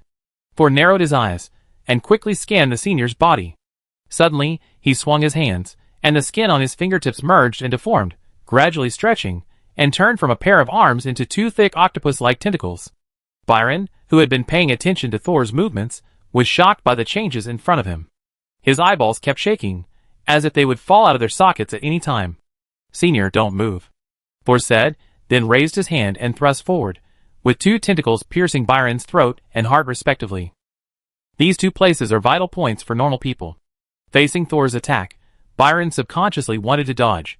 But he thought of what Thor had just said, and he suppressed his body's instinctive reaction and stood still. The next second, two tentacles pierced Byron's skin. However, to Byron's surprise, he did not feel any pain. Or rather, he did not even feel anything. The two gray tentacles were like an illusion, just overlapping with his body. Before he could figure out the principle, a terrifyingly strong suction force directly penetrated Byron's entire soul. Byron also majored in dark attribute witchcraft, so he was not unfamiliar with this kind of attack that directly acted on the spirit body. But he had never seen a wizard apprentice perform such a terrifying soul attack. What was even more terrifying was that he found that he seemed unable to resist the huge suction force. Due to the instinct of survival, Byron immediately activated his mental power, desperately suppressing the abnormal movement of his soul, trying to make the soul and himself more firmly combined. Just like a cat, stretching out all its claws and desperately scratching the sofa.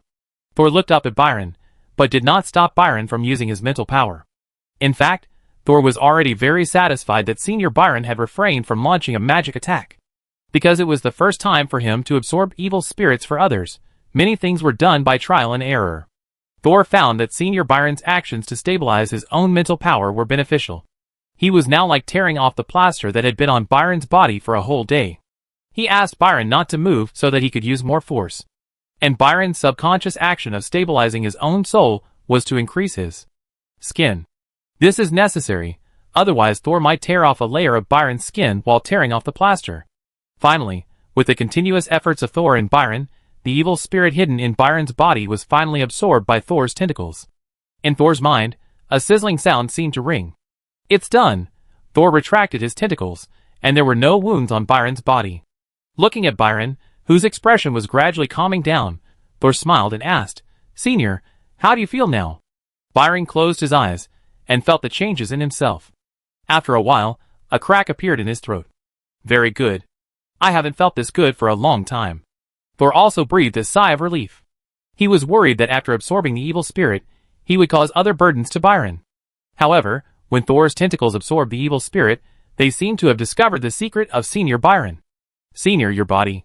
Could it be that your positioning device?" Byron opened his eyes, and nodded without hesitation. Thor said to Byron seriously, "Don't worry, I won't tell anyone about this. For apprentices, who have not yet become formal wizards, the locator is their fatal weakness. It is a secret that must not be leaked." But Thor just helped Byron absorb the evil spirit in his body, and inevitably noticed the existence of the other party's locator. This is probably why Byron chose to ask Thor for help. Byron was not surprised by Thor's promise, and he nodded calmly. Yeah. Chapter 303. When Sol and Byron, who had finished adjusting, left the laboratory, Kelly had already completed a series of preparations, and was sitting in the front hall leisurely flipping through the books that the original owner Machi Machi had left on the table. Hearing the voice, she looked up from the text and saw Sol, and the other person walking down the stairs one after the other. Especially Sol, who was still holding a backpack in his hand. Are you leaving now? She threw the book in her hand casually on the sofa. Yes, I haven't been back to the warehouse for a long time. I originally thought I could return after 10 days, but I unexpectedly stayed for another half a month. I had to go back to hand over my work. Sol knew that after he and Byron left, only Kelly was left in Black Castle. Although Kelly took the initiative to come here to study her witchcraft. And with her personality, she wouldn't care about these things, but Black Castle is not as convenient as the Wizard Tower. Sorry, we finally met, but I have to leave in a hurry again. Sol hasn't studied with Kelly for a long time. It seems that after advancing to the second level apprentice, both of them went in different directions. Kelly was more free and easy. She shrugged and said, "It's okay. If one day we always get together to chat, it's probably that we are not far from death." She added, "I left a transmission track at the registration office and with Mentor Gudwa, which is something that can communicate directly with Black Castle. If you have anything to find me, you can go to these two places. Oh, by the way, remember to prepare enough magic crystals. Track transmission consumes a lot of magic power. Then let's just write letters." Sol smiled and refused. Kelly rolled her eyes, sat back on the sofa, touched the book she had thrown aside before, and continued to read. Sol said goodbye to her, "Then Senior Byron and I will leave." Kelly did not show her face, but just raised one hand and waved casually. Unexpectedly, Byron suddenly said, "Actually, you don't have to call me Senior anymore. If I'm not mistaken, you should have entered the third level, right?" Thor didn't expect that Senior Byron could see it, and he didn't deny it. Yes. In the past half-month, Thor has successfully mastered the second-level witchcraft torture touch. He has now officially become a third-level wizard apprentice. Pa! Kelly's book slipped from her palm and slammed on the ground. "You are level 3? She stood up in disbelief. "How long have you been promoted to level 2? 3 months. Thor thought about it seriously. Almost half a year. Do you want to think about it? Kelly clenched her fists and gritted her teeth. Then she suddenly straightened her chest and said seriously, "Next time we meet, I will catch up with you." Her eyes were burning, and she didn't think she was bragging at all. And Thor on the opposite side also restrained his smile and nodded solemnly, "I believe you." Both of them were extremely sure that Kelly could advance to the third level, only Byron on the side felt that he had been stabbed. He thought about his own age, and the age of the boy and girl in front of him, and his expression became depressed for a while. Not long after, Thor and Byron got on the carriage they came in. These two carriages were much larger than the one Thor took alone, and it was unknown who paid for them. The Black Castle behind him was completely covered by the shade of the trees, and Thor looked back from the window. It was not because of the parting mood that made people look back frequently, but because Thor secretly left something in the Black Castle before leaving. After Thor looked back, Shuzao also quietly got out of the window, imitating the owner's behavior, examining the clones left by it in the Black Castle.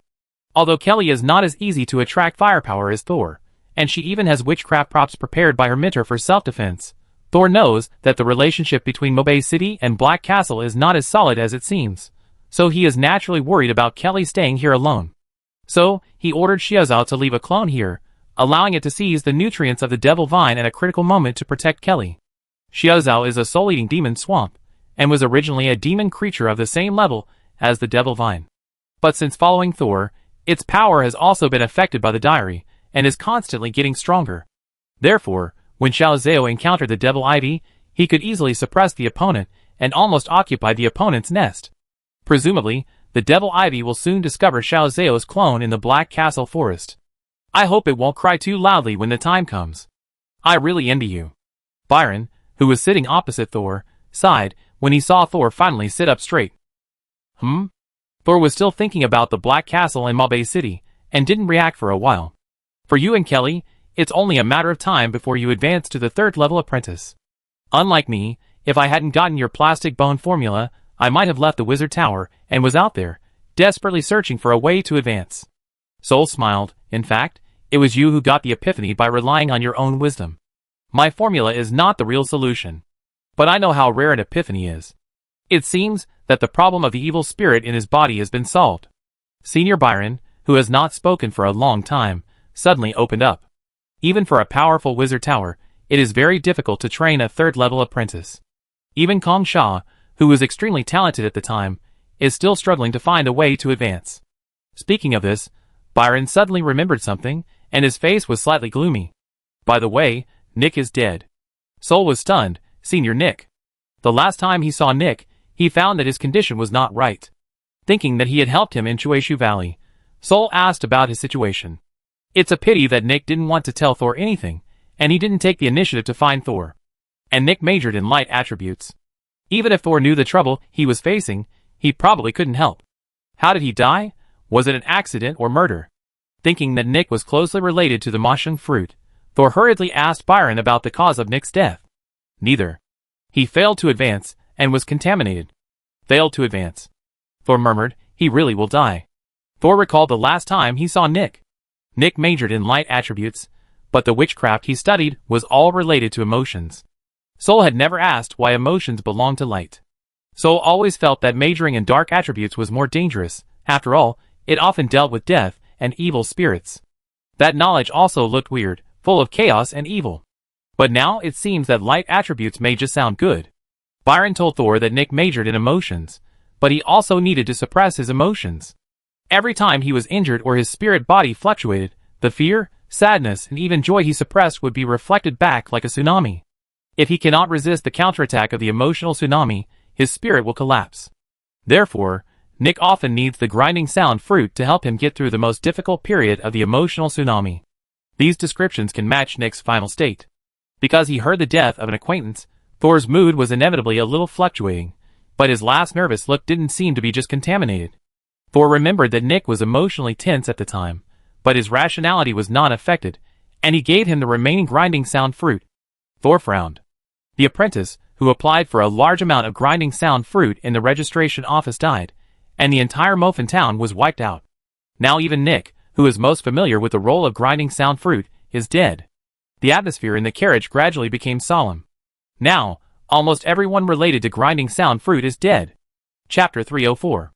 Now almost all the apprentices who were related to the Moshung fruit are dead. I am the only one left. Sol silently kept this matter in his heart. To this day, he does not think that the Moshung fruit is such a rare material. But it is undeniable that in some places, the Moshung fruit does play a role in stabilizing emotions for a short time. But as a person who has experienced it personally, Sol fully recognizes the importance of the wizard tower to the Moshung fruit. It can provide shelter, but it is not a strategic material. Therefore, the series of conspiracies and means surrounding the Moshung fruit and Mofin town seemed very abrupt. I was just accidentally involved in Mofin town and witnessed its decline and destruction. No, that's not right. Thor's face slowly darkened. It wasn't accidental. It was Nick who led me to Mofin town. Sure enough, just like what Senior Byron said, he actually left halfway on purpose. Thor looked up at Senior Byron, who was also silent. Senior, did Nick really die from the failure of advancement? Has anyone seen his body, or did someone spread the news? Byron looked at Thor's serious expression, and sat up slightly, his throat split. He failed to advance, and he was seriously contaminated. It was the body that was dissected by Teacher Kez himself. Is that so? Did the Tower Master pay attention to it? Byron didn't expect Thor to mention the Tower Master, and a trace of fear flashed in his eyes. No, in the end it was Teacher Rum who took away Nick's body. There are too many contaminated places, and it can't be used, and it can't be buried normally. Teacher Rum, Thor repeated silently. He originally just wanted to sneak into Mofin town, grab some Moshung fruit and run away, but he didn't expect that things would develop to such an extent. Now everyone must know that he ran to Mofin town, right? After returning to the tower, it will probably attract more attention. I wonder if anyone is secretly looking forward to his return. Senior, does anyone else know that you and Kelly came out to take over from me? Byron said in a deep voice. We didn't deliberately publicize it when we came out, but this matter is not a secret. Sol lay back and leaned on the soft cushion of the carriage. After 5 days of running, the carriage finally returned to the familiar gray tower. The ancient and majestic building was dyed with a layer of orange light under the afterglow of the setting sun. If it is matched with the deep night sky in the east, it seems to be burning. The carriage quickly entered the first-level entrance of the Wizard Tower for special vehicles. Normally, after a simple inspection, the students who went out on a mission can leave the carriage and return to the dormitory or laboratory with their spoils. But today, the inspection of the carriage seemed a little too slow. However, the people waiting in the carriage were still quiet, and they didn't seem to care about wasting time. Finally, the second-level apprentice in charge of checking the carriage stopped tremblingly. "Hello, there is no problem with the vehicle, you can get off."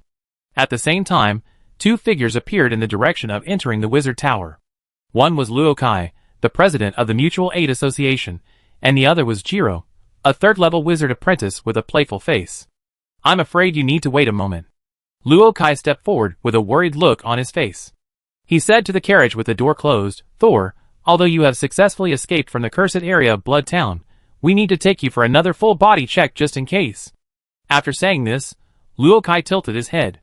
But the only response he got was the slightly uneasy snort of the horse.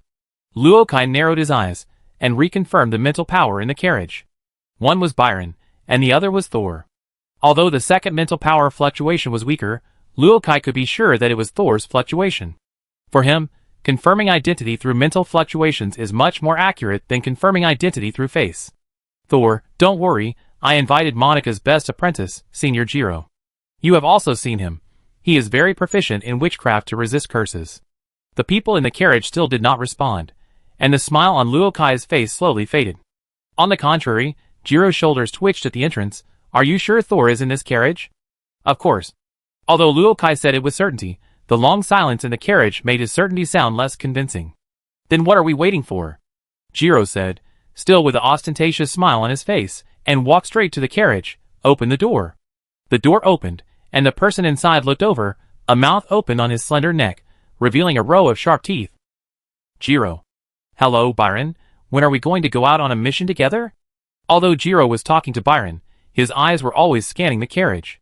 In the carriage, there was no one else except Byron. "Where's Thor? Did you hide him?" Jiro opened his mouth and swallowed. Byron ignored Jiro's teasing. He looked at Luo Kai, who had also walked to the car door with a gloomy face. "Are you looking for Thor? He's not here." "Impossible. I felt his mental power in this car." Luo Kai was still confident in his judgment. The mental power he felt was active. This kind of fluctuation cannot be simulated by personal belongings or witchcraft props. Others may not be able to tell the difference, but he can. Now Luo Kai guessed that Thor might be hiding somewhere. It's not that there are no witchcraft props that can help people hide. Now the question is how to find him out. Luo Kai put a smile on his face again. "Thor, you better come out. Let's check it out to avoid bringing back anything unclean. It's not good for you or other apprentices." But no one in the carriage responded to him. "If you don't come out, don't blame me for using a tough method to get you out." As soon as Luo Kai finished speaking, Byron stood up from the carriage. "You continue to search, I'm going back." Luo Kai didn't want to pay attention to Byron, but when Byron got off the carriage, he was shocked to find that the source of Thor's mental fluctuations also got off the carriage. "Wait, Senior Byron," Luo Kai confirmed again in disbelief. "Why does Thor's mental source overlap with yours? Is he hiding in you?" Byron has always been a lone ranger. Luo Kai doesn't know much about him. He only heard that he has some skills. Although he had just become a third-level apprentice, his locator was very special and very suitable for him. So once he entered the third level, he became one of the top ones. This is the importance of the locator. The third-level apprentice, who advanced through an unsuitable locator, is a third-level apprentice with hidden dangers all over his body. There are many problems and contaminations. And the third-level apprentices, who advance through ordinary locators, can only become ordinary third-level apprentices. Becoming a formal wizard has become a dream they dare to dream at night when they lie in bed. Therefore, in front of Byron, who has a special locator, Luo Kai is always cautious. Byron did not show any dissatisfaction in the face of Luo Kai's suspicion. He even nodded. "If the concept of soul you are talking about is broad, he is partly in me." Hearing Byron's words, Luo Kai frowned, while Jiro raised his mouth excitedly. Byron stretched out his hand, and a gray-white little finger was lying quietly in the palm of his hand. Looking at that finger, Luo Kai gradually widened his eyes. "Soul's little finger fell off, and I temporarily put it away. He told me that his little finger has not been very strong since he came back from An's last time." Chapter 305. Before Luo Kai and others appeared, Thor appeared at another entrance of the wizard tower. This passage cannot be used for driving, but it can directly lead to the 5th floor of the east tower of the wizard tower. Teacher Kaz once personally took him through it. Thor was completely hidden in a large cloak. He walked slowly forward, paying attention to every corner in the ramp. Thor did not meet anyone else along the way, and he arrived at the 5th floor of the east tower smoothly. After arriving here, he looked at the upward and downward passages, thought for a moment, and chose to go down. In order to polish the sound fruit and the mark in his body, he hoped that the first person he would contact after returning to the wizard tower would be the tower master. In addition to the tower master, anyone who tried to approach him might be the maintainer of the Soul Lost Flower mark. If he wanted to see the tower master, Thor could choose to go up to the 19th floor where he had access to the tower master's private library. Or he could go to the 2nd warehouse and ask the tower master to come down. After comparing the distance and safety of the two, Thor thought it would be better to trouble the tower master. Because he didn't know how long it would take for the people guarding the entrance of the wizard tower to find out that he was not in the carriage, Thor quickened his pace again. It was almost 6 o'clock in the afternoon, and most of the apprentices were wandering in the library, registration room, and various laboratories on the 6th floor. Thor walked down, and the fewer people he met the lower he went. However, when he came to the 2nd floor of the east tower, he unexpectedly met Clome, who had just walked out of the 2nd morgue. This first-level apprentice had taken over Thor's job in the morgue. When they first met, he used his companion fairy to provoke Thor. But today he actually walked out of Hayden's 2nd morgue. Soul subconsciously glanced inside the 2nd morgue, and saw no one else, only a few corpses hanging in the air with ropes, moving without wind. Although Cullum was a little curious about the sudden appearance of a person on the 2nd floor of the east tower, he did not sneak a peek at the face under the cloak. The longer he stayed in the wizard tower, the more his impulsive arrogance was washed away, and he knew what it meant to be cautious in words and deeds, and to restrain his curiosity. Unexpectedly, the person in front of him stopped in front of him. His body did not turn around, but his voice came over. "Where is Hayden? Senior Hayden?" Cullum raised his head slightly, and glanced at Thor. He applied to leave the tower a month early, and is no longer here. "I am currently in charge of the 2nd morgue." "He has already left the tower?" Thor nodded stiffly, ignored Chrome, and walked straight into the dark corridor. Cullum stood there, waiting until he could no longer see Thor in the corridor. Then he looked up and looked deep into the 2nd floor of the east tower. The one just now seemed to be Senior Thor. A companion fairy like a mud monster was attached to the top of Chrome's head. The two of them had the same expression, both with their eyes wide open and their mouths slightly open. "Oh my god, he has changed a lot, and his momentum seems to be stronger. Could he have been promoted to a 3rd-level apprentice?" After Chrome finished speaking, he shook his head repeatedly to deny, "Impossible, impossible. How long has he been in the 2nd level?" But although he denied it, he was sure in his heart that Thor had been promoted. "Ah, I also want to be such a powerful apprentice, and then be accepted by the tower master. Gwugwa, do you think I have a chance?" The companion fairy above his head jumped on the spot, calling the fantasy-loving Chrome back to reality. The boy immediately jumped as well. "Oh, I still have to change the materials. If it's too late, my sister will rot." Soul didn't know the shock of Chrome, who was only level 1. He was still surprised by Hayden's sudden departure. "Others would bow down to me when they accepted me as a younger brother, but why did I want to accept a younger brother?" But he packed up and left in advance. He shook his head, pushed open the door with mixed feelings, and entered the 2nd warehouse. After nearly a month, he finally returned here. I don't know how the senior who took over his job is doing. In the warehouse, the apprentice who took over Thor's job was holding the lamp lighter to maintain the number of candles in the warehouse. After seeing the other person's face, Thor was a little surprised. "Kujin?" Kujin slightly turned his head to see Thor, just nodded slightly, and turned back to continue lighting the candlestick. "Wait a minute, these candles are not very honest today, and I need mental strength to maintain them so that they will not go out again." After all, Kujin had worked in the 2nd warehouse for many years, and was very experienced in his work. Some of the candlesticks today kept going out from time to time, and the number of burning candles had almost dropped below 90. Kujin carefully lit the candles, and protected the flames from going out immediately. That was because he was experienced. If it were someone else, he would have been in a panic and sweating at this moment. At the same time, as the former warehouse manager whose job was taken away by Thor, Kujin also wanted to show off in front of Thor. But he didn't notice that Thor saw that the number of bright candles had dropped to the limit, and his first reaction was to glance at the neatly lined corpses. Then, Kujin, who was lighting the candles, found that his work suddenly became extremely easy and smooth. Each candle was lit at a time, and there was no need to wait for a few minutes to see if the candle would go out quickly. He lit 20 candles along the way, then put down the lighter, and looked back at the much brighter hall with a blank face, feeling that the experience just now was like a dream. It seems that the crisis has been resolved. You are worthy of being Senior Kujin. Thor smiled slightly and praised sincerely, then walked steadily through the group of zombies, and walked towards his laboratory table. He glanced at the cabinet and the table to confirm that the seals he left when he left were still intact. The mental imprint he left on it had not changed. Do you need to check it again? I can hand it over at any time. Kujin also came over with the lamp lighter, with a hidden smug smile on his face. It was obvious that he had just lit more than 20 candles in a row, which made him a little excited. Okay. Thor turned around and looked at Kujin, pulling off his cloak with one hand. But why do I remember that I didn't hand over to you when I left the tower? Kujin was not nervous. He put the lamplighter away very skillfully, and took out the warehouse registration manual. The apprentice you handed over to found Master Kez after working for 3 days, and took the initiative to give up the task. Thor didn't understand why. Kujin paused for a second before handing the manual to Thor. Not everyone dares to face the master directly, especially his bad luck. Just 3 days after he came, he was called by mentors Rum and Ans to deliver materials. In the end, he was forced to help mentor Ans for an afternoon. It is said that when he came back, he was almost exhausted. Sol was not like this when he worked in the second warehouse. He often encountered a task once a month, so that he sometimes forgot that he was still in charge of a job. He thought secretly, the newcomer just took over my job, and was scared away by the mentors. Did they do it on purpose, and want to replace someone to take charge of the warehouse work? Could it be Kujin, the maintainer of the mark? Chapter 306. But Thor quickly overturned this speculation.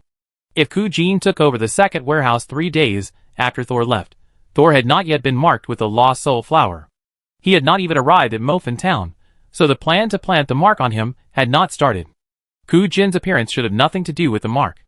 Rum and Ans issued tasks within 3 days, so is there any relationship between them?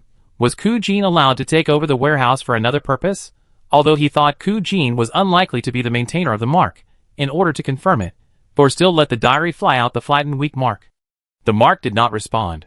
Yes, the maintainer of the mark needs to be able to contact me frequently, and Kujin obviously does not meet this requirement. Kujin did not know that Thor had thought about so many things at the moment he took the manual and imprinted his mental power. He just looked around with a little disappointment after letting go, and took the initiative to say goodbye to Thor, and left the second warehouse. After Kujin left, Thor checked the mark again out of caution, but there was still no change. Then, without further delay, he immediately notified the Tower Master through the communication pin that he was back, and asked the Tower Master to come over in person. Next, it depends on how the Tower Master will deal with this mark. After writing the last word, Thor breathed a sigh of relief. The Tower Master should come over soon after seeing the message, but he may also be busy and need to postpone for a while. Thor believed that this time, he would not let Mrs. Eula do it for him again. While waiting, Sol was still tense. He wanted to find something to do. He picked up the warehouse manual that Kujin had just handed over, and looked through the storage of the warehouse materials during his absence. As Kujin said, the first senior who took over Sol's job received 2 tasks in a row as soon as he took over the warehouse. Sol carefully checked the task requirements and found that they were not some very important materials. At least they were not numbered. But the time limits required by the instructors were relatively tight. I think the senior must have been busy for a while. In addition to his subsequent strong request to change jobs, Sol guessed that Rum or Ans mentor had also blamed him. Looking at it this way, it seems more like they deliberately sent him away. Sol turned to the next page. Kujin took over the work of the warehouse. In the following period of time, there were still several mentors who issued tasks. In short, it was much busier than when Sol was there. Sometimes the work just likes to bully newcomers. The more inexperienced the person is, the more difficult and complicated problems they are likely to encounter. Kujin accepted 4 missions in the second warehouse for more than half a month. Twice by Mentor Ans, once by Mentor Monica, and once by Mentor Kaz. Mentor Kaz? Sol turned the manual to the next page. Mentor Kaz's is for warehouse handover. The handover item is Nick's body. A dark light flashed in Sol's eyes, but there was no emotion on his face. He continued reading. Because the body has just been processed, it is still stored in the sarcophagus. to let the smell out. Thor closed the manual and stood up to check the sarcophagus. Smell. Just like Thor's previous call for the corpse, guessed, it is a metaphor. It means short-term quarantine and observation to see if there are any other abnormalities. Since Thor has handed over the job, he naturally needs to check this dangerous object. Just as he stood up, a hand suddenly rested on his shoulder. Just as Thor was about to break free, he saw the pink bandage wrapped around the hand from the corner of his eye, and immediately stopped his subconscious struggle reaction. The next second, his eyes went dark, and Thor passed through the dark layer full of eyes, and instantly came to a strange room. This room was very dark, so dark that he thought the space shuttle had not stopped. There were no candles everywhere in the wizard tower. Not a single one. Thor could only observe the room he was in through semi-immersive meditation. This is the top floor of the wizard tower. Gorza let go of Thor and took 2 steps back. This room seemed so narrow that Gorza only took 2 steps back and his back was pressed against the wall. Sit anywhere. After Thor looked around, he found that the room was extremely small. It was only 1 meter wide and just over 2 meters long. It was called a room, but it could only fit a single bed. Now, there was no bed in the room, not even a chair. There was only a soft carpet on the floor. It looked more like a coffin. If Thor really said sit anywhere as Gorza said, he would have to sit on the floor. Then he should stand. Gorza seemed to be just being polite. Thor didn't sit down, and he didn't say anything. I see your spirit body is very stable, and has already integrated the locator? Thor was a little surprised, but nodded honestly, yes, Lord Tower Master, can you see it? Gorza did not explain how he saw it, he just stared at Thor for a while, then sighed. Just entered the 3rd level, you can already integrate the locator into the spirit body. You have already praised the most difficult step for a 3rd level apprentice to become a formal wizard. It is indeed so. Thor thought, the most difficult step in my apprenticeship was actually turning my diary into my own locator, but after this step, I have almost reached the level of an ordinary formal wizard in terms of locators. After entering the 3rd level, you still come to me for help. It seems that the enemy you met this time is very difficult. Tell me about your experience in Mofin Town and Black Castle. Thor licked his dry lips and slowly told his experience of the past month. On the way back, he had already thought about what to say and what not to say, so now he narrated it naturally. Gorza just listened quietly, and his emotional changes could not be seen in the darkness. But Thor felt that the other party was always calm, as if the nightmare butterfly was killed by Kismet's scheme, he was ambushed in the Black Castle, and suspected that the people of the Principality of Kerma were abnormal. These were not big problems. Gorza just moved his neck when he felt that there was something wrong with his spirit body for a moment after hearing the battle between Thor and Caddis. After Thor finished speaking, the dark room returned to silence. The Tower Master opposite remained motionless, as if he had turned into a statue. At this time, Thor heard a friction sound from the opposite side. He tried to squint his eyes, and saw Gorza slowly sitting on the ground against the wall. He personally demonstrated to Thor what it meant to sit casually. Gorza seemed very relaxed in the dark, but Thor felt a little discord in him. Tower Master. Are you okay? It's okay, I'm just thinking about what you encountered. Troubles and accidents always seem to like to follow you closely. A chuckle came from the other side. In such darkness, Thor couldn't see the other person's expression at all. Did the Tower Master bring me here just to prevent me from observing his condition? Thor lowered his eyelids. Gorza continued, Kismet will be forced to leave the western continent soon, you don't have to worry about that. As for the people who attack you outside the Black Castle, they are most likely land boats. They shouldn't attack you without reason, it's not worth it. He asked about the abnormality that Thor felt in his spirit body. Do you still feel something wrong with your spirit body? While paying attention to the dying mark in his spirit body, Thor frowned and tried to recall, I don't feel anything bad now, maybe it was just my illusion at that time. Then let me see. Although Gorza said this, he didn't mean to stand up. Sol was wondering, and suddenly he vaguely saw something rushing towards him from the opposite side. But Gorza was still sitting there. Chapter 307. Faced with a shadow that suddenly appeared between Gorza and himself, Thor's heartstrings immediately tensed up, and he almost released a spiritual armor spell. But thinking that the Tower Master might want to check his spiritual body, he quickly relaxed his mind. The diary has no hint. Sol was a little nervous. The diary has become his locator, and the connection between them has deepened further. He didn't know if Gorza would notice the existence of the diary if he used special means to observe his spiritual body. But facing the shadow that was getting closer and closer, Thor could only choose to continue to believe in the ability of the diary. The shadow was very fast, and in the blink of an eye, it was already standing in front of Thor. His figure was slender, but as thin as a piece of paper. For a moment, Thor even thought that this was Mrs. Eula, who was taken into Gorza's body. When Mrs. Eula appeared in the form of a shadow, it was also such a thin silhouette as a piece of paper. But he quickly denied his idea. The feeling given by the shadow in front of him was completely different from that of Mrs. Eula. It was not irritable or angry, but just stood there quietly. When it leaned forward and looked down at Thor, its outline vaguely overlapped with Gorza's figure. But it was not Gorza. Because the Tower Master himself was still sitting in the corner opposite Thor, the black shadow stared at Thor. Although Thor could not see the other's eyes, it continued to lean forward. Its movements were slow, but as it gradually approached Thor, the world in front of Thor began to deform. Thor stared at the black shadow, but as time passed, Thor's eyes gradually focused on the face of the black shadow. The shadow became clearer and clearer in Thor's eyes, and the surrounding scene gradually blurred. The room in front of him was stretched by an invisible force, and Gorza, who was only 2 meters away from him, was now 10 meters away. Is this room so big, or is my vision distorted by witchcraft? Thor thought vaguely. He felt something was wrong, but he couldn't remember what was wrong for a while.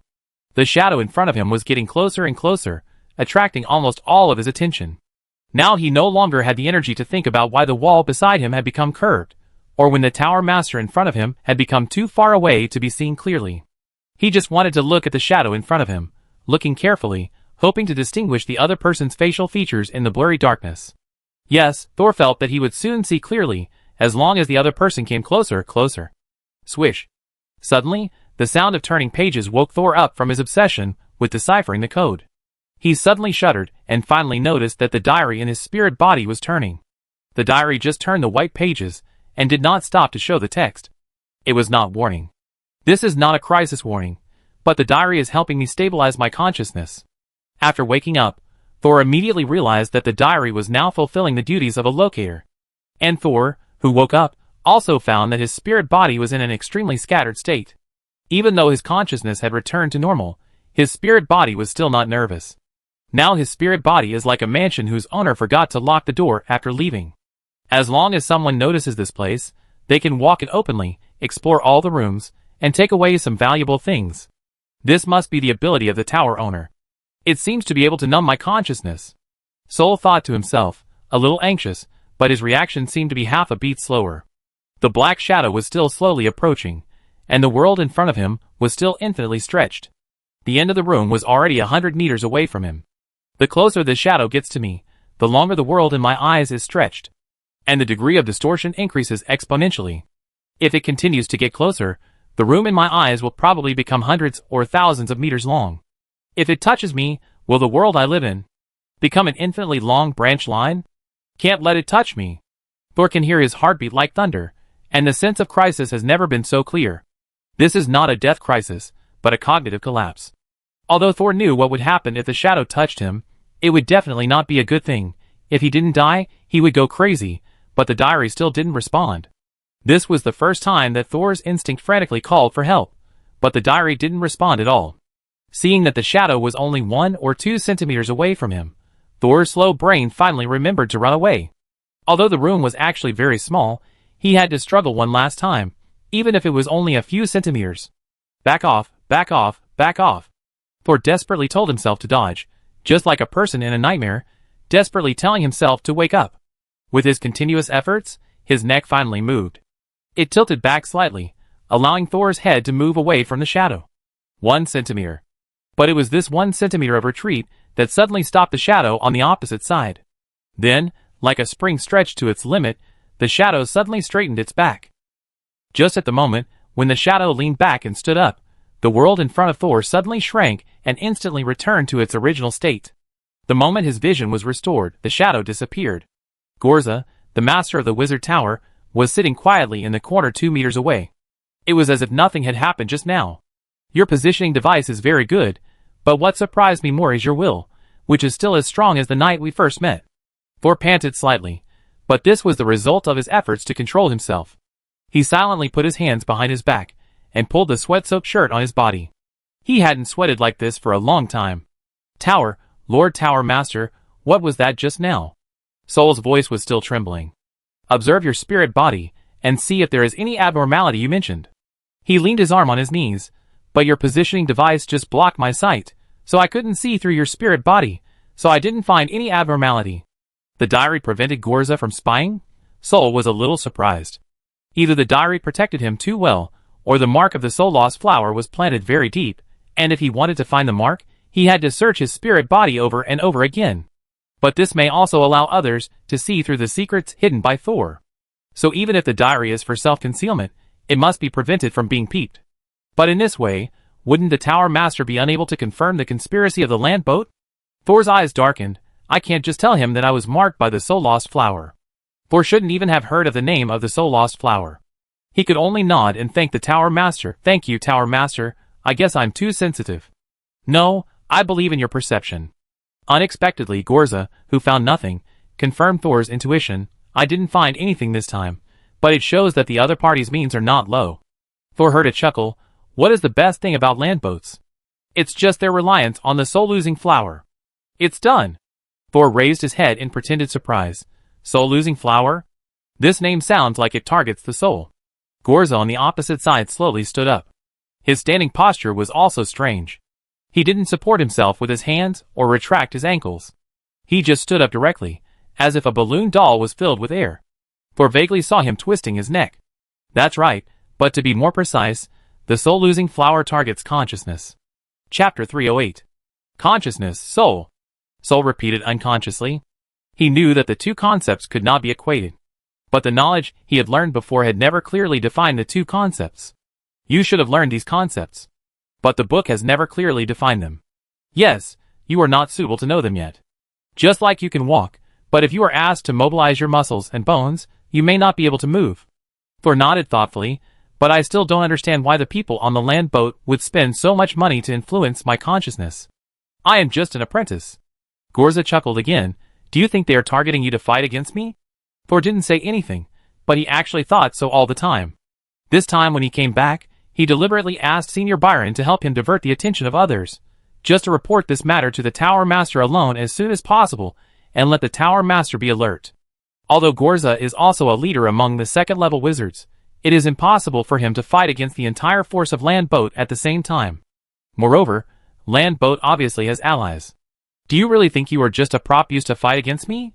Didn't you just kill a senior third-level apprentice alone? Thor was stunned. He was so used to his identity as a low-level wizard apprentice that he had never thought about his value in being used. But in the eyes of the Tower Master, he seemed to have grown into a person who was worth others to control at a great cost. Do the people on the land boat really want to control me? It's possible. Don't forget, you are already my student. Doesn't this identity prove your value? The Tower Master is still quite confident. Sol lowered his head slightly, but he suddenly noticed something and raised his head again. Master Tower Master, what do you mean? Call me Mentor. Sol opened his mouth wide. Gorza officially recognized him. But what about Mentor Kaz? Of course, he would not ask such a stupid question now, but immediately responded, yes, Master. Yeah. Gorza responded with a smile, and then he brought the topic back. Now we are basically sure that your spirit body has been tampered with, and it is very likely caused by the influence of the land boat's soul-losing flower. Then how can I remove this influence? Maybe we can consider using this influence to find the enemy hidden in the wizard tower. Thor's eyes lit up. He had the same idea, but he couldn't say it directly. I don't know much about the soul-lost flower. This is a secret that only the core members of the land cruiser know. But based on their past performance and your experience this time, I can roughly analyze that this should be an ability that can affect people's consciousness and thus control their behavior or thoughts. Remote control, one is to use demonic creatures, one is to use mental radiation, and you don't need to know the last one yet. The soul-lost flower can't be that powerful. It is also difficult to control for a long time with the first two methods, especially after you return to the wizard tower. If they want to strengthen their influence on you, they must continue to exert influence uninterruptedly.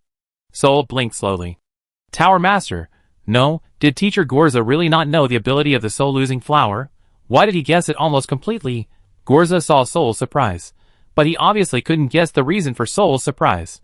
In the next paragraph, remember to carry the puppet I gave you with you. Gorza looked over and asked, have you thrown it away? No. Sol said immediately, I just didn't take it with me when I went out these few times. But he was not very confident. In order to hide the existence of the diary, he deliberately did not bring the red-eyed puppet that Gorza gave him. After all, Mrs. Eula had hidden in it, and Sol was worried that Gorza was still monitoring him. But his most critical secret could not be told to anyone. Of course, Kismet, who knew everything, was an accident. But it was precisely because of his unexpected time bomb that Thor was more convinced that the fewer people who knew the diary, the better. Fortunately, Gorza did not dwell on the reason why Thor did not bring the puppet with him. He just reminded him again, carry it with you in the future. Yes, Mentor, Thor agreed. Anyway, the diary had already entered his spiritual body, and he was sure that it could directly resist Gorza's mental detection. It's just a red-eyed puppet, and it can definitely be easily taken down. This puppet can temporarily store the spirit body, and it is also very sensitive to mental power. You input a certain amount of mental power into it, and it can make it remember your wave characteristics. In the future, if other people or creatures try to affect the soul loss flower in your spirit body, it will be sensed by the puppet, its eyes will turn black, and it will also issue a warning to you. So that's it. When the mentor gave him this puppet, he probably had the idea of testing whether his spirit body would have any abnormalities. Thank you, Mentor. Gorza nodded. After leaving this room, don't mention the land boat and the soul loss flower to anyone. You can't talk to yourself either. Leave this room? A series of guesses flashed through Thor's mind, but before he could ask, his eyes suddenly lit up. The familiar door and the corridor with rows of bookshelves made him realize that he was in the private library on the 19th floor. Thor? A low and hoarse voice came from behind. Thor turned around and saw Mentor standing in the corridor. Mentor, why are you here? Thor hurried over. Kez looked at Thor with a complicated expression. You have become a third-level apprentice. This speed is even faster than the speed at which you became a second-level apprentice. His back seemed to bend a little more, and the wrinkles on his face became more obvious. The Tower Master is better at judging people than I am. Looking at such a mentor, Thor didn't know what to say, but the other party obviously didn't need Thor's comfort. The Tower Master asked me to wait for you here. Since you have been recognized by the Tower Master and become his student, don't call me mentor in the future. Just call me Mentor Kez like everyone else. Sol did not think of not recognizing Kez after becoming Gorza's apprentice, but before he could say anything, he saw Mentor Kez raised his right hand and shook it. Sol noticed a burnt mark on his palm. It should be a new wound. Don't refuse. In fact, at the beginning, I was going to give up on you. Teacher Kez had a relieved smile on his face. He turned around with his hands behind his back and signaled Thor to follow him with his eyes. The two walked towards the ramp leading to the upper and lower floors. The Tower Master asked me to give you a chance to work in the morgue. Thor had guessed this before, and was not surprised. At that time, I found that you were unexpectedly suitable for dark attribute witchcraft. This is different from your elemental perception talent. It is a way of thinking and habit that is very suitable for dark attributes. You didn't get tired of dealing with corpses and stench all day long, and you even boldly used the materials from the corpses to transform your body. Kez couldn't help but glance at Thor again. He could still recall his shock at that time. He was still a little scared. After all, the Tower Master had just handed Thor over to him. If he found out that he had played with him to death, Kez didn't know if he would be pissed off. It wasn't until then that I realized your talent. I was too narrow-minded to simply think about the magic power and mental power values. Watching Teacher Kez constantly criticizing himself, Thor tried to interrupt several times but failed. Today, Teacher Kez was much more emotional. The two walked all the way to the ramp, then went up and entered the 20th floor. This was Thor's first time here. The 20th floor was different from the other floors of the Wizard Tower. There was a bronze door at the entrance. It was exactly the same as the one on the first floor of the East Tower. Kez walked over and pressed his left and right hands on the left and right doors respectively. From now on, you are allowed to officially participate in the experiment of the Tower Master. Next, let me introduce the details of the experiment to you. Chapter 309. Sol stood at the entrance of the 20th floor of the Wizard Tower, watching Mentor Kez put his hands on the bronze door and forcefully open both doors at the same time. It was very dark inside the door. As the door was pushed open, the gap widened a little bit, and the candlelight from the corridor leaned in. Hee, soak. Slurp. Buzz, buzz, buzz. Sol seemed to see something behind the door that was afraid of the candlelight and was running away. At the same time, there were strange sounds like children playing that entered his brain. After pushing open the door, Master Kez did not enter immediately. He stopped to take a breath and said to Thor, "The door here is different from the first floor of the East Tower. You need to push open both doors at the same time and wait for a while, until the light drives away the small things inside before entering. Kaz paused here, as if he wanted to take a breath. The action of pushing open the bronze door seemed to consume a lot of physical strength. Then Thor heard him laugh at himself. I'm old, my eyesight is not good, and my mental strength is not good. After you follow me in, you will mark your mental power on the door lock, and you can come here by yourself in the future. Teacher Kaz's appearance is indeed very old. But Thor remembered that once you advance to a formal wizard, there are many ways to prolong your life. What really affects the average age of wizards is not their natural lifespan, but those tomorrows and accidents that may come at any time. Listening to Teacher Kaz's sigh, he seemed to really feel that he was old. At this time, there were no strange and fragmented sounds in the door, but Teacher Kaz was still standing outside the door, as if he was still waiting for something. Thor's heart moved. Maybe Master Kaz was just waiting for those little things to run away. After standing there for another 3 minutes, Master Kaz took Thor into the bronze door. The moment he passed through the door frame, the temperature suddenly dropped by more than 10 degrees. The temperature in the wizard tower is always slightly cool all year round. The body temperature is less than 10 degrees Celsius. It's just that the physical fitness of the mentors and apprentices is far better than that of ordinary people, so they don't feel cold, let alone catch a cold. But when the temperature suddenly dropped to below zero, Thor was only wearing a long gown and a cloak that leaked air on all sides. He felt a chill. However, his skin began to heat up slightly, resisting the cold from the outside world. Soon Thor felt no discomfort at all. While walking, he looked at his arms swinging naturally. My skin can easily transmit mental power and magic power. Did it sense my intention to warm up, so it started to heat up on its own? The second generation of soul-eating Esther is indeed much stronger than the first generation of plastic bone. After adapting to the low temperature here, Thor raised his head to observe the interior of the laboratory. Then he was a little surprised to find that this was actually a huge round room. An entire area without any division. Except for the distance of the ramp and the bronze door, this laboratory occupied the entire remaining area of the 20th floor. The most common thing in this laboratory was not various materials, but cold sarcophagi.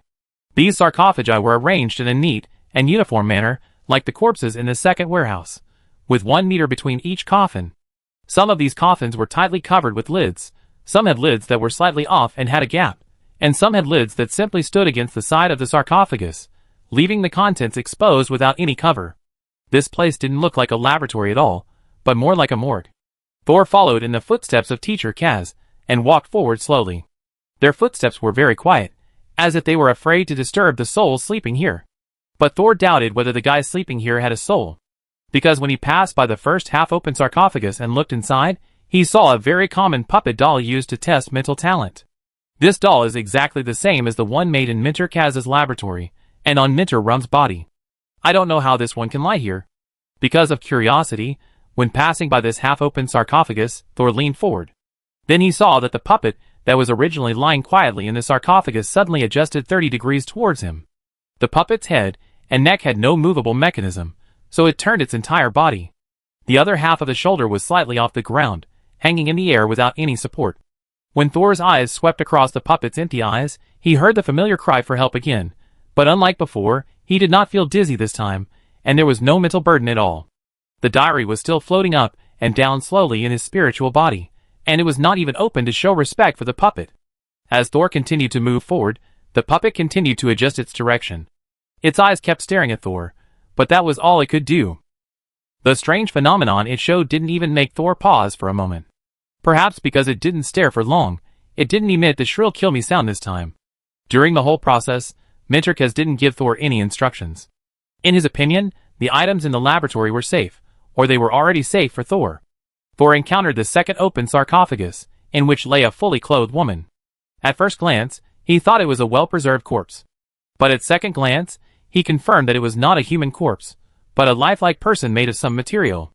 A 100% restored, life-size humanoid doll. Thor's expression was a little complicated. Could it be that this room was full of such dolls? Although Professor Kaz never looked back, he could understand Thor's feelings. Everyone who was allowed to participate in this experiment had this expression when they first came to the circular laboratory. Some were just surprised, some were excited. As you can imagine, there are human models made of various materials here. They are of different sizes and materials, but most of them are made of corpses, but we call them containers. Instructor Kaz walked to the round table in the center of the laboratory before speaking. I think you have guessed more or less what our main research project is. Sol nodded. The Tower Master once told me that he wanted to resurrect Mrs. Euler. Teacher Kaz looked dazed for a moment, and his voice became a little erratic. Yes. Resurrection. He put one hand on the round table, closed his eyes, and seemed to organize his words. This is a very, very difficult subject. Our only advantage is that the soul in the hands of the Tower Master is intact and awake, and has neither been transformed into a vengeful spirit nor polluted into an evil spirit. So our experiment is equivalent to starting from the second half. But in this second half, our progress is also very slow. Teacher Kazi sighed. In fact, death and resurrection should be the domain of fourth-level wizards. They explore the mysteries of space and life. A powerful fourth-level official wizard can even switch between death and resurrection multiple times. So I'm not afraid of you laughing at me. I didn't think highly of this experiment at first. I think this is quite advanced knowledge, which will only bring us danger and pollution. But the Tower Master. Teacher Kazi turned his head and showed an expression of he always likes to challenge high-level fields. Chapter 310. Killing monsters above your level is very dangerous, but the corresponding rewards are also huge. Even if he doesn't love adventure, Thor can understand Gorza's idea very well. As a second-level wizard, he can accomplish what a fourth-level wizard can do. Just thinking about it makes people excited. In fact, Gorza has already done part of it.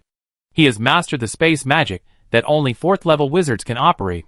Although the magic he uses may have huge limitations. But it is enough to make him a second-level wizard who can laugh at the entire Western continent. I heard that even the third-level wizards treated him with courtesy. Which man doesn't yearn for such status and strength? Minterkas saw the fire in Thor's eyes. He turned his head away, expressionless, but sighing in his heart. Sure enough, he is still young. When facing challenges, he can only think of the joy of success, but not consider the difficulties. Will he be defeated? How long can he keep this passion? Kaz gave Thor 3 minutes to think or daydream, and then began to explain the whole process of the experiment to him. There are 2 major problems in the resurrection experiment. One is the soul, the other is the body. The Tower Master is responsible for the first one alone. The dead soul is always dissipating soul energy, and the probability of being polluted is also very high. Once it is transformed into a vengeful spirit or an evil spirit, there is no chance of resurrection. At least, not in the field of knowledge I know. So in order to maintain the integrity and purity of Mrs. Eula's soul, he made a great sacrifice, even at the cost of transforming himself to ensure that Mrs. Eula's spirit can be preserved for a long time. Thor thought of the first time he saw Mrs. Eula's complete face. She finally entered the body of the Tower Master and was taken away by him. So Mrs. Eula usually stays in the Tower Master? It's definitely not that simple. If the human body can hold the souls of other dead people, we don't have to make so many containers just to find suitable bodies. Instructor Kaz waved his hand over the sarcophagi in front of him. Obviously, they were all bodies prepared to revive Mrs. Eula. But obviously, no one can really meet the requirements for resurrection. Otherwise, Teacher Kaz's expression would not be so miserable at this moment. This is an expression of being hit hard and beginning to become numb or even resigned to fate. Yes, I am a waste. I will not tell you in detail what the Tower Master is responsible for. After all, I am not very clear. And we, including you, are mainly responsible for finding and making a container that can hold the spirit of Mrs. Euler for a long time. So that's how it is. Sol recalled his experience of studying in the Wizard Tower. Many things actually had signs before. Handled corpses in the morgue and separated contaminated and uncontaminated materials. Participated in the soul infusion observation experiment led by Mentor Rum and Senior Nick. Learned witchcraft on spirits, and was in charge of the second warehouse to further understand other materials besides the human body. But Sol still couldn't figure out why the Tower Master chose him.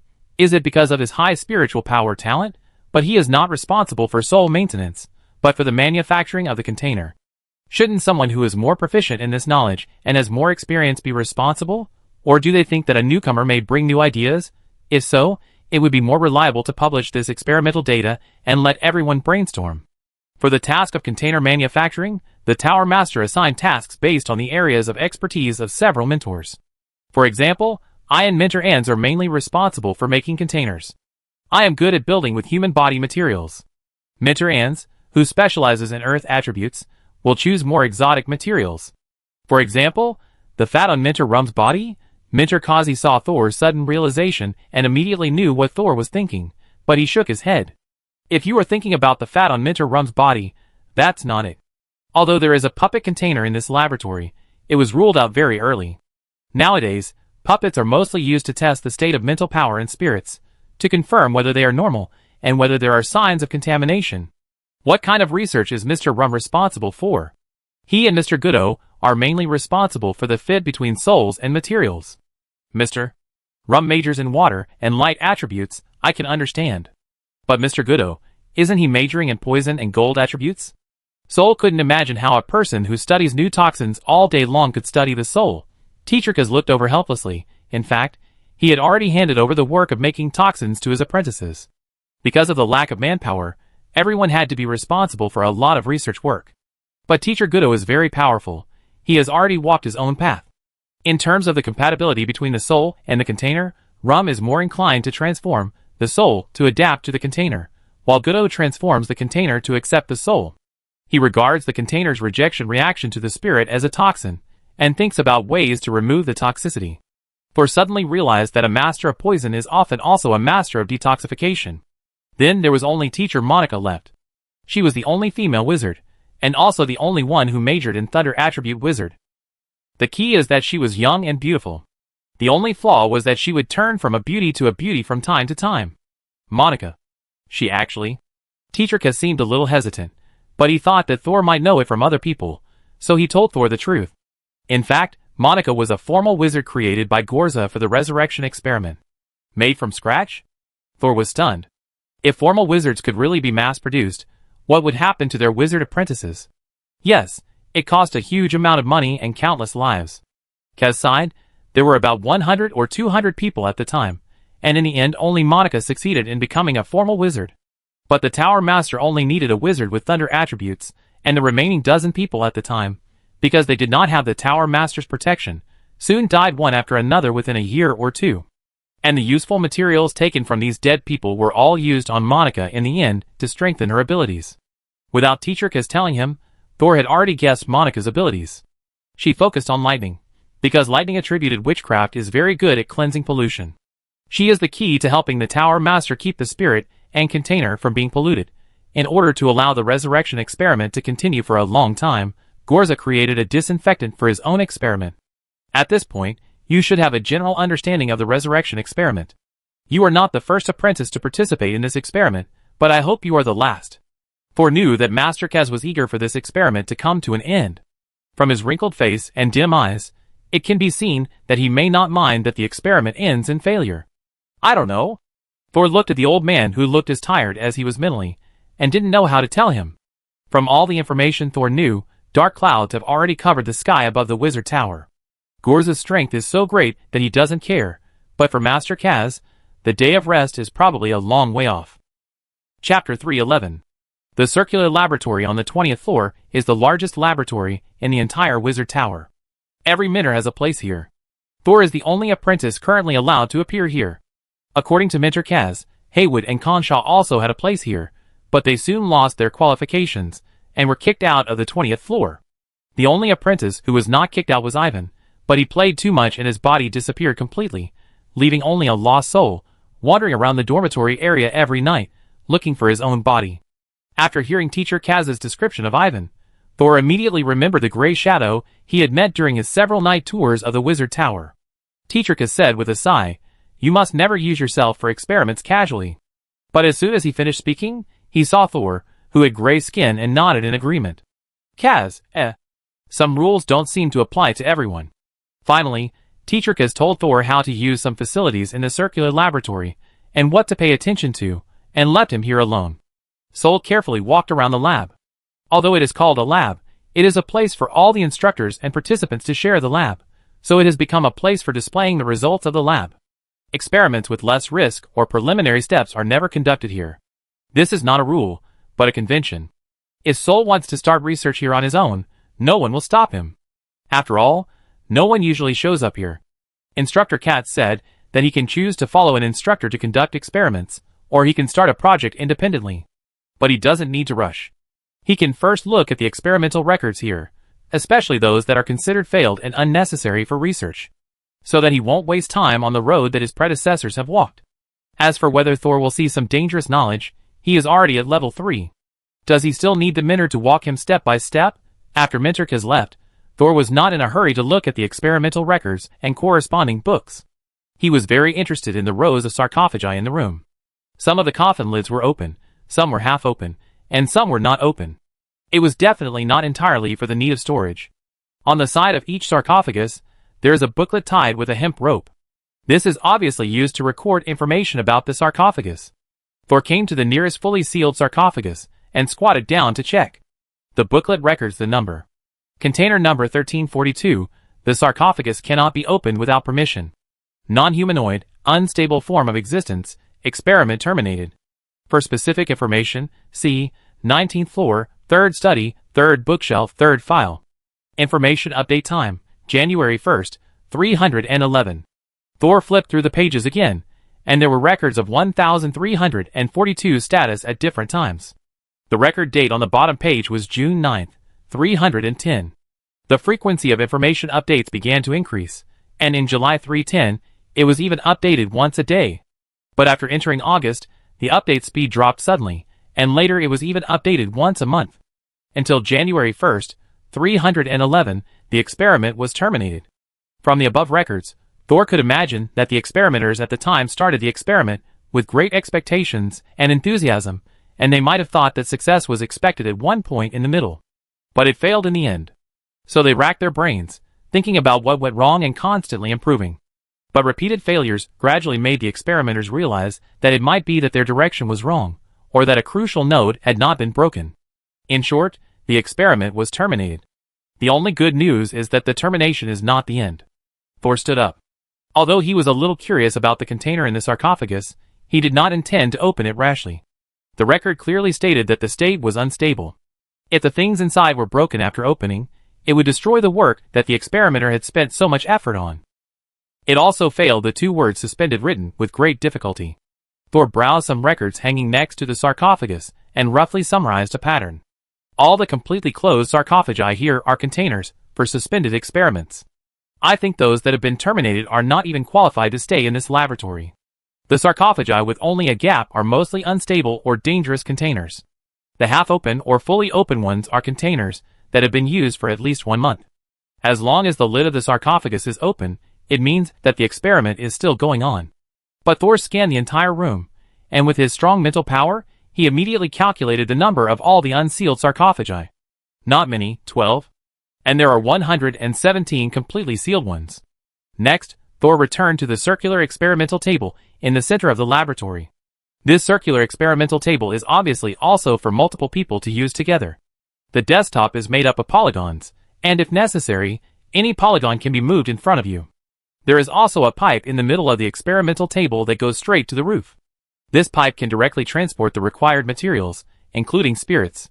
Thor originally thought that this was some modern mechanical structure, but when he opened the door of the pipe, he saw the slender arms that once chased him passionately. These arms are different from the ones he saw outside the bronze door on the 1st floor of the East Tower. They are quiet and honestly shrinking in the pipe. Thor doesn't know if these arms still remember him, but he remembers them very clearly. When he traded candles with Ferguson, and when the ugly woman behind Haywood pulled out his soul, these thin arms, like noodles, entangled him a lot.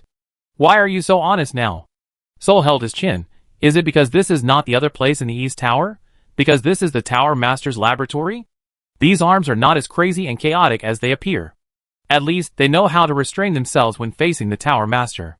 Although it is meaningless to bother with a group of chaotic broken spirits. Bang! Thor closed the pipe door with one hand. Sooner or later, I will use you for experiments. Now Thor has almost walked around the entire laboratory, and occasionally there are a few places where the diary will appear to remind him not to touch. Of course, Thor's current eyesight is also very good at distinguishing dangers. Next, we need to determine the research direction. Thor walked back to the bronze door and imitated Teacher Kaz, pressing his hands on the left and right doors. I already have an idea. I wonder if it is feasible. Thinking in his heart, he pushed open the door on the 20th floor. Then he waited for a while, listened to the sound behind the door disappear, and then walked out. However, when he took a step out, the light in front of him suddenly became dim. Thor turned around instantly and found that the bronze door behind him had been closed, but the walls on both sides of the door were not the same as the walls on the 20th floor of the East Tower. The slight scratches on the wall told Thor that this was not the 20th floor of the East Tower. He looked back at the corridor behind him shrouded in darkness again, and finally realized that he had passed through the bronze door on the 20th floor, and came to the bronze door on the first floor of the East Tower. Chapter 312. Can the bronze door take me through space? Thor was a little unbelievable. Could it be that every time he left the 20th floor, he would appear on the first floor of the East Tower? But the bronze door on the first floor of the East Tower could not be opened at the same time. Maybe this is a one-way passage, or it may be a one-time use. I just asked the mentor for help. Maybe he thought it would be better not to wander around in the wizard tower before I got the puppet. In any case, this greatly facilitated Thor. The first thing he did when he returned to the second warehouse was to find the red-eyed puppet and put it in his pocket. Then, Thor walked to the corpse group in front of the warehouse, checked the number of candles, lit a few more, and came to Herman's body.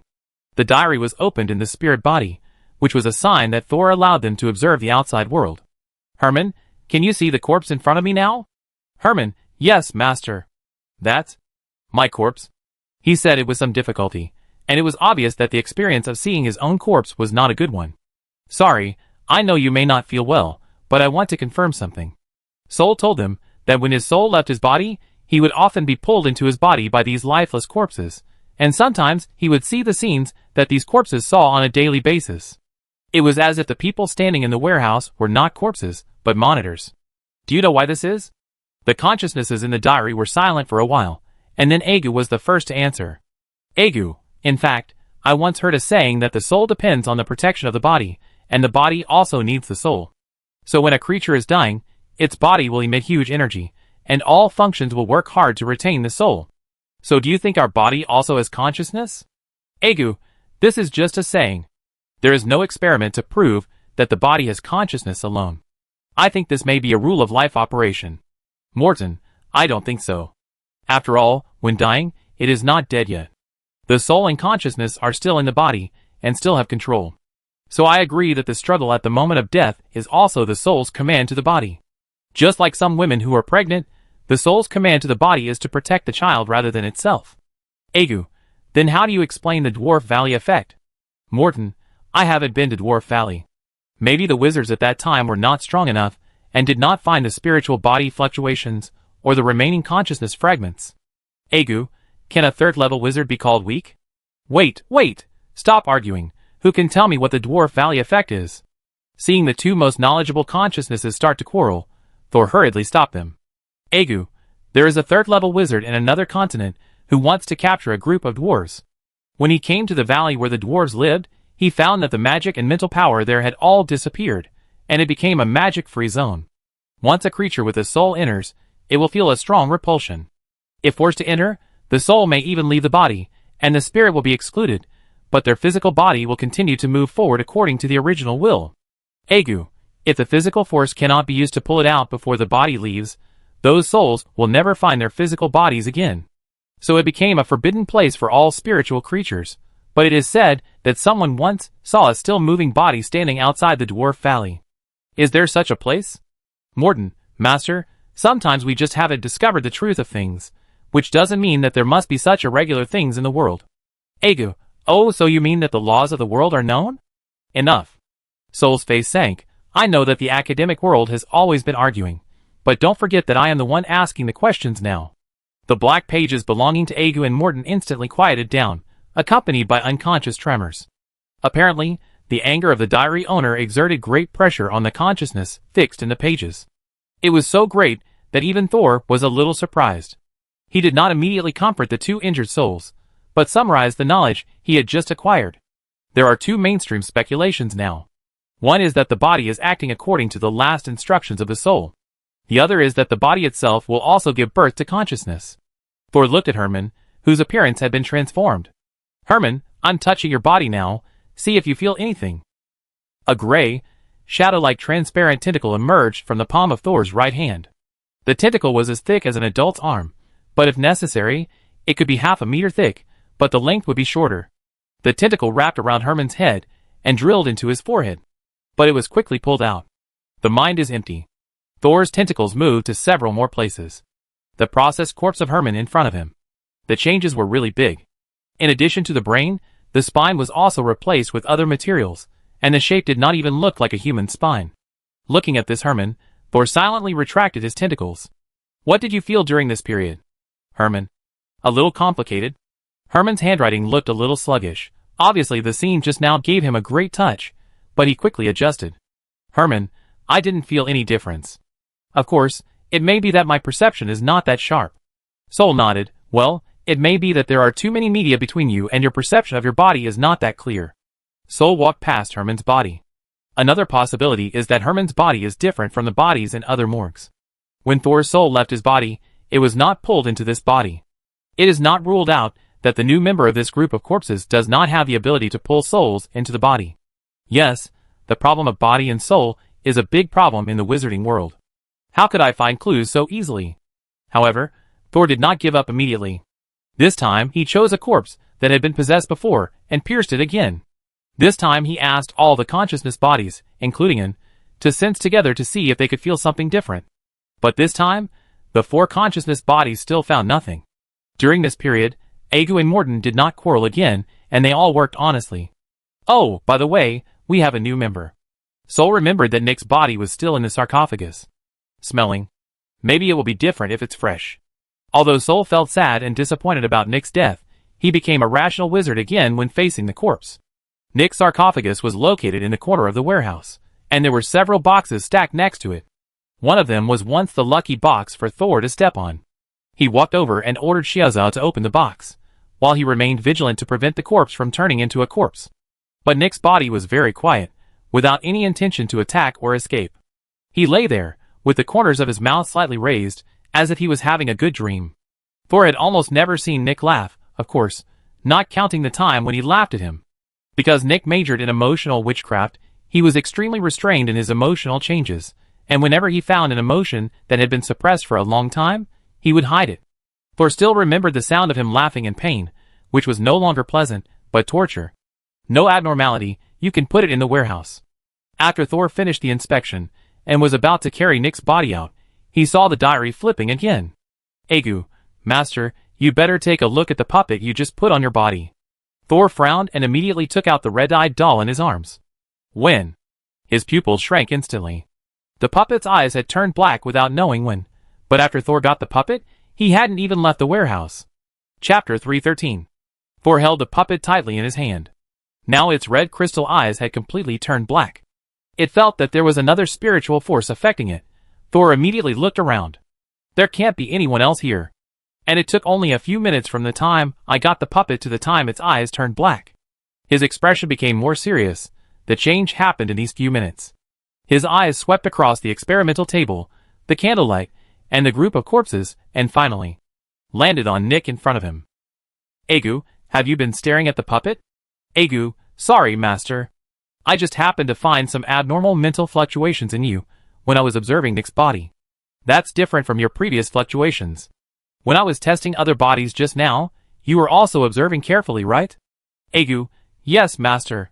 Then it is basically certain that it was Nick who caused the puppet to change. Soul retracted his gaze and stared at Nick's body in front of him. Nick died because of a failed promotion, so his body was not damaged much. And there were obviously few materials available for treatment, so his appearance did not change much. Thor let the diary release the mark of the lost soul flower, and the already extremely weak mark really began to flash at a certain frequency. It turns out that the maintainer can be a dead person. Thor did not immediately move away from the signal source, but instead, he moved closer. If I hadn't discovered the mental power exerted on me by many means, who would guard against a corpse standing in the warehouse?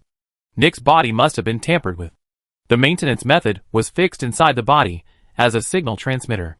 The other party knew that the corpses in the morgue were generally not dissected a second time. Of course, this is no secret to wizards above the 3rd level apprentice.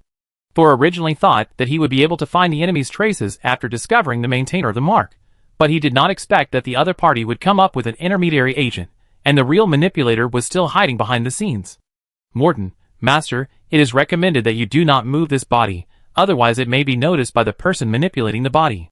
Thor nodded, but if the influence of the mark imposed on me by the other party is an action that will appear in the near future, then my performance that is not affected at all will also be exposed. Agu, in this case, we'd better figure out the information contained in this mark. Soul sat on the edge of the sarcophagus, looking at Nick's body. Since the ability to maintain is given to a corpse, Considering that the corpse cannot adapt to changes and is affected by the external abnormal force field, the signal it releases should not be very complicated. Maybe we can try to figure it out. Sol immediately asked several consciousness bodies to be on standby. He wanted to try to charge the mark to amplify its signal feedback and capture the abnormal spiritual body fluctuations. Xiao Zhao hurriedly handed him paper and pen, as well as some instruments to test his mental power. Conscious beings naturally could not use instruments and paper and pen, and could only memorize and analyze by themselves. Next, Thor carefully transferred the mark from the diary to the tentacle, and then moved the tentacle closer to Nick's body. As the mark approached, the fluctuation of Thor's mental power, which was different from his own, gradually became obvious. Thor ignored others and tried to summarize the rules first. But mental power fluctuations are not a language after all. It feels more like a code to Thor. Without the code book, it would be very difficult to crack it. He could only start with the emotions contained in the mental fluctuations. After all, mental fluctuations are not just cold and emotionless codes. But the same emotion may also mean different information. Just like only looking at the picture without reading the text, the understanding of the content may be very different. Wait, picture? Sol thought about it, and really thought of a straightforward way of analysis. He put down the paper and pen in his hand, bent down, and carefully observed Nick's body. According to the records, Nick died after I left the Wizard Tower, but the body was just delivered, less than 2 days ago. Many people may have come into contact with Nick before that. For example, Mitrkez, who was in charge of the autopsy, his assistant, the person who transported the body, and even Ku Jin, who took over the warehouse work. If during this period, Nick's body maintained its activity like the zombies, does it also have the ability to automatically replay the scene like the zombies? It's just that after all, some time has passed, and Thor is not sure whether this body can still recall. It brought back such a long ago scene. But this did not stop him from trying once. Thor made a decision and immediately paid attention to the diary in his spiritual body. Very good, the diary brother did not object. Thor sat directly on the ground, ignoring the surprise of several consciousness bodies, and operated his mental power, imitating his meditation method erosion diagram, walking counterclockwise. Soon, he felt his body lighten, and when he lowered his head, he saw that he had walked out of his body. This time, the soul left the body even more easily than every time before. His body after the second transformation was like an intelligent system, which took the initiative to help him get out of the body. Thor raised his hands in front of his eyes, to confirm that his spirit body was still the same as in his previous life. His thoughts flowed in his mind, and his translucent body quickly deformed, and he became Thor again. He stood up and floated above Nick's body, feeling the faint attraction coming from below. He did not resist the force, and went with the flow, and drilled into Nick's body. Boom. It was as if he suddenly teleported thousands of meters, and the scene in front of him was flowing rapidly. Points become lines, and lines become distorted images. Everything has lost its original appearance. Sol did not panic. He tried hard to distinguish the distorted images in front of him due to accelerated motion, and tried to find meaningful people and things in this abstract interpretation. Finally, Sol looked at a place, and he felt that some features there were very familiar. There was even a sense of intimacy. That's a place I have been in contact with for a long time. Sol and Nick's life intersection is not much, and among the places Nick has been to before, and after his death, there are even fewer places that he can feel familiar with. This is undoubtedly a breakthrough. Sol let his mind focus on the familiar picture. But because the picture was twisting and rotating rapidly, it was still very difficult to find the true answer from that familiar feature. The picture is distorted because it is moving rapidly for me. To see the picture above clearly, I need to remain relatively still with it.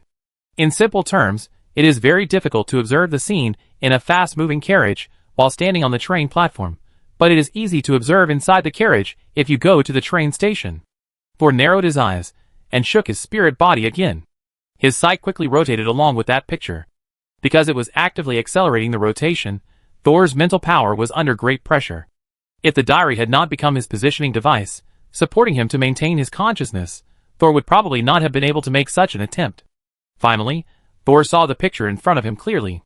He saw the ceiling engraved with runes above his head, the operating table with various props placed on his side, and the conveyor belt covered with black leather under him. Everything he saw was not limited to the eyes of the corpse. This was the feedback given to the body by the environment in which the corpse was at that time, and it was also fed back to Thor's mind. In addition, he was very familiar with this place, and the complementary memories finally formed a clear picture. This is the third corpse room. Chapter 314. In the dim corpse room, a series of props such as short knives, tweezers, scissors, and syringes danced on the cold corpse in turn. When they returned to their original positions, the complete corpse was already in pieces. From the head to the ankles, every inch of the corpse's skin was carefully cut open, revealing the muscle tissue underneath, or turbid-thick pulp. But these liquid tissues did not flow out because of the splitting of the skin. They stayed quietly in place, like a static picture. Teacher Kaz, who manipulated all this smoothly, closed his eyes the whole time. He just moved his fingers, and the tools flew up and back by themselves. Everything was like a bloody performance of a puppet. When the autopsy was over, Teacher Kaz clapped his hands lightly, instantly breaking the solidified time on the corpse, and blood plasma mixed with pus rushed out of the bones and muscles, overflowed from the flattened skin, and dripped onto the floor tiles of the corpse room along the black leather. "Colum, come here." Kaz's voice sounded. A short boy's head appeared above the corpse. He looked at the bright red pool in front of him without any discomfort, and even exclaimed wow in amazement. "Fill the brain tissue, clean the plasma and pus, and refill the preservative gel. After everything is done, call Hayden." "Oh, he's gone. Ask the people next door to come and heal the wound. I will find someone to carry the body away." After saying that, Teacher Kaz opened his eyes, as if the person who just handled the body was not him, but a puppet controlled by him. His slightly cloudy eyes reflected everything on the conveyor belt clearly, but there was no strange emotion. He had been doing this kind of work for many years, dissecting friends, students, and enemies. He had thought that unless it was Gorza who appeared on the conveyor belt, he would not be surprised if anyone died. After instructing the apprentice, Kaz turned and walked out of the morgue. As he left, some small things in the room were shaking slightly, as if they were gently pulled by a thin thread. But soon, this disturbing movement stopped as the scarlet door closed. Colum watched Kaz leave respectfully, then rolled up his sleeves and began to clean up the mess with excitement. The cleanup was completed smoothly, and he began to inject gel into Nick's body. This gel replaced blood and other flowing tissues in the human body, allowing the corpse to become plump again. The next step was a critical one, which required putting the brain back into the two halves of Nick's head. But when he took out an artificial skull from a box, he seemed a little nervous. He tried to keep a straight face, but his trembling eyes revealed his true emotions. He put in the artificial skull, closed the skull, and simply sutured it. This set of actions was only slightly slower than before. Not long after, a strange face appeared, with a look of despair on his face, and released several repairs on the corpse that was pieced together by Colum. Then he nodded to Colum with a frustrated look, indicating that he had finished his work, and left the morgue listlessly. And Colum, who had been standing by and watching, suddenly sighed silently after the stranger left. The picture stopped, and Thor began to struggle to get out of Nick's body. However, he just broke the connection with Nick as soon as he exerted force. After selecting the locator, everything was very different from before. The difficult walking, powerful enemies, and terrifying mental interference became much easier. When the fog covering the witchcraft knowledge was cleared by the great power, only the principles and rules were left. Thor successfully left Nick's body, and returned to his own body. Then he got up from the ground and asked the four consciousnesses, "What do you think?" Just when he entered Nick's body, he deliberately told the diary not to pass on his views to the consciousnesses, but to let them study and discuss separately in an isolated space. This time, the first person to write was Herman. "Herman, I didn't analyze anything." Well, Herman is an action-oriented wizard apprentice, and it is difficult for him to study the fluctuation laws and connotation information of the spirit body. But then Thor did not receive any good news. Morton and Aguda sent messages one after another, but they were too short to analyze the real content. Thor did not continue to ask. The remaining end was a complex of multiple consciousnesses. It had just taken shape recently, and needed to improve its self-awareness. Thor did not think about how fast his thinking could turn. "I have a clue here, but it will take some effort to track down the real mastermind." Thor also sighed. Colum, who took over his job in the morgue, was only a first-level apprentice. And from his expression when he was moving, he was a little nervous, but not afraid. It was probably just to accept bribes and do things for others. But fortunately, Thor could still track down who was contacting Colum. As long as Colum dared to hesitate under the title of Gorza's mentor, Thor would admire his courage. But no matter what, the caution of the mastermind behind the scenes frightened him. Each link involved 2 or 3 people, and maybe more than that. Sol was a little hesitant before, wondering if he was their target. But after a series of investigations, he could only laugh. "I don't deserve it. who knew that at this time, and who was least expected, took the initiative to come out. And, Master, I seem to have deciphered the meaning of this mental fluctuation. Egu, Morden, Herman? Each of the three consciousnesses used a punctuation mark to express their surprise well. Thor didn't expect him to be able to decipher it. Although Ann's tone didn't sound very sure, Thor, who had seen the power of the ghost hand, thought that this tone represented a kind of showing off. A hint of interest flashed in his eyes. Tell me about it. And break it, that's all. A very simple signal. Thor raised his hand and touched his chin. Whenever he thought, he liked to do this action. Herman, break it? What kind of control method is this? Morden, no, now that you put it this way, it seems to be true. Egu, indeed, it is difficult to infer the unknown, but it is easy to reverse it if you know the answer. If we use this information to work backwards, at least the reverse equation is successful. And Soul did not bother to calculate it anymore. He believed in Morden and Egu's experience and calculation ability. But he was more curious about why and could deduce this result. How did you do it? Faced with Soul's question, and seemed a little hesitant. If I say that the memory came out by itself, Master, do you believe me? And thought Soul would hesitate for a while, but he raised his eyebrows and asked her in return, believe, does this memory belong to the vengeful hand, or the incomplete evil spirit? And immediately became honest. It is the evil spirit. Chapter 315. The fourth black page in the diary was originally incomplete. After adding the ghost hand, and a small amount of Angela's soul energy, it became a brand new page, and the consciousness inside also turned into a new personality in. But this new personality is obviously not completely integrated and stable. She is silent most of the time. Thor knows that Anne is trying to stabilize her cognition, so he will not deliberately disturb her. In order to avoid the fusion failure, and finally turning into a monster.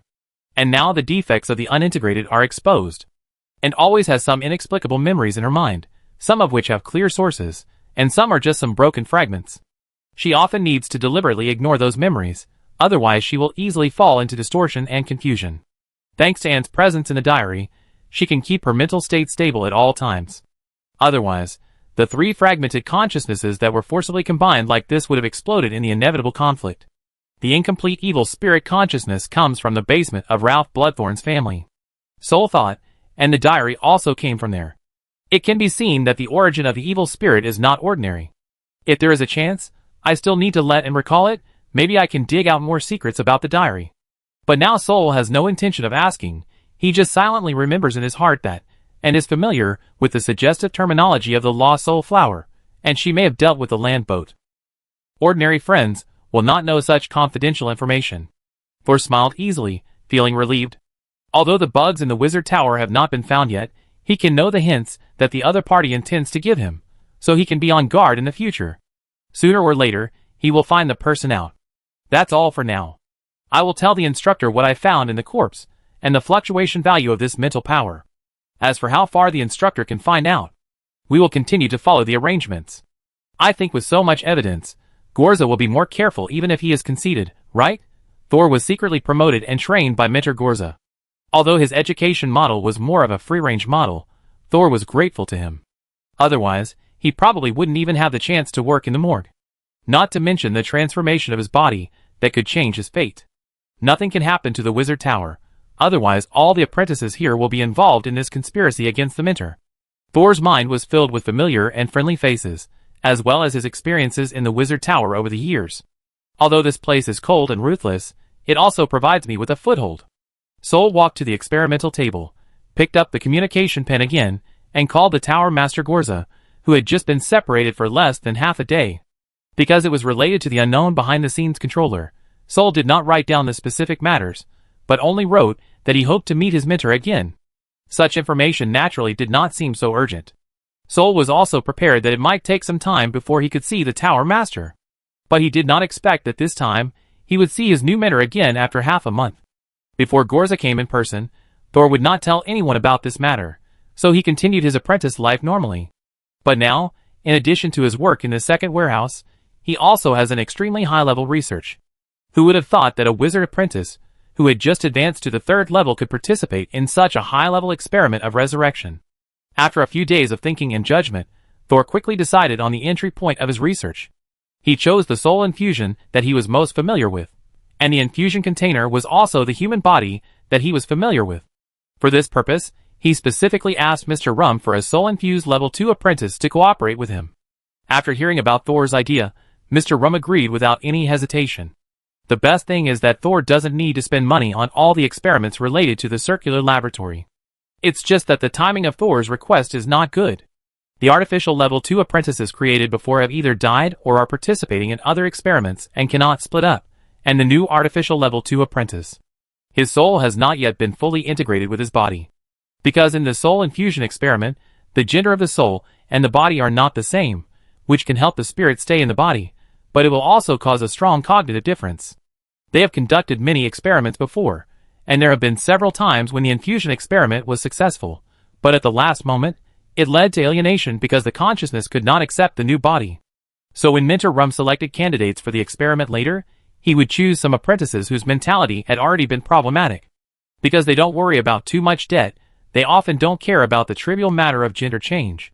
But none of the second-level apprentices made in this way could survive for 3 years. Over time, the soul and the body will repel each other. If they are forced to stay together, the final result is the collapse of the soul and the dissolution of the body. But despite this, the soul infusion experiment is the closest to success among many experiments. So when Thor found Rum, the other party provided him with many conveniences and allowed Thor to go to him for any problems he encountered. And Thor also saw for the first time what the fat Mr. Rum looked like when he smiled. Friendly. And dangerous. Anyway, it was the first time that Thor saw the flesh waves on Teacher Rum's body, and they were also smiling. He hurriedly said goodbye to Teacher Rum and returned to the second warehouse to wait for the experimental subjects. Oh no, the assistant came. The following days entered a strange period of calm. The person behind the lost soul flower did not make any other moves, and the teacher did not come either. It seemed that the assistant that Thor applied for would have to wait for some days. The work in the warehouse was still pitifully scarce. Senior Byron came to see him once, seemingly wanting to confirm Thor's status after entering the third-level apprenticeship, and shared with Thor his learning experience after entering the third level. This is mainly because Byron owes Thor credits again. Apart from these experiences, he has nothing to show for the time being. After all, as the apprentice of the Tower Master, Thor has almost no shortage of experimental materials. Although some of the learning experiences shared by Byron are not suitable for Thor, they can still provide him with reference. The knowledge Byron talked about was very detailed, mostly the areas that the mentors could not cover. Especially the knowledge about advancing to formal wizards. Thor's current 2 mentors, one is not online, and the other dares not cross the line, resulting in him not yet understanding how a third-level apprentice can advance to a formal wizard. Of course, Thor is not in a hurry to learn this knowledge. He has just entered the 3rd level, and has just learned the first 2nd-level witchcraft. He doesn't know how many years he has to go before he can become a formal wizard. Even if his positioning device is in place, his own conditions, such as magic power, mental power and knowledge reserves, are not up to standard. These are things that require time to hone. And now, he can't use the witch body transformation to quickly improve his magic power and mental power like before. When he completed the transformation of the soul-eating Esther, the level of materials he came into contact with was beyond the range of materials that a 2nd-level apprentice could originally apply for. This resulted in the materials he could get around him being exactly the same as before after he entered the 3rd level, that is, Thor could not make a witch body transformation higher than the soul-eating Esther for the time being. The witch body transformation of the same level is not necessary at all, and it is also very harmful to the body and money. Chapter 316. Byron told Thor, after becoming a 2nd-level apprentice, you need to find your own locator, because only when you have a locator and recognize the interference of the locator on your own magic and mental power can you initially integrate the locator. Only in this way can you learn 2nd-level witchcraft. Learning a 2nd-level witchcraft is the standard for becoming a 3rd-level wizard apprentice. The prerequisite for learning 2nd-level witchcraft is that you must initially integrate your own locator. This integration is not as thorough as Thor's integration of the diary into the spiritual body, but only a recognition of the concept and will. Byron told Thor that the reason he wasted more than 10 years at level 2 was because he could not fully identify with his locator. He always felt that his locator was not in line with his path. Thor's first transformation of his witch body touched him greatly, causing him to think from a different perspective, and finally recognize the relationship between himself and the locator, finally breaking through the invisible barrier and stabilizing the locator. It was also from that time that he was finally able to control his skin freely, and he did not need to use a knife to pull his throat when speaking. But it is even more difficult to advance to a formal wizard at level 3. In addition to the extremely high requirements for magic and mental power, to advance to a formal wizard, you need to integrate your locator into your spiritual body. It is not a complete integration in the material sense, but to establish a stable spiritual connection. Only in this way can the locator protect you from contamination when you come into contact with dangerous knowledge. I can barely recognize my locator, but I really have no idea how to integrate the locator with my spiritual body. Byron said so. Thor saw that Byron's choice of integrating the evil spirit into his body and trying to forcibly connect the locator and the spiritual body was just a stubborn move after finding no way out. But this road may not be impossible. How many people in this world can rely on the diary to find the right path like Thor? Just like the famous saying in the previous life, there is no road in this world, but when more people walk, it becomes a road. Now Byron has to break through the thorns and find the way. When we were stuck at the second level of apprenticeship, everyone thought that as long as we could make one more step, we would not go crazy at any time after the age of 30. But after reaching the third level, we still wanted to advance to the official wizard. After all, when we become an official wizard, the life level is different. Lifespan can also be extended in various ways. People are greedy, but greed is also one of the driving forces for people to improve. My locator is quite powerful among ordinary apprentices, but it is also very difficult to advance. Thor, I don't know what your locator is, but I believe it must be very special. So it will be more difficult for you to fuse the locator. Just like Kong Sha, the talent she showed at the beginning made everyone think that she would soon be promoted to a third-level apprentice and then become one of the strong contenders for the next formal wizard. But her locator is too powerful and too special, so she may not be able to be promoted before the age of 30. When Byron said this, his face showed a melancholy expression again, just like when he mentioned Nick's death. She will be 29 years old soon. If she cannot advance to level 3, her special and powerful locator will become a source of danger. And she is more dangerous than other losers. Seeing that Byron was a little depressed at this time, Thor had no way to take the initiative to say that he had completed the fusion, and the rest was a matter of course. Let's not talk about this. You need to explore the future path of the locator yourself. I can't help you with this. But for the witchcraft selection, magic power improvement, and mental power training during this period, I have some experience, you can refer to it. Thor nodded quickly. What he needed was these experiences. The two chatted for an afternoon, and Thor took out a pen and wrote a lot of notes. Byron was not just a knowledge outputter. Thor's ideas and experience feedback also benefited him a lot. This was mainly because they both majored in dark attributes and dealt with evil spirits. If other people discussed together, they might mislead each other. After this afternoon, Thor also calmed down. He no longer anxiously waited for the mentor's reply, nor did he think about who in the wizard tower would be the insider of the land boat. He began to meditate more attentively and analyze the new second-level witchcraft. Half a month later, he was brought into the dark room on the 21st floor by Gorza, who suddenly appeared. Sit down. Gorza sat in the corner opposite the room, as he did last time. Thor was not polite this time. The two of them were already in a clear mentor and apprentice relationship, so it was more appropriate to be more intimate. He also sat down against the wall, but his movements were not as relaxed. When Thor sat down, he vaguely saw Gorza across from him stretch out his hand, and then a halo appeared at his fingertips. Gorza lightly tapped his finger, and the halo left his fingertips and slowly floated to the sky above this small room. Thor subconsciously looked up and saw the top of his head. He immediately opened his eyes wide. The ceiling of this room was actually full of human faces carved on a whole wall. These human faces had no eyes, no mouths, only noses and ears. They have different outlines and shapes. Some are half hidden under other faces, and some stretch their necks to show a bulge. Because they have no eyes and mouths, Thor can't tell their expressions. Just from their distribution and movements, they look like a group of people trapped at the bottom of a well, crowded together, and then looking up at the sky. Just like Thor looking up at them. Those are the people swallowed by the wizard tower. Seeing Thor looking up, Gorza also looked up. Thor looked away with difficulty, trying to focus his attention on Mentor Gorza. Gorza still stared calmly at the top of his head. I think you have guessed that the wizard tower is also alive. Thor was startled and lowered his head quickly, thinking, no, I didn't guess that. It is a transformed life, one of the cornerstones of my family's fame and occupation of a world. The inspiration for the transformation comes from the rock giant, of course. The specific material composition is not as good as the rock giant. It is too fragile. Yes, The rock giant is too weak. A rock giant that can beat a real wizard with one punch is too weak. Thor felt that his eyes were about to turn into equal signs. He heard that Gorza came from a very powerful wizard family in another continent, but he didn't expect it to be so powerful. Ah, let's not talk about this. Did you suddenly come to me because you have made a new discovery? Sorry, I'm not in good condition these 2 days, and can't see you. No, it's okay. Teacher, are you okay? It's getting more and more unstable recently. Gorza didn't perfunctorily say it. He withdrew his gaze from the ceiling and mentioned his physical condition. His voice was still as gentle as water. I think I may not be able to hold on for much longer. Thor was startled and almost jumped up from the ground. Teacher. Gorza raised his hand, and an invisible force pressed Thor back. Don't be nervous. If nothing unexpected happens, it will be no problem to hold on for another 10 years. Gorza smiled and said, before that, I hope you can help me complete the experiment. When I have to leave. He raised his hand and knocked on the wall. There was a dull echo from the wall. This wizard tower will be handed over to you to inherit. Chapter 317.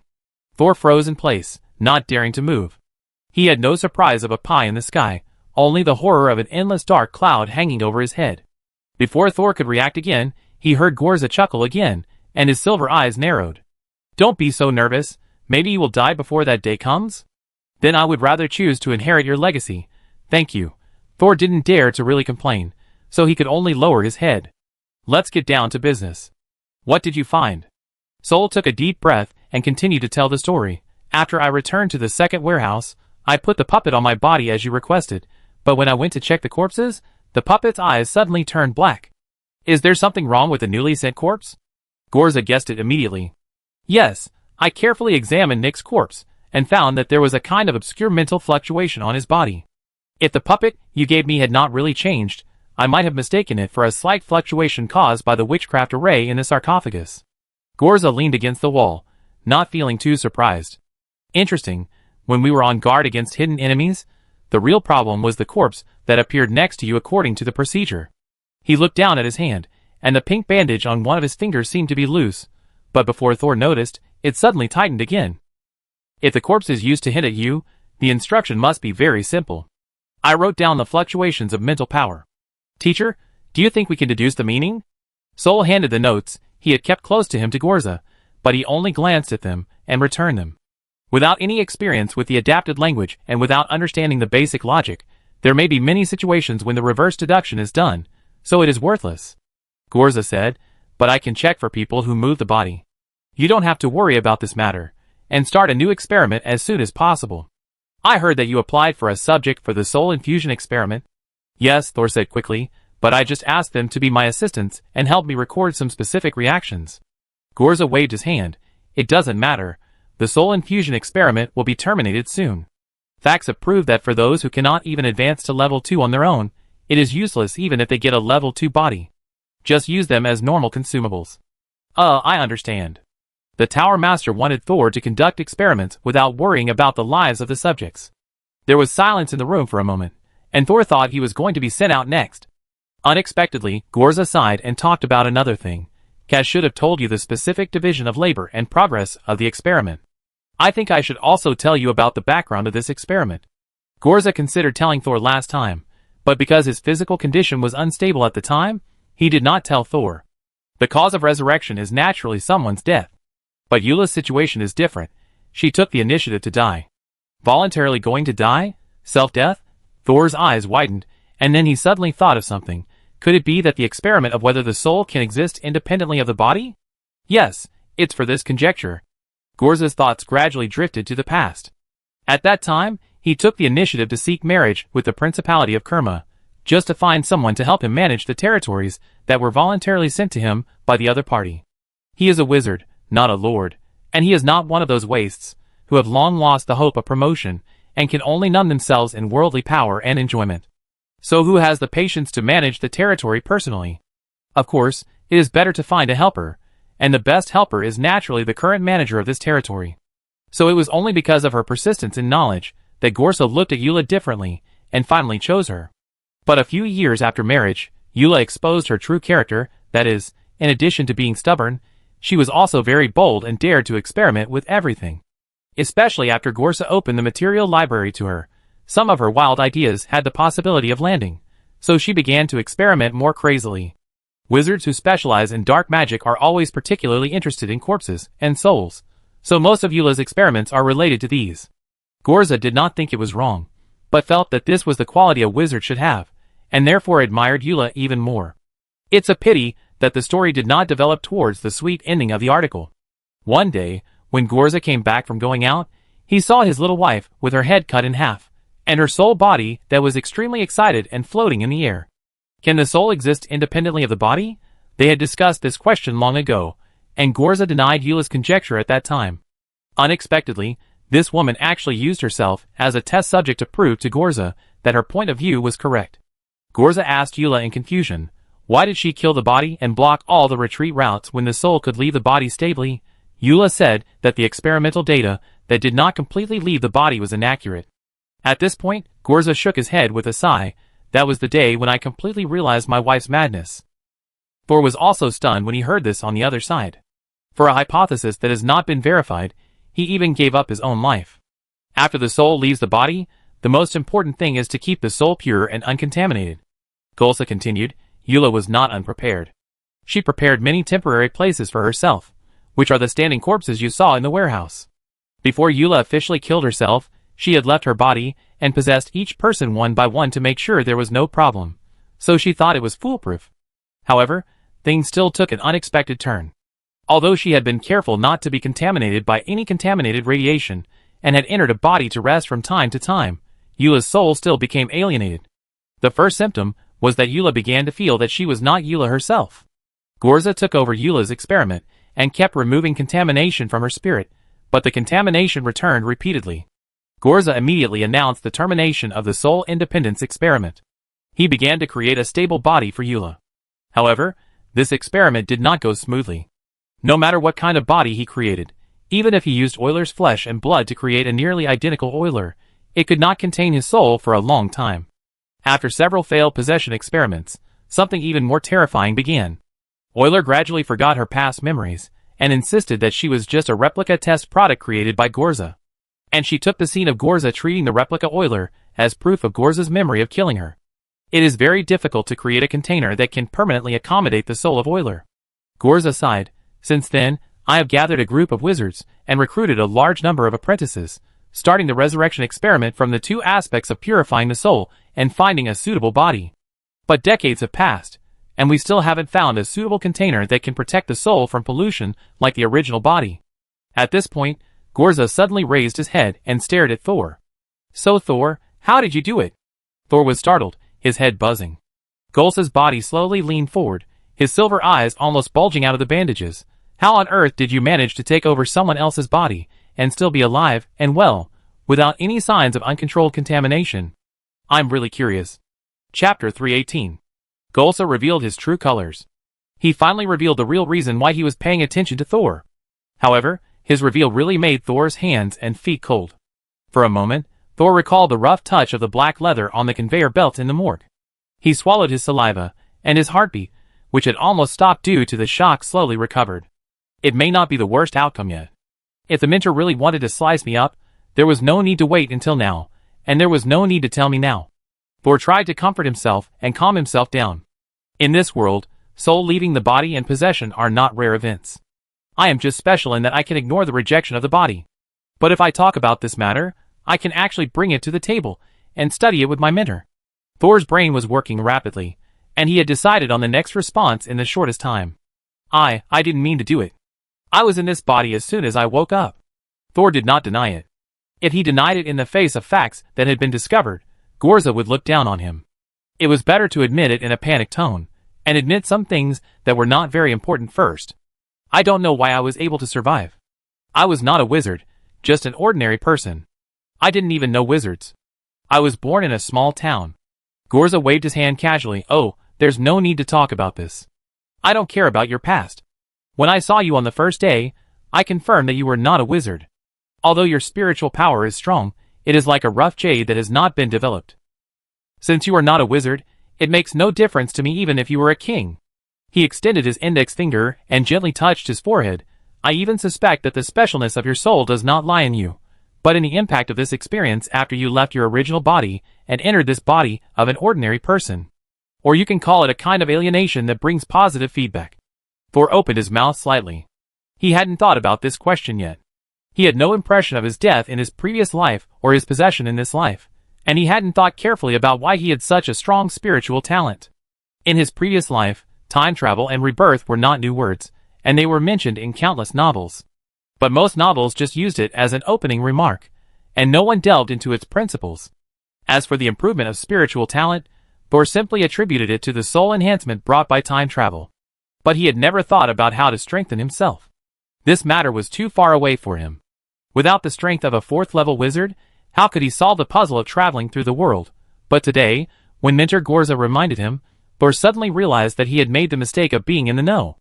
In a world with many high-level powers, traveling through time may not be a rare thing. The only special thing about him is that he came from a world with different underlying rules. This world is too different from the wizard world. If he wants to go home, it may not be a problem that can be solved by simple space travel. Gorza did not disturb Thor's thinking. He knew that the other party had a secret, but at present he only cared about the reason for the specialness of his soul. I don't remember the experience during this period. Soul tried to recall the transition period between his past life and this life, but he couldn't remember anything. He didn't know how he died, nor how he lived.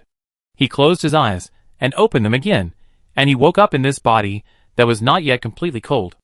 Of course, your original identity was neither a wizard nor a person with extraordinary powers. It was more likely a matter of probability that you could survive in someone else's body. Your amnesia should be the self-protection of your consciousness. Gorza chuckled and shook his head. If you want to study the peculiarity of your soul, we can still use many gentle experimental methods. But if you want to trace the source of your peculiarity, the high-level knowledge hidden in that history, your consciousness may not be able to bear it. Are you saying that if I study my experience before coming to this body, it may cause a harmful impact on me? Yes. Whether you come from a distant place or another world, the reasons and experiences of your soul traveling through space are knowledge that you cannot bear. Even if I want to explore, it will be extremely dangerous. Golsa narrowed his eyes. But Thor, if the resurrection experiment cannot be completed before I can no longer hold on, I may have to take the risk of studying this dangerous knowledge. His meaning is very clear. If he personally explores Thor's history, it is likely to cause irreparable harm to Thor, or even fatal pollution. Either complete the resurrection experiment that several mentors have been unable to complete for many years within 10 years, or find out the specialness of his soul and copy it on the spirit of Euler, or become an experimental subject and endure the extremely dangerous research of others. I may not have 10 years. My mentor will not choose to study my time travel process at the last minute. His research also takes time. I may only have 5 years, or even 3 years. Although Gorza did not say it clearly, Thor knew that as a wizard, he must always maintain a sense of urgency and vigilance. Faced with such an urgent future, and an unchoice fate, Thor did not feel resentful. The moment he decided to become a wizard, he already knew that screening and elimination were the main themes of the Wizard Tower. At least Gorza gave him a chance to prove himself. I understand, Mentor. Soul raised his head, his eyes full of fighting spirit. I will do my best to assist you in completing the resurrection experiment. Gorza's eyes curved again. Very good. I also promise that during your experiment, I will let all mentors fully cooperate with you. If you can complete the experiment, or make a greater contribution to the resurrection experiment, I will protect your consciousness, not trace your past, and not disclose your secrets. This is an equal exchange. Hee, although you can't refuse. Thor also laughed. No reward, Mentor? Gorza raised his hand and knocked on the wall beside him again. I told you the reward at the beginning. If you don't die, this wizard tower will be yours. So it's waiting here, a wizard tower. Thor also touched the rock wall beside him. For him, who has no family background, it is really attractive. Agreement reached. Although the reveal of his identity was an established fact, Thor was still very curious about how Gorza discovered that he was a time traveler. If another powerful second-level wizard came, would he be able to see that his soul consciousness was not original? He had been with Kira at close range. Did the other party see his identity? What about Kismet? Did he already know it? If one day, he met a second-level wizard who had nothing to do with him, would he be directly taken to the experimental table by the latter? Teacher, when did you find out that my soul is not the body's own? Can others see it easily? I found it when you appeared on the first day. Golsa's tone was still gentle, but it sounded chilly. Just like the wind in early spring, it feels warm at first, but it's actually cold to the bone. The first day, I was patrolling at night, and suddenly I saw a boy with a big wound on his head, walking in the West Tower in a daze. It was you, Thor. You should have just entered this body at that time, and your body and soul were not yet fully in sync. Haha, I can see your spirit leaking out of your body from time to time. Golsa's voice was full of laughter, as if he could still recall Thor's helplessness and embarrassment when he just crossed over. Chapter 319. Soul couldn't quite remember the scene when he just crossed over. He had just entered a completely unfamiliar body, and this body had a wound on its head, so he was in a daze, so he was bullied by those little boys, and had to take on the most dangerous night work alone. It turned out that he had been discovered by Mentor Gorza at that time. The mentor was really patient. Soul's tense shoulders gradually relaxed. His spirit body would no longer show up from time to time. Even the subtle rejection of this body, to him, was suppressed by his witch body transformation. Using his own consciousness and mental power to transform his entire skin, he has completely transformed into the new Thor. I followed you for the next few days. Golsa continued, your soul and new body are getting better and better. It has already surpassed the best results of our resurrection experiment. If I hadn't bumped into you at the beginning, I wouldn't have been able to tell the difference from your appearance. So I have been wondering whether it is the body that carries you that is special, or your soul that is abnormal. Until that day, you encountered a pool of blood on the 13th floor. Soul certainly remembered that night, the night that changed his life and activated the diary of the dead wizard. In order to escape the death brought by the pool of blood, Soul knocked on the door of the room opposite to Shah. Your inspiration is so high that it surprises me. Golsa swayed his body. Although it is an unknown spirit, it does not seem to be very powerful. Only the mental power seems to be higher than that of ordinary people, but it is only at the level of ordinary geniuses. Why can you see the lethality of that pool of blood? I don't know. Soul immediately emptied his mind and answered blankly, there is a voice in my body that keeps telling me that I must not touch that pool of blood, or I will die. But I know that if I leave that pool of blood untreated, I will be the one to be treated tomorrow. Soul was right, but the voice in his body actually came from the diary on his left shoulder. Golsa did not doubt it. He even nodded in agreement. From that day on, I realized that your uniqueness is not reflected in the body that is integrated, but in your soul. Perhaps it was your history of space travel that gave your soul a special adaptability, allowing you to resist the body's rejection and not be polluted by cognitive differences. Your subsequent performance also proved this point. The biggest problem is that your soul will leave your body from time to time after your soul becomes stronger. And this problem has been solved by your witch body transformation. Gorza's shaking body suddenly stopped. He leaned forward slightly and looked at Thor seriously. Thor, although you have been studying containers now, this is just the foundation. Sooner or later, you will walk on the road of soul. Yes, Mentor. I already understand my mission. Golsa's voice gradually lowered. I don't have much time left, so you don't have much time left either. 5 years. I hope you can find the answer, otherwise I will have to do it myself. And many soul-oriented witchcraft experiments are irreversible damage to the spirit body. Faced with an experiment that he was not sure of, and only a high-level consumable in front of him, Golsa would rather be patient and wait. Wait for Thor to grow up, wait for his spirit body to be more solid, and wait for him to personally solve this secret for himself. This is also an experiment. Gorza thought. It's like planting a weak seed in a petri dish. It may die halfway, grow into a man-eating vine, or become a mediocre seedling. But it doesn't matter. He still has some time. He wants to see what this rare seed can produce. 5 years? Thor knew that this time was Gorza's limit. No problem. If I don't complete the task in 5 years, I will lie on the experimental table myself. Since there is no other choice, why not gamble everything? Very good. Gorza's silver eyes curved again. Finally, I give you another piece of advice. The wizarding world has done in-depth research on the soul, but even so, there are more areas beyond our known scope. If you want to study the soul, you can't just stay in the safe zone. A true wizard is always on the road of exploring the unknown. Soul savored this sentence. Teacher Gorza is encouraging him to take risks. Do you think he has been too steady recently? Because of the diary, some of Thor's actions seem to be risky, but in fact he has always been in his comfort zone. That is why he only knows the facts of a lot of knowledge, but not the reasons. He seems to be missing the most critical spirit of exploration as a wizard. If he had always relied on the diary, he could indeed have completed the first half of the wizard smoothly. But it is like a 100-story building without a foundation. When he reaches the end, one day he will find that he will face a life-and-death crisis that he cannot avoid or retreat from. riding a hot air balloon to high altitude, but without the skill of flying. When the energy of the hot air balloon runs out, the only outcome that awaits him is falling to his death. Thinking of this, Thor was frightened and broke out in cold sweat. The fear in his heart was even stronger than when Gorza pointed out his identity as a time traveler just now. In the future, I can no longer use the power of the diary for research and study, otherwise I will become dependent on it, and I will forget the habit of actively learning. I will become a puppet of the diary, a waste who dares not learn new witchcraft without the diary. When Golsa said these words to Sol, he probably just wanted to give his student a piece of advice, but he didn't expect that Sol would accidentally discover the biggest hidden crisis at the moment. Golsa was very satisfied with Sol's shocking reaction after hearing his advice. He could see that Sol had his own understanding. Sometimes some seemingly reasonable truths, combined with one's own experience, will become specific warning cases, thus adding an educational significance that others cannot understand. Of course, the premise is to think carefully. We have talked long enough today. You can think about the experiment slowly after you go back. If there are no other questions, I will take you back to the second warehouse now. Sol woke up from his meditation and heard the instructor's order to leave. Just as he was about to agree, he remembered something. Instructor, that beach. No, nothing. Sol's heart skipped a beat, and he immediately gave up asking, Teacher, please take me back.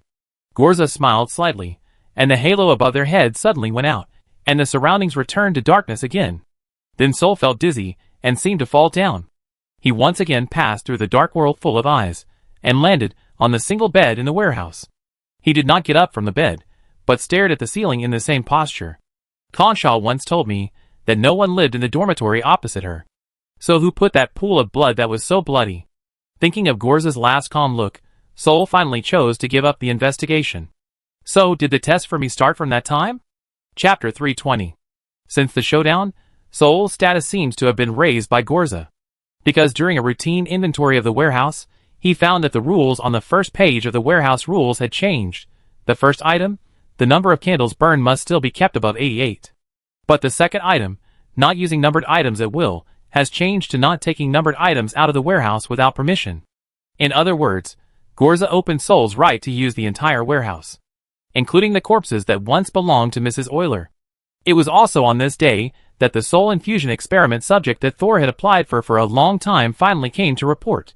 After discovering the changes in the warehouse manual, Thor did not use it immediately. The reason why these things are banned, in addition to their rarity, is because of their inherent danger. Thor now re-examined all the materials in the second warehouse. He wanted to find the parts that could be used in the next experiment. The experiment he wanted to complete was not just the resurrection experiment assigned to him by his mentor. Thor also did not intend to give up improving his own abilities. The one that could bring him the greatest attack power now was the combination of the level 2 witchcraft torture touch and the tentacles obtained by his spirit transformation, forming the attack witchcraft soul fishing against the spirit. In addition, the development of the consciousness platform must continue, but there was no rush. Thor walked along the shelves in the warehouse, and looked up to see the elf whisper that he had given to Kong Sha to use. The 2 leaves of this thing have fallen off, leaving only a bare branch. Teacher Gorza therefore gave elf whisper directly to Thor. However, Thor never used this strange prop that can affect people's perception of time again. This thing can work on consciousness. Can it also act as a spiritual anesthetic? Thor wrote down his thoughts, but this thing is likely dead. Just as Thor was about to record a piece of material, he suddenly felt a magical fluctuation behind him.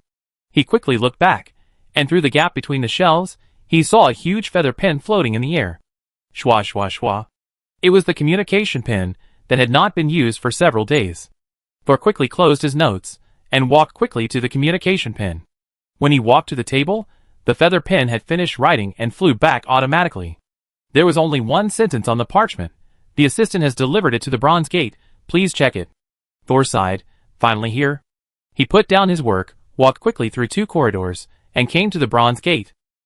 When he pushed open the door on the left, a cold and beautiful face appeared in front of him.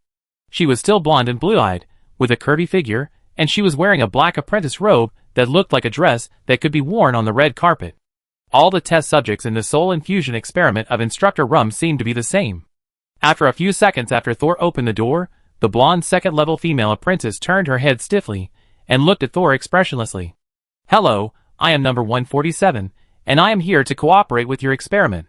Thor stepped aside to let the person in, and looked at 147 somewhat stiff steps. 576. I have always wondered why all of Teacher Rum's experimental subjects are blonde and blue-eyed, even though blondes are rarely seen in the tower.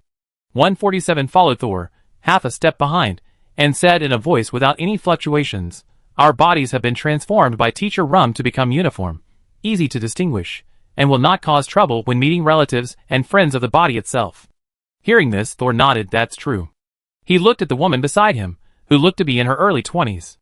Under the witchcraft cosmetic surgery, the eye color and hair color were easily changed. If someone told him that this body was originally an old woman, Sol would believe it. Although 147 was beautiful, Sol had no idea about her.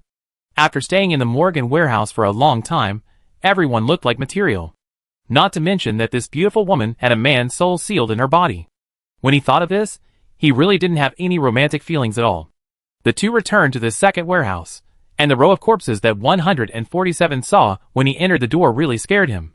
However, because his soul and body were out of sync, even if he could barely drive the action, he still couldn't do some subtle control. For example, widening his eyes, raising his eyebrows, etc. So 147's surprise was expressed by opening his mouth expressionlessly. His mouth was open so wide that he could almost fit a fist. Are these all corpses? Although he was surprised, 147's voice remained flat. Yes, is there anyone you know? When 147 was surprised, his eyes were fixed on a corpse, thinking it was someone he knew. But the corpse was very old, and had been standing here before Thor entered the wizard tower. 147 knew such an old third-level apprentice, so he must be a first-level apprentice, who had been wasting more than 10 years in the wizard tower, and could not be promoted, right? Generally, those who are willing to do soul infusion experiments are those who have been unable to be promoted for a long time, have no hope, but are unwilling to give up. Your soul is not in harmony with your body. It is now sealed in your body by a magic circle. So stay away from these corpses when you come here. Okay. The two of them walked through the corpses and the colorful containers. 147 didn't dare to look at them, and followed Thor with his head down.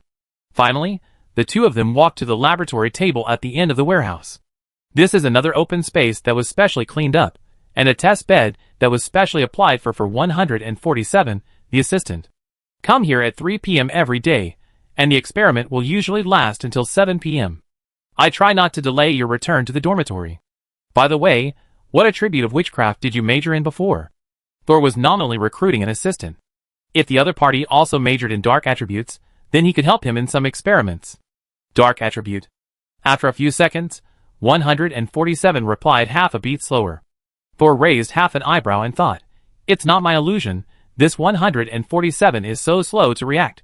He had come into contact with other soul-infused experimental subjects before. Although they were slow to perceive, and had no expression, they didn't react so slowly. Could it be that I am a defective product? Should I ask Professor Rum to change an assistant? With such a slow reaction, when Thor conducts a more dangerous experiment, he may suffer losses due to the other party's untimely feedback. For example, 147's life. Thor looked up at 147, who seemed to be in a daze again, and simply said directly, "My experiment is different from other soul infusion experiments. Others may only detect the reactions and changes of the soul in various situations, but I am more focused on the numerical conditions of the body when the soul and the body come into contact. If you can't cooperate with the experiment accurately and give timely feedback, it's best to withdraw from this dangerous experiment." Who knew that as soon as Soul finished speaking, 147 on the opposite side knelt down with a bang. This time the action was much smoother. She placed her hands close to the ground in front of her, and leaned her forehead against the back of her hands. "Sir!" Her voice was filled with a desperate momentum. "I'm here to follow you." Soul was stunned at first, and then took a breath. "Who are you?" I'm Hayden." After hesitating for a moment, 147 admitted it with a broken jar. "Soul, poof!